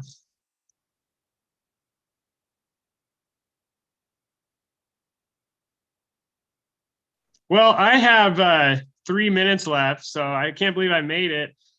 Thank you, everybody, very much for participating, and I really appreciate all of the support and kind words. Thank you, Andrea. Yeah, you did a really good job, man. Thank you. Thank for you. Doing your part. So, yeah, I appreciate it, man. And I got to do some errands and stuff, but I'm going Oh, to. Jeremy Weiss is on. There he is. Oh.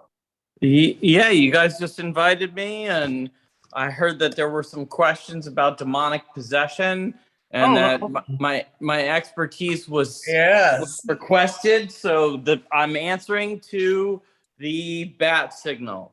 Yeah. So basically we have like a few more minutes before Alicia takes over, but I told Alicia about you, so I'm sure she's flexible because the next person after her is flexible. But basically we were talking about demonic possession in the situation of addiction. That's such a huge topic, but just wondering if you could talk about it just for a few minutes, Alicia, if you can be gracious. Okay, cool. I'd be happy to chat about demonic possession, but we're talking about what demonic possession, particularly in the Jewish tradition. Are we talking about Dybbuk possession, which is possession by a spirit? And are you asking what the hallmarks are, or if you're asking how they are related to, how would they present in addiction for different faiths who are working to maybe rid people of demonic spirits in the situation of addiction? Like maybe where have you seen that, or how would it relate to religion? Well, I mean, certainly possession could certainly predispose or make that person do things that there is not under their own command or free will, right? I mean, that's the whole issue around possession, Right. is that there's another entity, malevolent entity, that has taken over your body, as opposed to a benevolent entity like an angel or something, which can also happen. That can be an Iber, or a benevolent or a tzaddik or a benevolent force takes over your body. Now, if you have a malevolent force taking over someone's body, causing them to have it's manifesting as an addiction problem, in my tradition of exorcism or Jewish exorcism, and in many others, I mean, the hallmark is to both, yes, identify that there is a malevolent force at work, and then the next thing to do would be to determine what type. Is it a spirit or it's a demon? Because those are handled generally differently. And then to perform an exorcism, which in my tradition is usually a public gathering. Their candles are lit.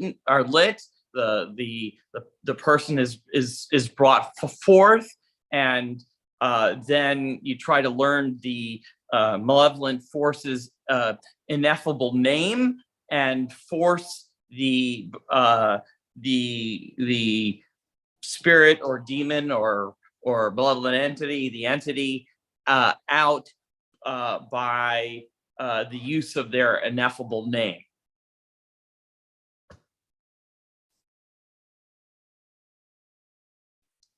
Questions? I don't know if that helped at all. Did I? Yeah, no, that was very helpful. There was a lady on here who was talking about Andrea, right? She wanted to talk about what was it, demons, or help me out. Right, trying to understand the distinction between if someone's really in an addictive state, or perhaps they have a demonic possession.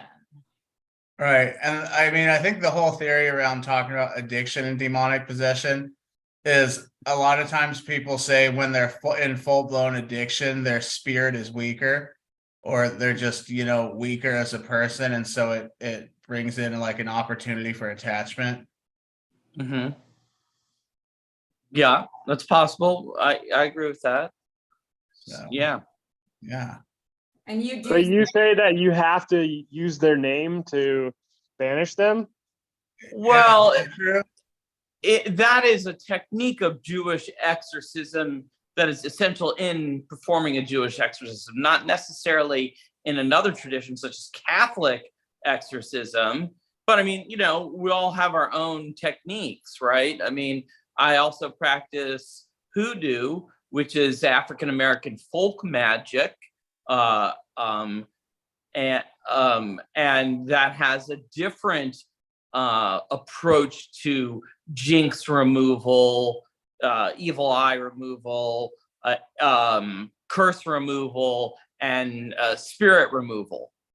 Right? You could well, that's not exactly true. Even in the hoodoo tradition, to capture a spirit, you would tie a string in a knot and then try to say the spirit's name while pulling the knot tighter. Right. So it is important to know. Yeah, I mean, that's part of the navigation in an exorcism, is learning why is the spirit possessing, like I said, is it a spirit or versus a demon? And if so, what's the reason for its possession? And in the Jewish tradition, if you have a soul that is refusing to undergo the process of transmigration, then it's called a double mitzvah, or it's a double good deed to do the exorcism, because you're freeing both the victim as well as the soul that is refusing to go about its business and trapped here. So it's like a double good deed. That's awesome. That's so powerful. Yeah. I want to speak on the tradition of candomblé out of Brazil, because it touches on this a little bit in terms of spirits and substances. I have had the privilege to attend some candomblé ceremonies, and there's always a leader or a person who channels. Is very spiritualistic type tradition, but the person who channels utilizes alcohol. They drink the alcohol for two purposes. Number one, to decrease their resistance to the entry of the spirit. And number two, because alcohol is a pleasure of the body, or it elicits pleasure of the body, and the spirit is attracted to the worldly pleasures. It gives them a reason to stop by. So I don't know if the same sort of model or theory or approach from candomblé would speak to addiction specifically, but if it did, then you could theorize that the more one partakes in alcohol usage, we'll say alcohol specifically, the more likely they are that a spirit will enter them, will first be attracted to them, but second have the capability to enter them so that they can, well, I guess an addiction, it would be without their consent, but the spirit would present itself through the person. Yeah, and and it's also, as far as other just how I was thinking and was occurring to me. I mean, we've talked about this before, I think, in the past, Cece.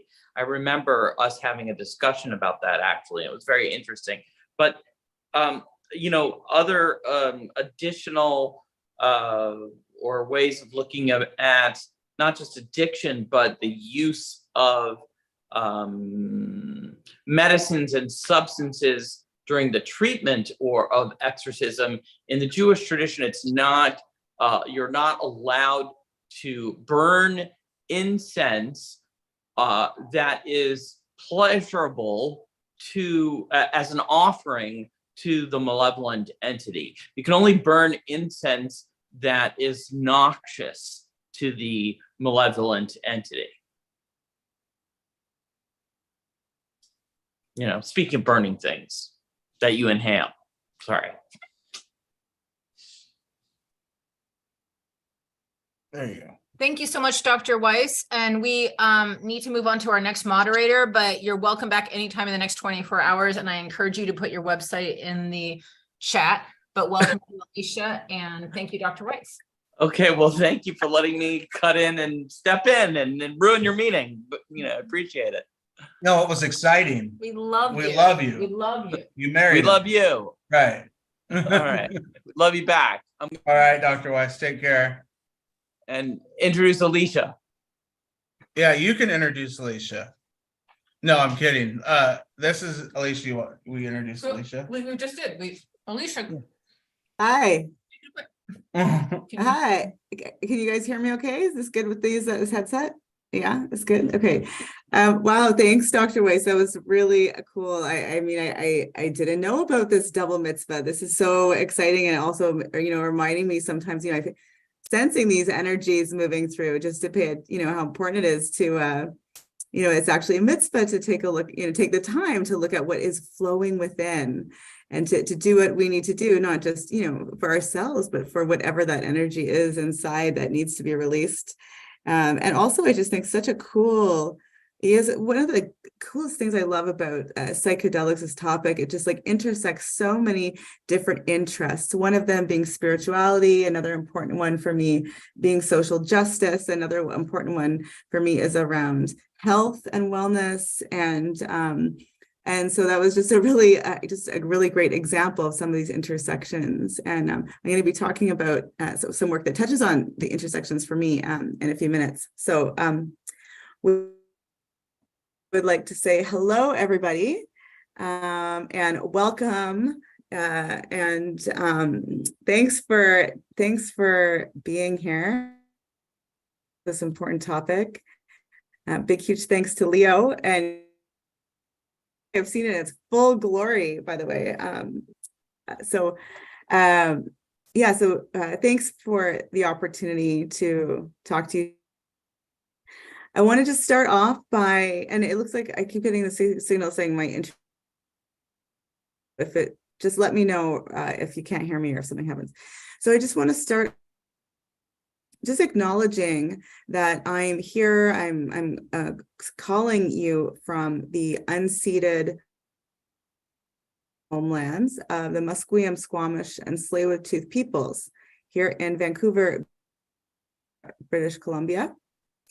And I think it's really important always to situate ourselves in our work, wherever it is, if it's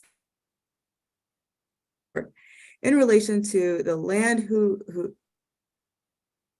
the peoples whose land we're on, acknowledging the histories and the current dynamics that shape our work, paying attention to just power and privilege, and who not have access to the conversations that we're having right now about this kind of topic. But it really is something that, you know, when they're a part of my, you know, I'm a tarot reader on the side. I'm a little bit of a Jew witchy kind of person. I like to do some. Also, when I engage with that work, I also find it really important just to situate in spiritual work and acknowledging the privilege that we have to do our work in a place where we may have even participated in the oppression of Indigenous people,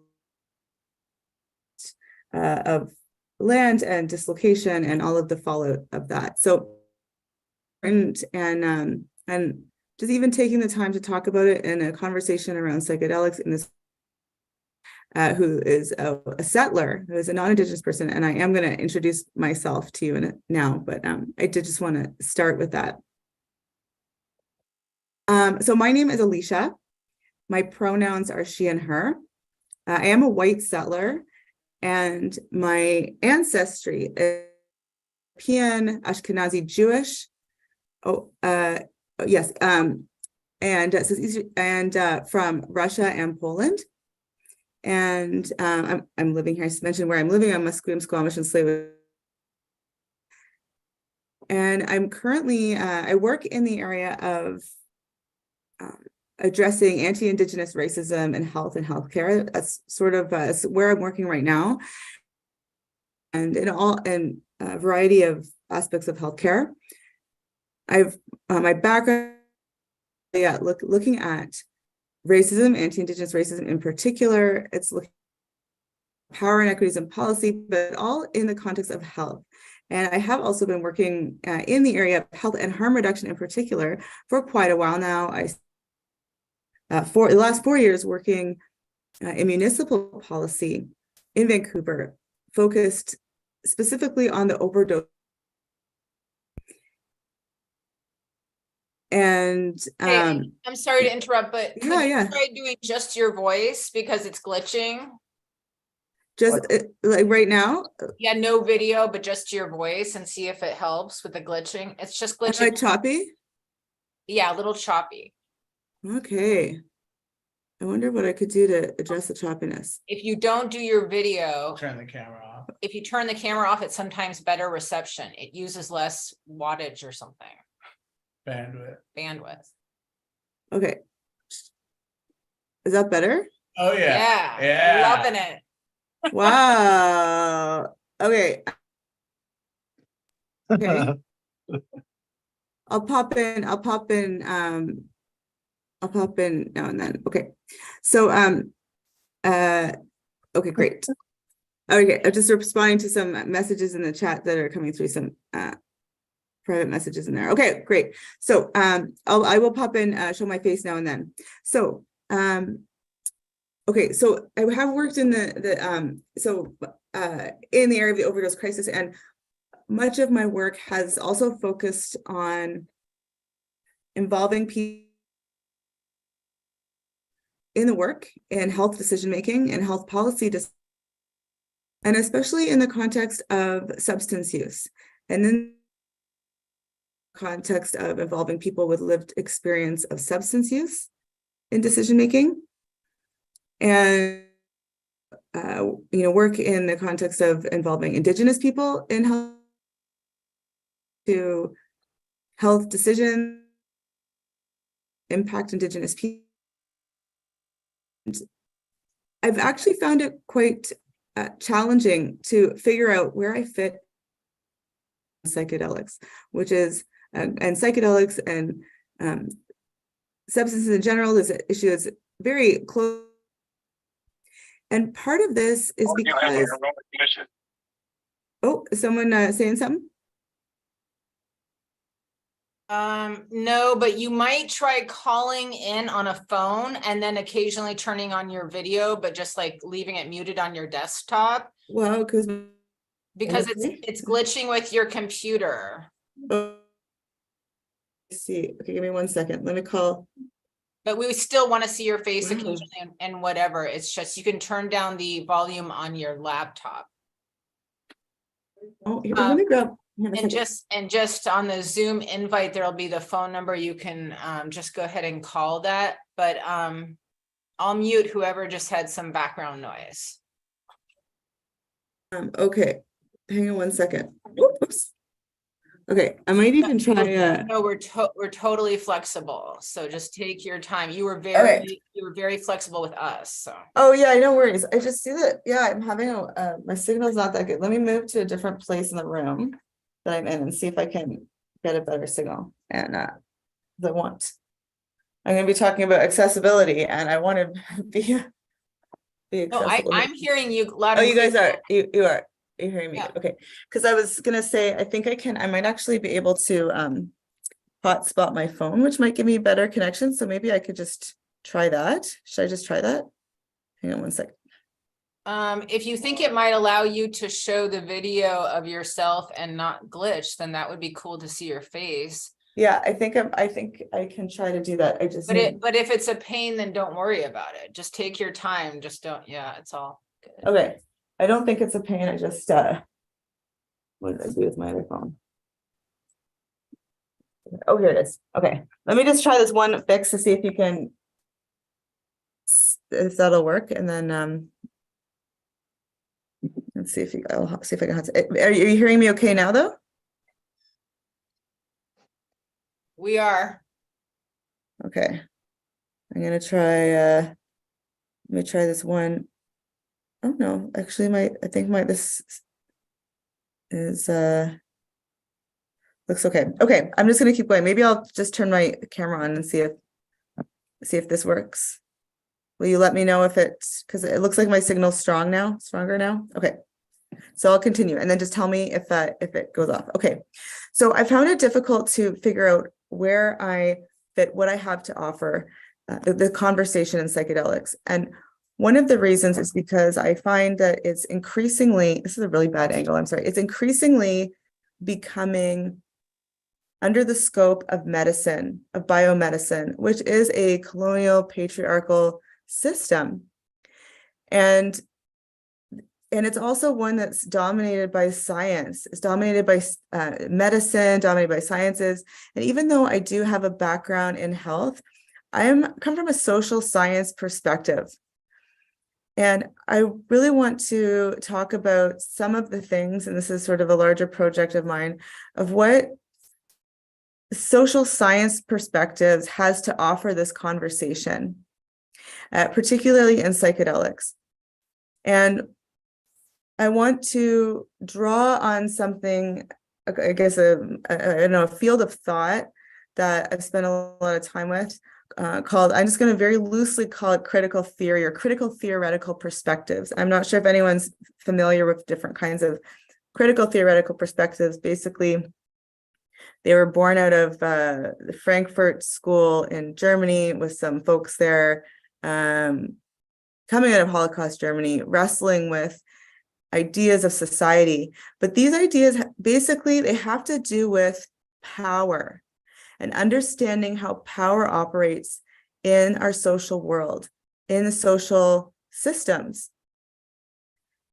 And having a critical perspective can help us think about power imbalances, what they look like in different social systems, different social places, how they show up, and then what we can do or what we need to do in order to transform them so we have a world or a system or organization that's more fair, that's fairer, that's more equitable.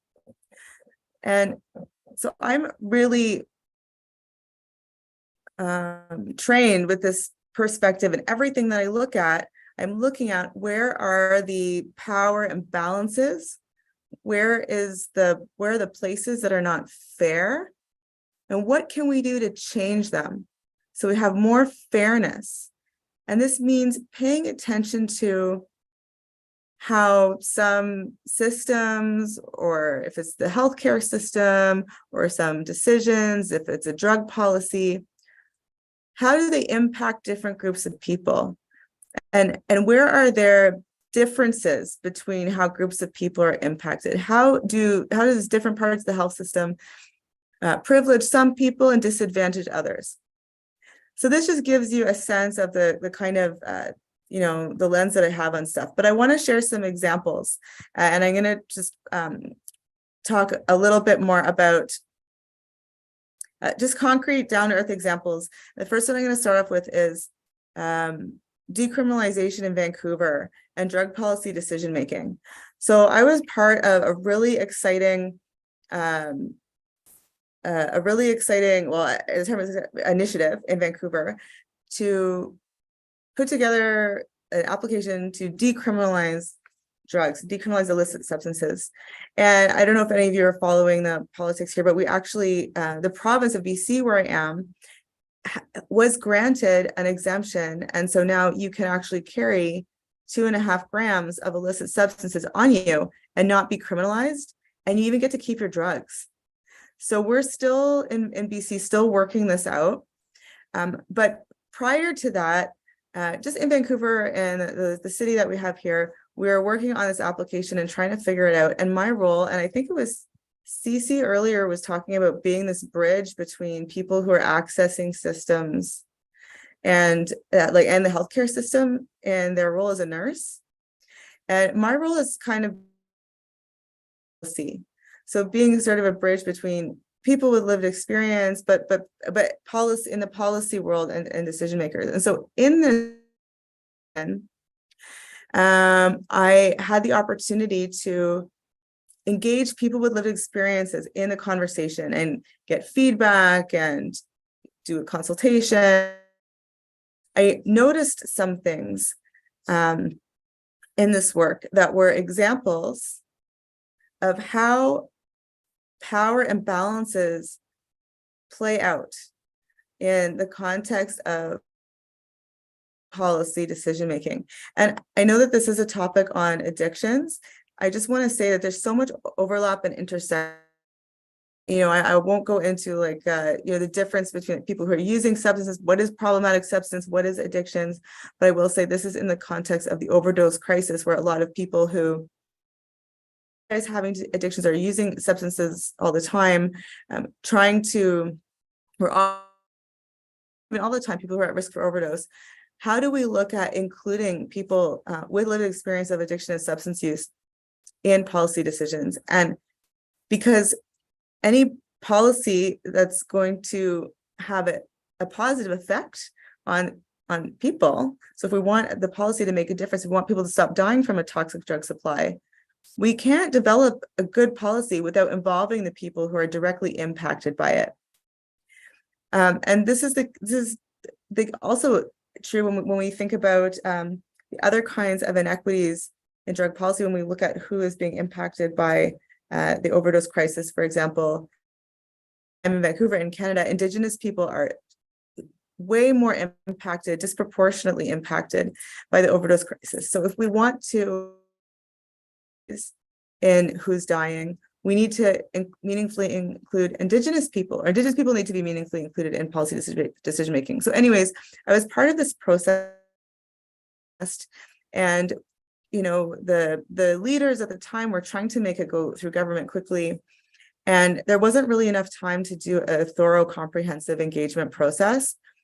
And I remember asking at the beginning, what's our plan for involving people with lived experience? What's our plan for involving Indigenous people? And somebody said, well, right now we're just involving the main signing bodies, the signatories who are involved, the leaders and decision makers. And that was such a great example when you're paying attention to power. It's such a great example of how systemic racism operates when you're sitting around a table. Substances.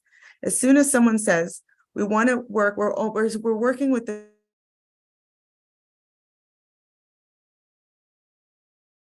all the barriers. Am I cutting out at all? Can you still hear me?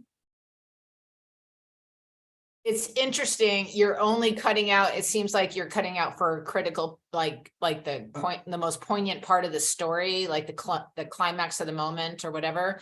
It's just kind of bizarre to me that's the part that's kind of cutting out. But yeah, occasionally you are cutting out, but it's not that bad. Okay, I'm sorry. I wish I could fix it, but I'll just keep going. It's not your fault. Okay. So so I don't know what I missed, but what I was saying is that an example of how power plays out in a decision making related to substances is when someone says, we're going to work with the leaders. We're just working, because there are so many barriers that keep people who use substances, that keep Indigenous peoples from. When someone makes that comment, that's one example about of how the system continues to exclude people who are by policy decisions, and then you're going to have policies that aren't going to be as effective. So anyways, eventually the process went on and people in the community got really upset, and we went and did this, consultation, went around to different local community groups, the local drug using groups, then that's their as drug users. So we would go and meet with them, and they were so angry. Why didn't you involve us? Why didn't you involve us from the beginning? And finally, and when there was an opportunity, people with lived experience and also Indigenous people who are involved at the table society, if you were going to look at it. So anytime, someone with lived experience, or maybe, or when they decided to involve someone who is Indigenous, it wasn't like a high level Indigenous decision maker or someone who is talking about, they would be people who do not have as much power in organizations, or am I okay? You can hear me. Oh, here. Let me turn my video off again. That's probably helpful. That's better, right? Is that better? Okay, I forgot that I still had it on.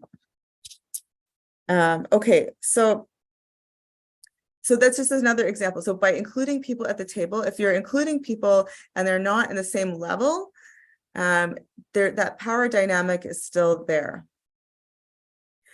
So there are all kinds of things that you can do in a situation like this, right? You can think about including decision making, think about including more than one person. You can think about meeting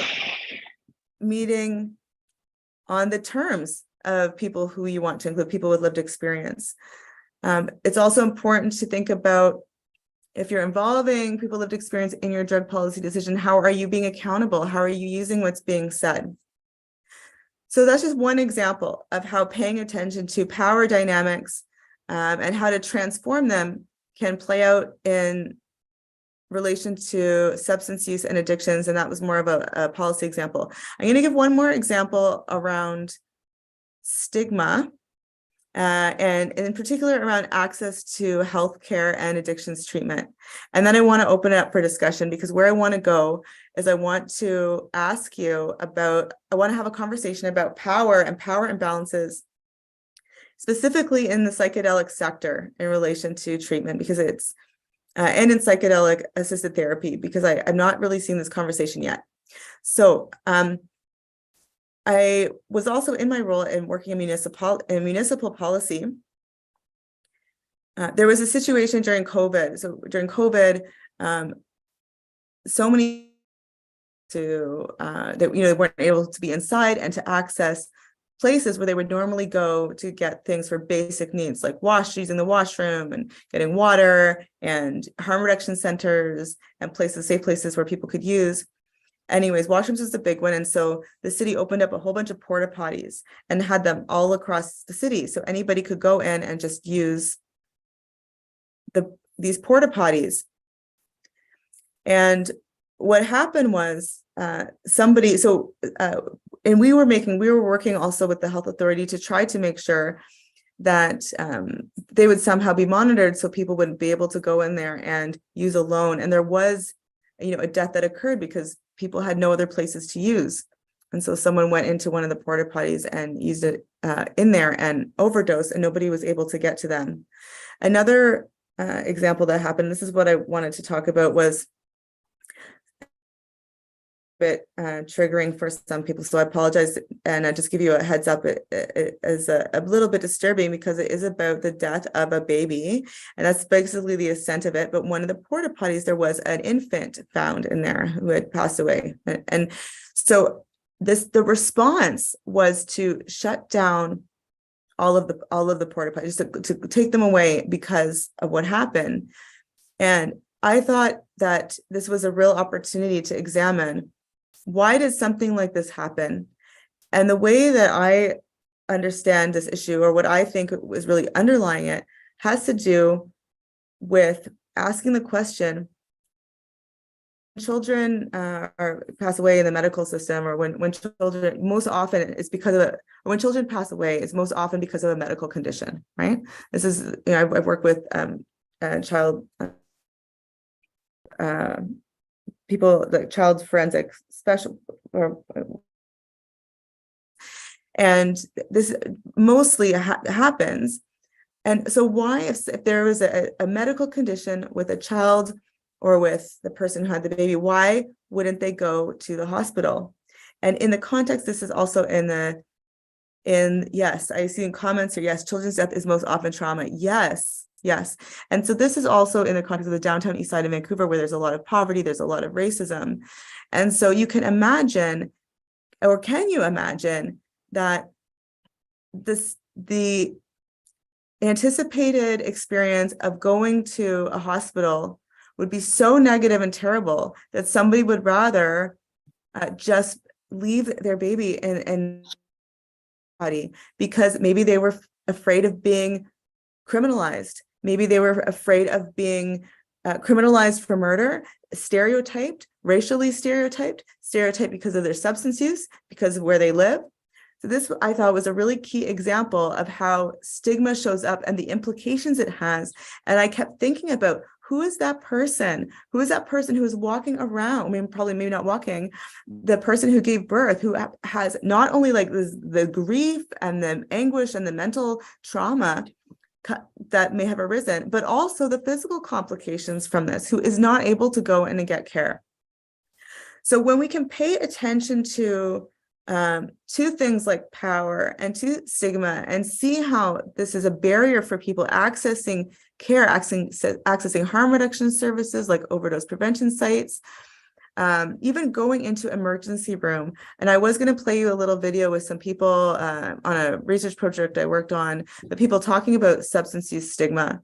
But I'll just say very briefly that one of the key places, there's so many places where people experience stigma in healthcare and when accessing treatment for substance use, but one is through emergencies, people going in being labeled as frequent flyers, being labeled as drug seeking, being stereotyped. Even the signage, no drugs here, no narcotics, can also be very violent. The language that people ask, assuming, how much alcohol have you been drinking, or assuming people have been using. These are all different ways that the healthcare system contributes to, uses stigma, but through substance use stigma, prevents people from being able to access care for treatment, and also just any kind of healthcare because of the substance use stigma. So those are just some examples. And I'd love to open it up for discussion and ask you, and I was going to show a video, but we're thinking that it's probably going to be super glitchy because my connection doesn't seem to be really strong right now, and I apologize for that. I'd love to ask you about power imbalances in the psychedelic sector. And I know we're talking about addictions treatment, so you could also, I invite you to talk about power in accessing addictions medicine, or in psychedelic assisted therapy, or even just in access to psychedelics. I think it's a conversation that we need to have. We can also start to talk about, maybe we can first start to talk about where the problems that we see, where is the unfairness, and then maybe we can start to also talk about what can we do about it? What can we do to start addressing these power imbalances? And, I always like to think about that. So I'm going to stop there. And also, please feel free to share any personal experiences of power imbalances that you may have experienced in the context of addictions, or psychedelics, or substance use and accessing healthcare. And you can feel free to put up your hand or put your comment in the chat.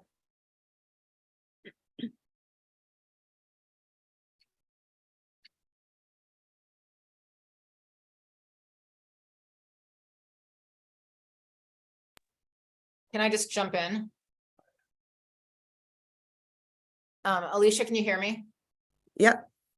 Can you hear me? Yeah, I can. So it's such a huge question, but these things are all interconnected. Like earlier when Avia, she was speaking about capitalism. And so I feel like there's a lot of isms that are interrelated here. And clearly you already know that, but I think if we're not fighting racism, like combining it, like a marriage with the liberation of like drug policy and seeing how the shackles of drug policy are really so racist.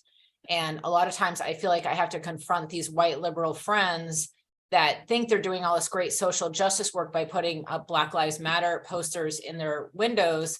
And I get really annoyed because when I say to them, well, let's address drug policy, the response that I get is, that's not my thing. I don't want to go there. That's like a dirty subject. And I'm like, you really say you want to make an impact, you know? So I think it takes people who have privilege to call out other people who have privilege. You know, I think that's part of the solution. But I also think it's everything you're saying, which is like involving people that are disenfranchised or who experience addiction to the table and invite them to power. But really, we're inviting everyone to power, right? We're inviting the common person and saying, you're an expert on your own life. You know, we're inviting one another. How we treat one another can be a revolutionary movement. And so I think when I talk about the plantation economic model in the United States specifically, because it was built on slavery, that in that model, you know, you see the white woman in the house, and sure, she might be living a great life, but I think that we don't see white women other than the Republican Party kind of rising up and being our rising stars like AOC or Nina Turner from Ohio. And so I think we really need to see kind of like a unified movement of people. And I think the plant medicine community has that opportunity to do that, to really bring together people of all colors and flavors and sizes and politics to show that you can get together and you can get shit done. You don't have to necessarily agree about everything, but you can agree about commonalities. And so I think the more that we can bring in people, because there's so much entitlement in this community, there are so many people that don't even realize that they're acting entitled. And a lot of people who are poor or who are disenfranchised can't afford these plant medicines. And I think that we need to be in a position of advocacy, but also a position of giving, you know, that we see giving plant medicine to other people or sharing it with people who don't have an opportunity is actually kind of like passing that gift on. Thank you. Thanks so much, Leo. I'm going to turn my video off while I'm talking so you can hear me better, because I don't want to glitch out again. I just turned it on quickly so you could see me. Yeah, thank you so much. And I really appreciate you talking about all the isms. And that is how it works with power. Different, whether we're talking about sexism or racism or colonialism, these all intersect and constitute one another. You can see it, for example, in the downtown east side.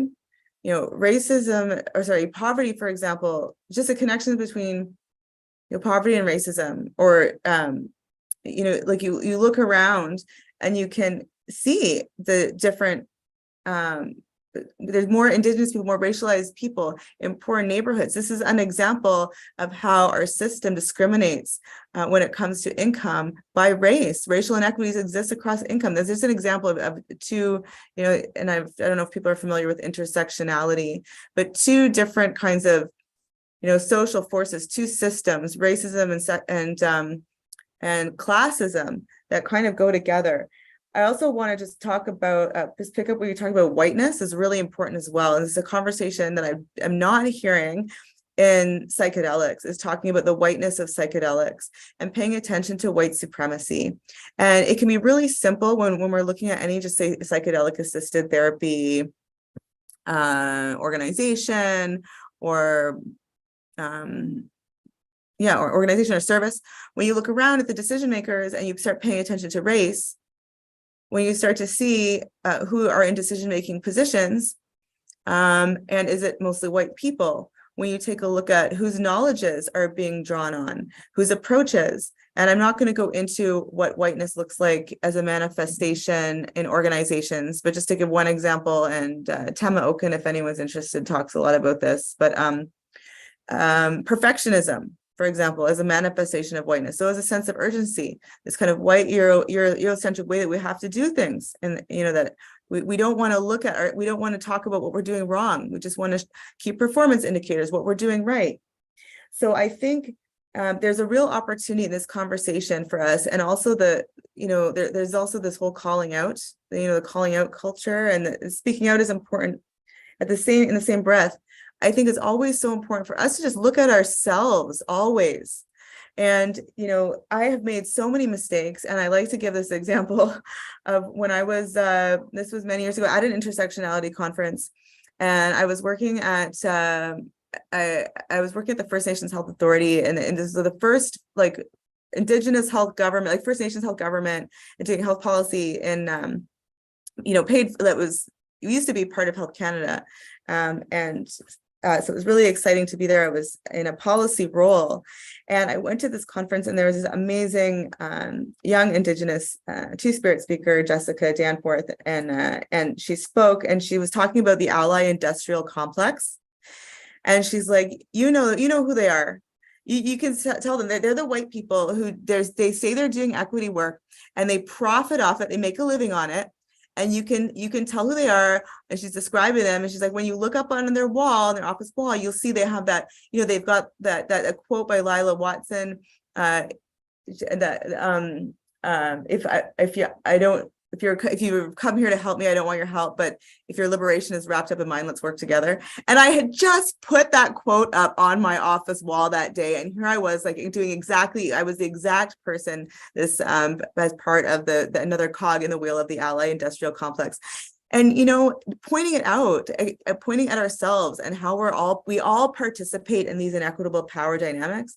We all have a responsibility in the psychedelic sector as it grows to look at ourselves and how are we disrupting power? How are we paying attention? How are we talking about things like whiteness and things like racism?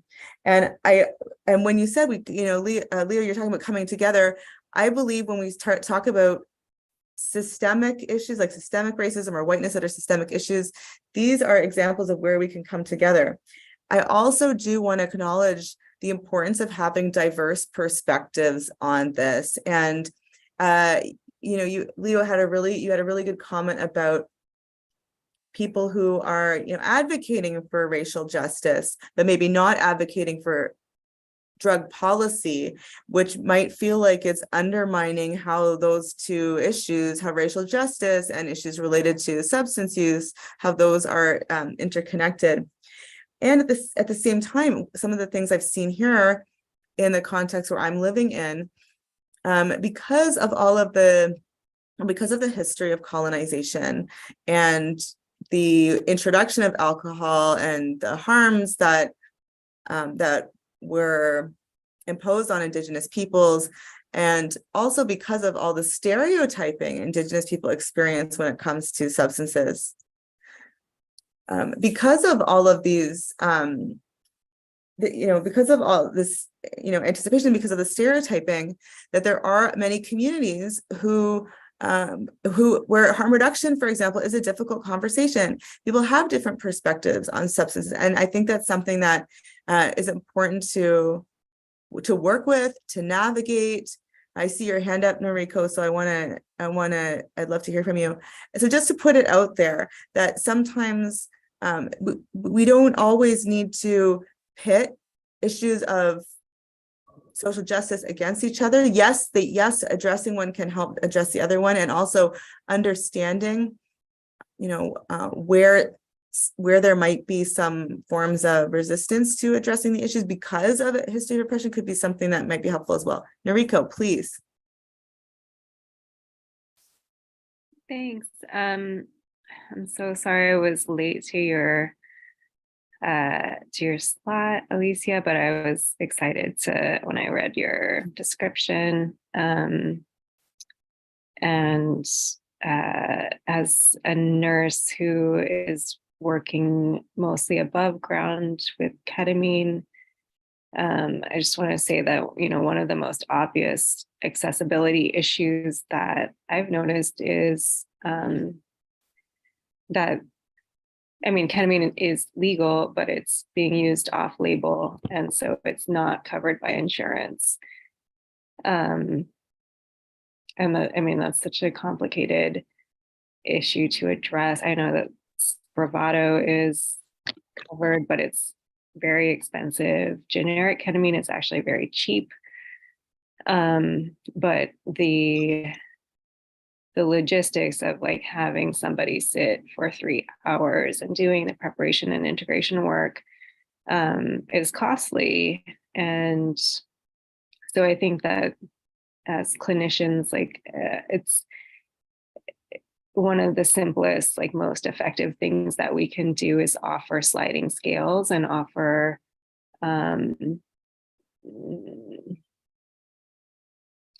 sliding scales for specific populations that are, you know, historically affected more by structural racism and trauma, and whose Indigenous knowledge we're profiting from. And like you mentioned, I think a huge issue in healthcare in general is just lack of representation. But I think it becomes especially important when it comes to like mental health services. Yeah, I have definitely noticed that the psychedelic community is overwhelmingly white. And there's work to be done there for sure. Thank you so much, Noriko. And I'll turn my video off just so I don't cut out again. Yeah, you've highlighted some great examples and also a solution around having a sliding scale.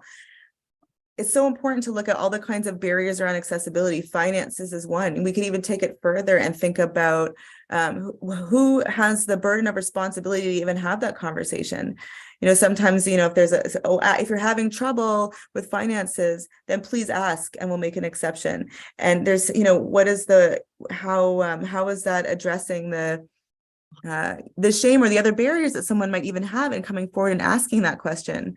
And I also want to say, just to draw on policy a little bit here, and in the Canadian context, where if you're a status First Nations person, you have access to other kinds of non-insured health benefits. I just acknowledging that that a lot of people will say that this is not actually a benefit, it's a right. It shouldn't be called a benefit.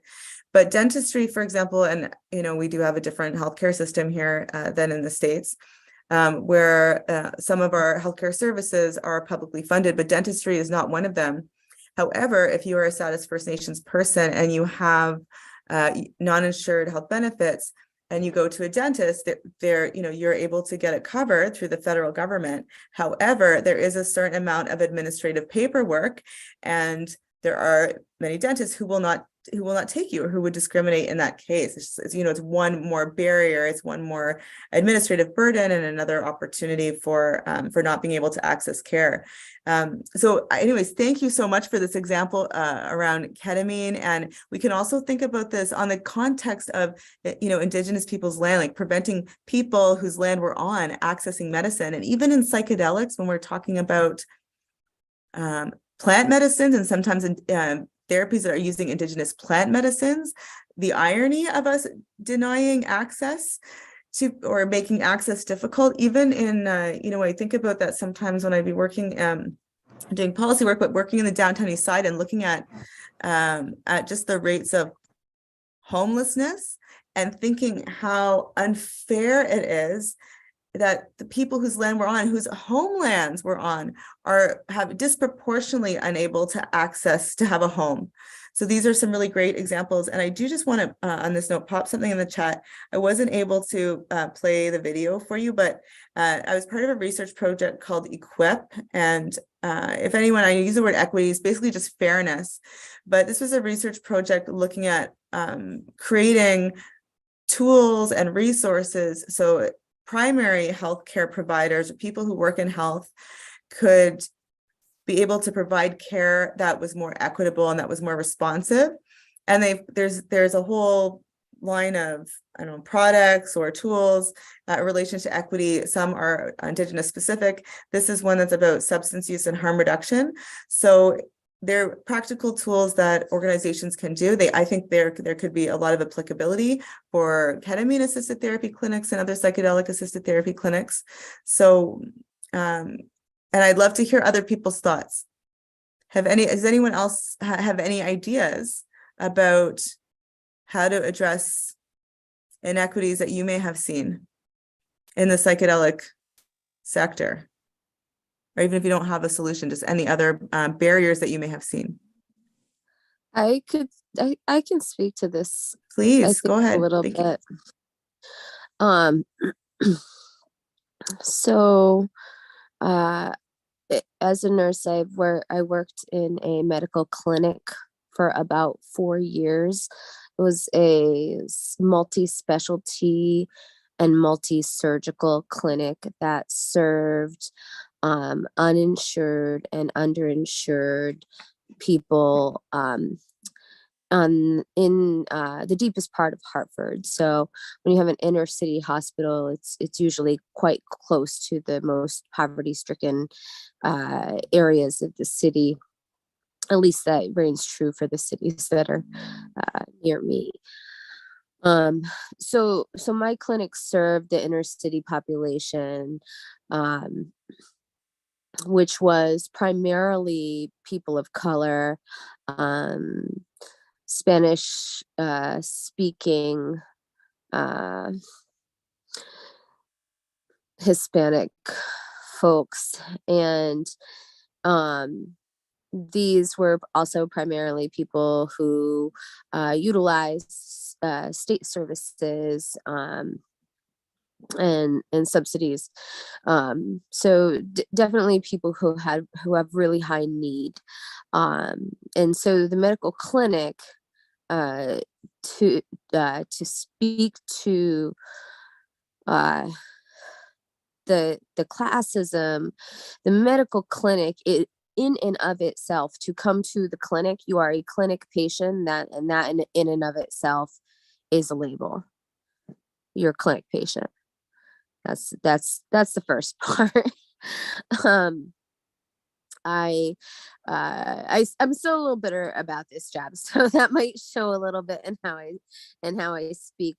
But it was hard to get scheduled because there was more demand than could be met, or that would be met by the institution, a Catholic institution, by the way, who likes to light up the computers every day about serving the underserved, who provided nothing but a basement clinic where people with emergency, not emergency, but urgent medical issues couldn't get an appointment for 6 months. And even when they did get the appointment, they found out that the procedure was not covered by the clinic services, and were sent down to the financial office, where they promptly got a cost sheet that required a down payment that was outside of their reach for the most part. So this is a very difficult working environment. And I was called a racist bitch on more than one occasion, in many, many languages, because I was the face of the clinic. I was the nurse. I was there. I had my intentions, and I wanted to be of service and make a living and take care of my family, and that was it. But I couldn't really say anything back because they weren't wrong. It was set up in a very racist way, and it embodies a very racist feeling, and it mixes in with the classism piece that Leo was speaking about.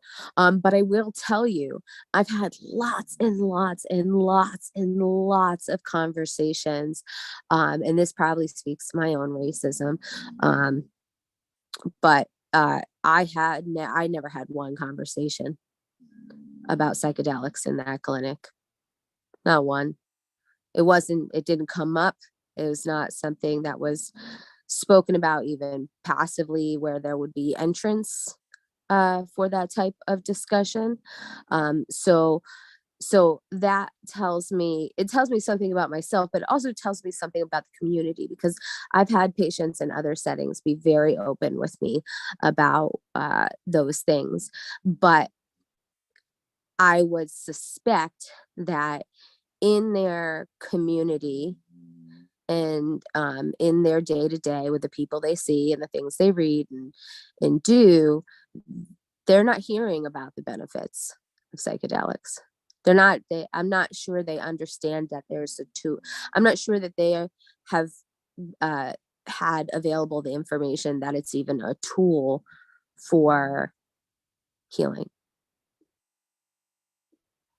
So, my thoughts. Wow. Thank you for sharing your thoughts, Cece. I know I've only got 2 minutes before our next the next moderator comes on, but I want to say, first of all, thank you for modeling such open reflexivity, self-reflection, just acknowledging your own privilege and your own racism, and just like being a part of that, in front of everyone. I think that's really important to do, to recognize that we're part of the system. It's not us individually. We could try, individually as people who are settlers or white people trying to address or work with or navigate racial injustices in the systems that we're working in, and being able to have that counter that fragility and have the strength to be able to understand the root of people's anger at the system when it comes out is something that I don't take that for granted. That's something that's really important in trying to work within a system to navigate racial injustices. And I also want to just say about, you haven't heard there being a talk, psychedelics haven't been part of the and the racist systems. That's very interesting. And we think about psychedelics and all the indigenous communities, it's plant medicine, they're traditional medicine. And we have this opportunity as people who are advocating for psychedelics. Maybe there's a unique opportunity we have here to push forward some of these conversations about racial justice in health. And maybe we can do it. And I think it's a really exciting conversation. And there seems, there's openness about it. And I know Leo and I have been talking about having some more conversations. Sure. So thank you so much for your ongoing work and for sharing your reflections. And I would just encourage everyone to keep asking these questions in the psychedelic environments. Where is there racism? Where are there inequities? Where are there power imbalances? How can we start talking about them and what we can do to address them? So thank you so much, everyone. And I'm not sure, I think, Becca, maybe I'm passing the baton over to you. You're giving me a smile and a nod. So I'll do that. I'll turn my camera on. And then I will sign off. So, and big thanks to Leo, and thanks to all of you. Thank you, Alicia. Welcome, Becca. Hi, thank you. Thank you, everyone. I'm really grateful to be here and to be able to speak to this topic. I really appreciated what I caught of that conversation. To introduce myself, my name is Becca. I am a queer neurodivergent person in recovery. My background is I'm actually a certified substance use disorder counselor. I put that in quotes because I don't really like that term. And I'm coming from 10 years of experience working in the mental health addiction field, and have since left that because of a lot of the things I've heard named today, a lot of the inability to speak openly about the benefits of psychedelics, and actually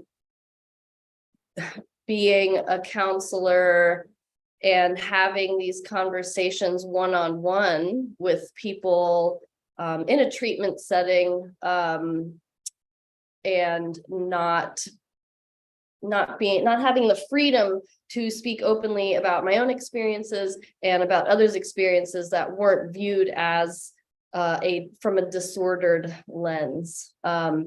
My personal background is being an IV heroin user, alcohol user, and dealing with a lot of suicidal ideation and attempts in the past. And I'm also a mother of 2. And I've been using plant medicine, namely psilocybin, since 2016, after the birth of my second child, during which I experienced a lot of postpartum anxiety and depression that would have been solely medicated with pharmaceuticals had I not serendipitously found mushrooms. And, you know, for me, I had a lot of things floating around in my head that I wanted to speak to today, mostly being around how we even view addiction in a clinical way, and how I feel that we need to move the paradigm from the focus on the individual's brain disease, as it's called, and onto the societal current experience of addiction and all of the systemic factors that contribute to it that aren't really ever even talked about in a clinical setting. I'm also a member of Psychedelics in Recovery, which is a 12-step based psychedelic positive recovery group. The first in-person meeting of Psychedelics in Recovery happened locally where I am in San Diego, California, over 3 years ago. And, you know, it was that community that truly supported me over the last 3 years. And my personal experience with my own treatment, which I want to name the privilege of, you know, it started when I was 20 years old, and I had the privilege of being offered treatment or jail. And that is definitely because I'm a white-bodied person. I was offered that. And even then, what the treatment looked like for me was being made to detox without any supportive medication. So just cold turkey detox from IV heroin and benzo use. So, you know, I have firsthand experience with really the medical cruelty of how I was treated as a drug user. You know, I remember the doctor coming in with his students, and I wasn't even acknowledged as a person. I was just talked about and poked and prodded, and then they would leave. So that was my first entry into treatment, recovery, abstinence. I use those terms loosely because I didn't know even what was going on with my own body, mind, and spirit at the time.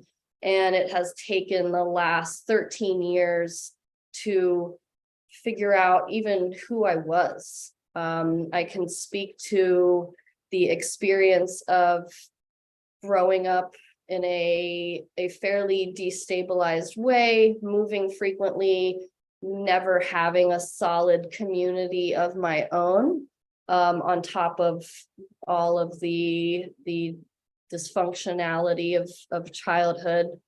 And so from a young age, I really just wanted to find community, and I found it in, you know, the punk rock community, which then also led me to alcohol and heroin use, to really soothe the deep existential pain I experienced, and a chronic wishing to just not be here.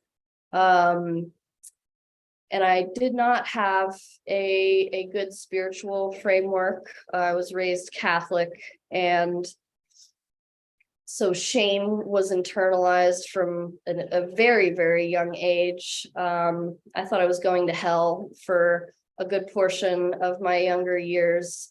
So then once I started self-medicating with things like heroin and benzos and alcohol, it soothed that while I had the drugs. And of course, once the drugs were off, the pain came back in abundance.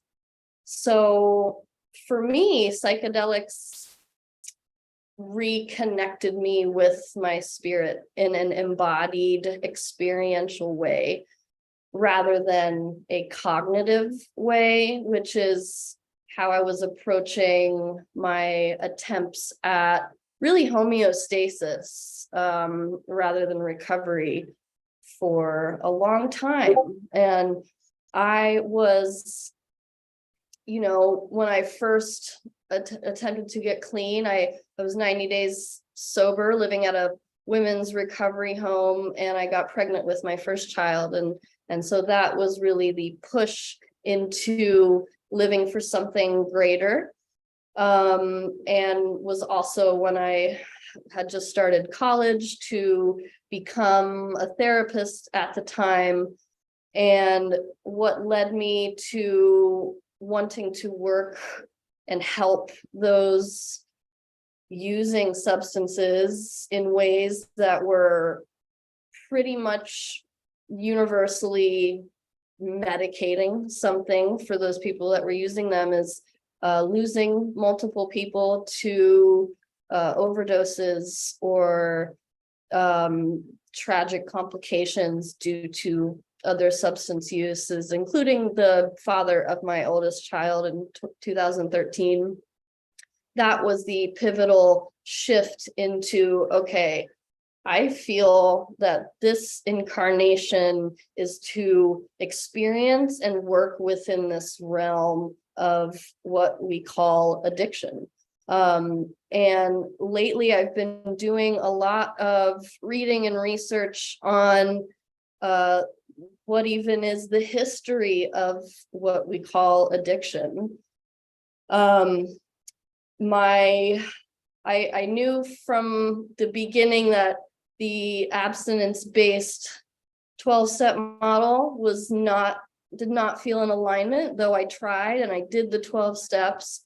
I found much richer conversation and a paradigm that made much more sense in Buddhist recovery meetings and circles, to understand that the phenomenon of attachment and looking externally for things to soothe or fix us is a very old human, an innate human trait and practice. And however, I really struggled to actually embody that and know that on a deeper level than just the mind. We are approaching a lot of addiction in the clinical sense through just the mind and through medication and through talking in groups, lots of just talking in groups. And as someone who has facilitated hundreds of group therapy sessions at this point, I really saw for myself and for most others the need for something deeper. So for me, what I've learned through psychedelics and what I hope to be a part of in this evolving integration of these ancient practices and ancestral, use of psilocybin is really my only ancestral medicine that I'm aware of as far as entheogens go. And other plant medicines is that they are allowing us to really reclaim that experiential knowing of the many facets of our mind, body, spirit connection. But I wanted to really talk about something that has been resonating me, which is the dislocation theory of addiction and how psychedelics fit into that view of addiction rather than the brain disease model. Now that I'm working in a capacity with others that incorporates plant medicine, something that I've seen be such a strong cornerstone and an anchor for growth and an anchor for integrating what psychedelics have to offer us is a strong connected community. Healing in isolation as far as problematic substance use goes is, in my view, very difficult, and it is only through connection with others that we can truly feel that sense of belonging and extend that sense of belonging that we often can feel through psychedelics. So if anyone here is not familiar with the dislocation theory of addiction, summarized, it's basically pointing to the many facets of dislocation. So that's geographical dislocation, that's colonization, that's, you know, a lot of certainly the racist and classist oppression of drug users, especially throughout the last 3 centuries, that speaks to a lot of the occurrences today, and namely the lack of meaningful purpose and joy and connection that we found in our original ancestral community settings that is often not prevalent in this day and age. And so the topic of decolonization and allowing a lot of the ancestral practices and uplifting one another, that just feels like it needs to be named and integrated and looked at more, especially from a drug policy perspective, especially most importantly from a treatment perspective, right?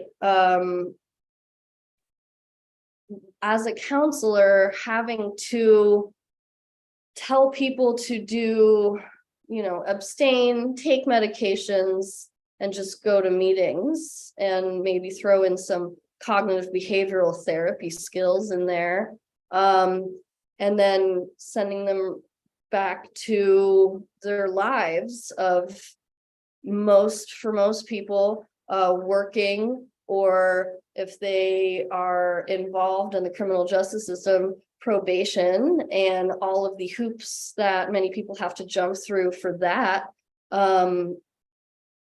Of course, the success rates are low. So I feel like at this point, I certainly have more questions than answers on a macro level of integrating that with psychedelics.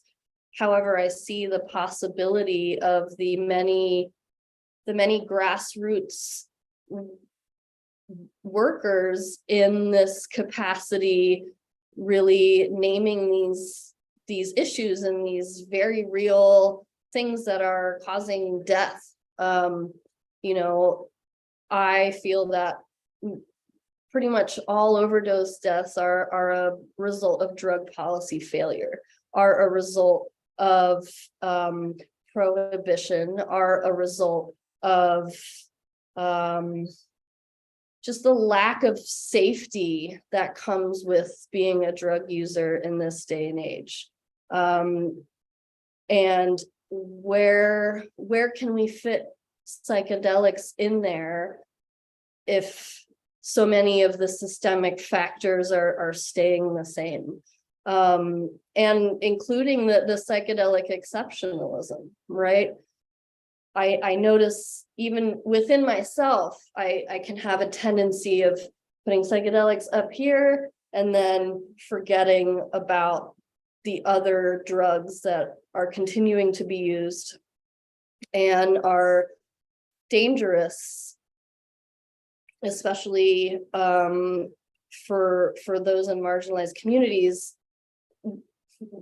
So for me, I can't focus too much on the psychedelics without acknowledging that there will always be all of the drugs alter consciousness in some way, shape, or form. So an opioid user deserves the right to clean drugs to do in a safe setting with supports, non-judgmental, non-requirements to be solely abstinent. And psychedelics can become a bridge towards that self-directed and self-defined growth. I think something that probably kept me returning to the self-soothing, though in an increasingly safer way, but something that kept me returning was the inability to share about it openly without being shamed or judged. And the more I was able to find supports that I could speak openly about my struggles with, the more I just felt a feeling of safety. And that feeling of safety gave me space within my system, nervous system, to increasingly choose options that were more aligned with where I wanted to go and were more aligned with the role of being a mother. You know, if we think about the unconditional positive regard that is so often spoke of as the right approach to have with clients in a treatment setting, but is often not present, right? There's a lot of subtle and overt overtones of you are acceptable if you get this much clean time. And if you relapse, you have to go back to square one, rather than look at all the growth that you did. And of course, there are these unhealed or unsupported aspects of your being that need further acceptance within yourself, and acceptance from others.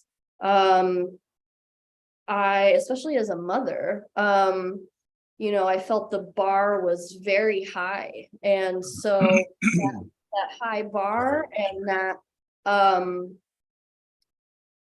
that fear of stigmatization, and that I couldn't be honest. If I was struggling, I had to keep it all inside and do my best to get through it.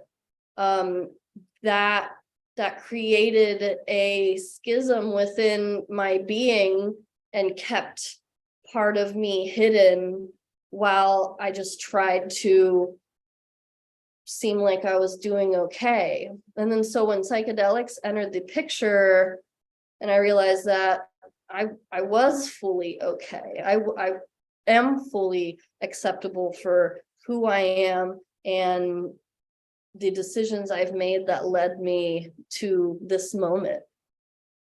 Having that experiential understanding was so, it was so grounding. And to have that, you know, if speaking again to the 12 steps, the higher power contact, right? That I would just hear over and over again, to the point where I was just averse to it. I don't want to hear about higher power. It all just seems like a concept to me. And then psilocybin allowed me to experience that concept and take it out of the idea and into my body. And that is what really opened the door for, again, that self-directed and self-defined growth. To this point, I don't ever tell anyone what anyone else's recovery should look like, with or without psychedelics. I'm a big fan of harm reduction because I feel that makes the most sense. You know, taking into account that humans have been altering their consciousness for thousands of years.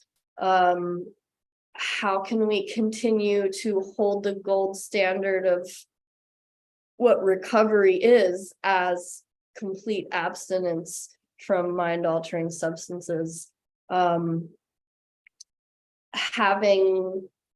witnessed death, having known personal friends and family and clients who I care about pass away from this, and largely it was in isolation, away from everyone, hiding it. Whatever we can do to bring support and acknowledgement and non-judgment to that, that is my guiding light for this work and for myself. You know, when in 2016, experiencing the postpartum depression and finding psilocybin, I had started drinking alcohol again. I didn't want to per se, but I didn't know what was happening to me. I felt alone. I was having a crisis of, okay, I have these two amazing children and I just have to work full time and just take care of these children mostly by myself for years to come. That felt very like, well, that's it. And then the mushrooms slowly taught me how to moderate and then how to slowly let it go. It wasn't a one and done situation for me. And sometimes I still feel like an outlier for that fact. It certainly sounds better when the story goes, I did plant medicine and I got clean and that was it. I don't think that that's realistic for everybody. You know, I think that psychedelics can sensitize you to the habits and patterns and things that we put inside of our bodies, that we can decide for ourselves whether or not we should continue that in a cellular way, in a subtle way. I think the increased subtle awareness that I've received from plant medicine and that I witness others receiving is that beautiful gradual growth process and growth is not a straight line up, right? That little graph of growth is actually this wavy line, and honoring that, honoring the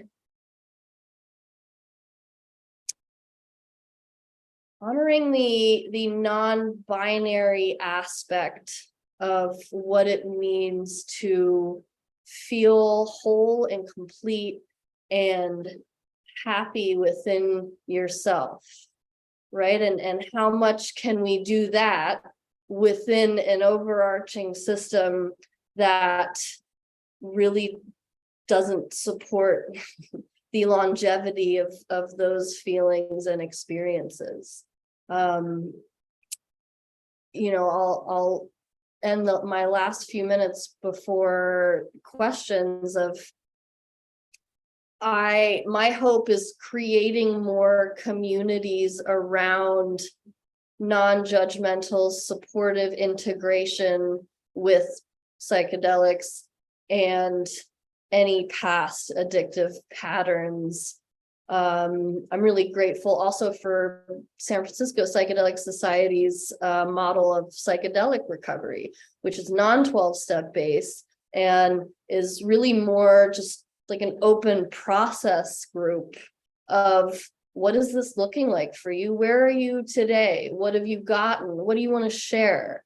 Rather than there be some agenda of, all right, you're going to share how bad it was, and then now you're good and you're not doing it anymore. You know, I quickly grew tired of that and did not feel comfortable telling clients I was seeing in treatment that that's all you get.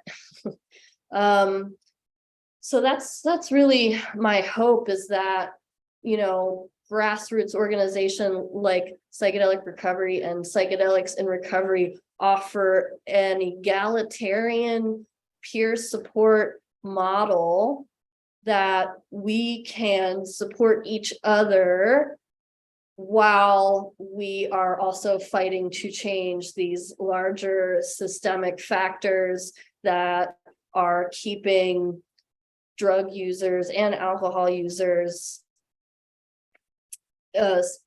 trapped in shame and isolation and really inhumane settings. And yeah, thanks to the work of, you know, Dr. Carl Hart and Gabor Mate and any other voice that is really speaking to these very real traumas and factors, especially the racist drug policies that are preventing us from really healing on a more collective scale. So I'm at 30 minutes. I'm curious if anyone has anything they'd like to share, given what I just rambled on about, or any questions.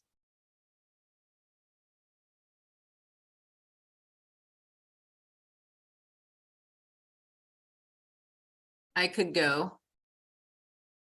Yeah.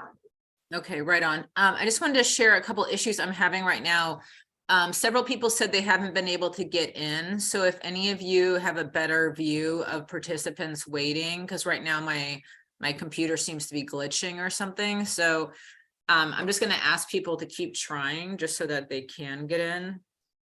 But I was just going to share that, like, for me, I'm really caught up in the power balance of everything and looking at like how power is constructed and how we should disassemble like the current like system, but like how do we create a new system, and like what is our society like showing us? And I forget who said it. It may have been you, it may have been someone else, because like, you know, I just get tired. So but there was some mention of the fact that we're all interconnected. And so any diseased part of us as a whole is part of us that's diseased, like we're diseased too.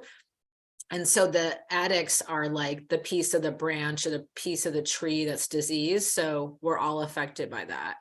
And if we're like all connected and everything, I just want to look at what's going to be the solution for like curing us as a society.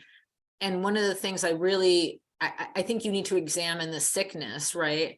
So I think men in our society, I think, have a lot of sickness related to like drug addiction and suicide and domestic violence and anger management, and I just feel like they're very lost right now because you're seeing a lot of women that can fulfill like that role of being the breadwinner in the family.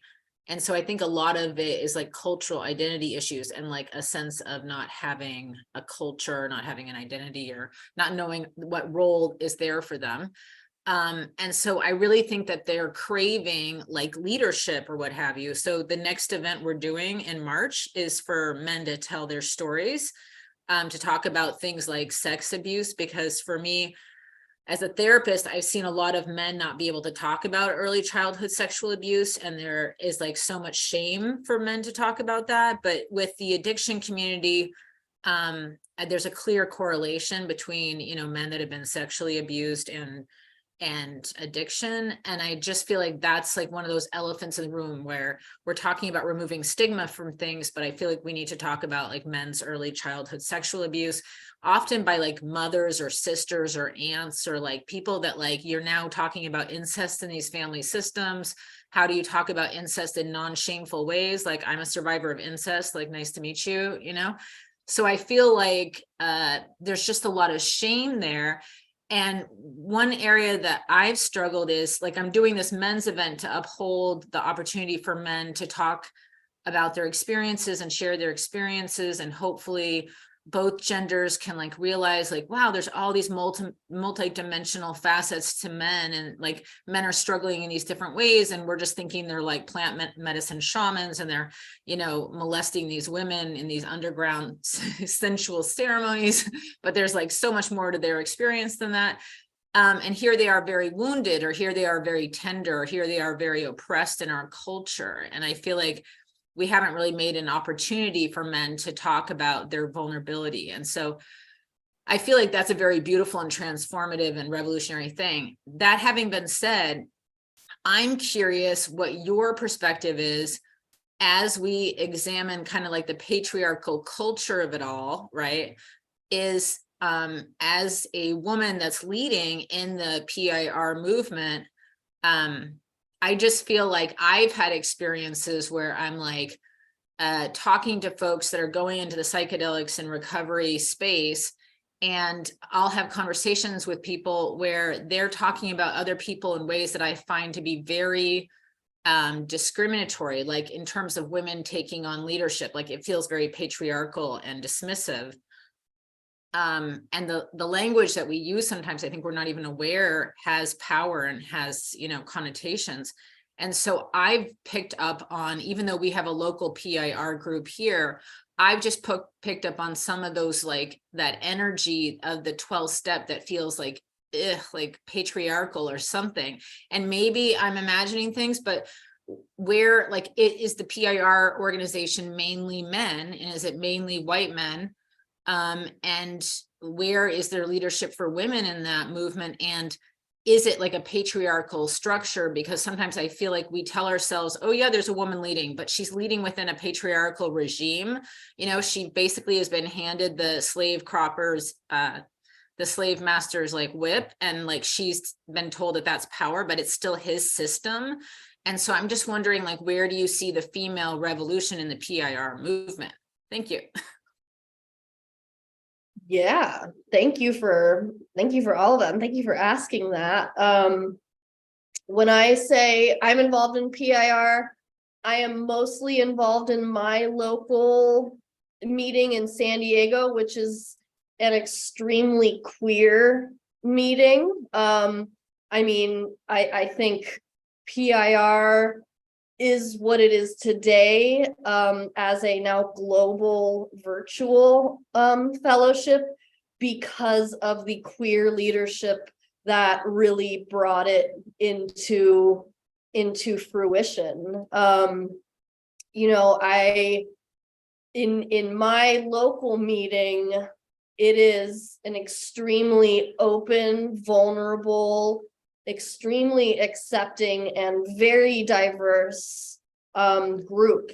And, you know, we, over 3 years in now, are very, we're staunchly defensive of those principles and really take it upon ourselves to keep any kind of patriarchal or even capitalistic elements out of it.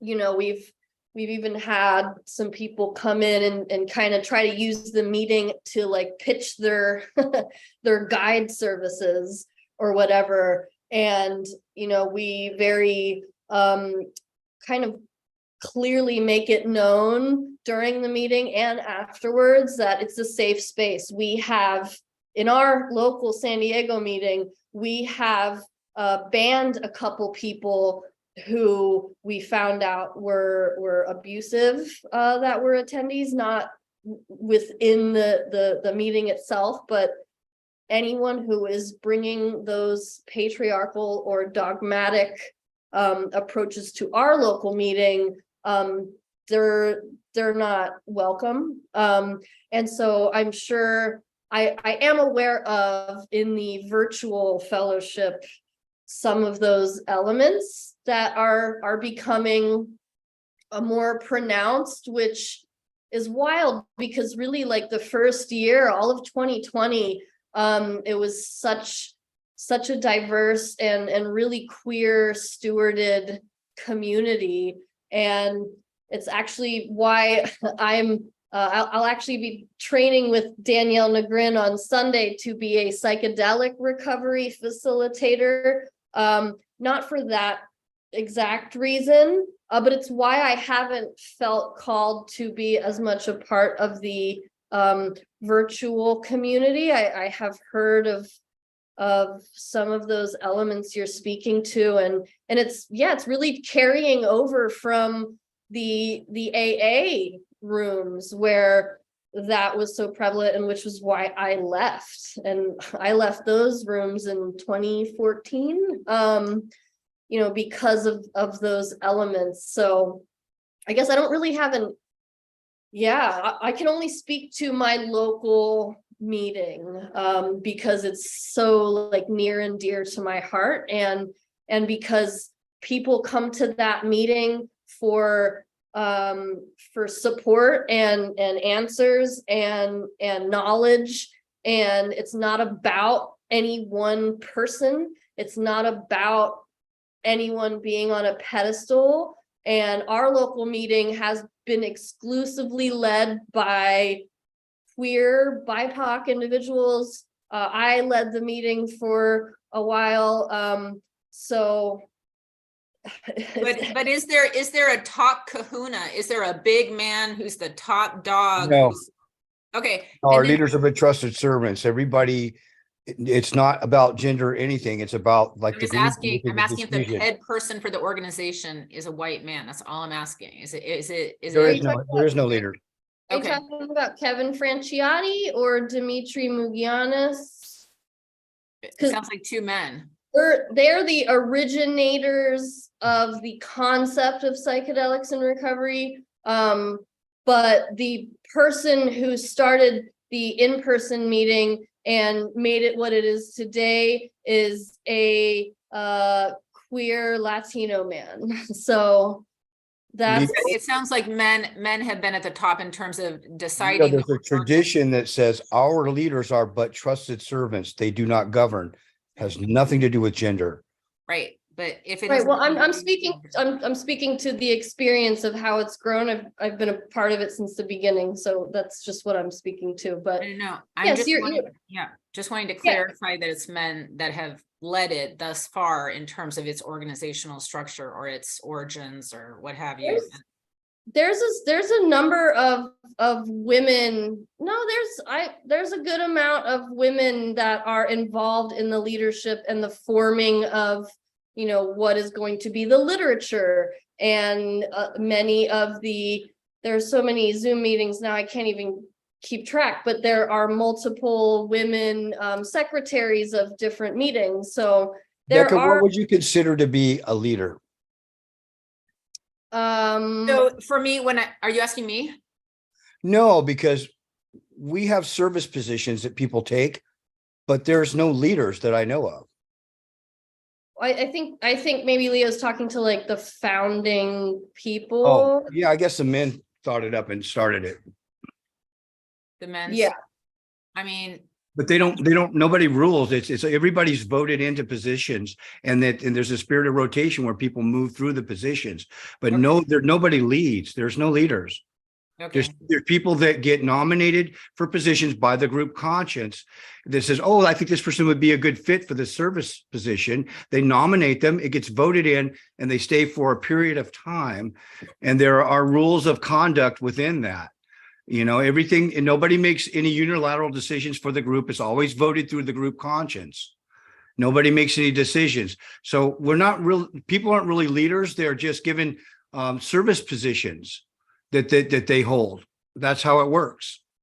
And then so is there any money where like there's like a master person who pays for like the big website? Is that the money thing is they try to follow the AA model of they've got in trouble with money and property. And so they try to stay out of that. We just started a bank account for the whole Zoom thing. And they try to assign it to a certain entity outside of, but no one person has control of anything. Because AA's already found that that's a sticky web and it doesn't work. So we use their traditions as a model to run it. So we don't really have leaders. We just have trusted servants. okay, cool.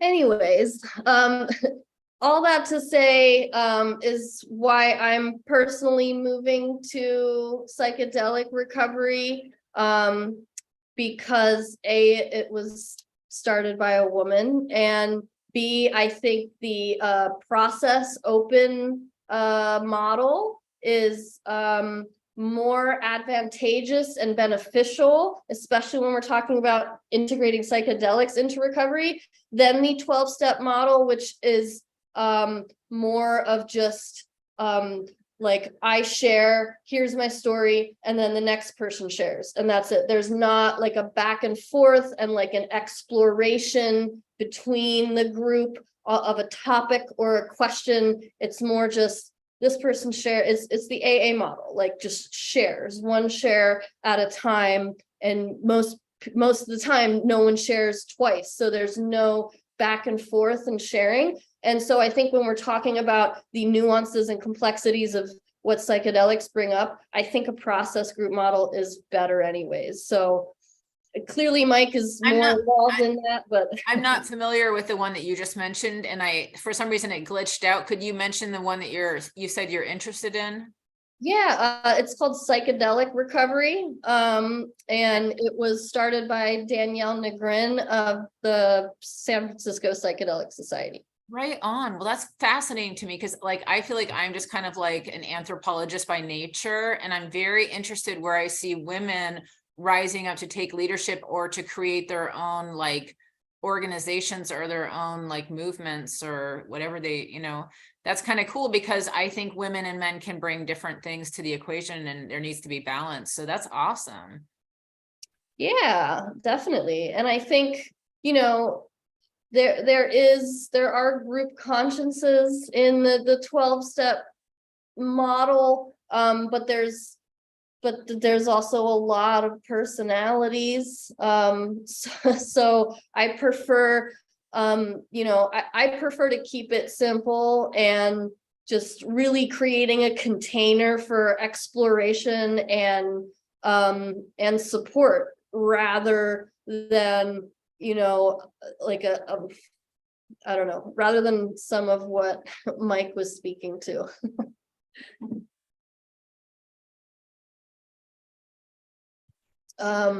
Another question I had was about whether you thought there should be men and women's groups, because just the research shows as far as inpatient that people tend to do better when it's single gender. Yeah, there's been there's been a women's PIR Zoom meeting for a while, for at least 2 years, if not more. I think there might be a men's one too now. I'm not sure. But there's definitely a women's meeting.